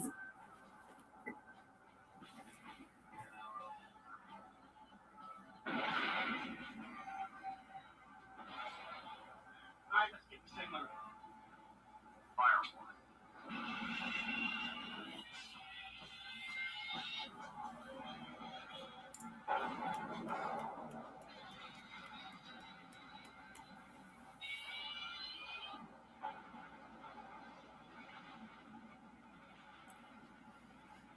It's a nail biter. How's he gonna get back on the plane?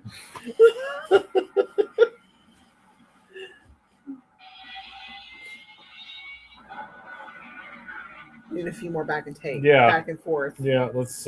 Yeah. Look, they paid a lot for these shots. Yes. They're going to use every bit of them. Yeah.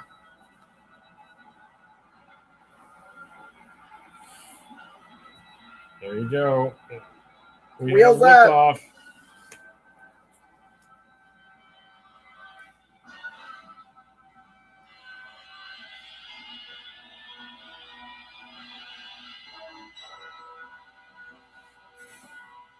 Okay, it's you and me, buddy. Oh my God.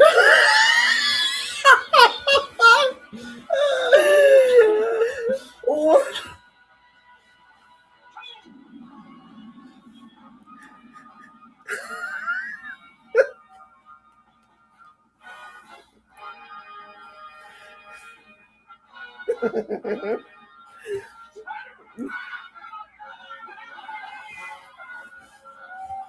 Oh, come on, wheels up, buddy.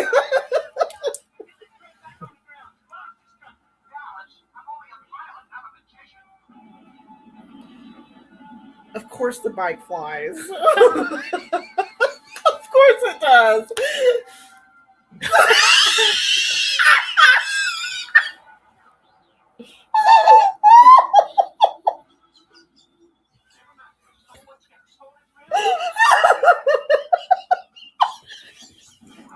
He can't believe it.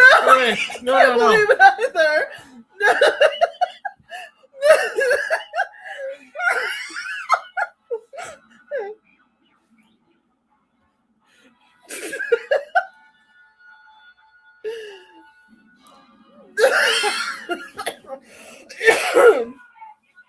Oh.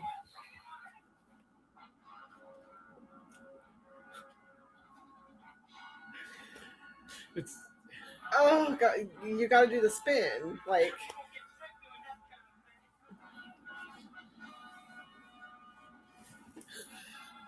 That's his O face.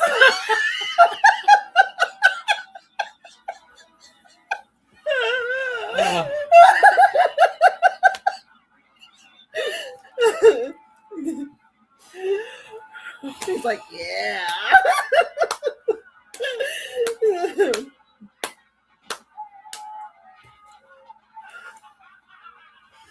Oh my. did it again. Yeah. Huh. Yeah.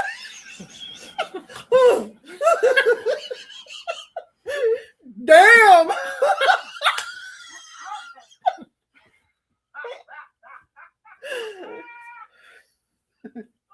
I don't know. All right, compadre.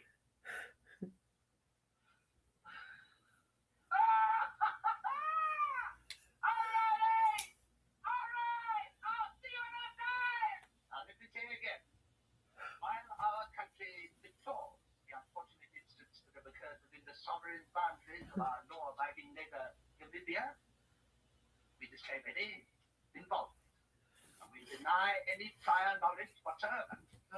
We're also lying our asses off.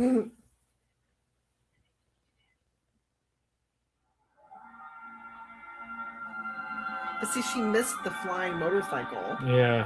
Take it down to 100 feet off the deck. Oh, did she? Wait, did she?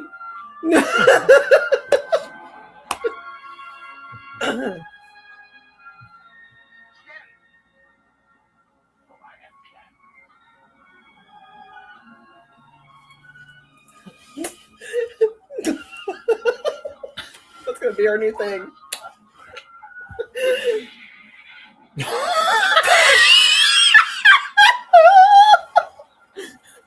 Well, Fuck you and your shag carpet. the shaggin' wagon got some action. That's what I think about that shaggin' wagon.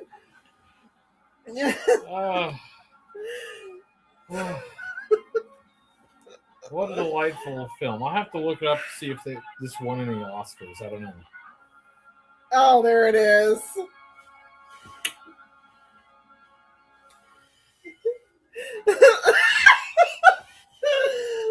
Oh, wow. That was something. Well, I told you. That was something. Oh, I haven't seen that in such a long time. Yeah. Wow. So that was Megaforce. That was Megaforce. Do you want to record your final thoughts? Oh, yeah. Ready? Okay. Well, that was Megaforce. Yeah, that was Megaforce. What did you think? Well, that was something. That was a choice.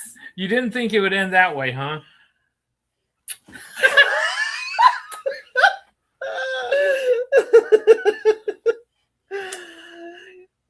No, that was well, for the 80s, like Yeah. so for 80s, special effects and all that, it wasn't terrible. Like, you know what I mean? I've seen some more modern movies that had worse special effects. So Yeah. let's not get into that. That's a Yeah. whole other video. But I don't know. It was really cheesy. It was. I think it was very like it was. It was like a cartoon. It was like an '80s cartoon, but as a live action movie. Yeah. It's as a live action movie. It's weird. But if it were a cartoon, it'd be like, oh, that's fine. I feel like the entire love angle could have been completely eliminated. Yeah, they didn't do much with it.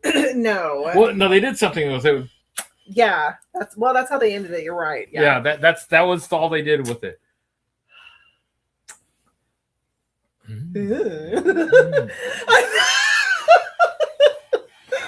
And I feel like this is July. I feel like we should have watched that movie for Pride Month because. Right. Yeah. His parachute and then the smoke. Yeah. Well, and Ace and Duke. Right. Yeah. They were more than friends. They were more than friends. There was definitely some kind of sexual connection. There was. They were bonded. They were bonded. So anyway, that was Megaforce. How are we doing on time? It is 5:39. Yeah, we got about 20 minutes before. Yeah. What was next on the agenda? I don't remember. I don't remember either. Oh, it was we were gonna have dinner, and originally we were gonna do dinner and go to the patio. Yeah, we maybe we can still do that. But you want to see if we can. Well, okay. Logistics. Wait a minute. You didn't ask me what I rated the movie. Oh, you're right. You're right. So, how would you rate Megaforce? Well, I give it a 10 out of 10. 10 out of 10. I give it 11 out of 10. What put me there was the flying motorcycle. And his O-face. I'm so glad. I'm so glad they ended it that way. They ended it with there was a big finish. Yeah. It was a big finish. They saved the craziest thing for last. The end, yeah. When the little wings come out. when the wings popped out, I was like, oh my gosh. And you're like, that motorcycle, this is about to happen. They're gonna do that. That's good. That's yeah, they're doing this. That's how he's gonna get back on the plane.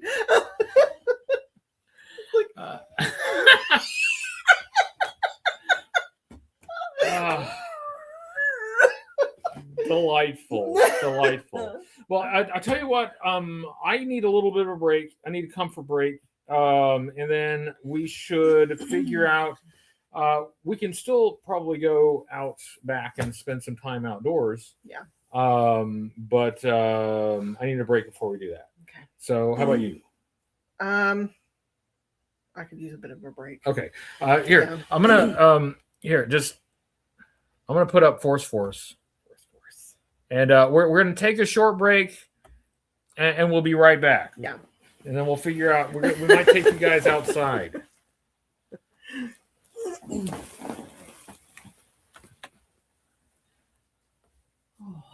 Oh yeah.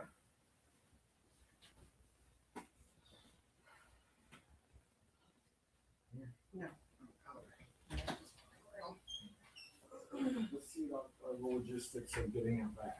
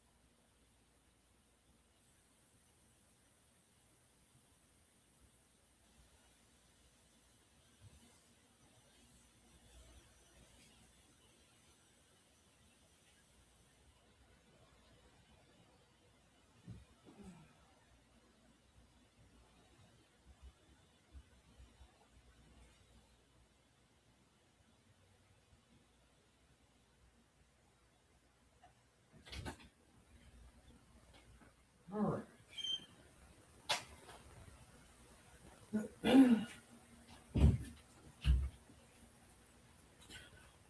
Okay. My thought is, Yeah, this was discussion by Tavia. okay.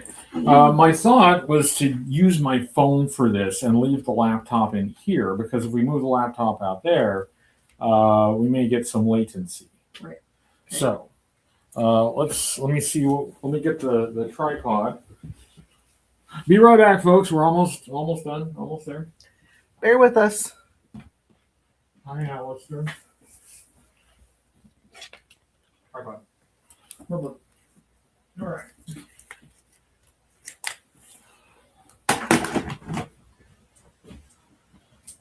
I'm gonna go see if I can set up out there, and then I'm gonna come back in here. Okay.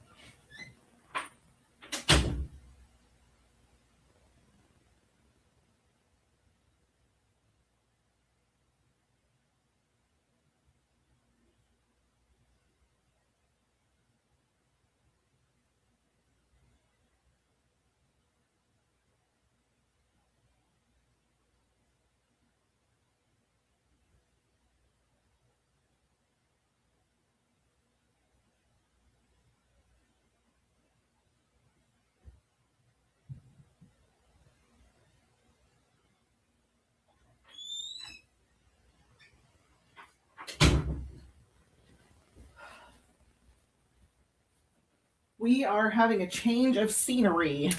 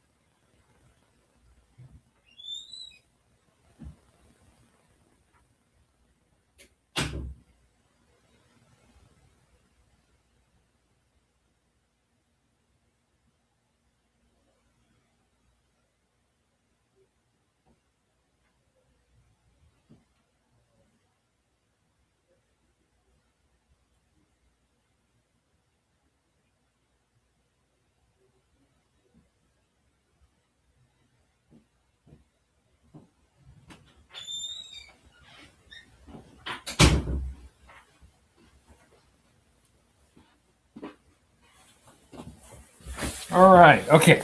Now let me see. Let me see what we can do here. Add to stage. Let's see. What we're going to do. Let's remove this. And I want to make this, let's see here. Na, na, na, na, na, na, na, na. Okay. Hold on. Where are my glasses? Okay. All right. Here's what we're going to do. We're going to see if I can get the volume. Okay. Let me turn this up.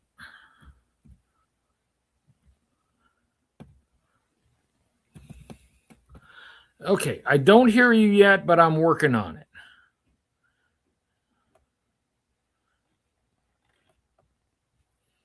All right. Yeah, still don't hear you. Hold on.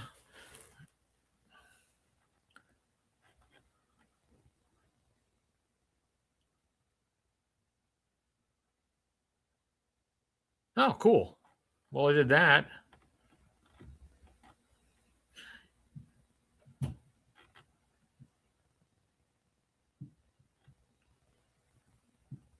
Okay.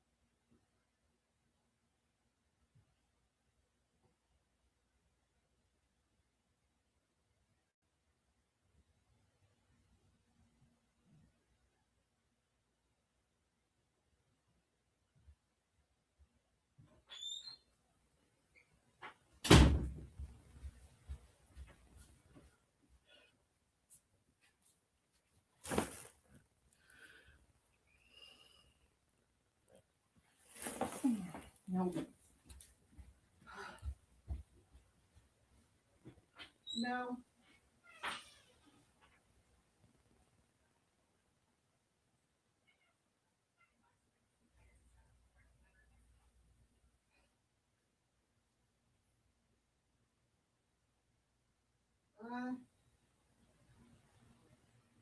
Get it. Okay, check. All right, check. Check. Czechoslovakia. Check. You hear anything? Okay, it sounds like I can hear you. What's that? You can hear me? Cool.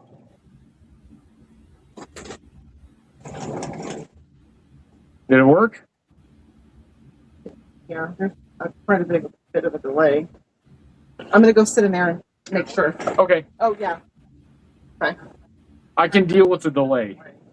Yeah. It's coming through. All right, we have audio. All right, so we are spend a little bit of time outside, get some sunshine and fresh air. Somebody said we were in stealth mode. That we can't stay in stealth mode. It runs the battery down faster. Yeah. Megaforce, it's a delight. Is it a good movie? It's really hard to tell. It's hard to say it's a good movie, but it's delightful.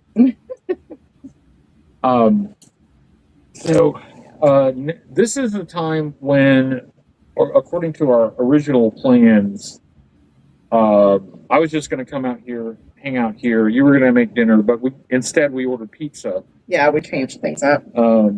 Which we can do. It's our show. We're what does that say? 8 hours, almost 9 hours. Almost in? 9 hours in. Yeah. Almost 9 hours. I'm starting to wear down. Yeah. Yeah. Yeah. Usually for me at about the 10-hour mark. Yeah. I'm questioning my life choices and wondering if I can really make it through. Yeah. During the movie, I was really feeling it. Like, yeah. Oh man. So when we go back in, What we could do is I could do another Find Your Fate book. We had originally, after dinner, we were going to do, like, I was going to do a reading. Right. But an hour is a long time to just read from, you know. So we could do Find Your Fate book and a reading from my book. What should we do first? Eeny, meeny, miny, mo. Yeah. But I can take a shot at the Find Your Fate book, and then you can do the reading. But we can stay out here for a little while till like 7 or so. That sounds good. Relax for a minute. So the condo people, they sent out a message. They were very adamant. Anybody caught shooting fireworks in the complex would get a $500 fine. Yeah, they ain't playing. Yeah, they're not. Yeah. And for a second offense, they shoot you. Lasers. It's a very American punishment. Yeah. It's capitalist punishment. So yeah, and for the most part, I haven't heard any fireworks from around here. I've heard fireworks maybe from elsewhere. Honestly, it doesn't even feel like the same day. Yeah. Crazy, like it feels like tomorrow. I don't know if that's because we've been going this long or what. Are you ever going to want to do a 12-hour again? I think I could do it again. I would have to get sleep the night before. Yeah. I did not sleep very much last night, which is I'm starting to feel it. Yeah. Well, you kicked around the idea of going to the Starlight after we're done here. Maybe not. I don't know. We'll see. Yeah. Yeah. It is. There's just no way to make a 12-hour day go fast. 12 hours is a long time, no matter how you cut it. Yeah. Yeah. Because you're not just there's no idle. It's you're having to do stuff for that whole time. Yeah. So we did take some breaks, but it's still a lot of activity, and even the breaks are kind of also activities. So yeah.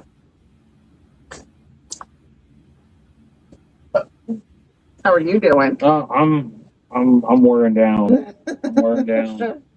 I know I can make it the full 12 hours. I've done it before, but that doesn't mean it's easy. Are you going to want to go to the Starlight after? I don't know. I may just want to crash. Yeah. Which, it's only going to be 9 o'clock. It's not late. When we're done, it won't be late exactly. In fact, it'll be fairly early, but we've been busy. Yeah. I had told Espe that I would go back to the Grief and do a Bobcast. Okay. But I probably won't do that. Yeah. You can do it tomorrow or something. Well, I don't know. Tomorrow I have a gig I got to work on. Okay. So, okay. Yeah. I'm getting paid for my services tomorrow, so I need to work on that. What services are you getting paid for? Wouldn't you like to know?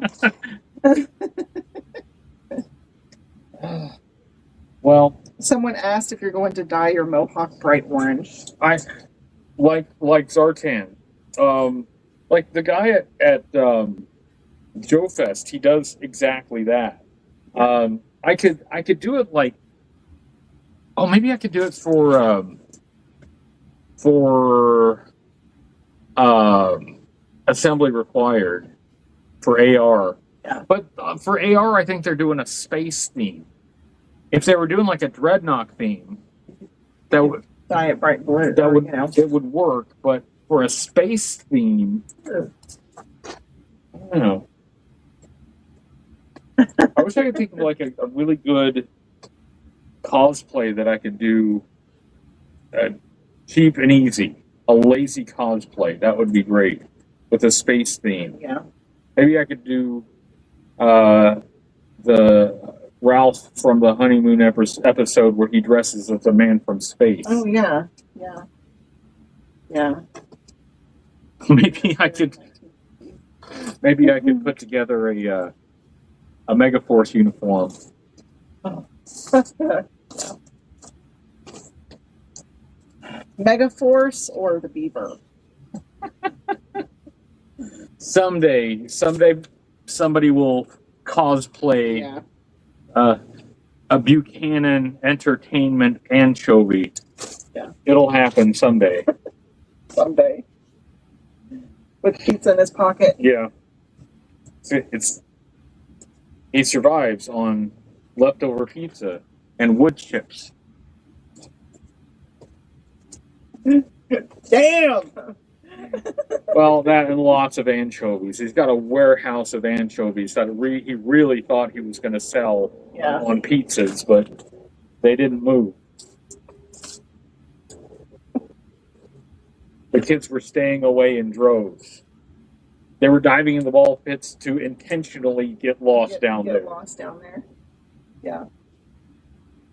Oh, that's been fun. So normally in this kind of setting we would be at Grove, but you want to go back to Grove anytime soon? Yeah. Okay. Yeah. Yeah, Audrey was there with her friends not long ago, and we were there a little bit before that, but I think it's our turn again. We are going to get ate alive by mosquitoes. Yeah. Yeah, I'm already. We may not be able to stay out here till 7. Yeah, that might be kind of tough. Oh, there's one. Yeah. That was close though. Yeah. Yeah, that was not in the complex. That was elsewhere. Someone said, "Well done for keep going. You must be bloody knackered." Yeah. A little bit. Yeah. We're getting there. Yeah. I think fireworks are not. You have to have a permit to shoot fireworks in the city limits anyway, which most people don't. Most people, they do it anyway. So, I don't know what. Like now, I'm at kind of a loss. I'm not sure what we should do. You know what? I'm gonna chill out here. Yeah. If you feel like taking a break, you're welcome to. But I'm gonna stay out here with my friends, the mosquitoes. Yeah. Let them, like I had lunch. Now let's let my friends, the mosquitoes, have lunch.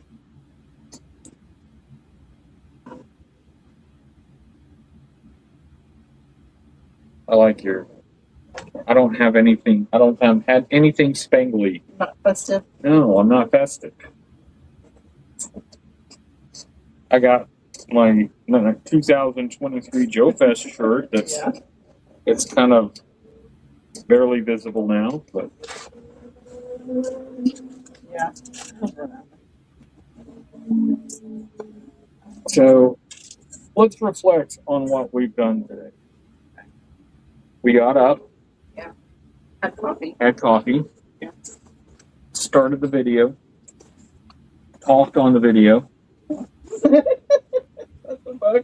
Yeah. We talked about Joe Fest and Assembly Required.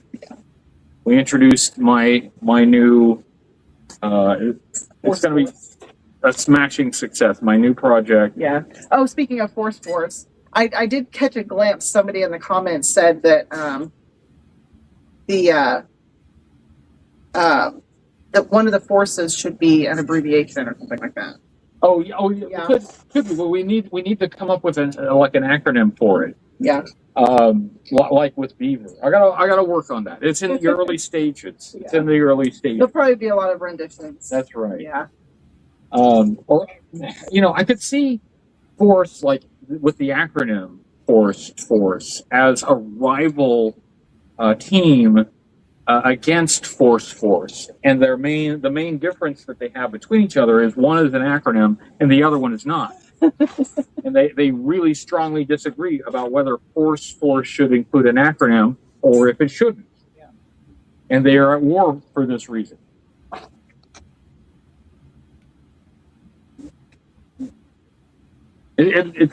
I think it's a compelling idea, and it will sell no action figures, because there won't be any. Yeah. Lots of art, though. Yeah, we'll do some character sketches and maybe 500 different logos. Yeah, we got to do a lot of logo options to zero in on the right one. Yeah. Plus, it'll give me a chance to practice my logos. I could see myself going from like a beaver themed enemy group to like a gopher themed enemy group, but then back to a beaver themed enemy group. Yeah. Because I just don't think gopher works. Gopher. It doesn't have the same ring to it. No. And then they're damn. Like, what would the gophers do? What would be theirs? Yeah. It's not the same. It's not the same. I just don't feel like the. Well, I mean, a gopher could also pose a threat by digging under, buildings and houses and whatnot, and causing them to sink, maybe 6 inches lower than they already are. Yeah. I could see that being a problem. Gophers could pose a threat also, but beavers, I think beavers might be a greater threat. Yeah. Yeah. So. You gonna make it? I don't know. How are you doing? I am going to make it. I'm sticking it out. Yeah. You don't have to stick it I out. am getting eaten up. Yeah, me too. Yeah. So we're both going to be walking mosquito bites. But they can't say we're not dedicated. That's right. I'm committed, or at least I should be. You should be. I wonder, I don't have my regular outdoor shoes on. We could do a walk around. This courtyard area is not very big. There's not much actually. It's not much walking around to do. Well, it is a nice courtyard, though. Yeah, got a little bench over there. You know what? Nobody's grilling either. I don't smell any barbecue. No hamburgers. Are they allowed to? Are they? I think so. Yeah. I don't. Yeah. As far as I know, people have before. So. Well, I think the party will start as it gets closer to dark. Yeah. Yeah. There's one. Yeah. Either festivities or gunshots. It's festivities. I know. Yeah. The gunshots will come later. Yeah. That's when the festivities get a little out of hand. Yeah. Too much booze.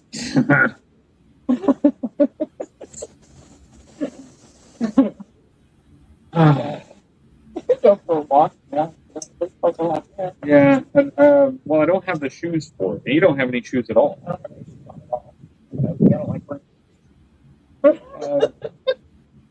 Well, we got. I feel like we got a lot of time. Yeah. A lot of time. Yeah. So 3 hours. Yeah, that's a lot. And I got maybe 1 hour worth of stuff to do. I mean, we could do some more reading. The Find Your Fate book thing actually took up some time, and we could move the timeline up if we wanted to. Do some reading, but that's up to you. If we move it up, though, then that just means that we'll have more to fill in on the back end. So. Well, we would just read for longer. Yeah. Well, it's not yet. Yeah. I don't think even I can stretch it out that long. Yeah. We can talk. I know we've talked about our plans. We can talk about our plans a little bit more. So if you're still going to marry me, if you haven't changed your mind yet, we've got a wedding to do. We've got a wedding to finish planning. Yeah, we should stream it live, and then it'll be a tax write-off. That's right.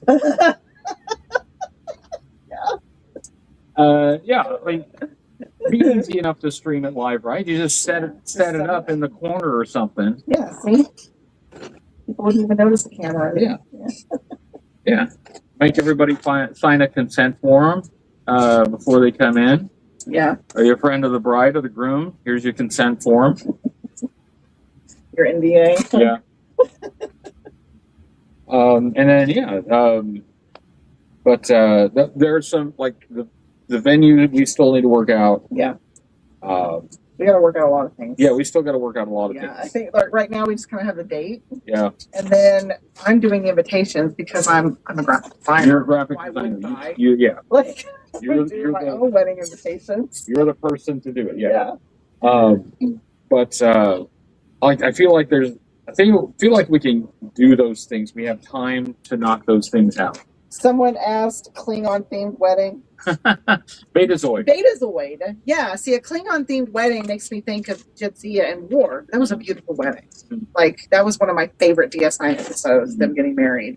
But Betazoid wedding, nobody will show up. There'll be no witnesses. Yeah. Yeah. And Cyclonus, when is the wedding? It is February 7th. Yep. So, February 7th of next year. Yeah. Sorry if you can't hear. There's a helicopter going overhead. Yeah. So we live really close to a hospital, so we get a lot of like life flight helicopters coming in. Yeah. And given the date, somebody probably blew their hand off. Sorry, that's not funny. That's not funny. Actually, like this week, there's already been half a dozen news reports of people losing limbs because of fireworks. Yeah. Yeah, that figures. It's that time of year. Yeah. Yeah. It's that very specific time of year. Yeah. But we've chosen a date. Yes. And we've chosen colors. Yes. And yeah. And we've chosen the designer for the wedding invitations. Yes. So we're gonna do the ceremony here in town. Yeah. And we're gonna do, like we talked about, a venue that is other than a church. But it needs to be spacious enough so that we can get everybody Right. from all of our various circles of friends there. Yeah. And the officiant, I know we've got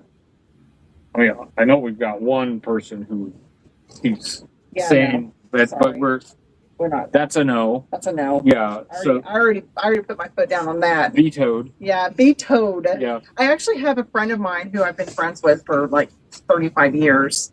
Her husband is an ordained minister, and so I think I would talk to them about maybe doing the ceremony. That sounds good. So, yeah, and then your friend Amanda, her daughter, she's going to be in the wedding. Actually, yes. Let's talk about that. For my best man, I'm going to have a best woman. Yes. So his best friend Amanda is going to be his best woman. Yeah, best woman. Yeah. But it's the most logical choice. That is the right person to be on my side. Yeah. And she, when you told me that you asked her, she immediately said yes. She didn't hesitate. Then she immediately started looking for dresses. Yeah. Like, damn, she's on it more than I am. Well, I did say, well, maybe I told her maybe I'll make you wear a tuxedo like the rest of the guys, and she's like, well, she vetoed that. Yeah. So yeah. She's in a unique position though, because she can wear either color. Mm-hmm. She can wear black to match you, or she can wear blue to match my side, but she would still be standing with you. Mm-hmm. So she has an option. Or red to start a scandal. Yes, we can start a scandal. She could, but if she wears a red dress, she has to wear the red hat to go with it. So you cover half of her face. Yeah. Yeah.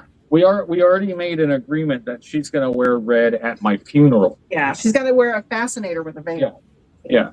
So yeah, we already got the red. The red is for my funeral. That we already got a deal for that. So there'll be a great, we'll start a lot of rumors. Yeah. That'll be my parting. And then, gift of to course, she'll everyone. be up there with you at your wedding, and people be like, "Who is that?" Well, so we've got that. We've got some things worked out. We do, yeah.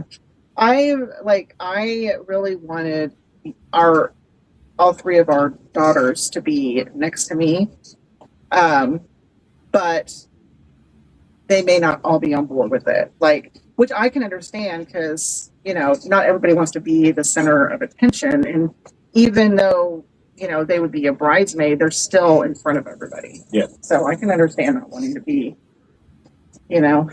So yeah, I still gotta nail down my girls.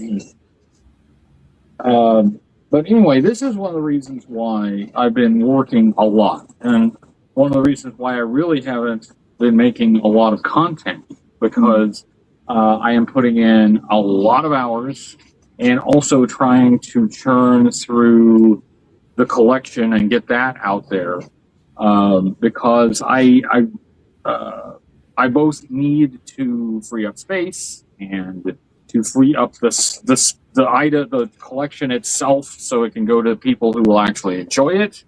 And I need to make enough money for us to do all this stuff. We've got a lot coming up.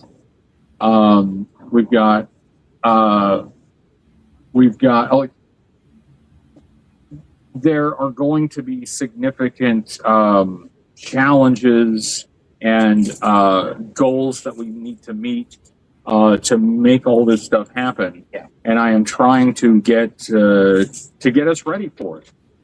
And what that means is not a lot of downtime. Yeah. I'm working a lot. Yeah. Which it's fine. In the long run, it's more than fine. In the long run, it's the right thing to do. In the short run, it is pretty exhausting, and kind of isolating, because I don't get to do this as often. I don't get to go out and see people as often. But plus, you work from home. Yeah. So you are home a lot. So, but it's temporary. It is a means to an end. So I'm putting everything that I got into it to get us going and to get us to the future.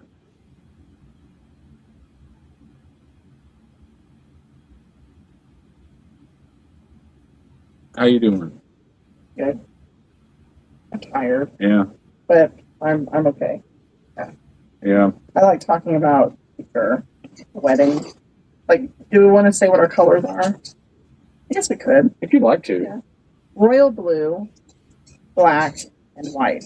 Yes. And white is just kind of an accent, So I know black. Well, do you remember why I suggested black? I don't remember why you suggested black. Okay, because it's kind of the scene. Yeah. Yeah. Well, blue is like a favorite color for both of us. Yes. So that was easy. That was the easy one. You were surprised that I didn't pick teal. That is, Yeah. I thought you might. Yeah. So for those who don't know, teal is one of my favorite colors. It's not my favorite color, but it is one of my colors. And the reason, and as you can see, my tattoo is teal.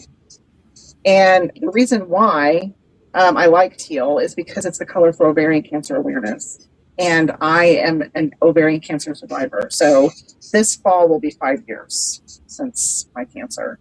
So I do wear teal a lot, and I choose teal for a lot of things. On one of in our realm worlds, in Orthros, my shield has a teal ribbon on it. I made a flag and made it my shield, but royal blue is my favorite color. So I wanted to pick royal blue because it's also your favorite color. Yeah, that's so it's gonna. I think it's gonna look great. It's gonna be gorgeous, beautiful. But there's a venue to book. Yeah. There's a dress to purchase. There are tuxedos. Do I have to wear a dress? Unless we do Betazoid. Yeah. There are tuxedos to rent Yeah. unless we do Betazoid. Yeah, yeah. Who else? Who else do you want with you? I'm gonna. Well, I don't want to mention any names because I don't want to commit anybody here while we are live. Right. But I got You have some that you're considering. a couple ideas. I got a couple ideas. Yeah. But when it's like tell Call anybody out. Yeah. So that if they don't do it, then they'll have to answer to the internet. Why didn't you do it? Yeah. What's your problem? Why aren't you up there with him? Okay. Well, Amanda is definitely an in. Yeah. Yeah. I like how excited she was. Yeah, that's cool. Yeah. She didn't. Yeah, you told me she didn't hesitate, which is really cool. It's like even though I feel like I've been doing nothing but working. It's actually been a pretty busy couple of months. Yeah. With your birthday, and Joe Fest and stuff. Yeah, like May seems like a lifetime ago already. Yeah. You know, and May has always been really busy anyway. But of course, I graduated in May, and then June we had my birthday, and then we did Joe Fest, and we've been to Grove, and yeah. Are you gonna make it? I'll be okay. Okay. Yeah. We are getting destroyed by mosquitoes. But the complex they are not very good about mosquitoes. Yeah, I am out of spray too, so I can't really even do anything. But anyway, okay. I'll take a cool shower. Yeah. Later tonight. Yeah. There's a high probability that I will just want to crash when we are done. Yeah. Me too. So I want to express my gratitude again for everyone who has watched, even if you just watched a little bit or if you've watched a lot. This has been a lot of fun. It is a big challenge, but it's a challenge that's worth it. It's worth the effort. It obviously it's not something that we could do every day. No. But special occasions. Special occasions. I mean, if we did a 6-hour live stream, that would be a long live stream. That would be long. That would be a lot of people consider that to be extra long. But I feel like if you're gonna go big, you go bigger. Yeah. Like if you're gonna do 6, you might as well do 12. Max it out. Let's just go all in and do another 12. You do it. Do 20 hours. I think she volunteered. I didn't volunteer. She volunteered. I was joking, okay? There ain't no way in hell. I really love your sense of humor. We do a lot of laughing. We do, yeah. You know what? Even though we've been crazy busy, we do still enjoy life. Even when we can't get out and do things, we still find ways to enjoy life. And sometimes it's just laughing at absurd things. Yeah. Making crude jokes. Yeah. Crude jokes that I would not do online. There's got to be some kind of line. Well, YouTube sets the line, actually. So yeah.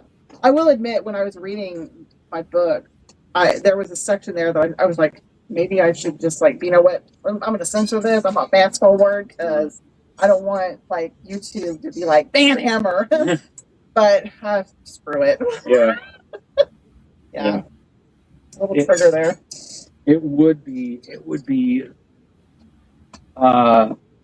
be so ironic and maybe a little bit hilarious if we got a YouTube live ban for our 12-hour. It looks like we're going to make it. Yeah. It looks like we're going to make it, A but lot can happen though. I'm not going to lie. If we got another band today of all days, That would be hilarious. I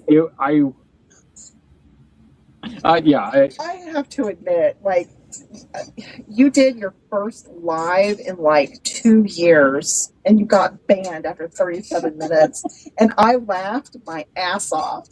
That was hilarious. I was annoyed at first. Yeah.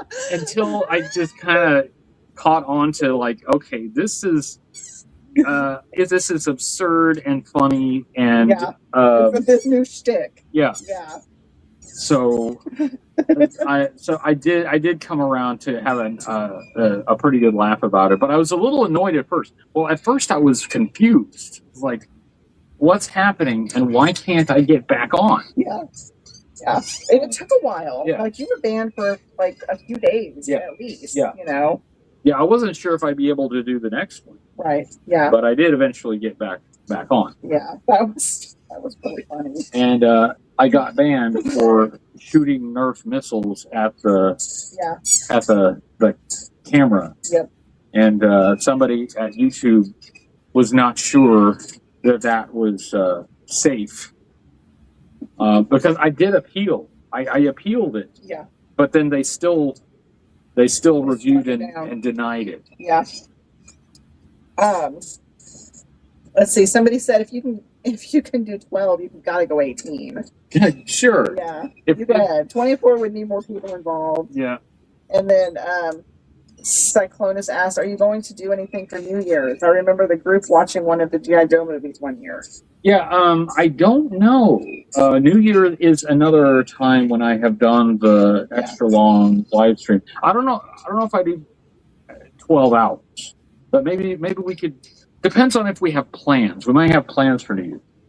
But if we're gonna be in, maybe. Yeah, I think that's something we probably wouldn't decide until the last minute. I know this was planned in advance. This was planned in advance, even though the notice didn't go up until last night. Yeah, it was been a busy week. It was planned, but it wasn't executed very far in advance. But yeah, we'd have to see if we have plans. Yeah. And then and I still don't think I would do 12 hours. Like maybe an extra long live stream, but something less than that. Yeah, I think we might be getting too old to be 12-hour shit. Yeah. No, I'm just kidding. No. We've actually managed to stay busy. Yeah. You know. Now, my typical workday is 12 hours. Yeah. But I'm not usually talking like all through it. So it is a little different. A little bit more taxing. But it's also a little bit better because I'm not isolated and by myself. I'm talking with you. Yeah. So that actually makes it a little bit better. Yeah, and I'm participating. And you're participating, which normally I'm just sitting in front of a screen, clicking things. So this is better in that respect. Yeah. It's not better for my vocal cords. But tomorrow. Yeah. May not have to wait till tomorrow. Yeah. We'll just have to talk to each other with signs. Yeah.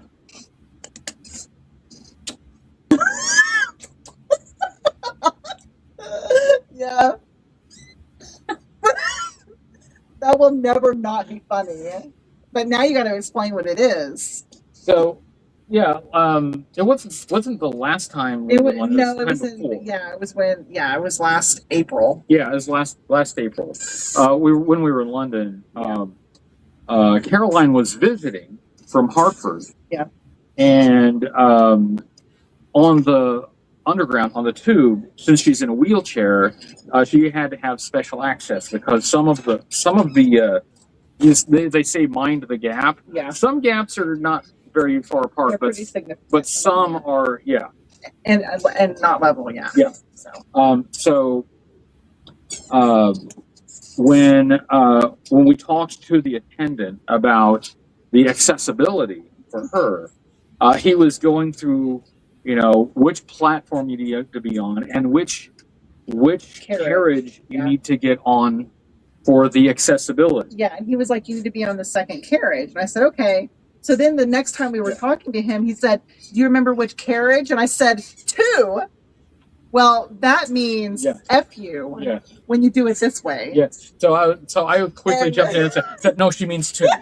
Yeah, because She I didn't means know 2. any better. And he didn't even he just carried on, but it's stupid, this, dumb American, I think he did catch on. Yeah. He did catch on. But he teased about it as we were going to the he was he goes, and I was just like, wow, okay. He's really nice though. Yeah. Yeah. So anyway, so that's what that is. Carriage 2. Carriage 2. It'll never not be funny, especially the way you do it. You're all dramatic. So if you're in the UK and you need to say 2, it's this. Or try one of these just to be on the safe side. Don't do this. Or maybe do that, depending on if you, who and why.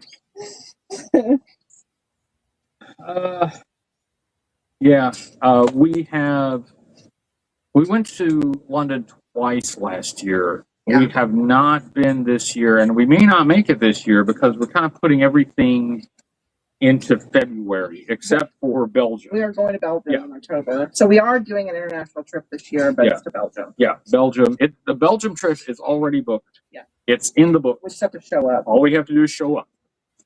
Airline ticket, hotel, everything's already taken care of.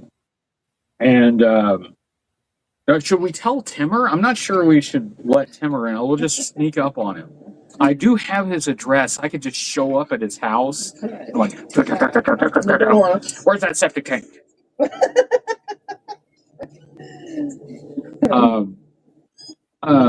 But now for cereal, we we'll meet up with Timmer.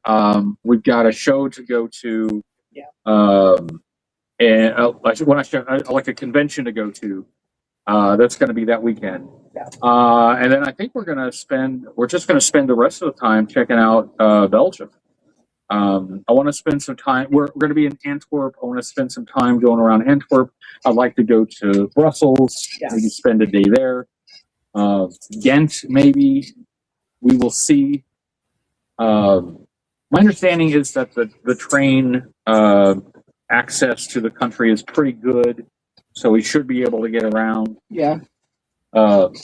So Belgium is yes. Yeah, it's planned. All we gotta do is just get our passports. Right.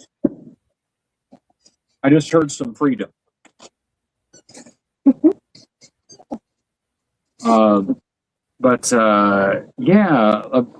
Timmer has been a really good friend for a long time, and yet I've never met him face to face yet. So we're gonna rectify that. Face to mask. Never met him face to mask. I've never even seen his face. Yeah, I have seen his face. I have no idea what he looks like. I have. He could walk up to us, and I'd be like, Timmer who? Yeah, exactly.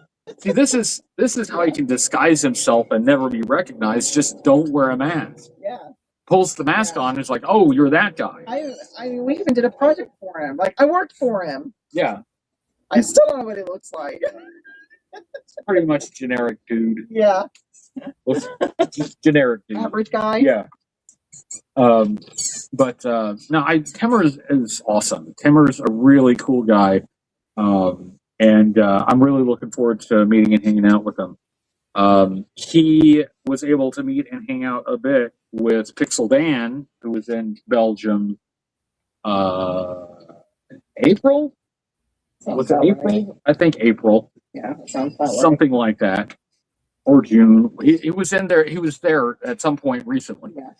We were even talking about, is there any way we could get there at the same time? Like maybe all of us converge, but the timing on that didn't work out.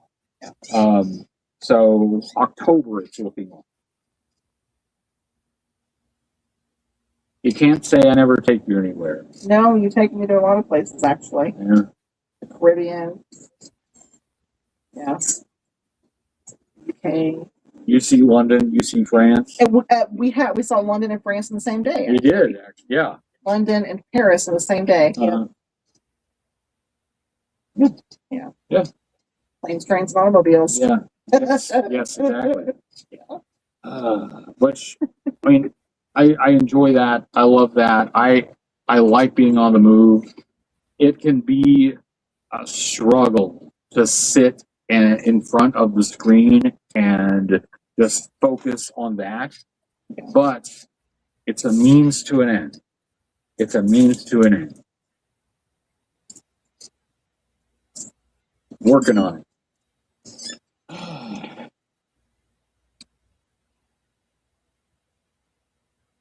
So what we're gonna do at 7, if we can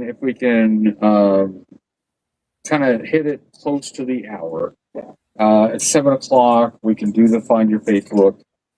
You could do a bit more reading, and then we could do like the last hour, just Basically this. yeah, basically But in there. What in there with the air conditioning and not with the mosquitoes. Yeah.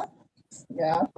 We need to spray this. Like if the complex won't spray this area, we need to spray this area because this is it's kind of ridiculous. Well, the thing, like, even if we do spray, there's no standing water over here. Yeah. So they're coming from somewhere else. Yeah. We'd have to find the standing water. All right. Yeah. One of our neighbors is to blame. Yeah. Yes. Yeah. Yeah. The mosquitoes are bad out front too. Because when I was doing digital photography last fall, and I had to do this, still life or the still to life. Well, sorry, my brain's not working. I'm 100% right now. And I came out here and I tried it, and I was getting eaten up. And I was like, shit. So then I tried out front. Still. Yeah. Yeah. It was, well, if you stand stationary for more than 5 seconds, you're gonna get it. So, welcome to Oklahoma. Yeah. So we have this patio that we don't use a whole lot because we could use it in just not in this weather. Yeah. We get like 2 weeks of really nice temperatures, and then it's either blazing hot or it's storming. Yeah. So you go from cold to a brief spring that it's kind of off and on. It'll switch back to cold and then back to spring a couple of times. Yeah, we have a lot of false springs. Yeah. Second spring, third spring. Yeah. Yeah. And just kidding, it's not spring. And then there's this. It is hot. It is humid. And if it's not hot and humid, it's storming, and you have to dodge tornadoes. Yeah. Once you hear that bird, it's a racket, isn't it? It is, yeah. I was just looking up there, our neighbors, who make a lot of noise. I swear they dropped a bowling ball. Yeah, that was in their kitchen earlier. There was something. Or it was a body. It was something really heavy. It bounced. It did. Yeah, there's that garden over there. The problem with the garden, I think, is it's uncomfortably close to those people's back patio. Yeah. So if you go sit over there, you're in the common area, but you're like close enough to hear what they're watching on TV. And that's a little uncomfortable to me. Yeah, I remember speaking of the one right across from us, when I was it that? Yeah. I was out here putting some of my projects onto phone core for my portfolio. And I had to do it. Whether there was 5,000 people out there staring at me, I had to do it. It was something that I had to do. Yeah. And he was just sitting there staring at me the whole time. And I'm like, making me really uncomfortable. I got to do this. I got to do this. I wish I'd known. I would have come out and stared back at him. Yeah. I think you were working. Probably. Yeah, you were working. Yeah. But yeah, it was really weird. Normally I would have been like,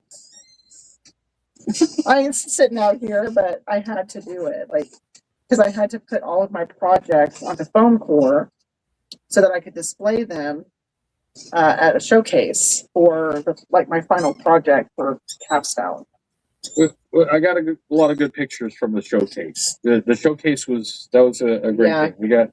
I got some good pictures. Let me see. I might be able to find. Oh yeah. Here is me at the showcase with my portfolio. All of my stuff. Yes, all those rectangles there are projects. Those are all my projects. Yeah. I remember when I asked one of the professors where my wall was going to be. She said, we're sandwiching everybody else between the two strongest portfolios, so you're on the very end. And I'm like, they gave you extra space too. They had to give me extra space. Yeah, I had 4 walls. I had a lot of stuff. I didn't realize how much stuff I had, so I started putting it up there. Like, wow. No wonder I was working like 60, 70 hours a week. Yeah. And I did my internship too. So I was doing my internship and my portfolio, and oh my gosh. I'm glad that's over. You're done. You're done. So glad that's over. You graduated. You have your degree. You have your diploma. You did it. What was your GPA? It was only a 4.0. Only a 4.0. The whole time. Did not improve at all. No, didn't improve at all. It stayed that the whole time. When I was talking to I was an honor scholar, of course. So when I was talking to the honor scholar professor about my honors portfolio to see if I had met all the requirements to graduate as an honor scholar, he looked at my GPA and he was like, "You didn't try hard enough." I'm like, so funny. You didn't try hard enough.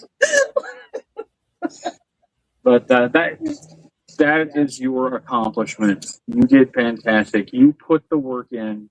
You made the effort. Well, you fed me. I appreciate it. I just made some food. You did the work. You put in the effort. And you got the grades. So were your grades, and that's your degree. Oh yeah. Somebody said only a 4.0. Come on, do better, huh? Yeah. Comic Tropes asked, "What will we blow up today?" And Cobra Island. Did you open up Gung Ho? Oh yeah. Oh, thanks for reminding me. We're outside, so we gotta try to get Gung Ho open before we're getting down to the wire. Somebody said it's known here as flicking the V's. I guess this. Yeah. Flicking the V's. Oh, I know what else is called flicking the V's. You know what? I'm delirious. Okay? I'm getting delirious. She's been up for a long time. She didn't get a lot of sleep, and we're in our 9 and a half, 9 and 3/4. 9:40, yeah. Yeah. So she may start to not make as much sense. I've been laughing at things like that I should not still be laughing at. Like I laughed at my own joke, and then I just kept laughing. I laughed so hard I got lightheaded. I cracked myself up.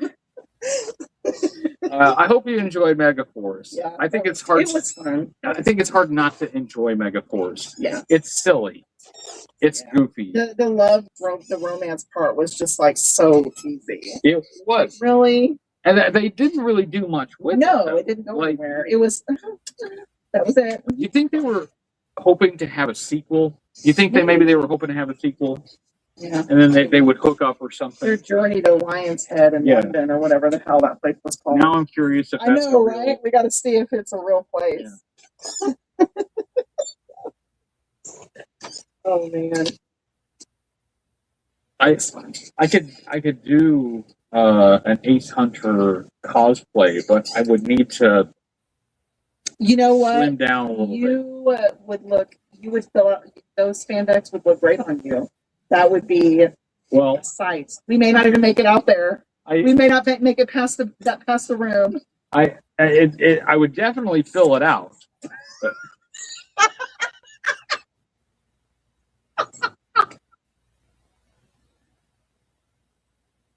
I am so fired.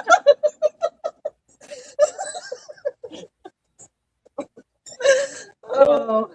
Gaz will be thrilled that you enjoyed Megaforce. It's one of those things. Like I can't say it's a good movie, but it's hard to not be entertained by it. Yeah, I think like if I had to choose the hokiest part of it, like the romance was really hokey, and then of course the end with the like.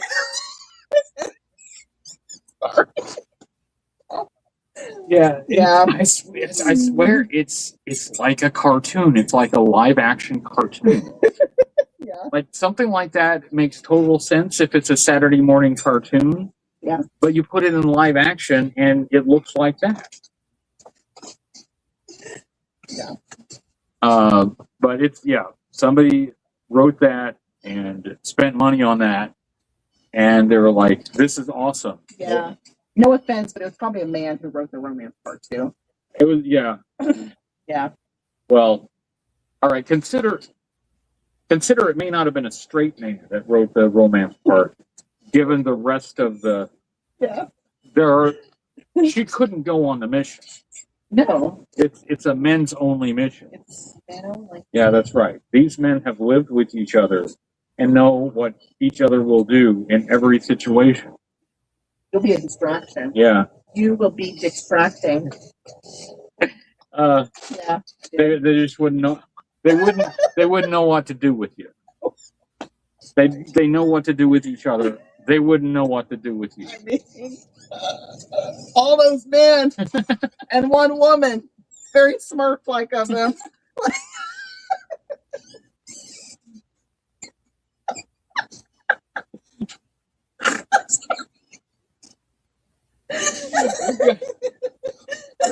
It's almost over.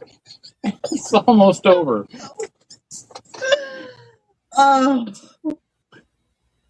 This is great. I'm just now I'm enjoying the show. Yeah.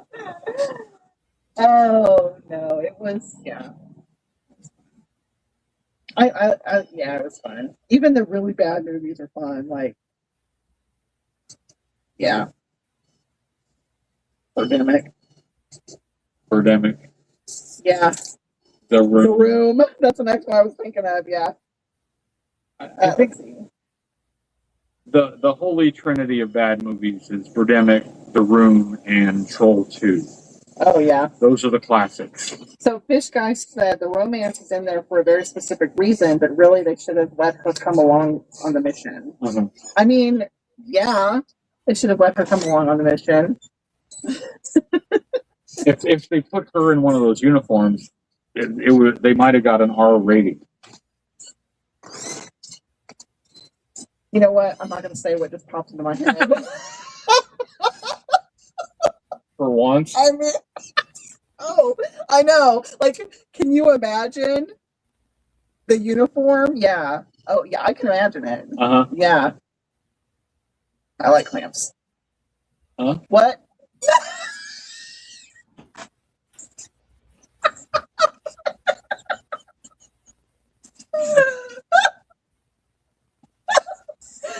I haven't even been drinking. I know. I'm sober.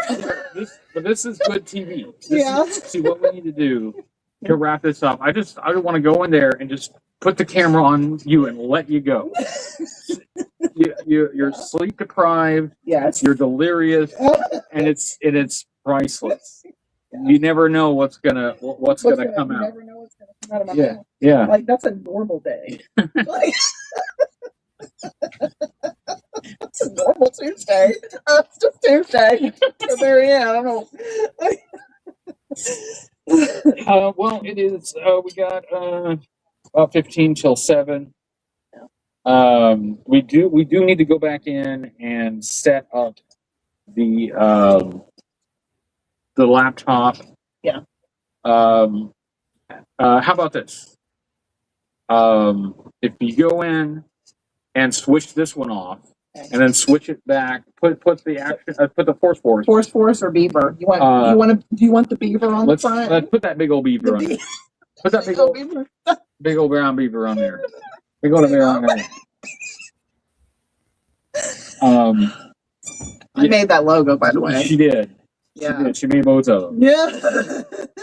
So Okay. put the beaver on, and then we'll get all set up. But if you do that, then I can know that it's safe to turn this off. Okay. Are you entertained? I'm entertained. Yeah. I'm entertained right now.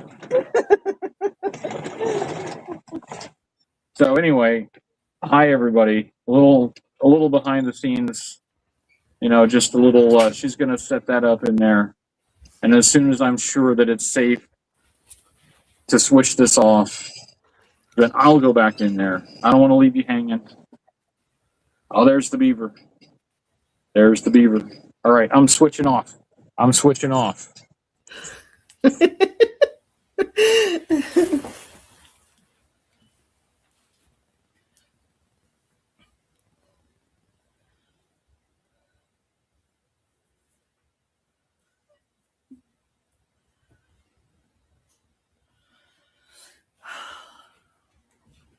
The beaver has the stage.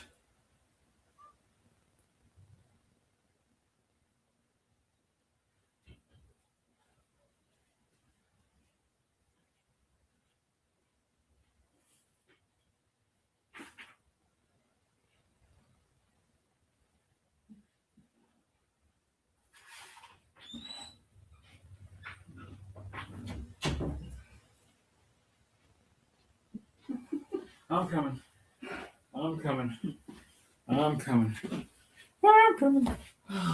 Okay. Oh, there's that. Okay. All right. Oh, how about I take a quick swig of water? How about I rehydrate?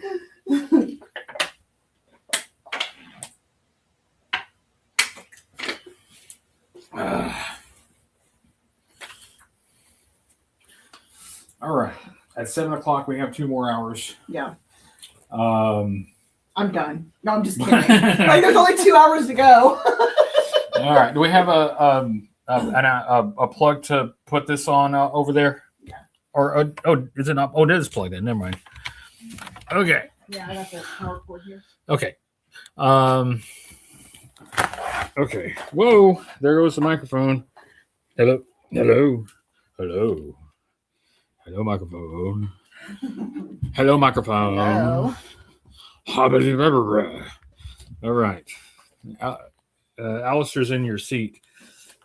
He's about to be unhappy. Yeah. Well, he's always unhappy. He's always unhappy. When is he not unhappy? All right. Let's see. Oh, I gotta plug it in. Don't want to run out of battery. No. No, don't run out the battery. Okay. All right. Okay. All right. Yeah. Hey, buddy. Oh, you know what? Sit there for a minute longer. I'm gonna get me something to drink. Okay. I'm switching on. I'm switching on. Let's see. Oh, can you get my a bottle of water that I missed? Yeah. Okay. Let's see. And thank you. There we go. And we're back. Or I'm back. Yeah. I'm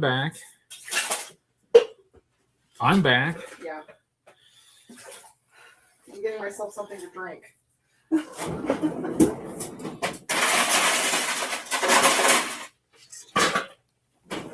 It's important to stay hydrated. Hello, everyone. Chris, I'm really delighted that you've stopped in and you've spent some time with us. It really means a lot to me. It really does. Ripper788. That's it. Ripper788. Hey, buddy. Yeah. Please don't bat me in the face. Okay. There you go. There. Okay. but I forbid you to put your butt end at the camera. Yeah, they don't want to see your cat butthole. Yeah, nobody wants to see that, I promise. So how are we doing?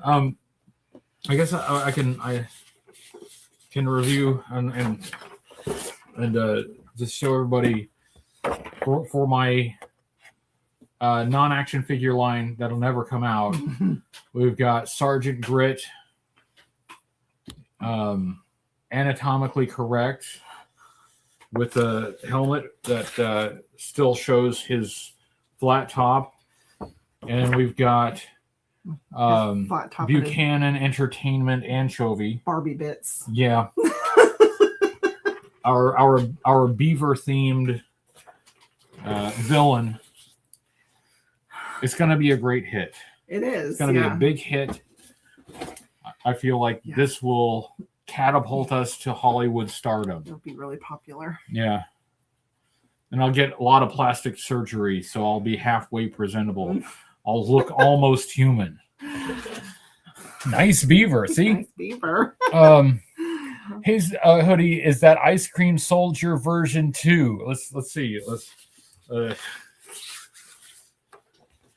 You know what? He can't eat ice cream because his top and bottom teeth are fused together. I can't eat ice cream. That's one of the reasons why he's really unhappy.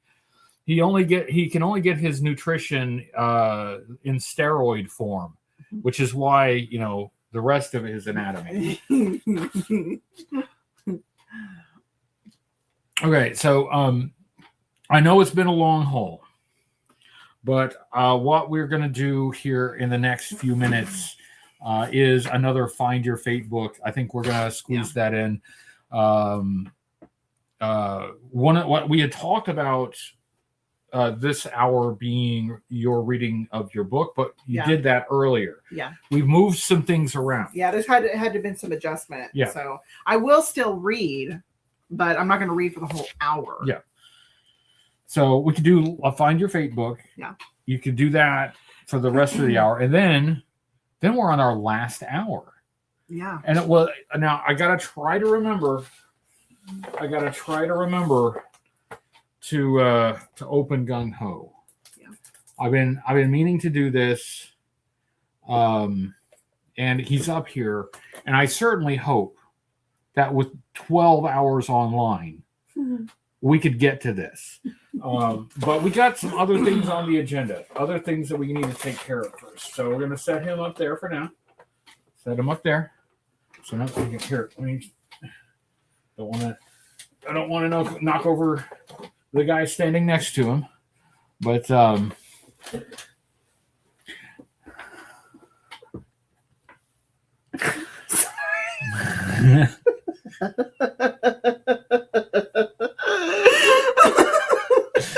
I rarely get to see you like this, like basically sleep deprived and a little delirious. I don't think you've ever seen me this sleep deprived. This is normally I would have had a nap by now. Mm-hmm. Yeah. I'm loving this. This is however anybody else feels about it. I am entertained by this. I this is fun for me. Yeah. You having a good time? I'm having a great time. Are you entertained? Are you Buchanan Entertainment Anchovy? Villainous evil rodents. Evil rodents. Yeah, villainous evil rodents. At first it was, what was it? Valiant or something? Vicious, something like that. Yeah. And then you got real quiet and you said, villainous. Yeah, Cobra Island said, I've been watching your older videos and Ice Cream Soldier yesterday. Yeah, the Ice Cream Soldier video. I think the Ice Cream Soldier is one of the figures that I sent to Timmer. Like during COVID, when everybody was indoors and social distancing, I sent Timmer a care package, and it took 6 months to get to, because none of the mail was running. Yeah. Oh yeah. I sent out books in 2021 at the end of 2020, And it took several months, just books to get there. It was ridiculous. Yeah. He did finally get it. And I think my recollection is I said, what do you get for the guy that has everything? You get the things he doesn't want. So, he has this aversion to orange. I sent him every orange thing that I had. I sent him the septic tank. I sent him an ice cream soldier. Anything orange, I put it in there. I also included a roll of toilet paper because when I sent it, nobody could go out and, Yeah, we were in a TP shortage. So, but that would just showed how much I cared. Because TP for your bunghole. But I feel like that's the only thing that you can do. If somebody has everything, you have to get them the things then that they don't want. You can't get them the things they want; they already have them. So your only recourse is stuff that they don't want.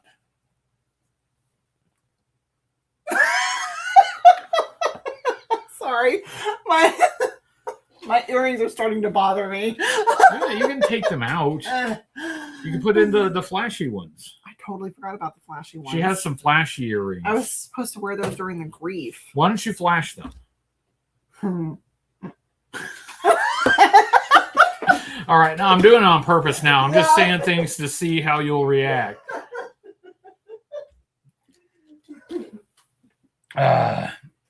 Hey, Woody, are you still taking donations? By donations, I'm not sure if you're referring to super chats. We certainly are taking super chats. I don't think I really had a donation thing going, but I am trying to do some things to. Yeah, she's putting them on right now. I am trying to do some things to get some revenue so that I can take care of. But so I can TCB. I got a TCB. Oh, wow. Those are really bright. Yeah. Seizure warning. That may be too much. I'm not sure. What is that going to look like on? Oh, my goodness. Happy birthday, America. Oh, my. Yeah. Wow. Holy. I'm not going to be able to wear these for very long. I'm going to have a seizure. Yeah. I'm sorry. Here, folks. Let me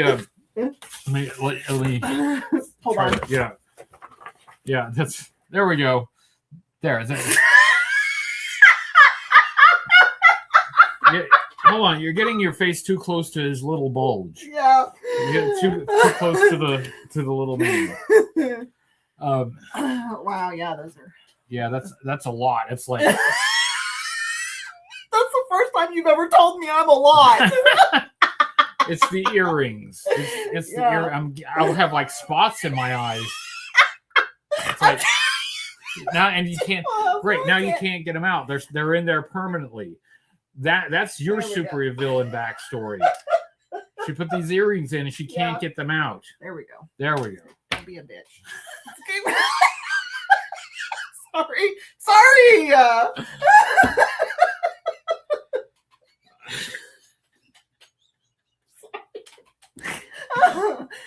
Oh. I found a 4-inch Crimson Hooded Cobra Commander, and you came to mind. Oh, you're talking about toy donations. Yeah, I haven't really done that for a while. So I don't know about that. I don't have the P.O. box anymore. So I haven't really. Yeah, I'm trying to have less things rather than more things. So if I'm taking any things, it's like sentimental things. It for sentiment rather than collecting. Like these things, back here. So let's go ahead and do. It's a little after 7. Let's do a Find Your Fate book. I will let you decide. Oh, I get to choose. Yeah. Based on the cover, just pick the one that with the cover that you like the most. Well, I don't know about if it's the one that I like the most, but this looks like it's on another planet. You know how I love alien stuff. It does. Yeah. Like, what is that supposed to be? I guess we're gonna find out. I think it's like a meteor or something. It looks like a meatball. It looks like a glowing meatball. So Operation Death Stone, not Death Star, because that's copyrighted. Yeah. That's Sony. It's a different franchise. And on this we have the Baroness and Mutt and Junkyard and a Crimson Guardsman. And look at the Baroness. Look at the Baroness artwork. That I think is based on an earlier iteration of the Hector Garrido Baroness card art. It's modified. It's a bit different in a slightly different pose. That looks like it's modified from the actual card art for the Crimson Guard. So they have adapted some existing artwork for this book cover. So, and one of the co-writers is a lady. Oh, Barbara. Okay. Babs, Barbie. Co-written by Barbie. Co-written by Barbie. Okay, Barbie and Scott. So now the way this works, we did this last time. And I for those who want to participate, what we do at the end of some of these pages, you will have options, right? You'll have choices. You can help decide which choice is made by just typing your choice in the chat. Yep. It's that simple. It's that simple. A lot of you have been here. A lot of you have done this before. So are we ready? Yeah. Let's do it. We are as ready as we're going to get. And thank you to Alonzo C. Bunton II for passing this book along so the rest of us can enjoy it. All right.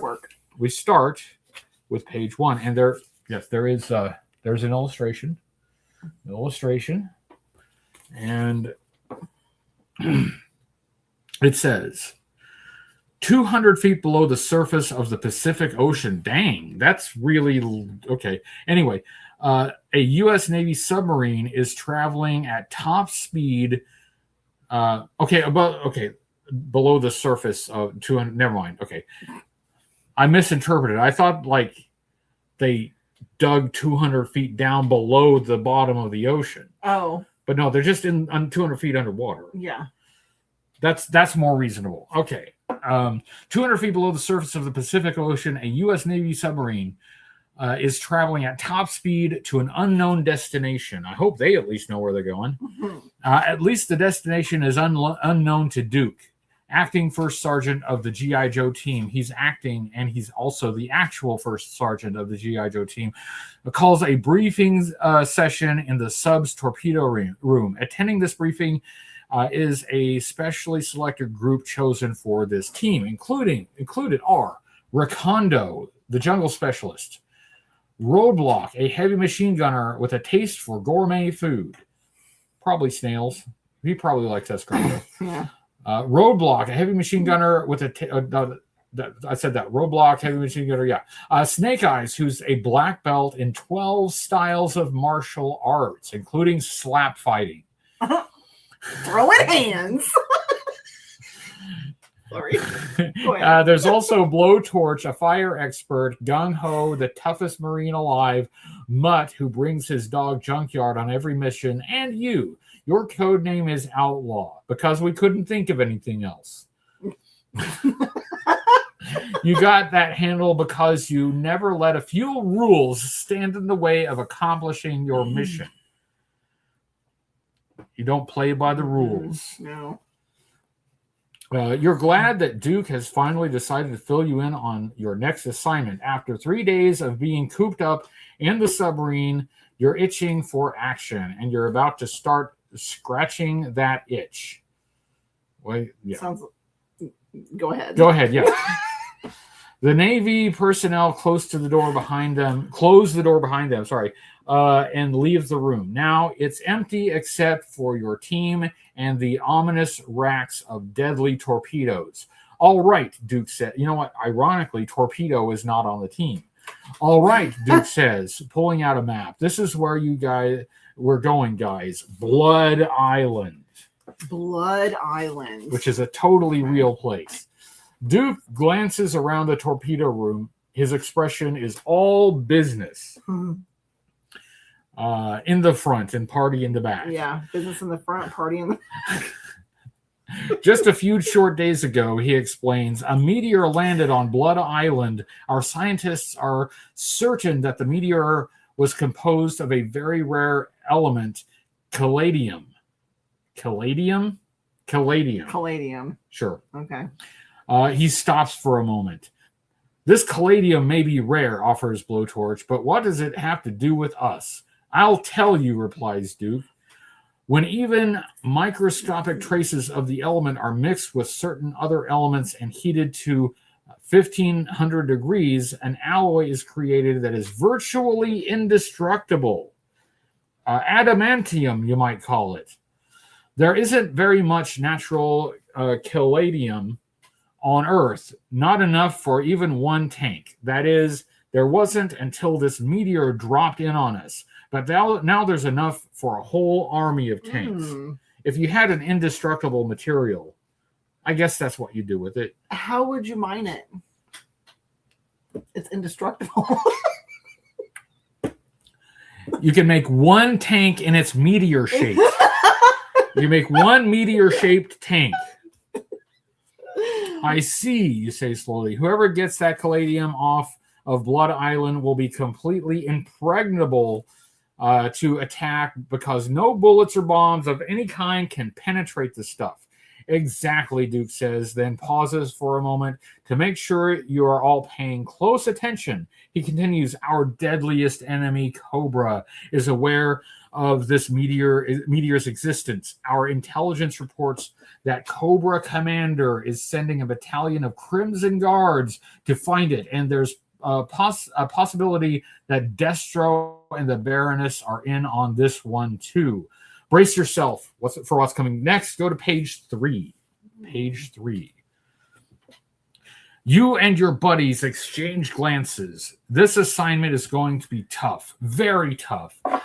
Destro, a freelance weapons manufacturer who sells his wares to the highest bidder, hates the G.I. Joe team. He'd do anything to see you all destroyed. And the Baroness, who is never completely loyal to either Cobra Commander or Destro, is one of the nastiest intelligence specialists in the business. Backed by a Crimson Guard battalion, they'll be fierce. And one more thing, Duke says, watch out for the locals. Blood Island is inhabited by a tribe of natives who don't take kindly to trespassers. They shrink the heads of unwanted guests. This is not going in a good direction. And I'm not talking about psychiatrists. We know what you're talking about. This is for children. And at that moment, the submarine's klaxon rings, signaling the ship is going to surface. The captain's voice comes over the loudspeaker. Landing party, prepare to debark. That's us, says Duke. Go to page 5. Okay. Within a few minutes, you and the rest of the G.I. Joe team leave the safety of the submarine on a rubber raft. You paddle toward the ominous little island. The terrain looks tough. In the center of the island stand towering mountains and a smoking volcano. A deep, impregnable forest seems to start right at the shoreline. From your vantage point in the raft, you can see no sign of a meteor explosion or a crater. And then you reach the beach. You find just 2 faint trails. One of them leads toward the mountains. The other heads off to the thick jungle. Which one will take you to the meteor crater, and which one will take you to your death? Okay, you get to choose. Here's the choice. If you choose to follow the trail heading up toward the mountains, choose page 8. That's 8, the number 8. Mm-hmm. If you choose to follow the trail heading deeper into the jungle, turn to page 10. That's 10. 10. So if you want to go up, choose page 8. And if you want to go down, choose page 10. Yeah. Mountains, page 8. Jungle, page 10. Oh, there we go. Make your selections. Make your selections. Mountain 8, Jungle 10. Woo.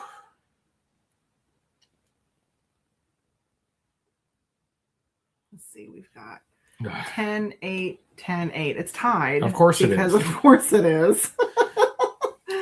We need a tiebreaker. 8. 10, 8, 10. Well, that's tied again. See, this is why I asked you to decide. I get to be the tiebreaker. This is harder than it looks. Yeah. Oh, I got to stay hydrated. Oh, wait a minute. Hold on. So we've got, let's see, 10, 8, 10. Oh, no, we're not. 8, 8, 10, 10, 10, 10 it is. 10. 10. All right, 10. 10 it is. 10 Yeah. it is. All right. 10. The trail into the jungle is overgrown with every imaginable type of tropical plant. It's been a long day. Yeah. Of tropical plant. The only way for the team to make any progress is to hack a way through the steaming rainforest with machetes. But your team keeps on getting deeper and deeper into the jungle. Joked, soaked with sweat, being eaten alive by mosquitoes. I know what that's like. You know what that's like. You start to think that maybe trying the mountain trail would have been a better idea. Even Ricondo looks as if he needs a breather. But then you suddenly hear a woman's cry for help. At top speed, you fight your way through the jungle until you burst into a clearing, and there, of all people, is the Baroness. She's sinking fast into a pool of quicksand. Sure. Please help me, she pleads. Watch out, she's not likely to be alone. This looks like a trap, Duke says. Ricondo, Mutt, Snake Eyes, you guys keep watch on the far side of the clearing. Roadblock, blowtorch, gung-ho, he continues. You guys watch our back trail. I'll make contact with the sub. What about me? Screams the Baroness. Oh yeah, says Duke. Outlaw, see what you can do about this lady's predicament. And we have an illustration. Yeah, she's sinking. She's sinking, and she is wearing glasses in this, but on the cover, not wearing glasses on the cover. So that is a difference. Yeah. Mm-hmm. Yeah. Okay, so we're going to turn to page 12. 12. You turn toward the treacherous Baroness, who is up to her waist in quicksand. I get all the dirty jobs, you mutter, but it's more than a dirty job. It's a dangerous one. Your instincts tell you that this is some kind of trick. But what if it isn't? You can't let anyone, even someone as rotten as the Baroness, die like this. Just the same, you know you'd better be careful. With that thought in mind, should you throw her a rope and pull her out of the quicksand, or should you bend a bamboo tree down so she can reach it and pull herself up out of the bog? Here are your choices. Do you want to throw the Baroness a rope? That's page 62. See, it's a trap. But you want to throw her a rope? Page 62. If you want to bend a bamboo tree down so that she can reach it, page 25. Okay, so a rope is page 62. Bend a tree is 25. Yeah. Okay. Now, the Baroness is one of their greatest enemies, and they could absolutely take care of her. They do nothing. They didn't put her never there. have to bother with her again by doing nothing. Just do nothing. Be like, I don't know, what about you? It looks like you got yourself stuck in this situation. Sucks to suck. So we got 25. Okay. Looks like 25s are going to win. Yeah. The 25 is far enough ahead that I think we can declare 25 the winner. Mm-hmm. Okay, 25. You quickly scout around the edge of the quicksand looking for a suitable bamboo tree you can get so you can get the Baroness out. Hurry, the Baroness yells. It's almost up to my chin. I'd like to. I'd be a little quicker around here if it were. What? It'd be a little quieter around here if it were over your mouth. You answer back. A moment later, you find a tree that looks sturdy enough for the job, and you bend it down until the Baroness can grab one of the branches. You're just starting to ease the tree back up, pulling her out of the bog, when Mutt's dog barks a warning. Everybody hit the deck, orders Duke. Does this mean you too? If you let go of the bamboo tree, it'll snap up instantly, and the Baroness will go flying as if she's been shot out of a catapult. But if you're seen, you could draw fire on your teammates. This is an easy choice. Yeah. Yeah. Plus, what kind of tree is that that's going to flick her like a Baroness booger? Boom! But this is an easy one. Come on. All right. If you think you must let go of the bamboo tree, turn to page 36 to let go and send the Baroness flying. 36 to send And her flying. if you must hold on to the tree and risk being a possible target, turn to page 78. Okay. So So your if choice you want to see the Baroness being flung, 36. 36. But if you want to, Hold the tree and risk being a possible target, 78. Like the choices. Like, 36. Yeah. Baroness booger. Everybody, it's 36. yeah, I know, Yeah. but like, why would you like? I might like even if I wasn't a target, I might want to see her launched anyway. Just for the fun of it, I might, that sounds pretty good. What did I say? 36? Let's turn to 36. 36. Here we go. There's no way you're going to sacrifice yourself for the Baroness. Duh. Besides, she's already up to her mouth in quicksand. At least she shut up now. Right.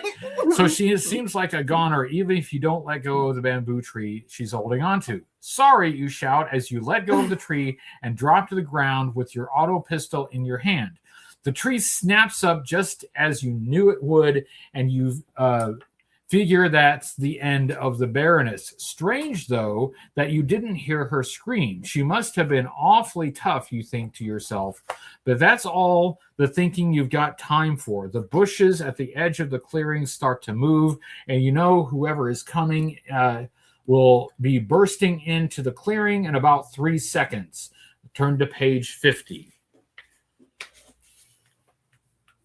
That's like...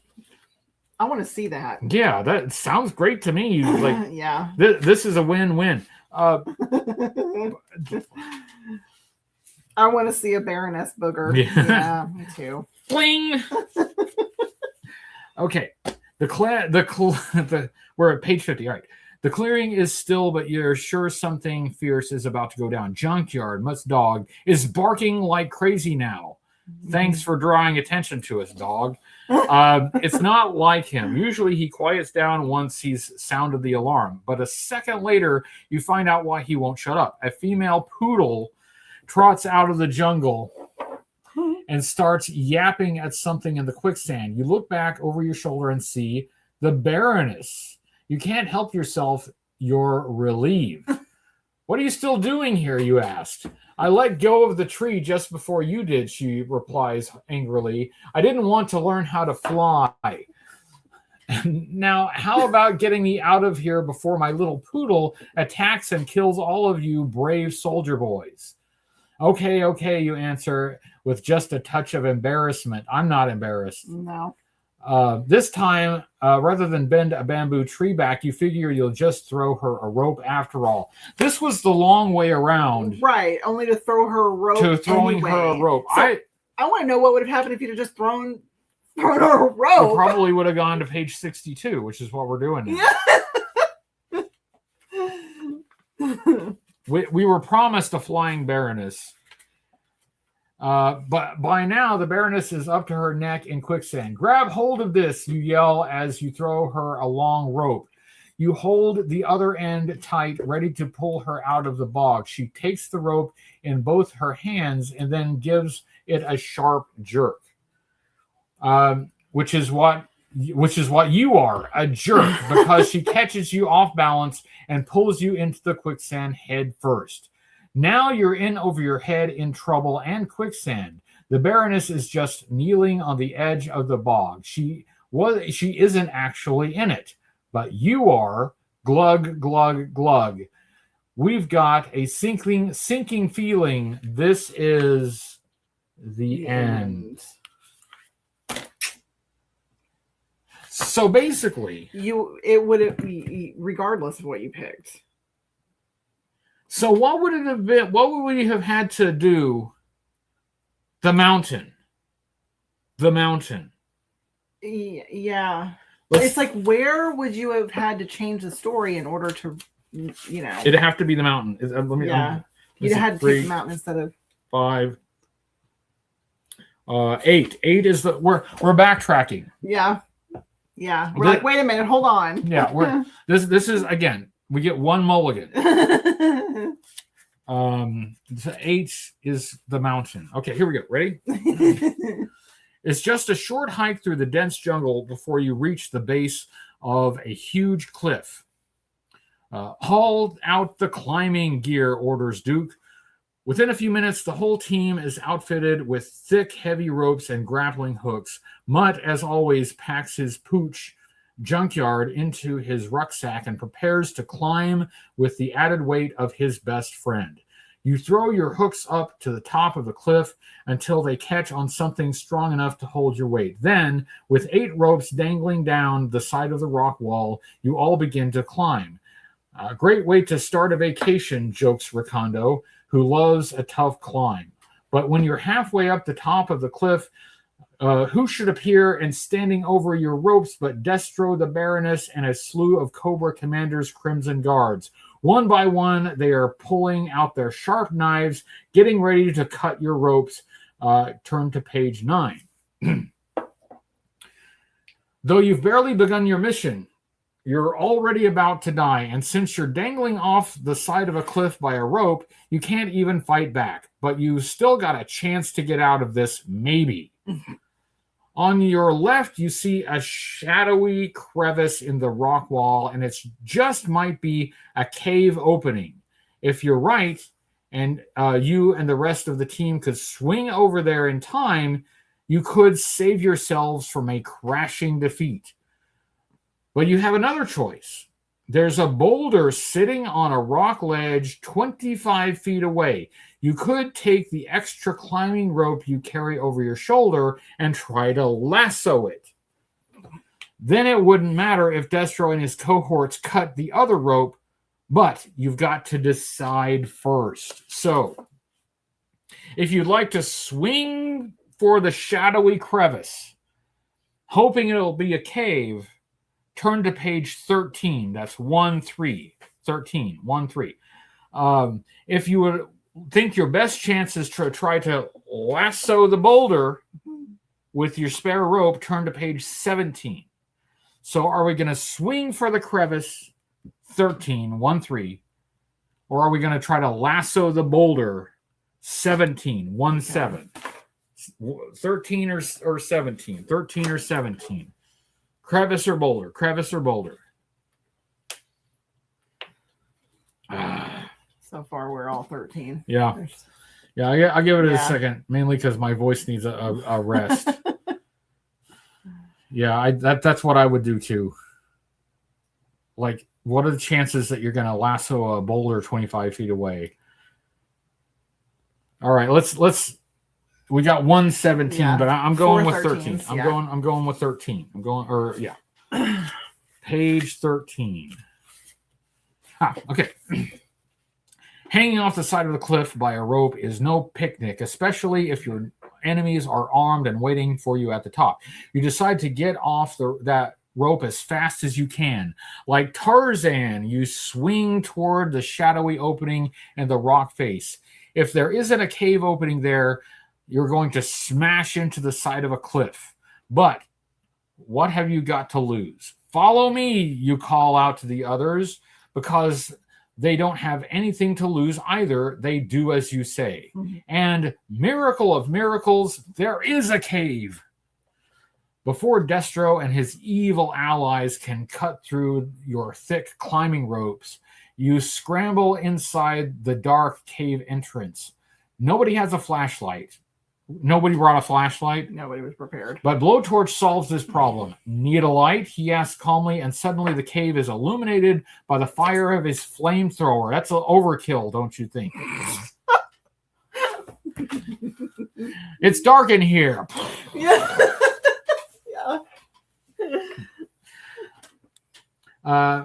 You all move deeper into the gloom, hoping to find an exit from this bleak place. Getting away from Destro isn't going to do you much good if you end up rotting in some old cave. But it looks as if luck is with you again.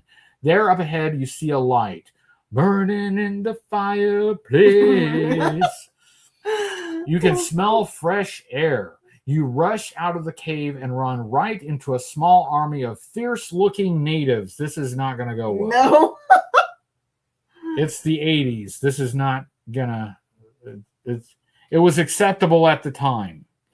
Are you sure? Okay, turn to page 21. 21.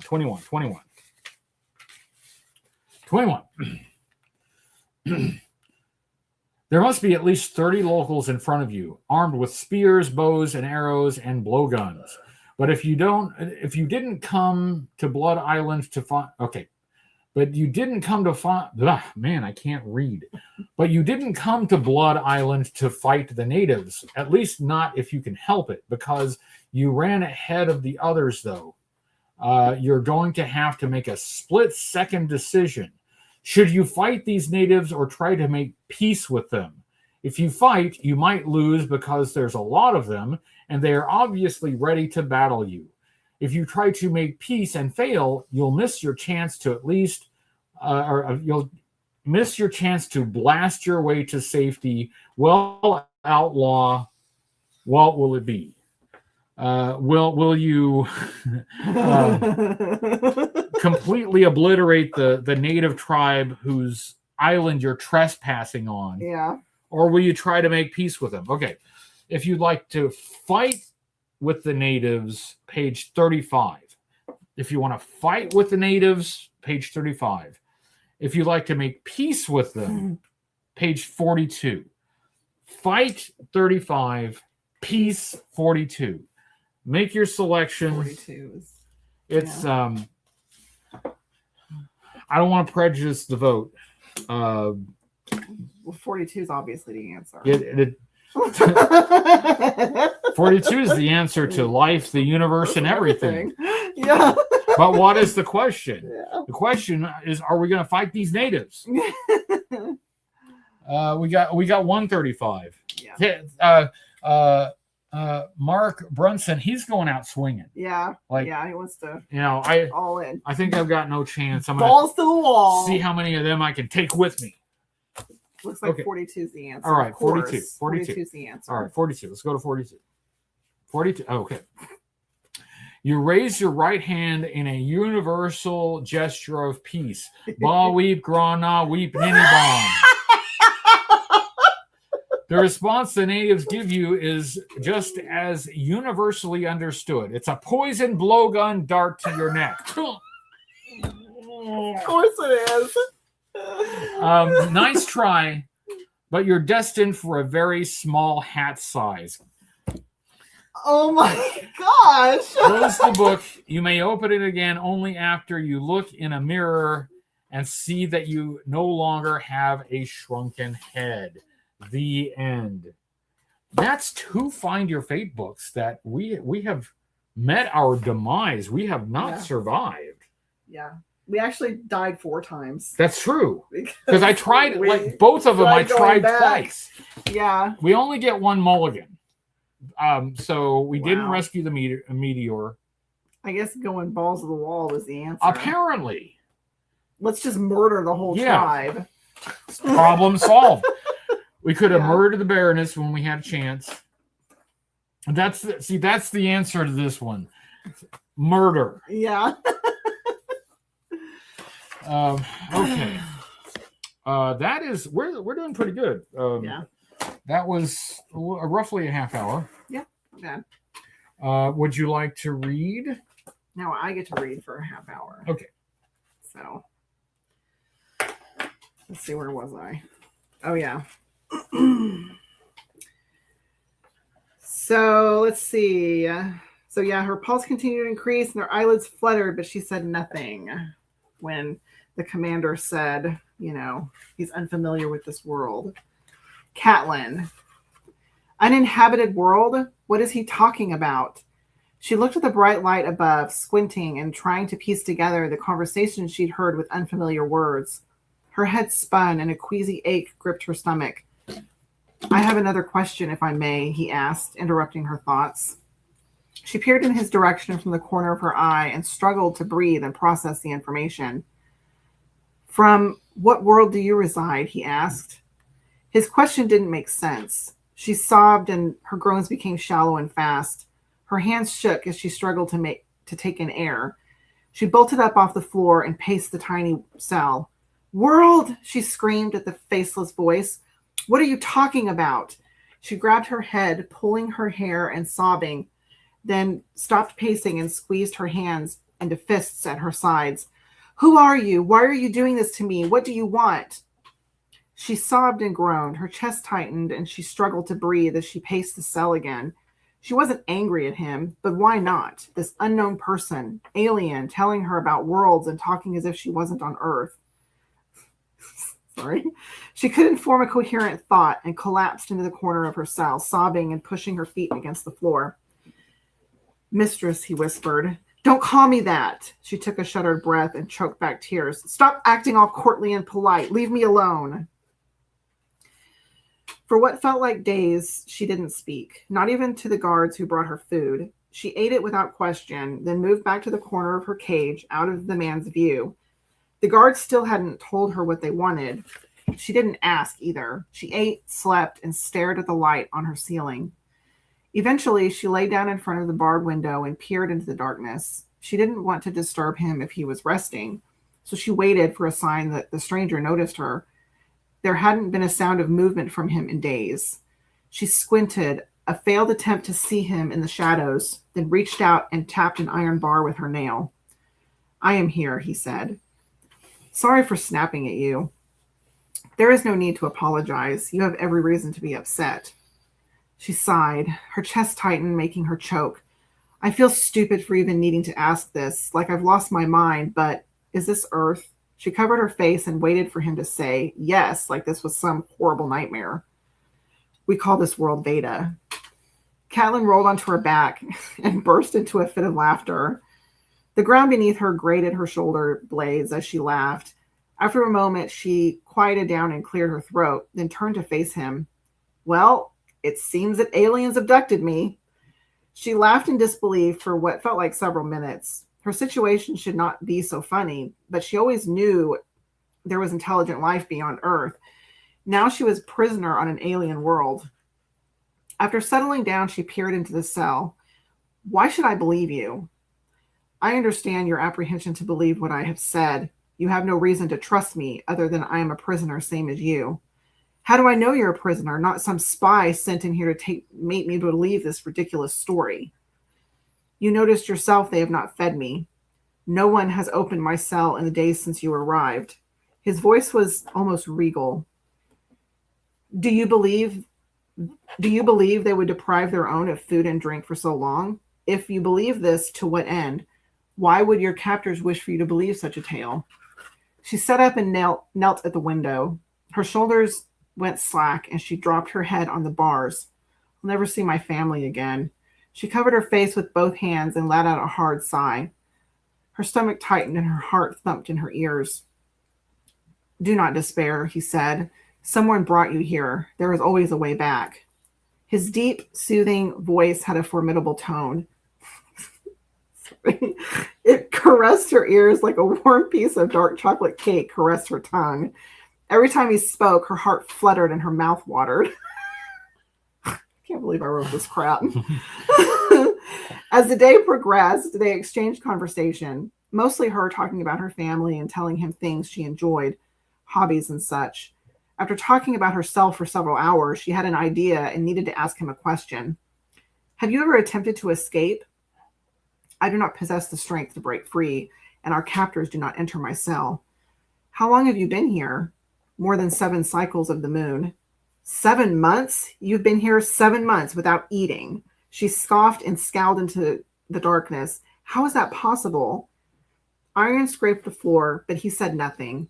Catelyn sensed his hesitation. You don't want to tell me, do you? I do, but I do not wish to frighten you. No harm shall come to you. She remembered offering the water to him. Although she was afraid, she still believed he wouldn't hurt her. You've already had a chance to hurt me, haven't you? Yes. Okay, so tell me. Humans call us many things. Demon, phantom, apparition, but we call ourselves specter, he said. Human food does not sustain me.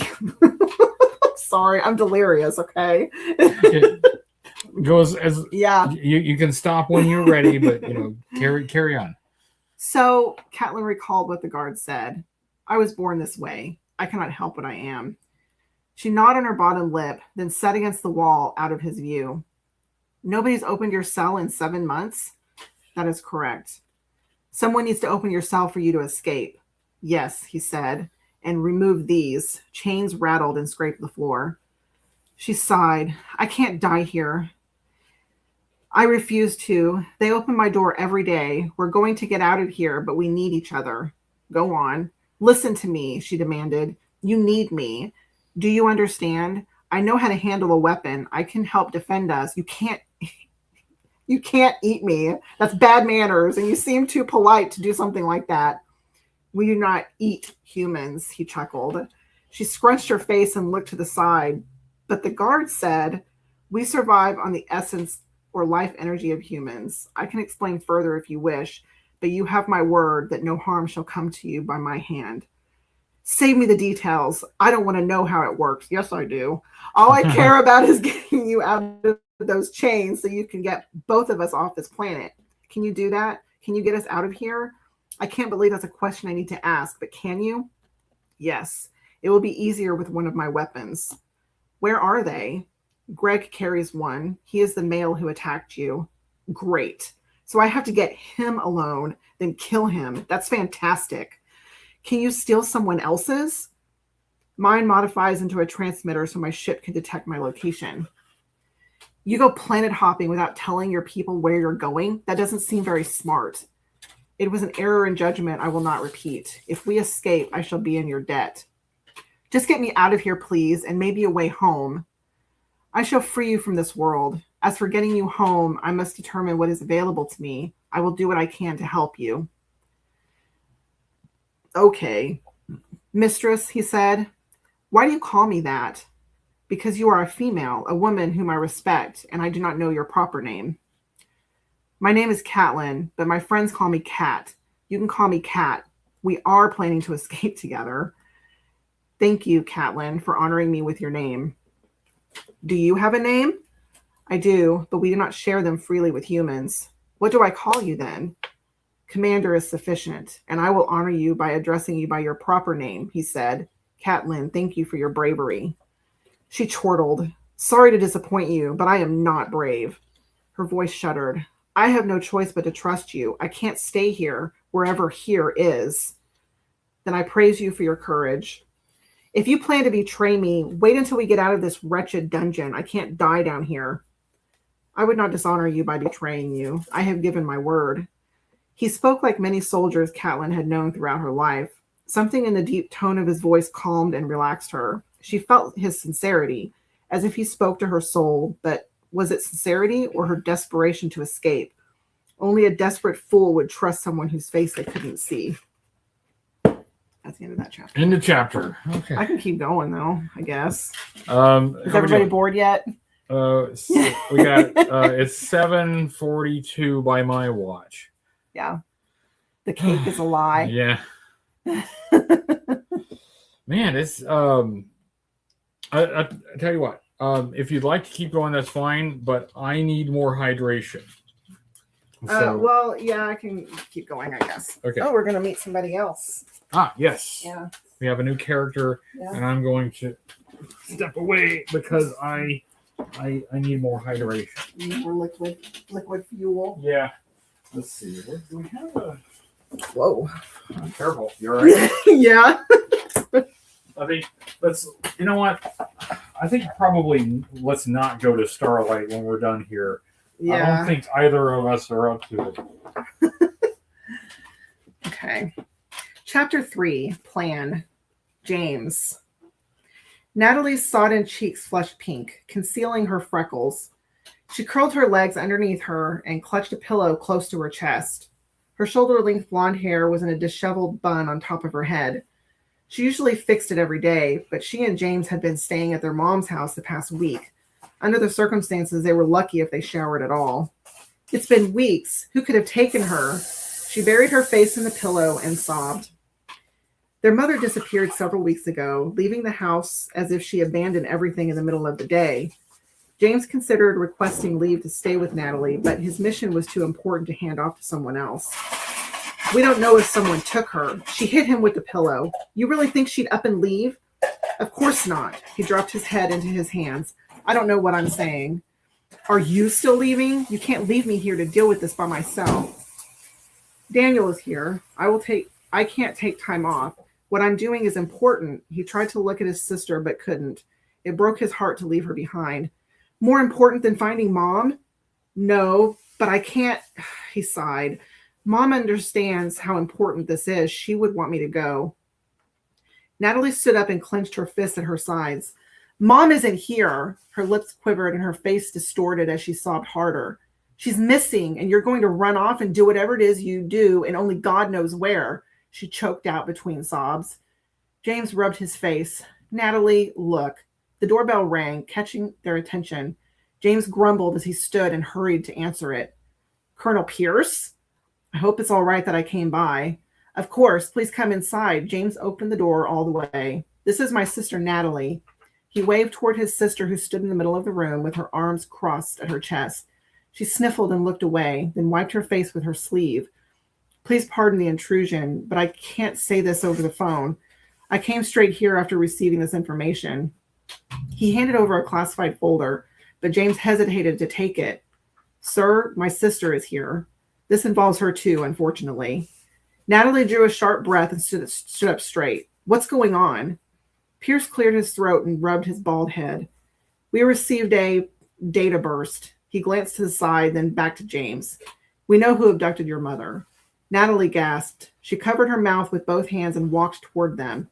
I can't go into detail with you. I'm sorry, Pierce said, but we know where she is, and we can attempt to retrieve her. How in the hell does the military have anything to do with her missing? Natalie asked. I can't tell you that, miss. She lunged toward them and grabbed at the file, but James pulled it back and stretched his other arm out to stop her. Natalie, I'll read this, and I promise to tell you what I can, which won't be much more than what Colonel Pierce told you. At least now we have some answers. What is a data burst? She asked. James sighed and shook his head. Data bursts through a transmission relay were how they communicated with other ships throughout the galaxy, but the information was classified. It surprised him that Colonel Pierce mentioned it at all. I'm sure this has something to do with me. He changed the subject. Why would anyone kidnap my mom unless I piss someone off? He opened the file as much as he could with Natalie standing next to him and skimmed through it. Why did it take this long to find out anything? She asked. James shut the file and sighed. Please stop asking questions. You know as much as you're able to know. She grabbed both sides of her head and groaned. Her face contorted into a pained expression. Then her arms fell to her sides. She hugged her torso and paced across the living room. James, she said with a stressed tone, then stopped pacing and stood behind the couch. Take your clearance and shove it up your ass. She kicked the couch. Tell me where Mom is. You can leave once you're ready, Captain, Pierce said. James looked at Natalie. Now can I go? Or would you rather I stay here and help you deal with this? She stomped across the room and stopped in front of him, then shoved him. This is your fault, she screamed through sobs. You better find Mom and bring her home, or I never want to see you again. She stormed out of the room and down the hall. One of the bedroom doors opened. Pictures rattled, and the walls shook with the force Natalie put behind closing it. I'm coming. That was.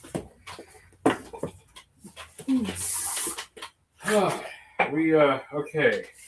We're almost into the last hour. Let me refill this a little bit more. Okay. All right. Let me slide by you there.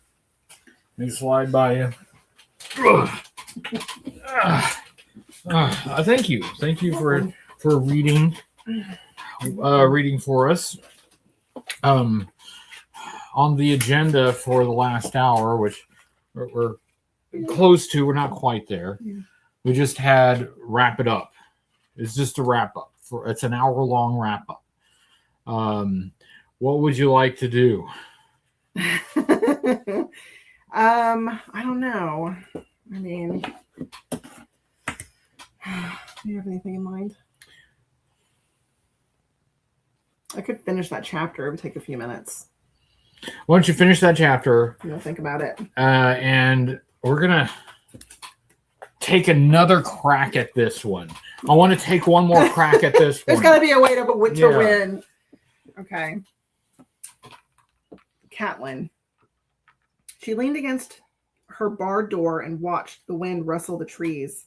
Colorful leaves fell to the ground, and a crisp autumn breeze chilled the air. With the light on, she could only see the passage of time through the window, but that wasn't her goal. They needed a plan. Attacking the guard unprepared was out of the question. There was no way she could overpower him. She had fire in her and would fight back, but she knew her limits. She sighed and looked at the tree swaying outside, then closed her eyes and dropped her head against the bars. Something scraped iron, and she popped her eyes back open. Commander, was that you? It was not. Catelyn got to her feet and walked to the opposite wall. What is it? He asked. I'm not sure. She studied the bars and tilted her head, then jumped toward the ledge. Damn it, I can't reach. What do you hope to achieve? I want to see what it is. I'm nosy and have nothing better to do. She looked around and remembered the bucket, so she ran to it. Do you want more water before I dump it? She grabbed its edge and dumped it. Too late, she chuckled as water covered the floor. Catelyn dragged the empty bucket underneath her window and looked in the commander's direction with a smile. She flipped it upside down with a chuckle, then stood on it and steadied herself on its upturned bottom. With one decent jump, she reached the sill enough to hoist herself up. Her naked legs dangled beneath her as she rested her elbows on the ledge. She pushed her knees against the wall for leverage, then peered past the bars and gasped. What do you see? The commander asked, followed by iron scraping stone. A generous assortment of broken twigs and branches littered the ground. Some were as thick as her thumb. I have an idea, she squealed. Catelyn gripped a bar with one hand and reached past with the other. She grabbed a fistful, then pulled them through the bars and dropped them onto the floor. She gripped the ledge again and tried to lower herself, but couldn't sense where her feet were. Her knees bumped the wall and her dress got caught, exposing her thighs. A sudden gush of cool air kissed her nether regions, catching her off guard. She lost her grip on the ledge, and the gown billowed around her body as she fell. Her feet caught the edge of the bucket and flipped it over. She crashed to the floor on her back. The intensity of the landing forced the air out of her lungs. Are you all right? The commander asked.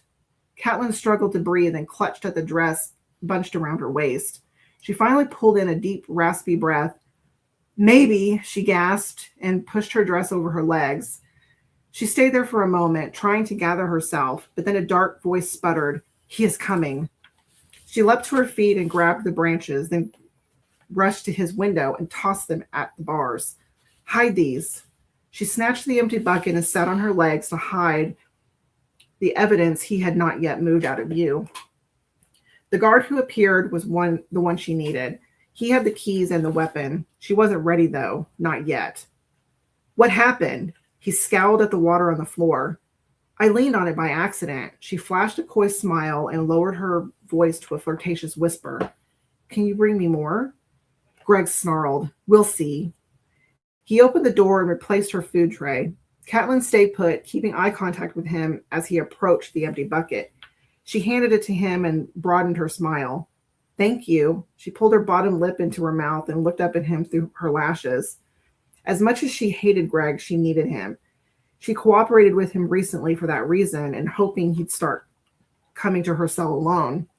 Although she and the commander didn't have a plan, appealing to Greg was necessary. So, despite her disgust, she swallowed the bile in her throat and smiled at him as if her life depended on it, because it did. Catelyn continued looking at him as he stepped out of her cell and locked the door. He turned his back but looked at her over his shoulder. She softened her face and beamed. Then he disappeared around the corner. He is gone, the commander said. That was close. She shuddered and let out a heavy sigh. I don't know if I can do this. I do not know your plan, but I am confident in your ability to carry it out. Catelyn took a slow breath, scooted back, and looked in the commander's direction. I thought we might make some kind of weapon with those. Yes, I can do that. Please make sure it's strong. If it breaks after 1 or 2 hits, he'll kill me. It will be strong. She leaned against the wall and sighed. She needed to get Greg within arm's reach, at least. The closer, the better. I've never killed anyone, she said, not directed to the commander. For the first time, she admitted to herself what she had to do. He continued to whittle the wood for a minute, then stopped and said, I wish this were easier for you. Men like him do not deserve to live. I respect any soldier or warrior who fights for a cause in which they believe, even if I do not believe in it myself. However, that man is without honor. He has been a nuisance since I arrived. I suspected he would also be a problem for you. Catelyn buried her head in her knees and sat quietly as the commander resumed his work. This ought to fit in your hand, he said after several minutes. She didn't wait for him to give it to her. Instead, she pushed her hand between the bars, palm up. A cool finger brushed her hand. Goosebumps sprang up on her arm as she shivered from a sudden chill. He placed his creation in her palm and closed her fingers into a fist around the piece of wood. She pulled her hand back to examine the lethal weapon. The ends stuck out of each side of her fist. Both ends were sharp enough to penetrate deep, precisely what she needed. Wow, that's better than I'd hoped for. I have another. Catelyn opened her hand in front of the bars, and he placed the weapon in her grasp. His icy fingers brushed hers, and she looked down to catch a glimpse. His skin was white, bone white. She shrieked and jumped back. Then his hands retreated into the shadows. She froze. Her situation had become very real. She would kill a human and escape with an alien. Of course, the human was alien to her too, but he was human. What creature was she helping escape? She closed her eyes, knowing the commander was still watching her, but she couldn't move. Please do not be fearful, he said. You will see my face soon. Perhaps it is time I describe my appearance. Yeah, maybe. Ask me anything. I'm not sure where to start. I shall begin, he said, by showing you what I am able. Catelyn stayed still as his hands came out of the shadows. He moved them toward her until the shackles around his wrists clanked against the bars, and he turned them palm up.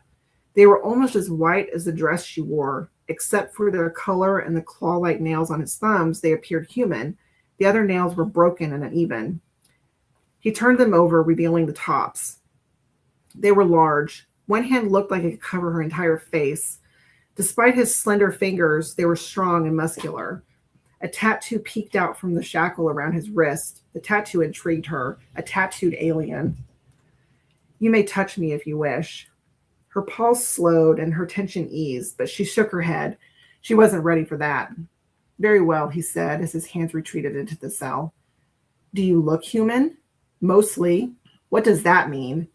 I am, he paused, substantially larger than humans, as well as stronger and faster. So you're big, tall. Yes. How tall? She asked, cocking her head. He hesitated, then said, I am more than a head taller than Director Nash, who came here several days ago. Catelyn frowned, trying to remember his height, about 6 feet. My facial features are human, all but my eyes and skin tone. She raised an eyebrow. My eyes, he continued, their shade is the same as the vital fluid in your body. Your eyes are of the sea. Humans do not have the hue we have. What about your hair? Like my skin, but with strands of dark throughout. I also have what humans call fangs. Fangs! Catelyn squealed and took a deep breath and retreated to the corner of her cell. I have to admit, if they showed any sign of releasing me, I'd have second thoughts about helping you. I understand. Catelyn's lip quivered and tears slid down her cheeks. I'm helping you because I'm selfish. She drew a sharp breath. I can't stay here. Trusting you is risky, but it beats living in this cage for God knows how long. Even if I only make it down the hall, at least I'll die fighting. You need not free me to die fighting.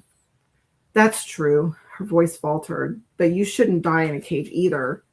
You are not freeing me out of self-interest then. Why do you say that? I'm helping you escape so I can get out of here. You are aiding me so I do not perish in this cage. I guess. Liberating you from this planet is an incentive. She chuckled. You have a point. Night came, and they both sat in silence. Catelyn's mind reeled with what she planned to do. Will she have the strength, the ability? Will it save her or end her life? She thought about what the commander said, getting off the planet being her incentive. And go where? Could he get her home? Or was she helping him only to become his prisoner? Why was she so willing to trust him? Why was she willing to risk her life to help an alien whose face she couldn't see? Did she even want to see? He spoke of honor and courage. His voice was deep, but soft, strong, courtly, and regal. A gentleman. People didn't talk like that where she came from. Of course, most were polite. Some men even opened doors for women and pulled out their chairs. I've never had my chair pulled out for me. She scoffed and rolled her eyes as she laid her head in the corner behind her. Feed you to the specter. She remembered the guard's threat. What did that mean? Would she be his next meal?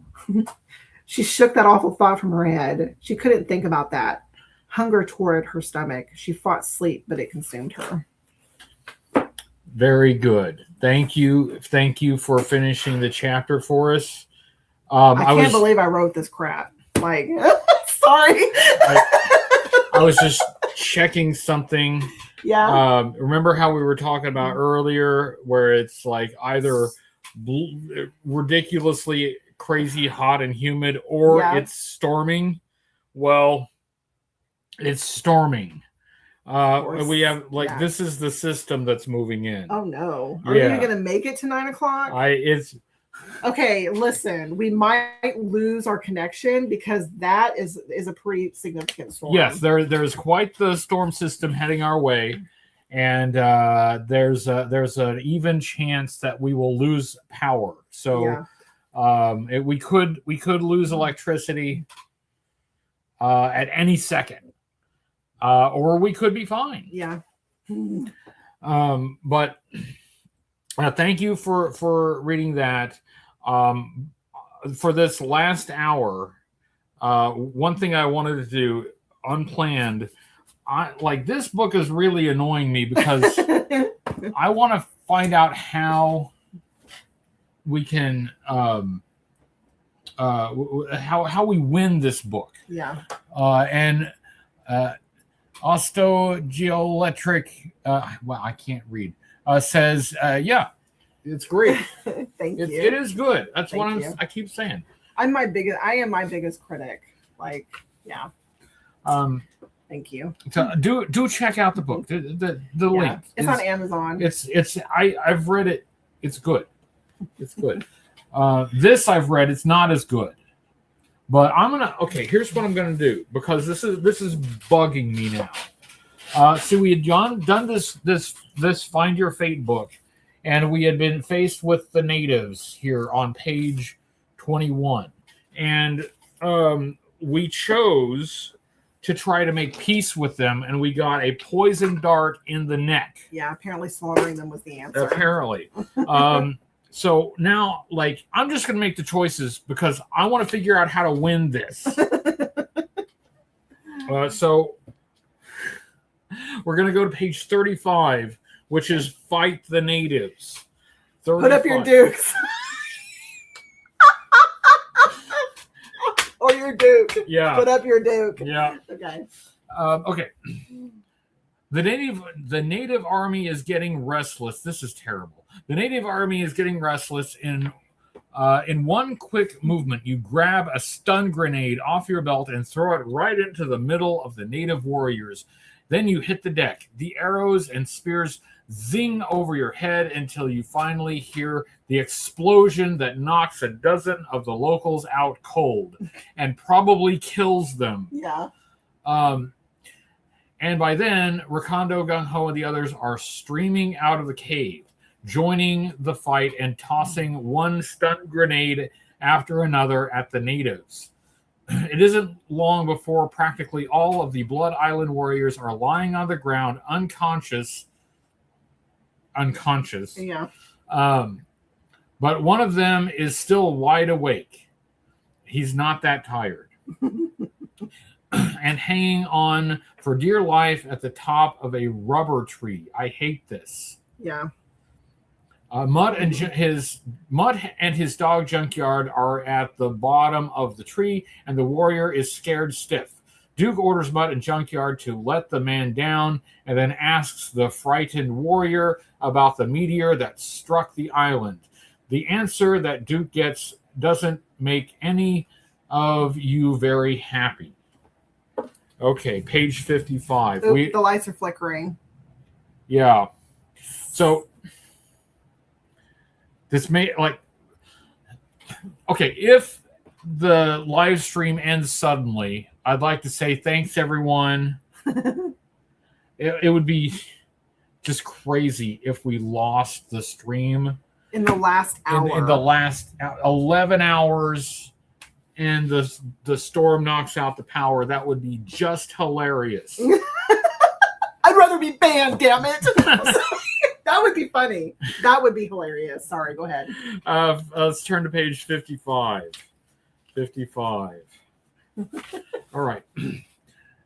With all his friends knocked out by your stun grenades, the native warrior is willing to talk. Using sign language and some English. How do you look? It doesn't matter. He picked up from explorers. That's how.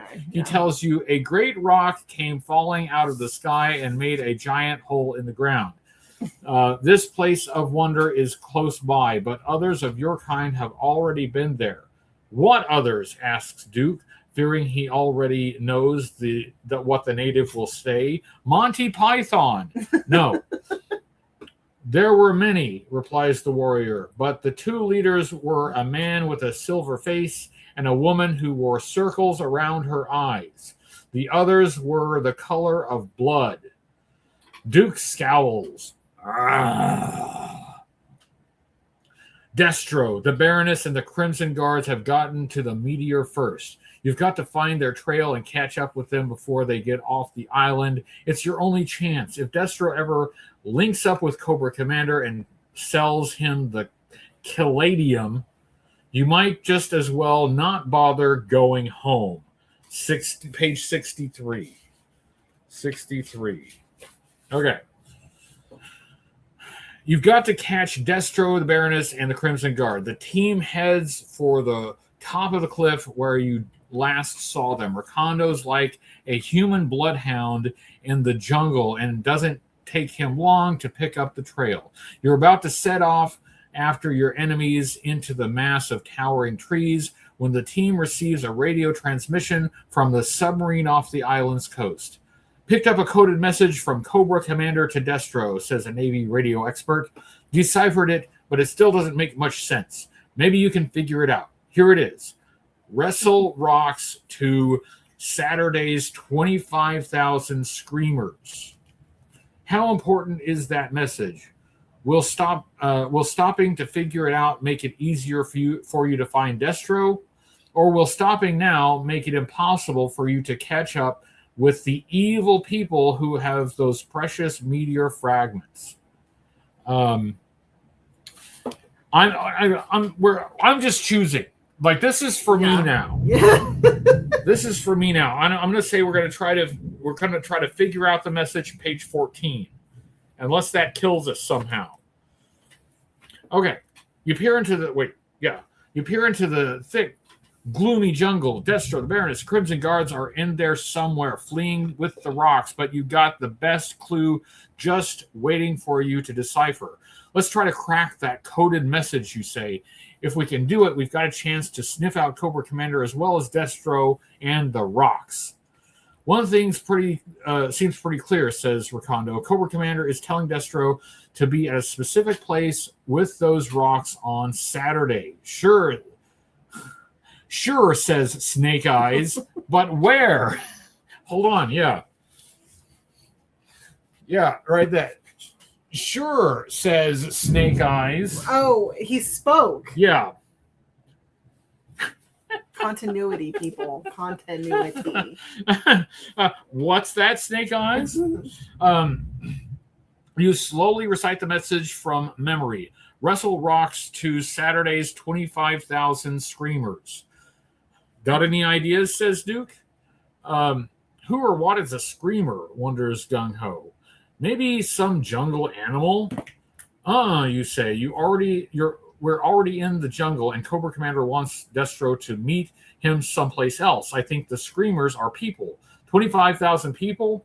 Mutt asks. Could be, you reply. Maybe Cobra is sending Destro to some sort of place that holds 25,000 people.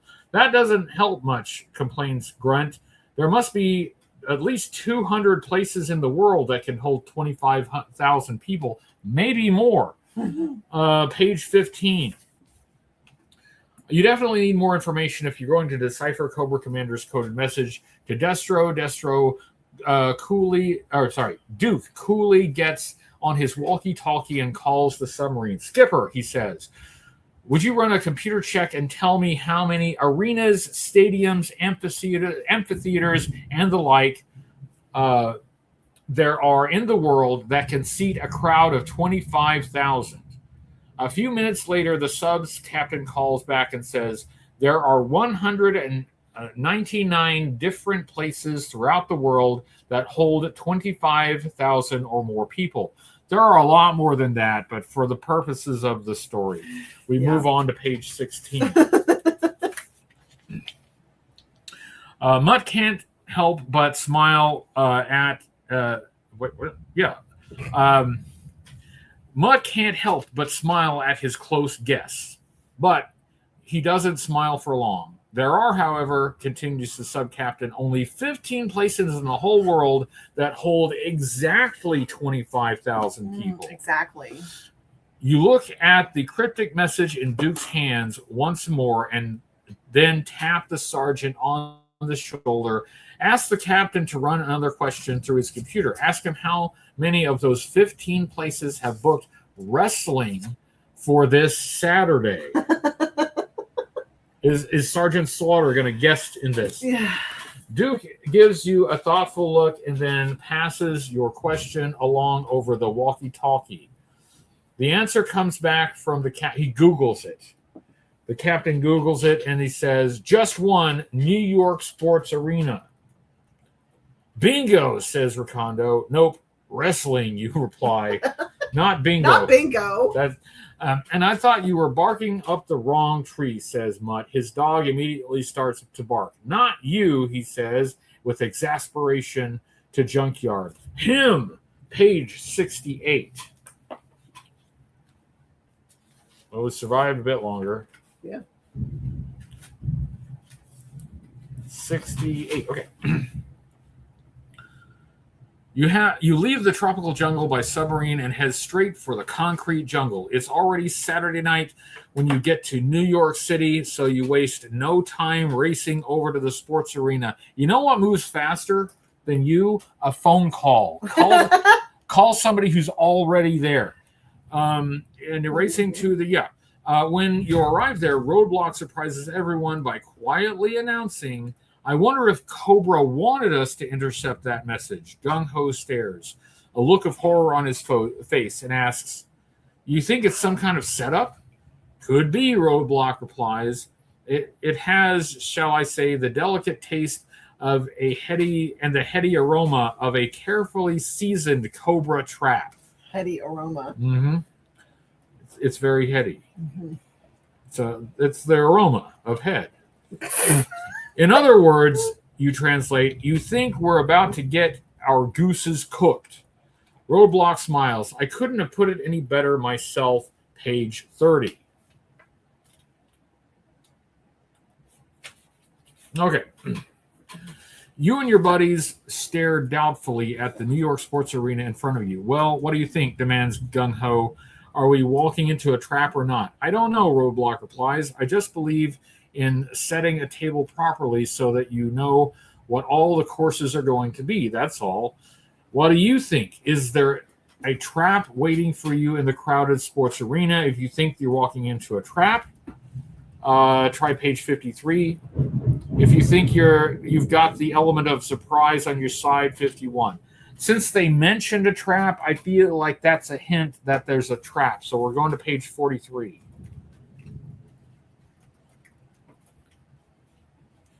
All right, okay. Playing it safe, you enter the huge indoor arena through the alley door. You can't hear the fans screaming back there. Everything is quiet, and the only sound to break the silence is the shallow breathing of your team. Feeling your way through the dark, you soon find yourself at the entrance to an old abandoned elevator shaft. You look toward the bottom, nearly 100 feet down, and see a faint light below. The only thing that could possibly be down there is Cobra headquarters. Really? That's the only thing. That's the only thing that could be down there. There's not. If you look downstairs and you see a light down there, there's the only thing it can be is Cobra headquarters. So you need to go downstairs with guns blazing, apparently, according to this. The only thing that be down there code have you do. He nods in agreement. You've hit pay dirt. There's an old but sturdy-looking elevator cable leading down to the shaft. Each of you, in turn, jumps out onto the shaft, grabs the cable, and slowly begins to climb down toward the light.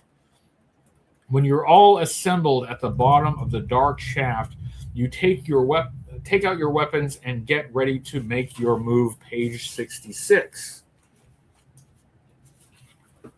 Before you can step away from the bottom of the elevator shaft, there's a sudden change in the air. You can sense it, but you don't know what it is. And then it hits you, literally, right on the head. Destro is delivering his heavy sacks of rocks from Blood Island by throwing them down the old elevator shaft. No one knew you were coming. In fact, no one will ever know you were here until they dig you out from underneath 2 tons of meteor fragments. You really got rocked to sleep for good. Next time, if you have the courage for a next time, don't be so cautious. Just charge straight ahead and hope you come to a better end. That's it. Do you survive any of these? Like, seriously, you've read them before. I don't remember what this one is, but yes, there are successful outcomes. Right. They're not all dead ends. So far, you've died in all of them.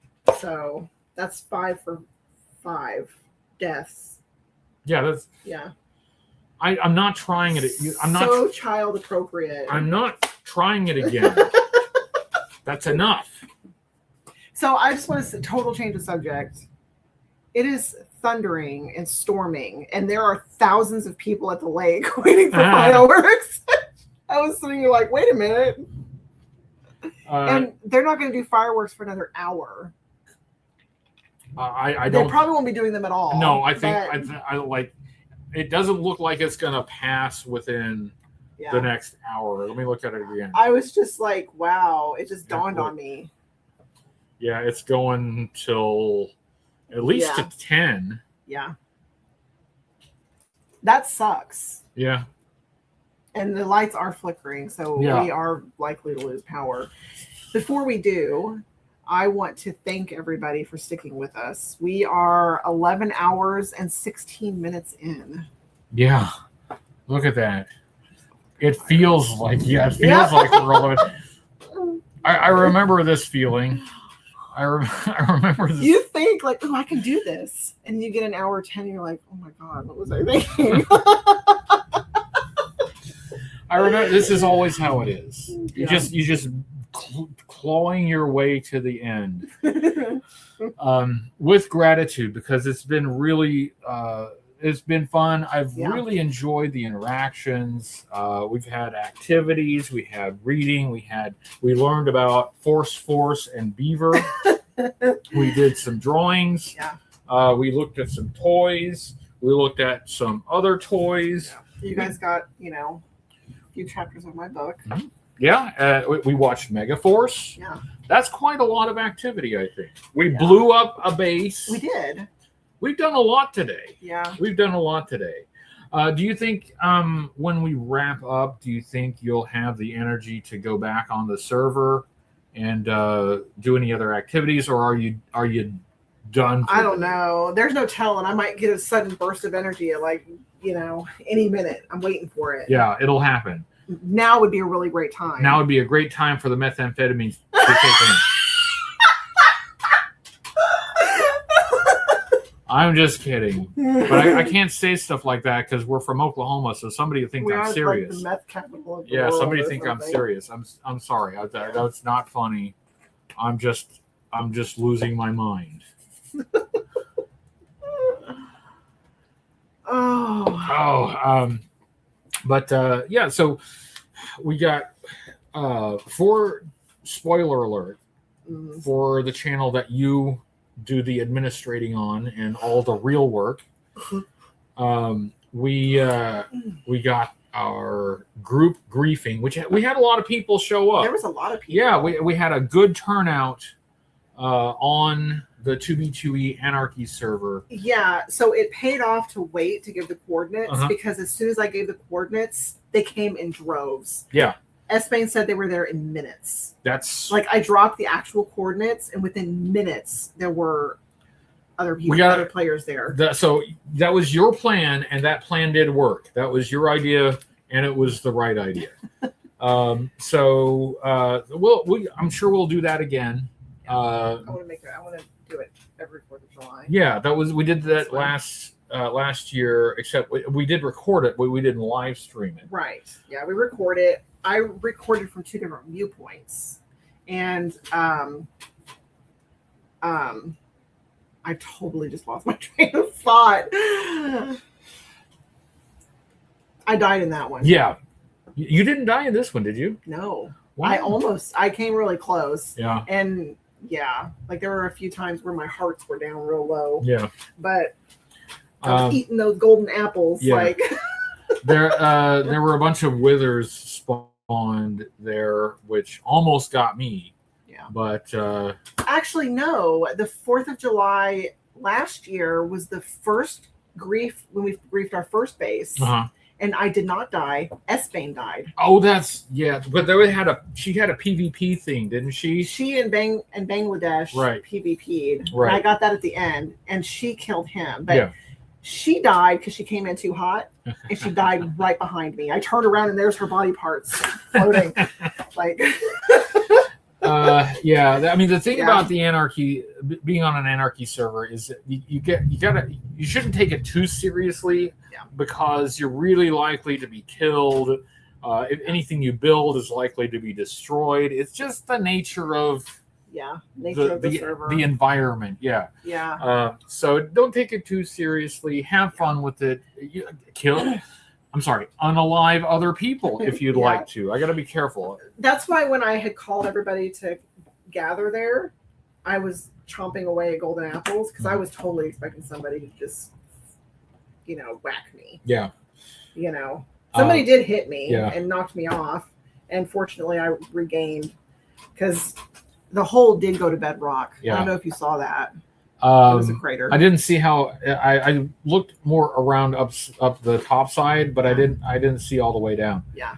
I the only regret I have about this griefing is I didn't have 2 viewpoints. Normally when we grief, I have 2.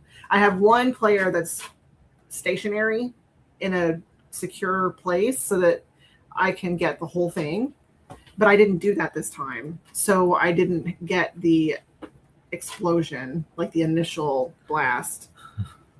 Sorry, he's talking about Yeah. snake eyes. He spoke. He's not mute. He's not silent. He just doesn't feel like saying anything. Right. Yeah. He's like Silent Bob. He talks when he has something to say. But yeah, I thought that was good. I guess we can't really complain about it going off before planned. No. Because that's just the kind of thing you It's gotta the nature. expect. Yeah. And another thing that we did for spoiler alert, but also for here, is we watched a movie. Yeah. Um, so now you can never say that you've not seen Megaforce. Try diagramming that sentence. I saw Megaforce. You saw Megaforce. Yeah. That was something. If you are a 7 to 10-year-old boy in 1981, it's the greatest thing ever. Yeah, they could have. I mean, 7 plus. They could have really just omitted the love story altogether, and the movie still would have been, what it was. Yeah. Because a 7 to 10-year-old kid is not going to care about that.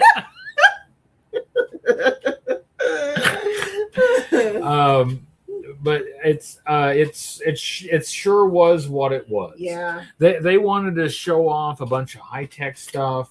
Yeah, Yeah. What always gets me is when he does the roll. Yeah. It's totally unnecessary. Right. He's just showing off. He's just showing off. Like, the plane is leaving without him, and his thought is to look what I can do. Yeah. First he tells that guy the good guys always win, even in the 80s. And he could have fucked off before then. But he had to stop and be like, hey, by the way, I'm still winning. I'm still gonna win. You keep that lighter. Deuces. And then he rides off to the plane and has to go airborne to catch up with it. Classic. Yeah. Classic. They spend a lot of money on those vehicles, so they spend a lot of time showing you those vehicles. Yeah, they're going to show those vehicles. Yeah. Yeah. It is like, it's like, well, you know how like 80s cartoons were like commercials for the toys, like they were long commercials for the toys. They had to feature the toy, the action figures, vehicles. This was just like that. Yeah. Except there were no Live toys. action, and there was no toys. Except there are no toys. Yeah. It's like they were promoting toys, but they didn't have them to promote. much like Force.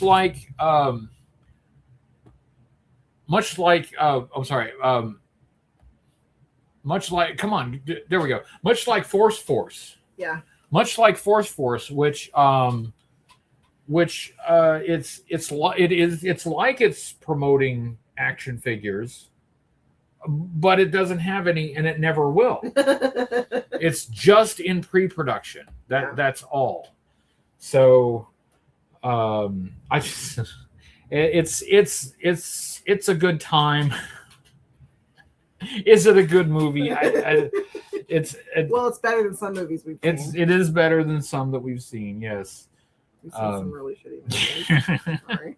You like bad movies. I do like bad movies. Yeah. Yeah, see, in a midair spin just for good measure. Yeah. A midair spin just because he could. Yeah. Just to show you, look what I can do. Like in slow motion. Like and they finish by blowing the shit out of that shag helicopter. I know, right? That's what you get for not showing me your shag carpet. So, like, basically, they got hung by this government. They totally hung them out to dry. Like, you go on this mission, except that we're going to disavow you now. Sorry. Your operation was actually totally illegal. You totally invaded a sovereign nation. And he's like, we're Americans. We do that every Friday. Happy birthday, America.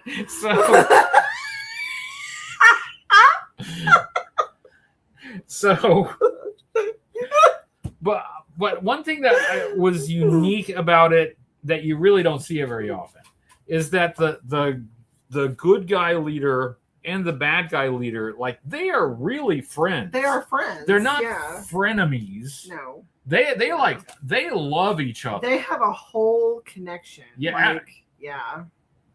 They are bonded. Yeah, there's some connection in their past. Like, yeah. But see, that's something you don't see all the time. Yeah. That kind of a relationship between the good guys and bad guys. You see all kinds of dynamics, but not usually that one. So that is a little bit unique, and I kind of appreciate that. That's nice. That's nice. So I wonder if Duke will meet them at that hotel in London as well. His mission's kind of paused, so he can take a break. Got a triad going on.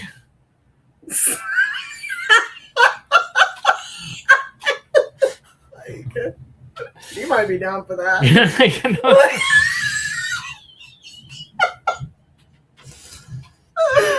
Oh, guys, you never know. we're at the end of 12 hours. We're at the end of 12 hours. You have to excuse anything we say. It's we may not last again. We may not last 12 hours. We could lose power at any second. Yeah. There is a severe storm rolling through here right now. So we're all the poor souls at the river waiting for the fireworks to go off. They're not getting any They're fireworks. soaking wet. They're not it getting is raining. And I'm not. There's not a whole lot of places to run indoors out there. No, so good not luck. For thousands of people. Run back to your car. Yeah. I wouldn't want to be stuck in that traffic. Yeah. So sucks to be them. Yeah. But you know what they could have done instead of go out there and get thunderstormed and rained upon? Watch Megaforce with us. They could have watched. Yeah. It's their loss. Mm-hmm. It's their loss. It really is their loss because they got stuck with nothing. They packed their bags. They packed their kids. Mm-hmm. They packed their foods and stuff, and they went out to the river. Mm-hmm. Look at all these people, thousands of people, because the river here, like there's a bridge where they do fireworks every year. Mm-hmm. Thousands of people show up. Yeah, thousands. They packed their picnics. Thousands of disappointed people right now. What are they left with? Soggy toast. Where? No fireworks today. They might actually reschedule it because the city spent thousands of dollars on fireworks that they're not going to shoot off right now. But if they reschedule it, it's not the 4th anymore. I know. It's kind of a ripoff. Like, it's too late. Birthday's over. Now you got to wait to 350. I know. You might just save the fireworks another 50 years, be 300. Comic Trope says, think you think you'll review any Joe stuff? The short answer is yes. There are some reviews that I wanted to get to. In fact, I was really hoping to do one for this live stream, but I didn't have the time to do the preparation for it. But there are certain reviews that I haven't gotten to that I do want to get to. One in particular, I'd really like to do in conjunction with some travel. I'm using sign language now, with some travel, except we won't walk there. We'll probably fly there or drive there. So yeah, I would really like to. But as mentioned before, I'm putting in a lot of hours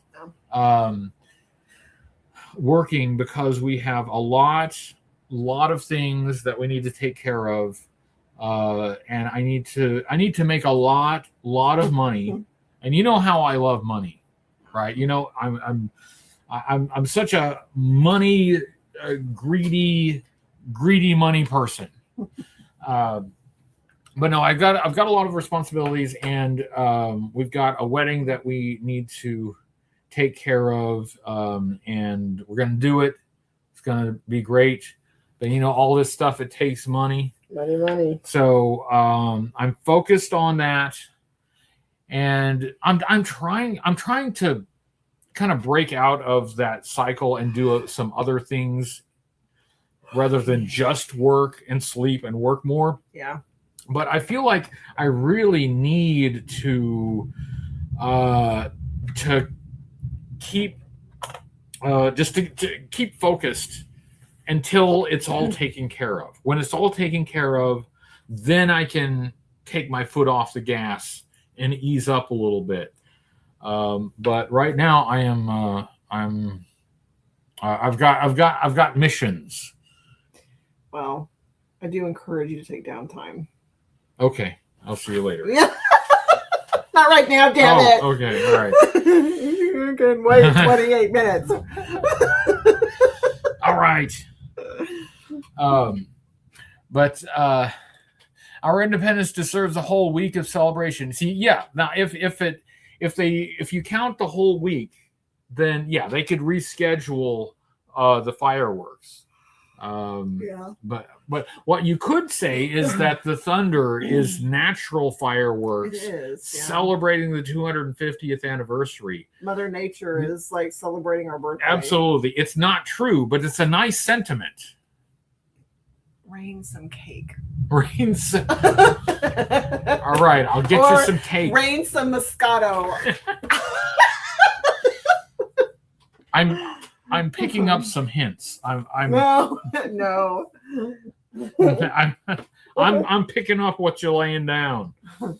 Get this lady some cake. Your cake. I don't. Sorry. It doesn't matter. It's all going over my head. We're in the last minutes of this grand adventure. It has been fun. It's been fun. It's been fun. It's also probably been a mistake, but still fun. It's definitely something we could only do for a special occasion. Yeah. We could look at doing it for New Year's if we don't have anything else going. Yeah. I know we didn't have anything planned for New Year's last year, but Right. the year before we went to Starlight. Right. Yeah. And I'd kind of like to do that if we can. But if not, well, the thing is, like, even if not, I don't think we would do 12 hours. Maybe 6. Yeah. We'll 8, see. Maybe. Yeah. For me, I know that a big reason why I'm really tired because I was up too late. So if I would have been able to get a little bit more sleep, then Comic Tropes has jokes. What we're going to do is that, now this is going to be great because Comic Tropes is going to guest host for 20 hours. Yeah. So we'll just take care of the rest. There we go. So thanks for volunteering. But in all seriousness, we got to get Chris out to Joe Fest. Yeah. We got to find a way to get Chris out to Joe Fest. It's just one of those things that it just needs to happen. Yeah. So we'll scheme. He'll do 26 minutes. That'll help a whole bunch. Yeah. That'll the rest is easy after that. You can do the hard part. Yeah, but you have to do the hardest 26 minutes. Yeah. That's the last of it. Because this 26 minutes is like, holy shit. Yeah. Now you understand, Chris, that when I talk about scheming to get you to Joe Fest, I also mean scheming to get you the means to get to Joe Fest. Yeah. I think bigger. So, but we'll work on it. We'll work on it. We got a year to work till the next one. Mm-hmm. And a year till the next 4th of July.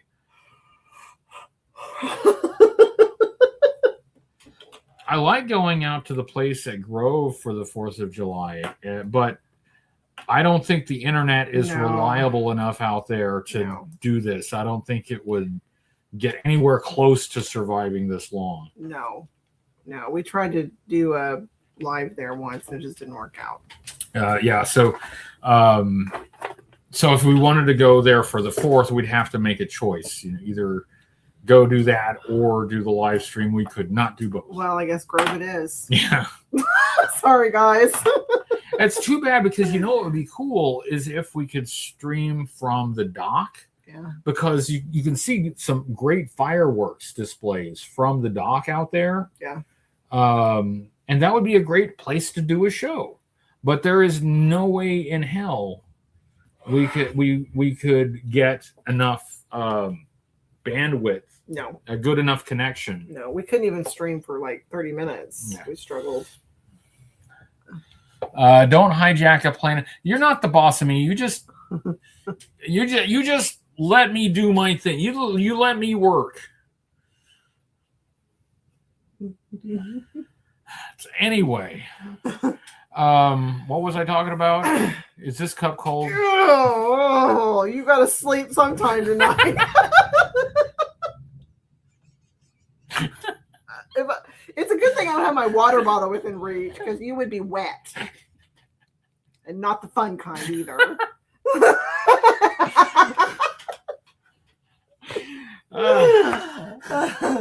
Been a long day, huh?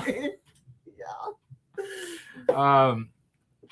Let's remind people of some things that we talked about before. Let's remind people about assembly required in Des Moines. I don't think I ever actually gave the date. Hold on. The 15th or something. Yeah, hang on. November. November 13th through 14th. Okay, November 13th and 14th. So we're going to be there. Yeah. We talked about having a booth or a table or whatever. Yeah. I don't know. Well, I don't know. we will see about that. Yeah. But one way or the other, we will be there. We committed to it during Joe Fest to actually make it out to assembly required. Yeah. She gonna make it. Yeah. Trying to catch some flies. I've never been to assembly required. She's never been. So. And I haven't been for a couple of years. So I think it's time to go back. Yeah. I think you'll like it. It's different from Joe Fest. It's smaller, significantly smaller. But like I said, more concentrated and more of the people that you like to see at Joe Fest are there. Yeah. Yeah, it's a smaller but more focused circle. What was that one thing that Ron Rudet's wife invited me to have margaritas with her? That was hold on. That was the thing at Kentuckiana. Okay. Yeah, Kentuckiana. That's in January, isn't it? It is. They do their Winterfest in January. I did go to that. A couple days ago. Thanks for reminding me. I'm taking this down so I don't forget. Well, yeah, Ron Rudet's wife invited me to have margaritas with her there. I'm just reminding you. Yeah. Jenny is she is delightful. And I would love to see them. Ron did not make it to Joe Fest this time, but Larry did. Yeah. So it would be cool to see Ron again. Ron has made it to assembly required before. So assembly required sometimes does get some of the same guests that Joe Fest gets, but since it's not as crazy, it's a little easier to hang out and talk with people. I really like it. I really do. I think you will find it the same but different. The same but different. Yeah. But that's in November. And before that, we have Belgium. We have Belgium. Yeah. The plan is, what is the name of that show? Where's my phone? What is the name of that show that Timmer wanted us to go to? Hold on. October.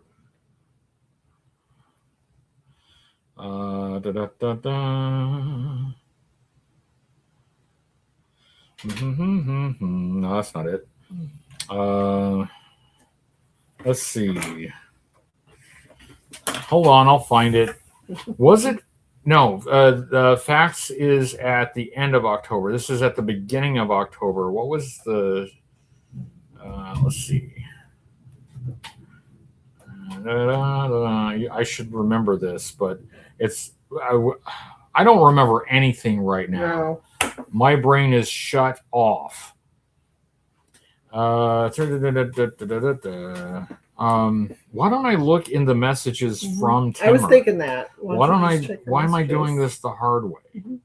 All right, hang on. Timmer. There you are. Okay. Okay. So the guy who runs the show, whose name is also Ed, wants me to bring the Predacon figure, so I have it set aside.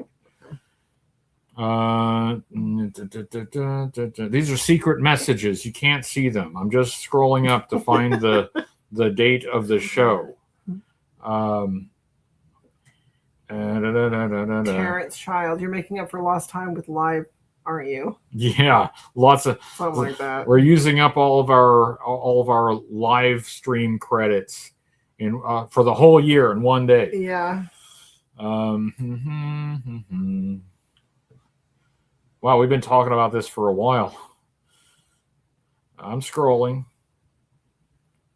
I think I got another spam thing on Fiverr. Yeah. Let's see.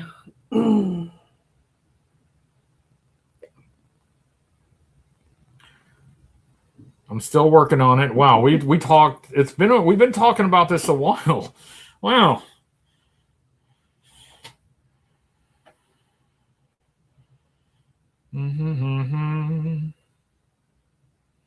Okay. Working on it.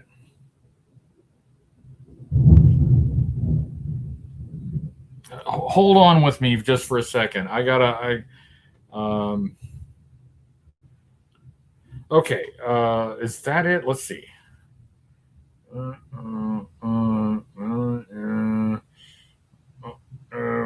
2026.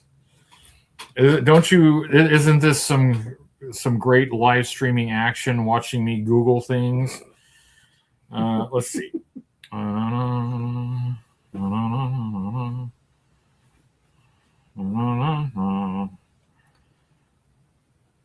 Well, okay. All right. That is definitely not it. But anyway, the point is, it's not in Flanders.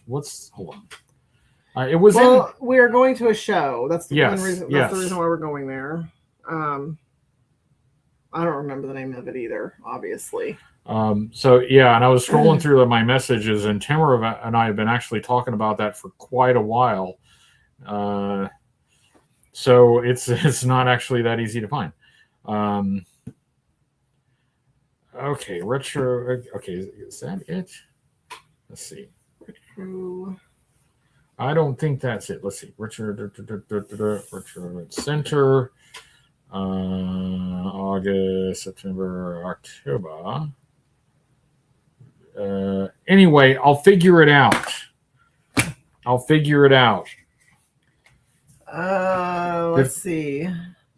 Did you have fun being on all day? I had fun being on. Did I have fun all day? Actually, it was overall fun. Yeah, it was. I think these last couple hours have been, where I'm really like winding down. But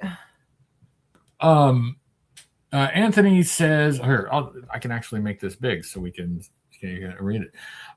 Random question. I'm restoring a USS flag and I have both original and reproduction stickers. Which would you place? If the reproduction stickers can be removed without damaging the toy, I would put the reproduction stickers on for specific reasons. First of all, they're reproduction stickers, so if they get messed up, it's not the end of the world. The original stickers, like you put them on, and if they get any damage, any like bubbling or warping, then you just then you've lost some vintage stickers. You've devalued vintage stickers because they're damaged. They're no longer pristine. But if you can put repro stickers on there with the caveat that if someday you want it to be absolutely authentic and you want to go ahead and put the original stickers on, you can pull the repro ones off, no tears shredded. It's like art restoration, right? It's like art restoration. Your restorations you should be able to remove your restorations and get back to the original if you would want to do that in the future. Yeah. Like when they're restoring a painting, the materials that they use to restore it are materials that can be removed. So if they go back and they decide that they don't want to have this, the restoration wasn't good, or they want to do another restoration that's better, they can remove that stuff and go back to the original. Yeah. So as long as you can remove the repro stickers and go back to the original without causing any damage, that's what I would do. And I would kind of look at it that way, because it keeps those original stickers in your back pocket. Don't really keep them in your back pocket, but you'll have them so that at any point, if you want to restore it to absolute original, like if you're going to sell it or something and you want to have the originals on there, then you can do that. But with the repro stickers on it, if anything happens in the meantime, it's no big deal. It's not a big deal. Another random question. I see your super. Oh yeah. I see your Super 7 Cobra Commander is in the back. I just got my first one the other day. Flash, what are your thoughts on the line so far? This is the where to go? Oh yeah. Can you reach that one right there? Can you reach that one right there? This is the one. Yeah, that's the one that Chris Cassidy gave me. Yeah, Cassidy got this for me for my birthday. And I haven't opened it because, well, it was a gift. And you know what you do with gifts is you never open them. No, but, why would you do that? Yeah, but these 5 POA Super 7 reaction figures. Okay, thoughts about them. Obviously, they're not as often as the O-ring ones. They're not as articulated. 5 points of articulation. They're much simpler. However, they do have some merits. Here, that's okay. So you can have some privacy. No, I'm fine. Okay, all right. But they do have some merits, and that is, first of all, they're using the animated series design, which a lot of fans prefer. A lot of fans came to the franchise through the animated series, so there's a lot of nostalgia for these really simple, smooth animated series designs. Josiah, thank you, Josiah. 10 minutes. Thank you. And thank you for keeping this live stream spring loaded. Ugh, that was a good shot. Damn. Sorry. That will never not be funny. We're a little delirious. We're a little delirious. So that is something that it's I think it's easier to do that in this 5 POA style, because there really aren't very many joints to break up the design. So you have that kind of really smooth, kind of polished, streamlined design that looks like a cartoon. It looks like the cartoon version, and that is fine. And I can appreciate them on that level. It's not something that will ever be as as good, as appreciated as the O-ring, especially the vintage stuff. But if you're looking for something that is more animated series inspired, I think you could really like it. I think they're maybe a little overpriced for what they are. A little overpriced for what they are, but what they are is it's fine. It's a niche. It's a niche. It's definitely not the whole thing. Definitely not going to subsume the whole thing. But it's a niche. It's a niche. All right. Which I'm not sure which gung ho he's referring to. Is it? I got this one. Is this the one he's talking about? I'm not sure. Let's see. Comic Tropes wants to know, what about Professor Rotclaw? I'm not familiar with Professor Rotclaw, but I think he works for Dr. Vinny Boombats. Anyway. Sorry, It's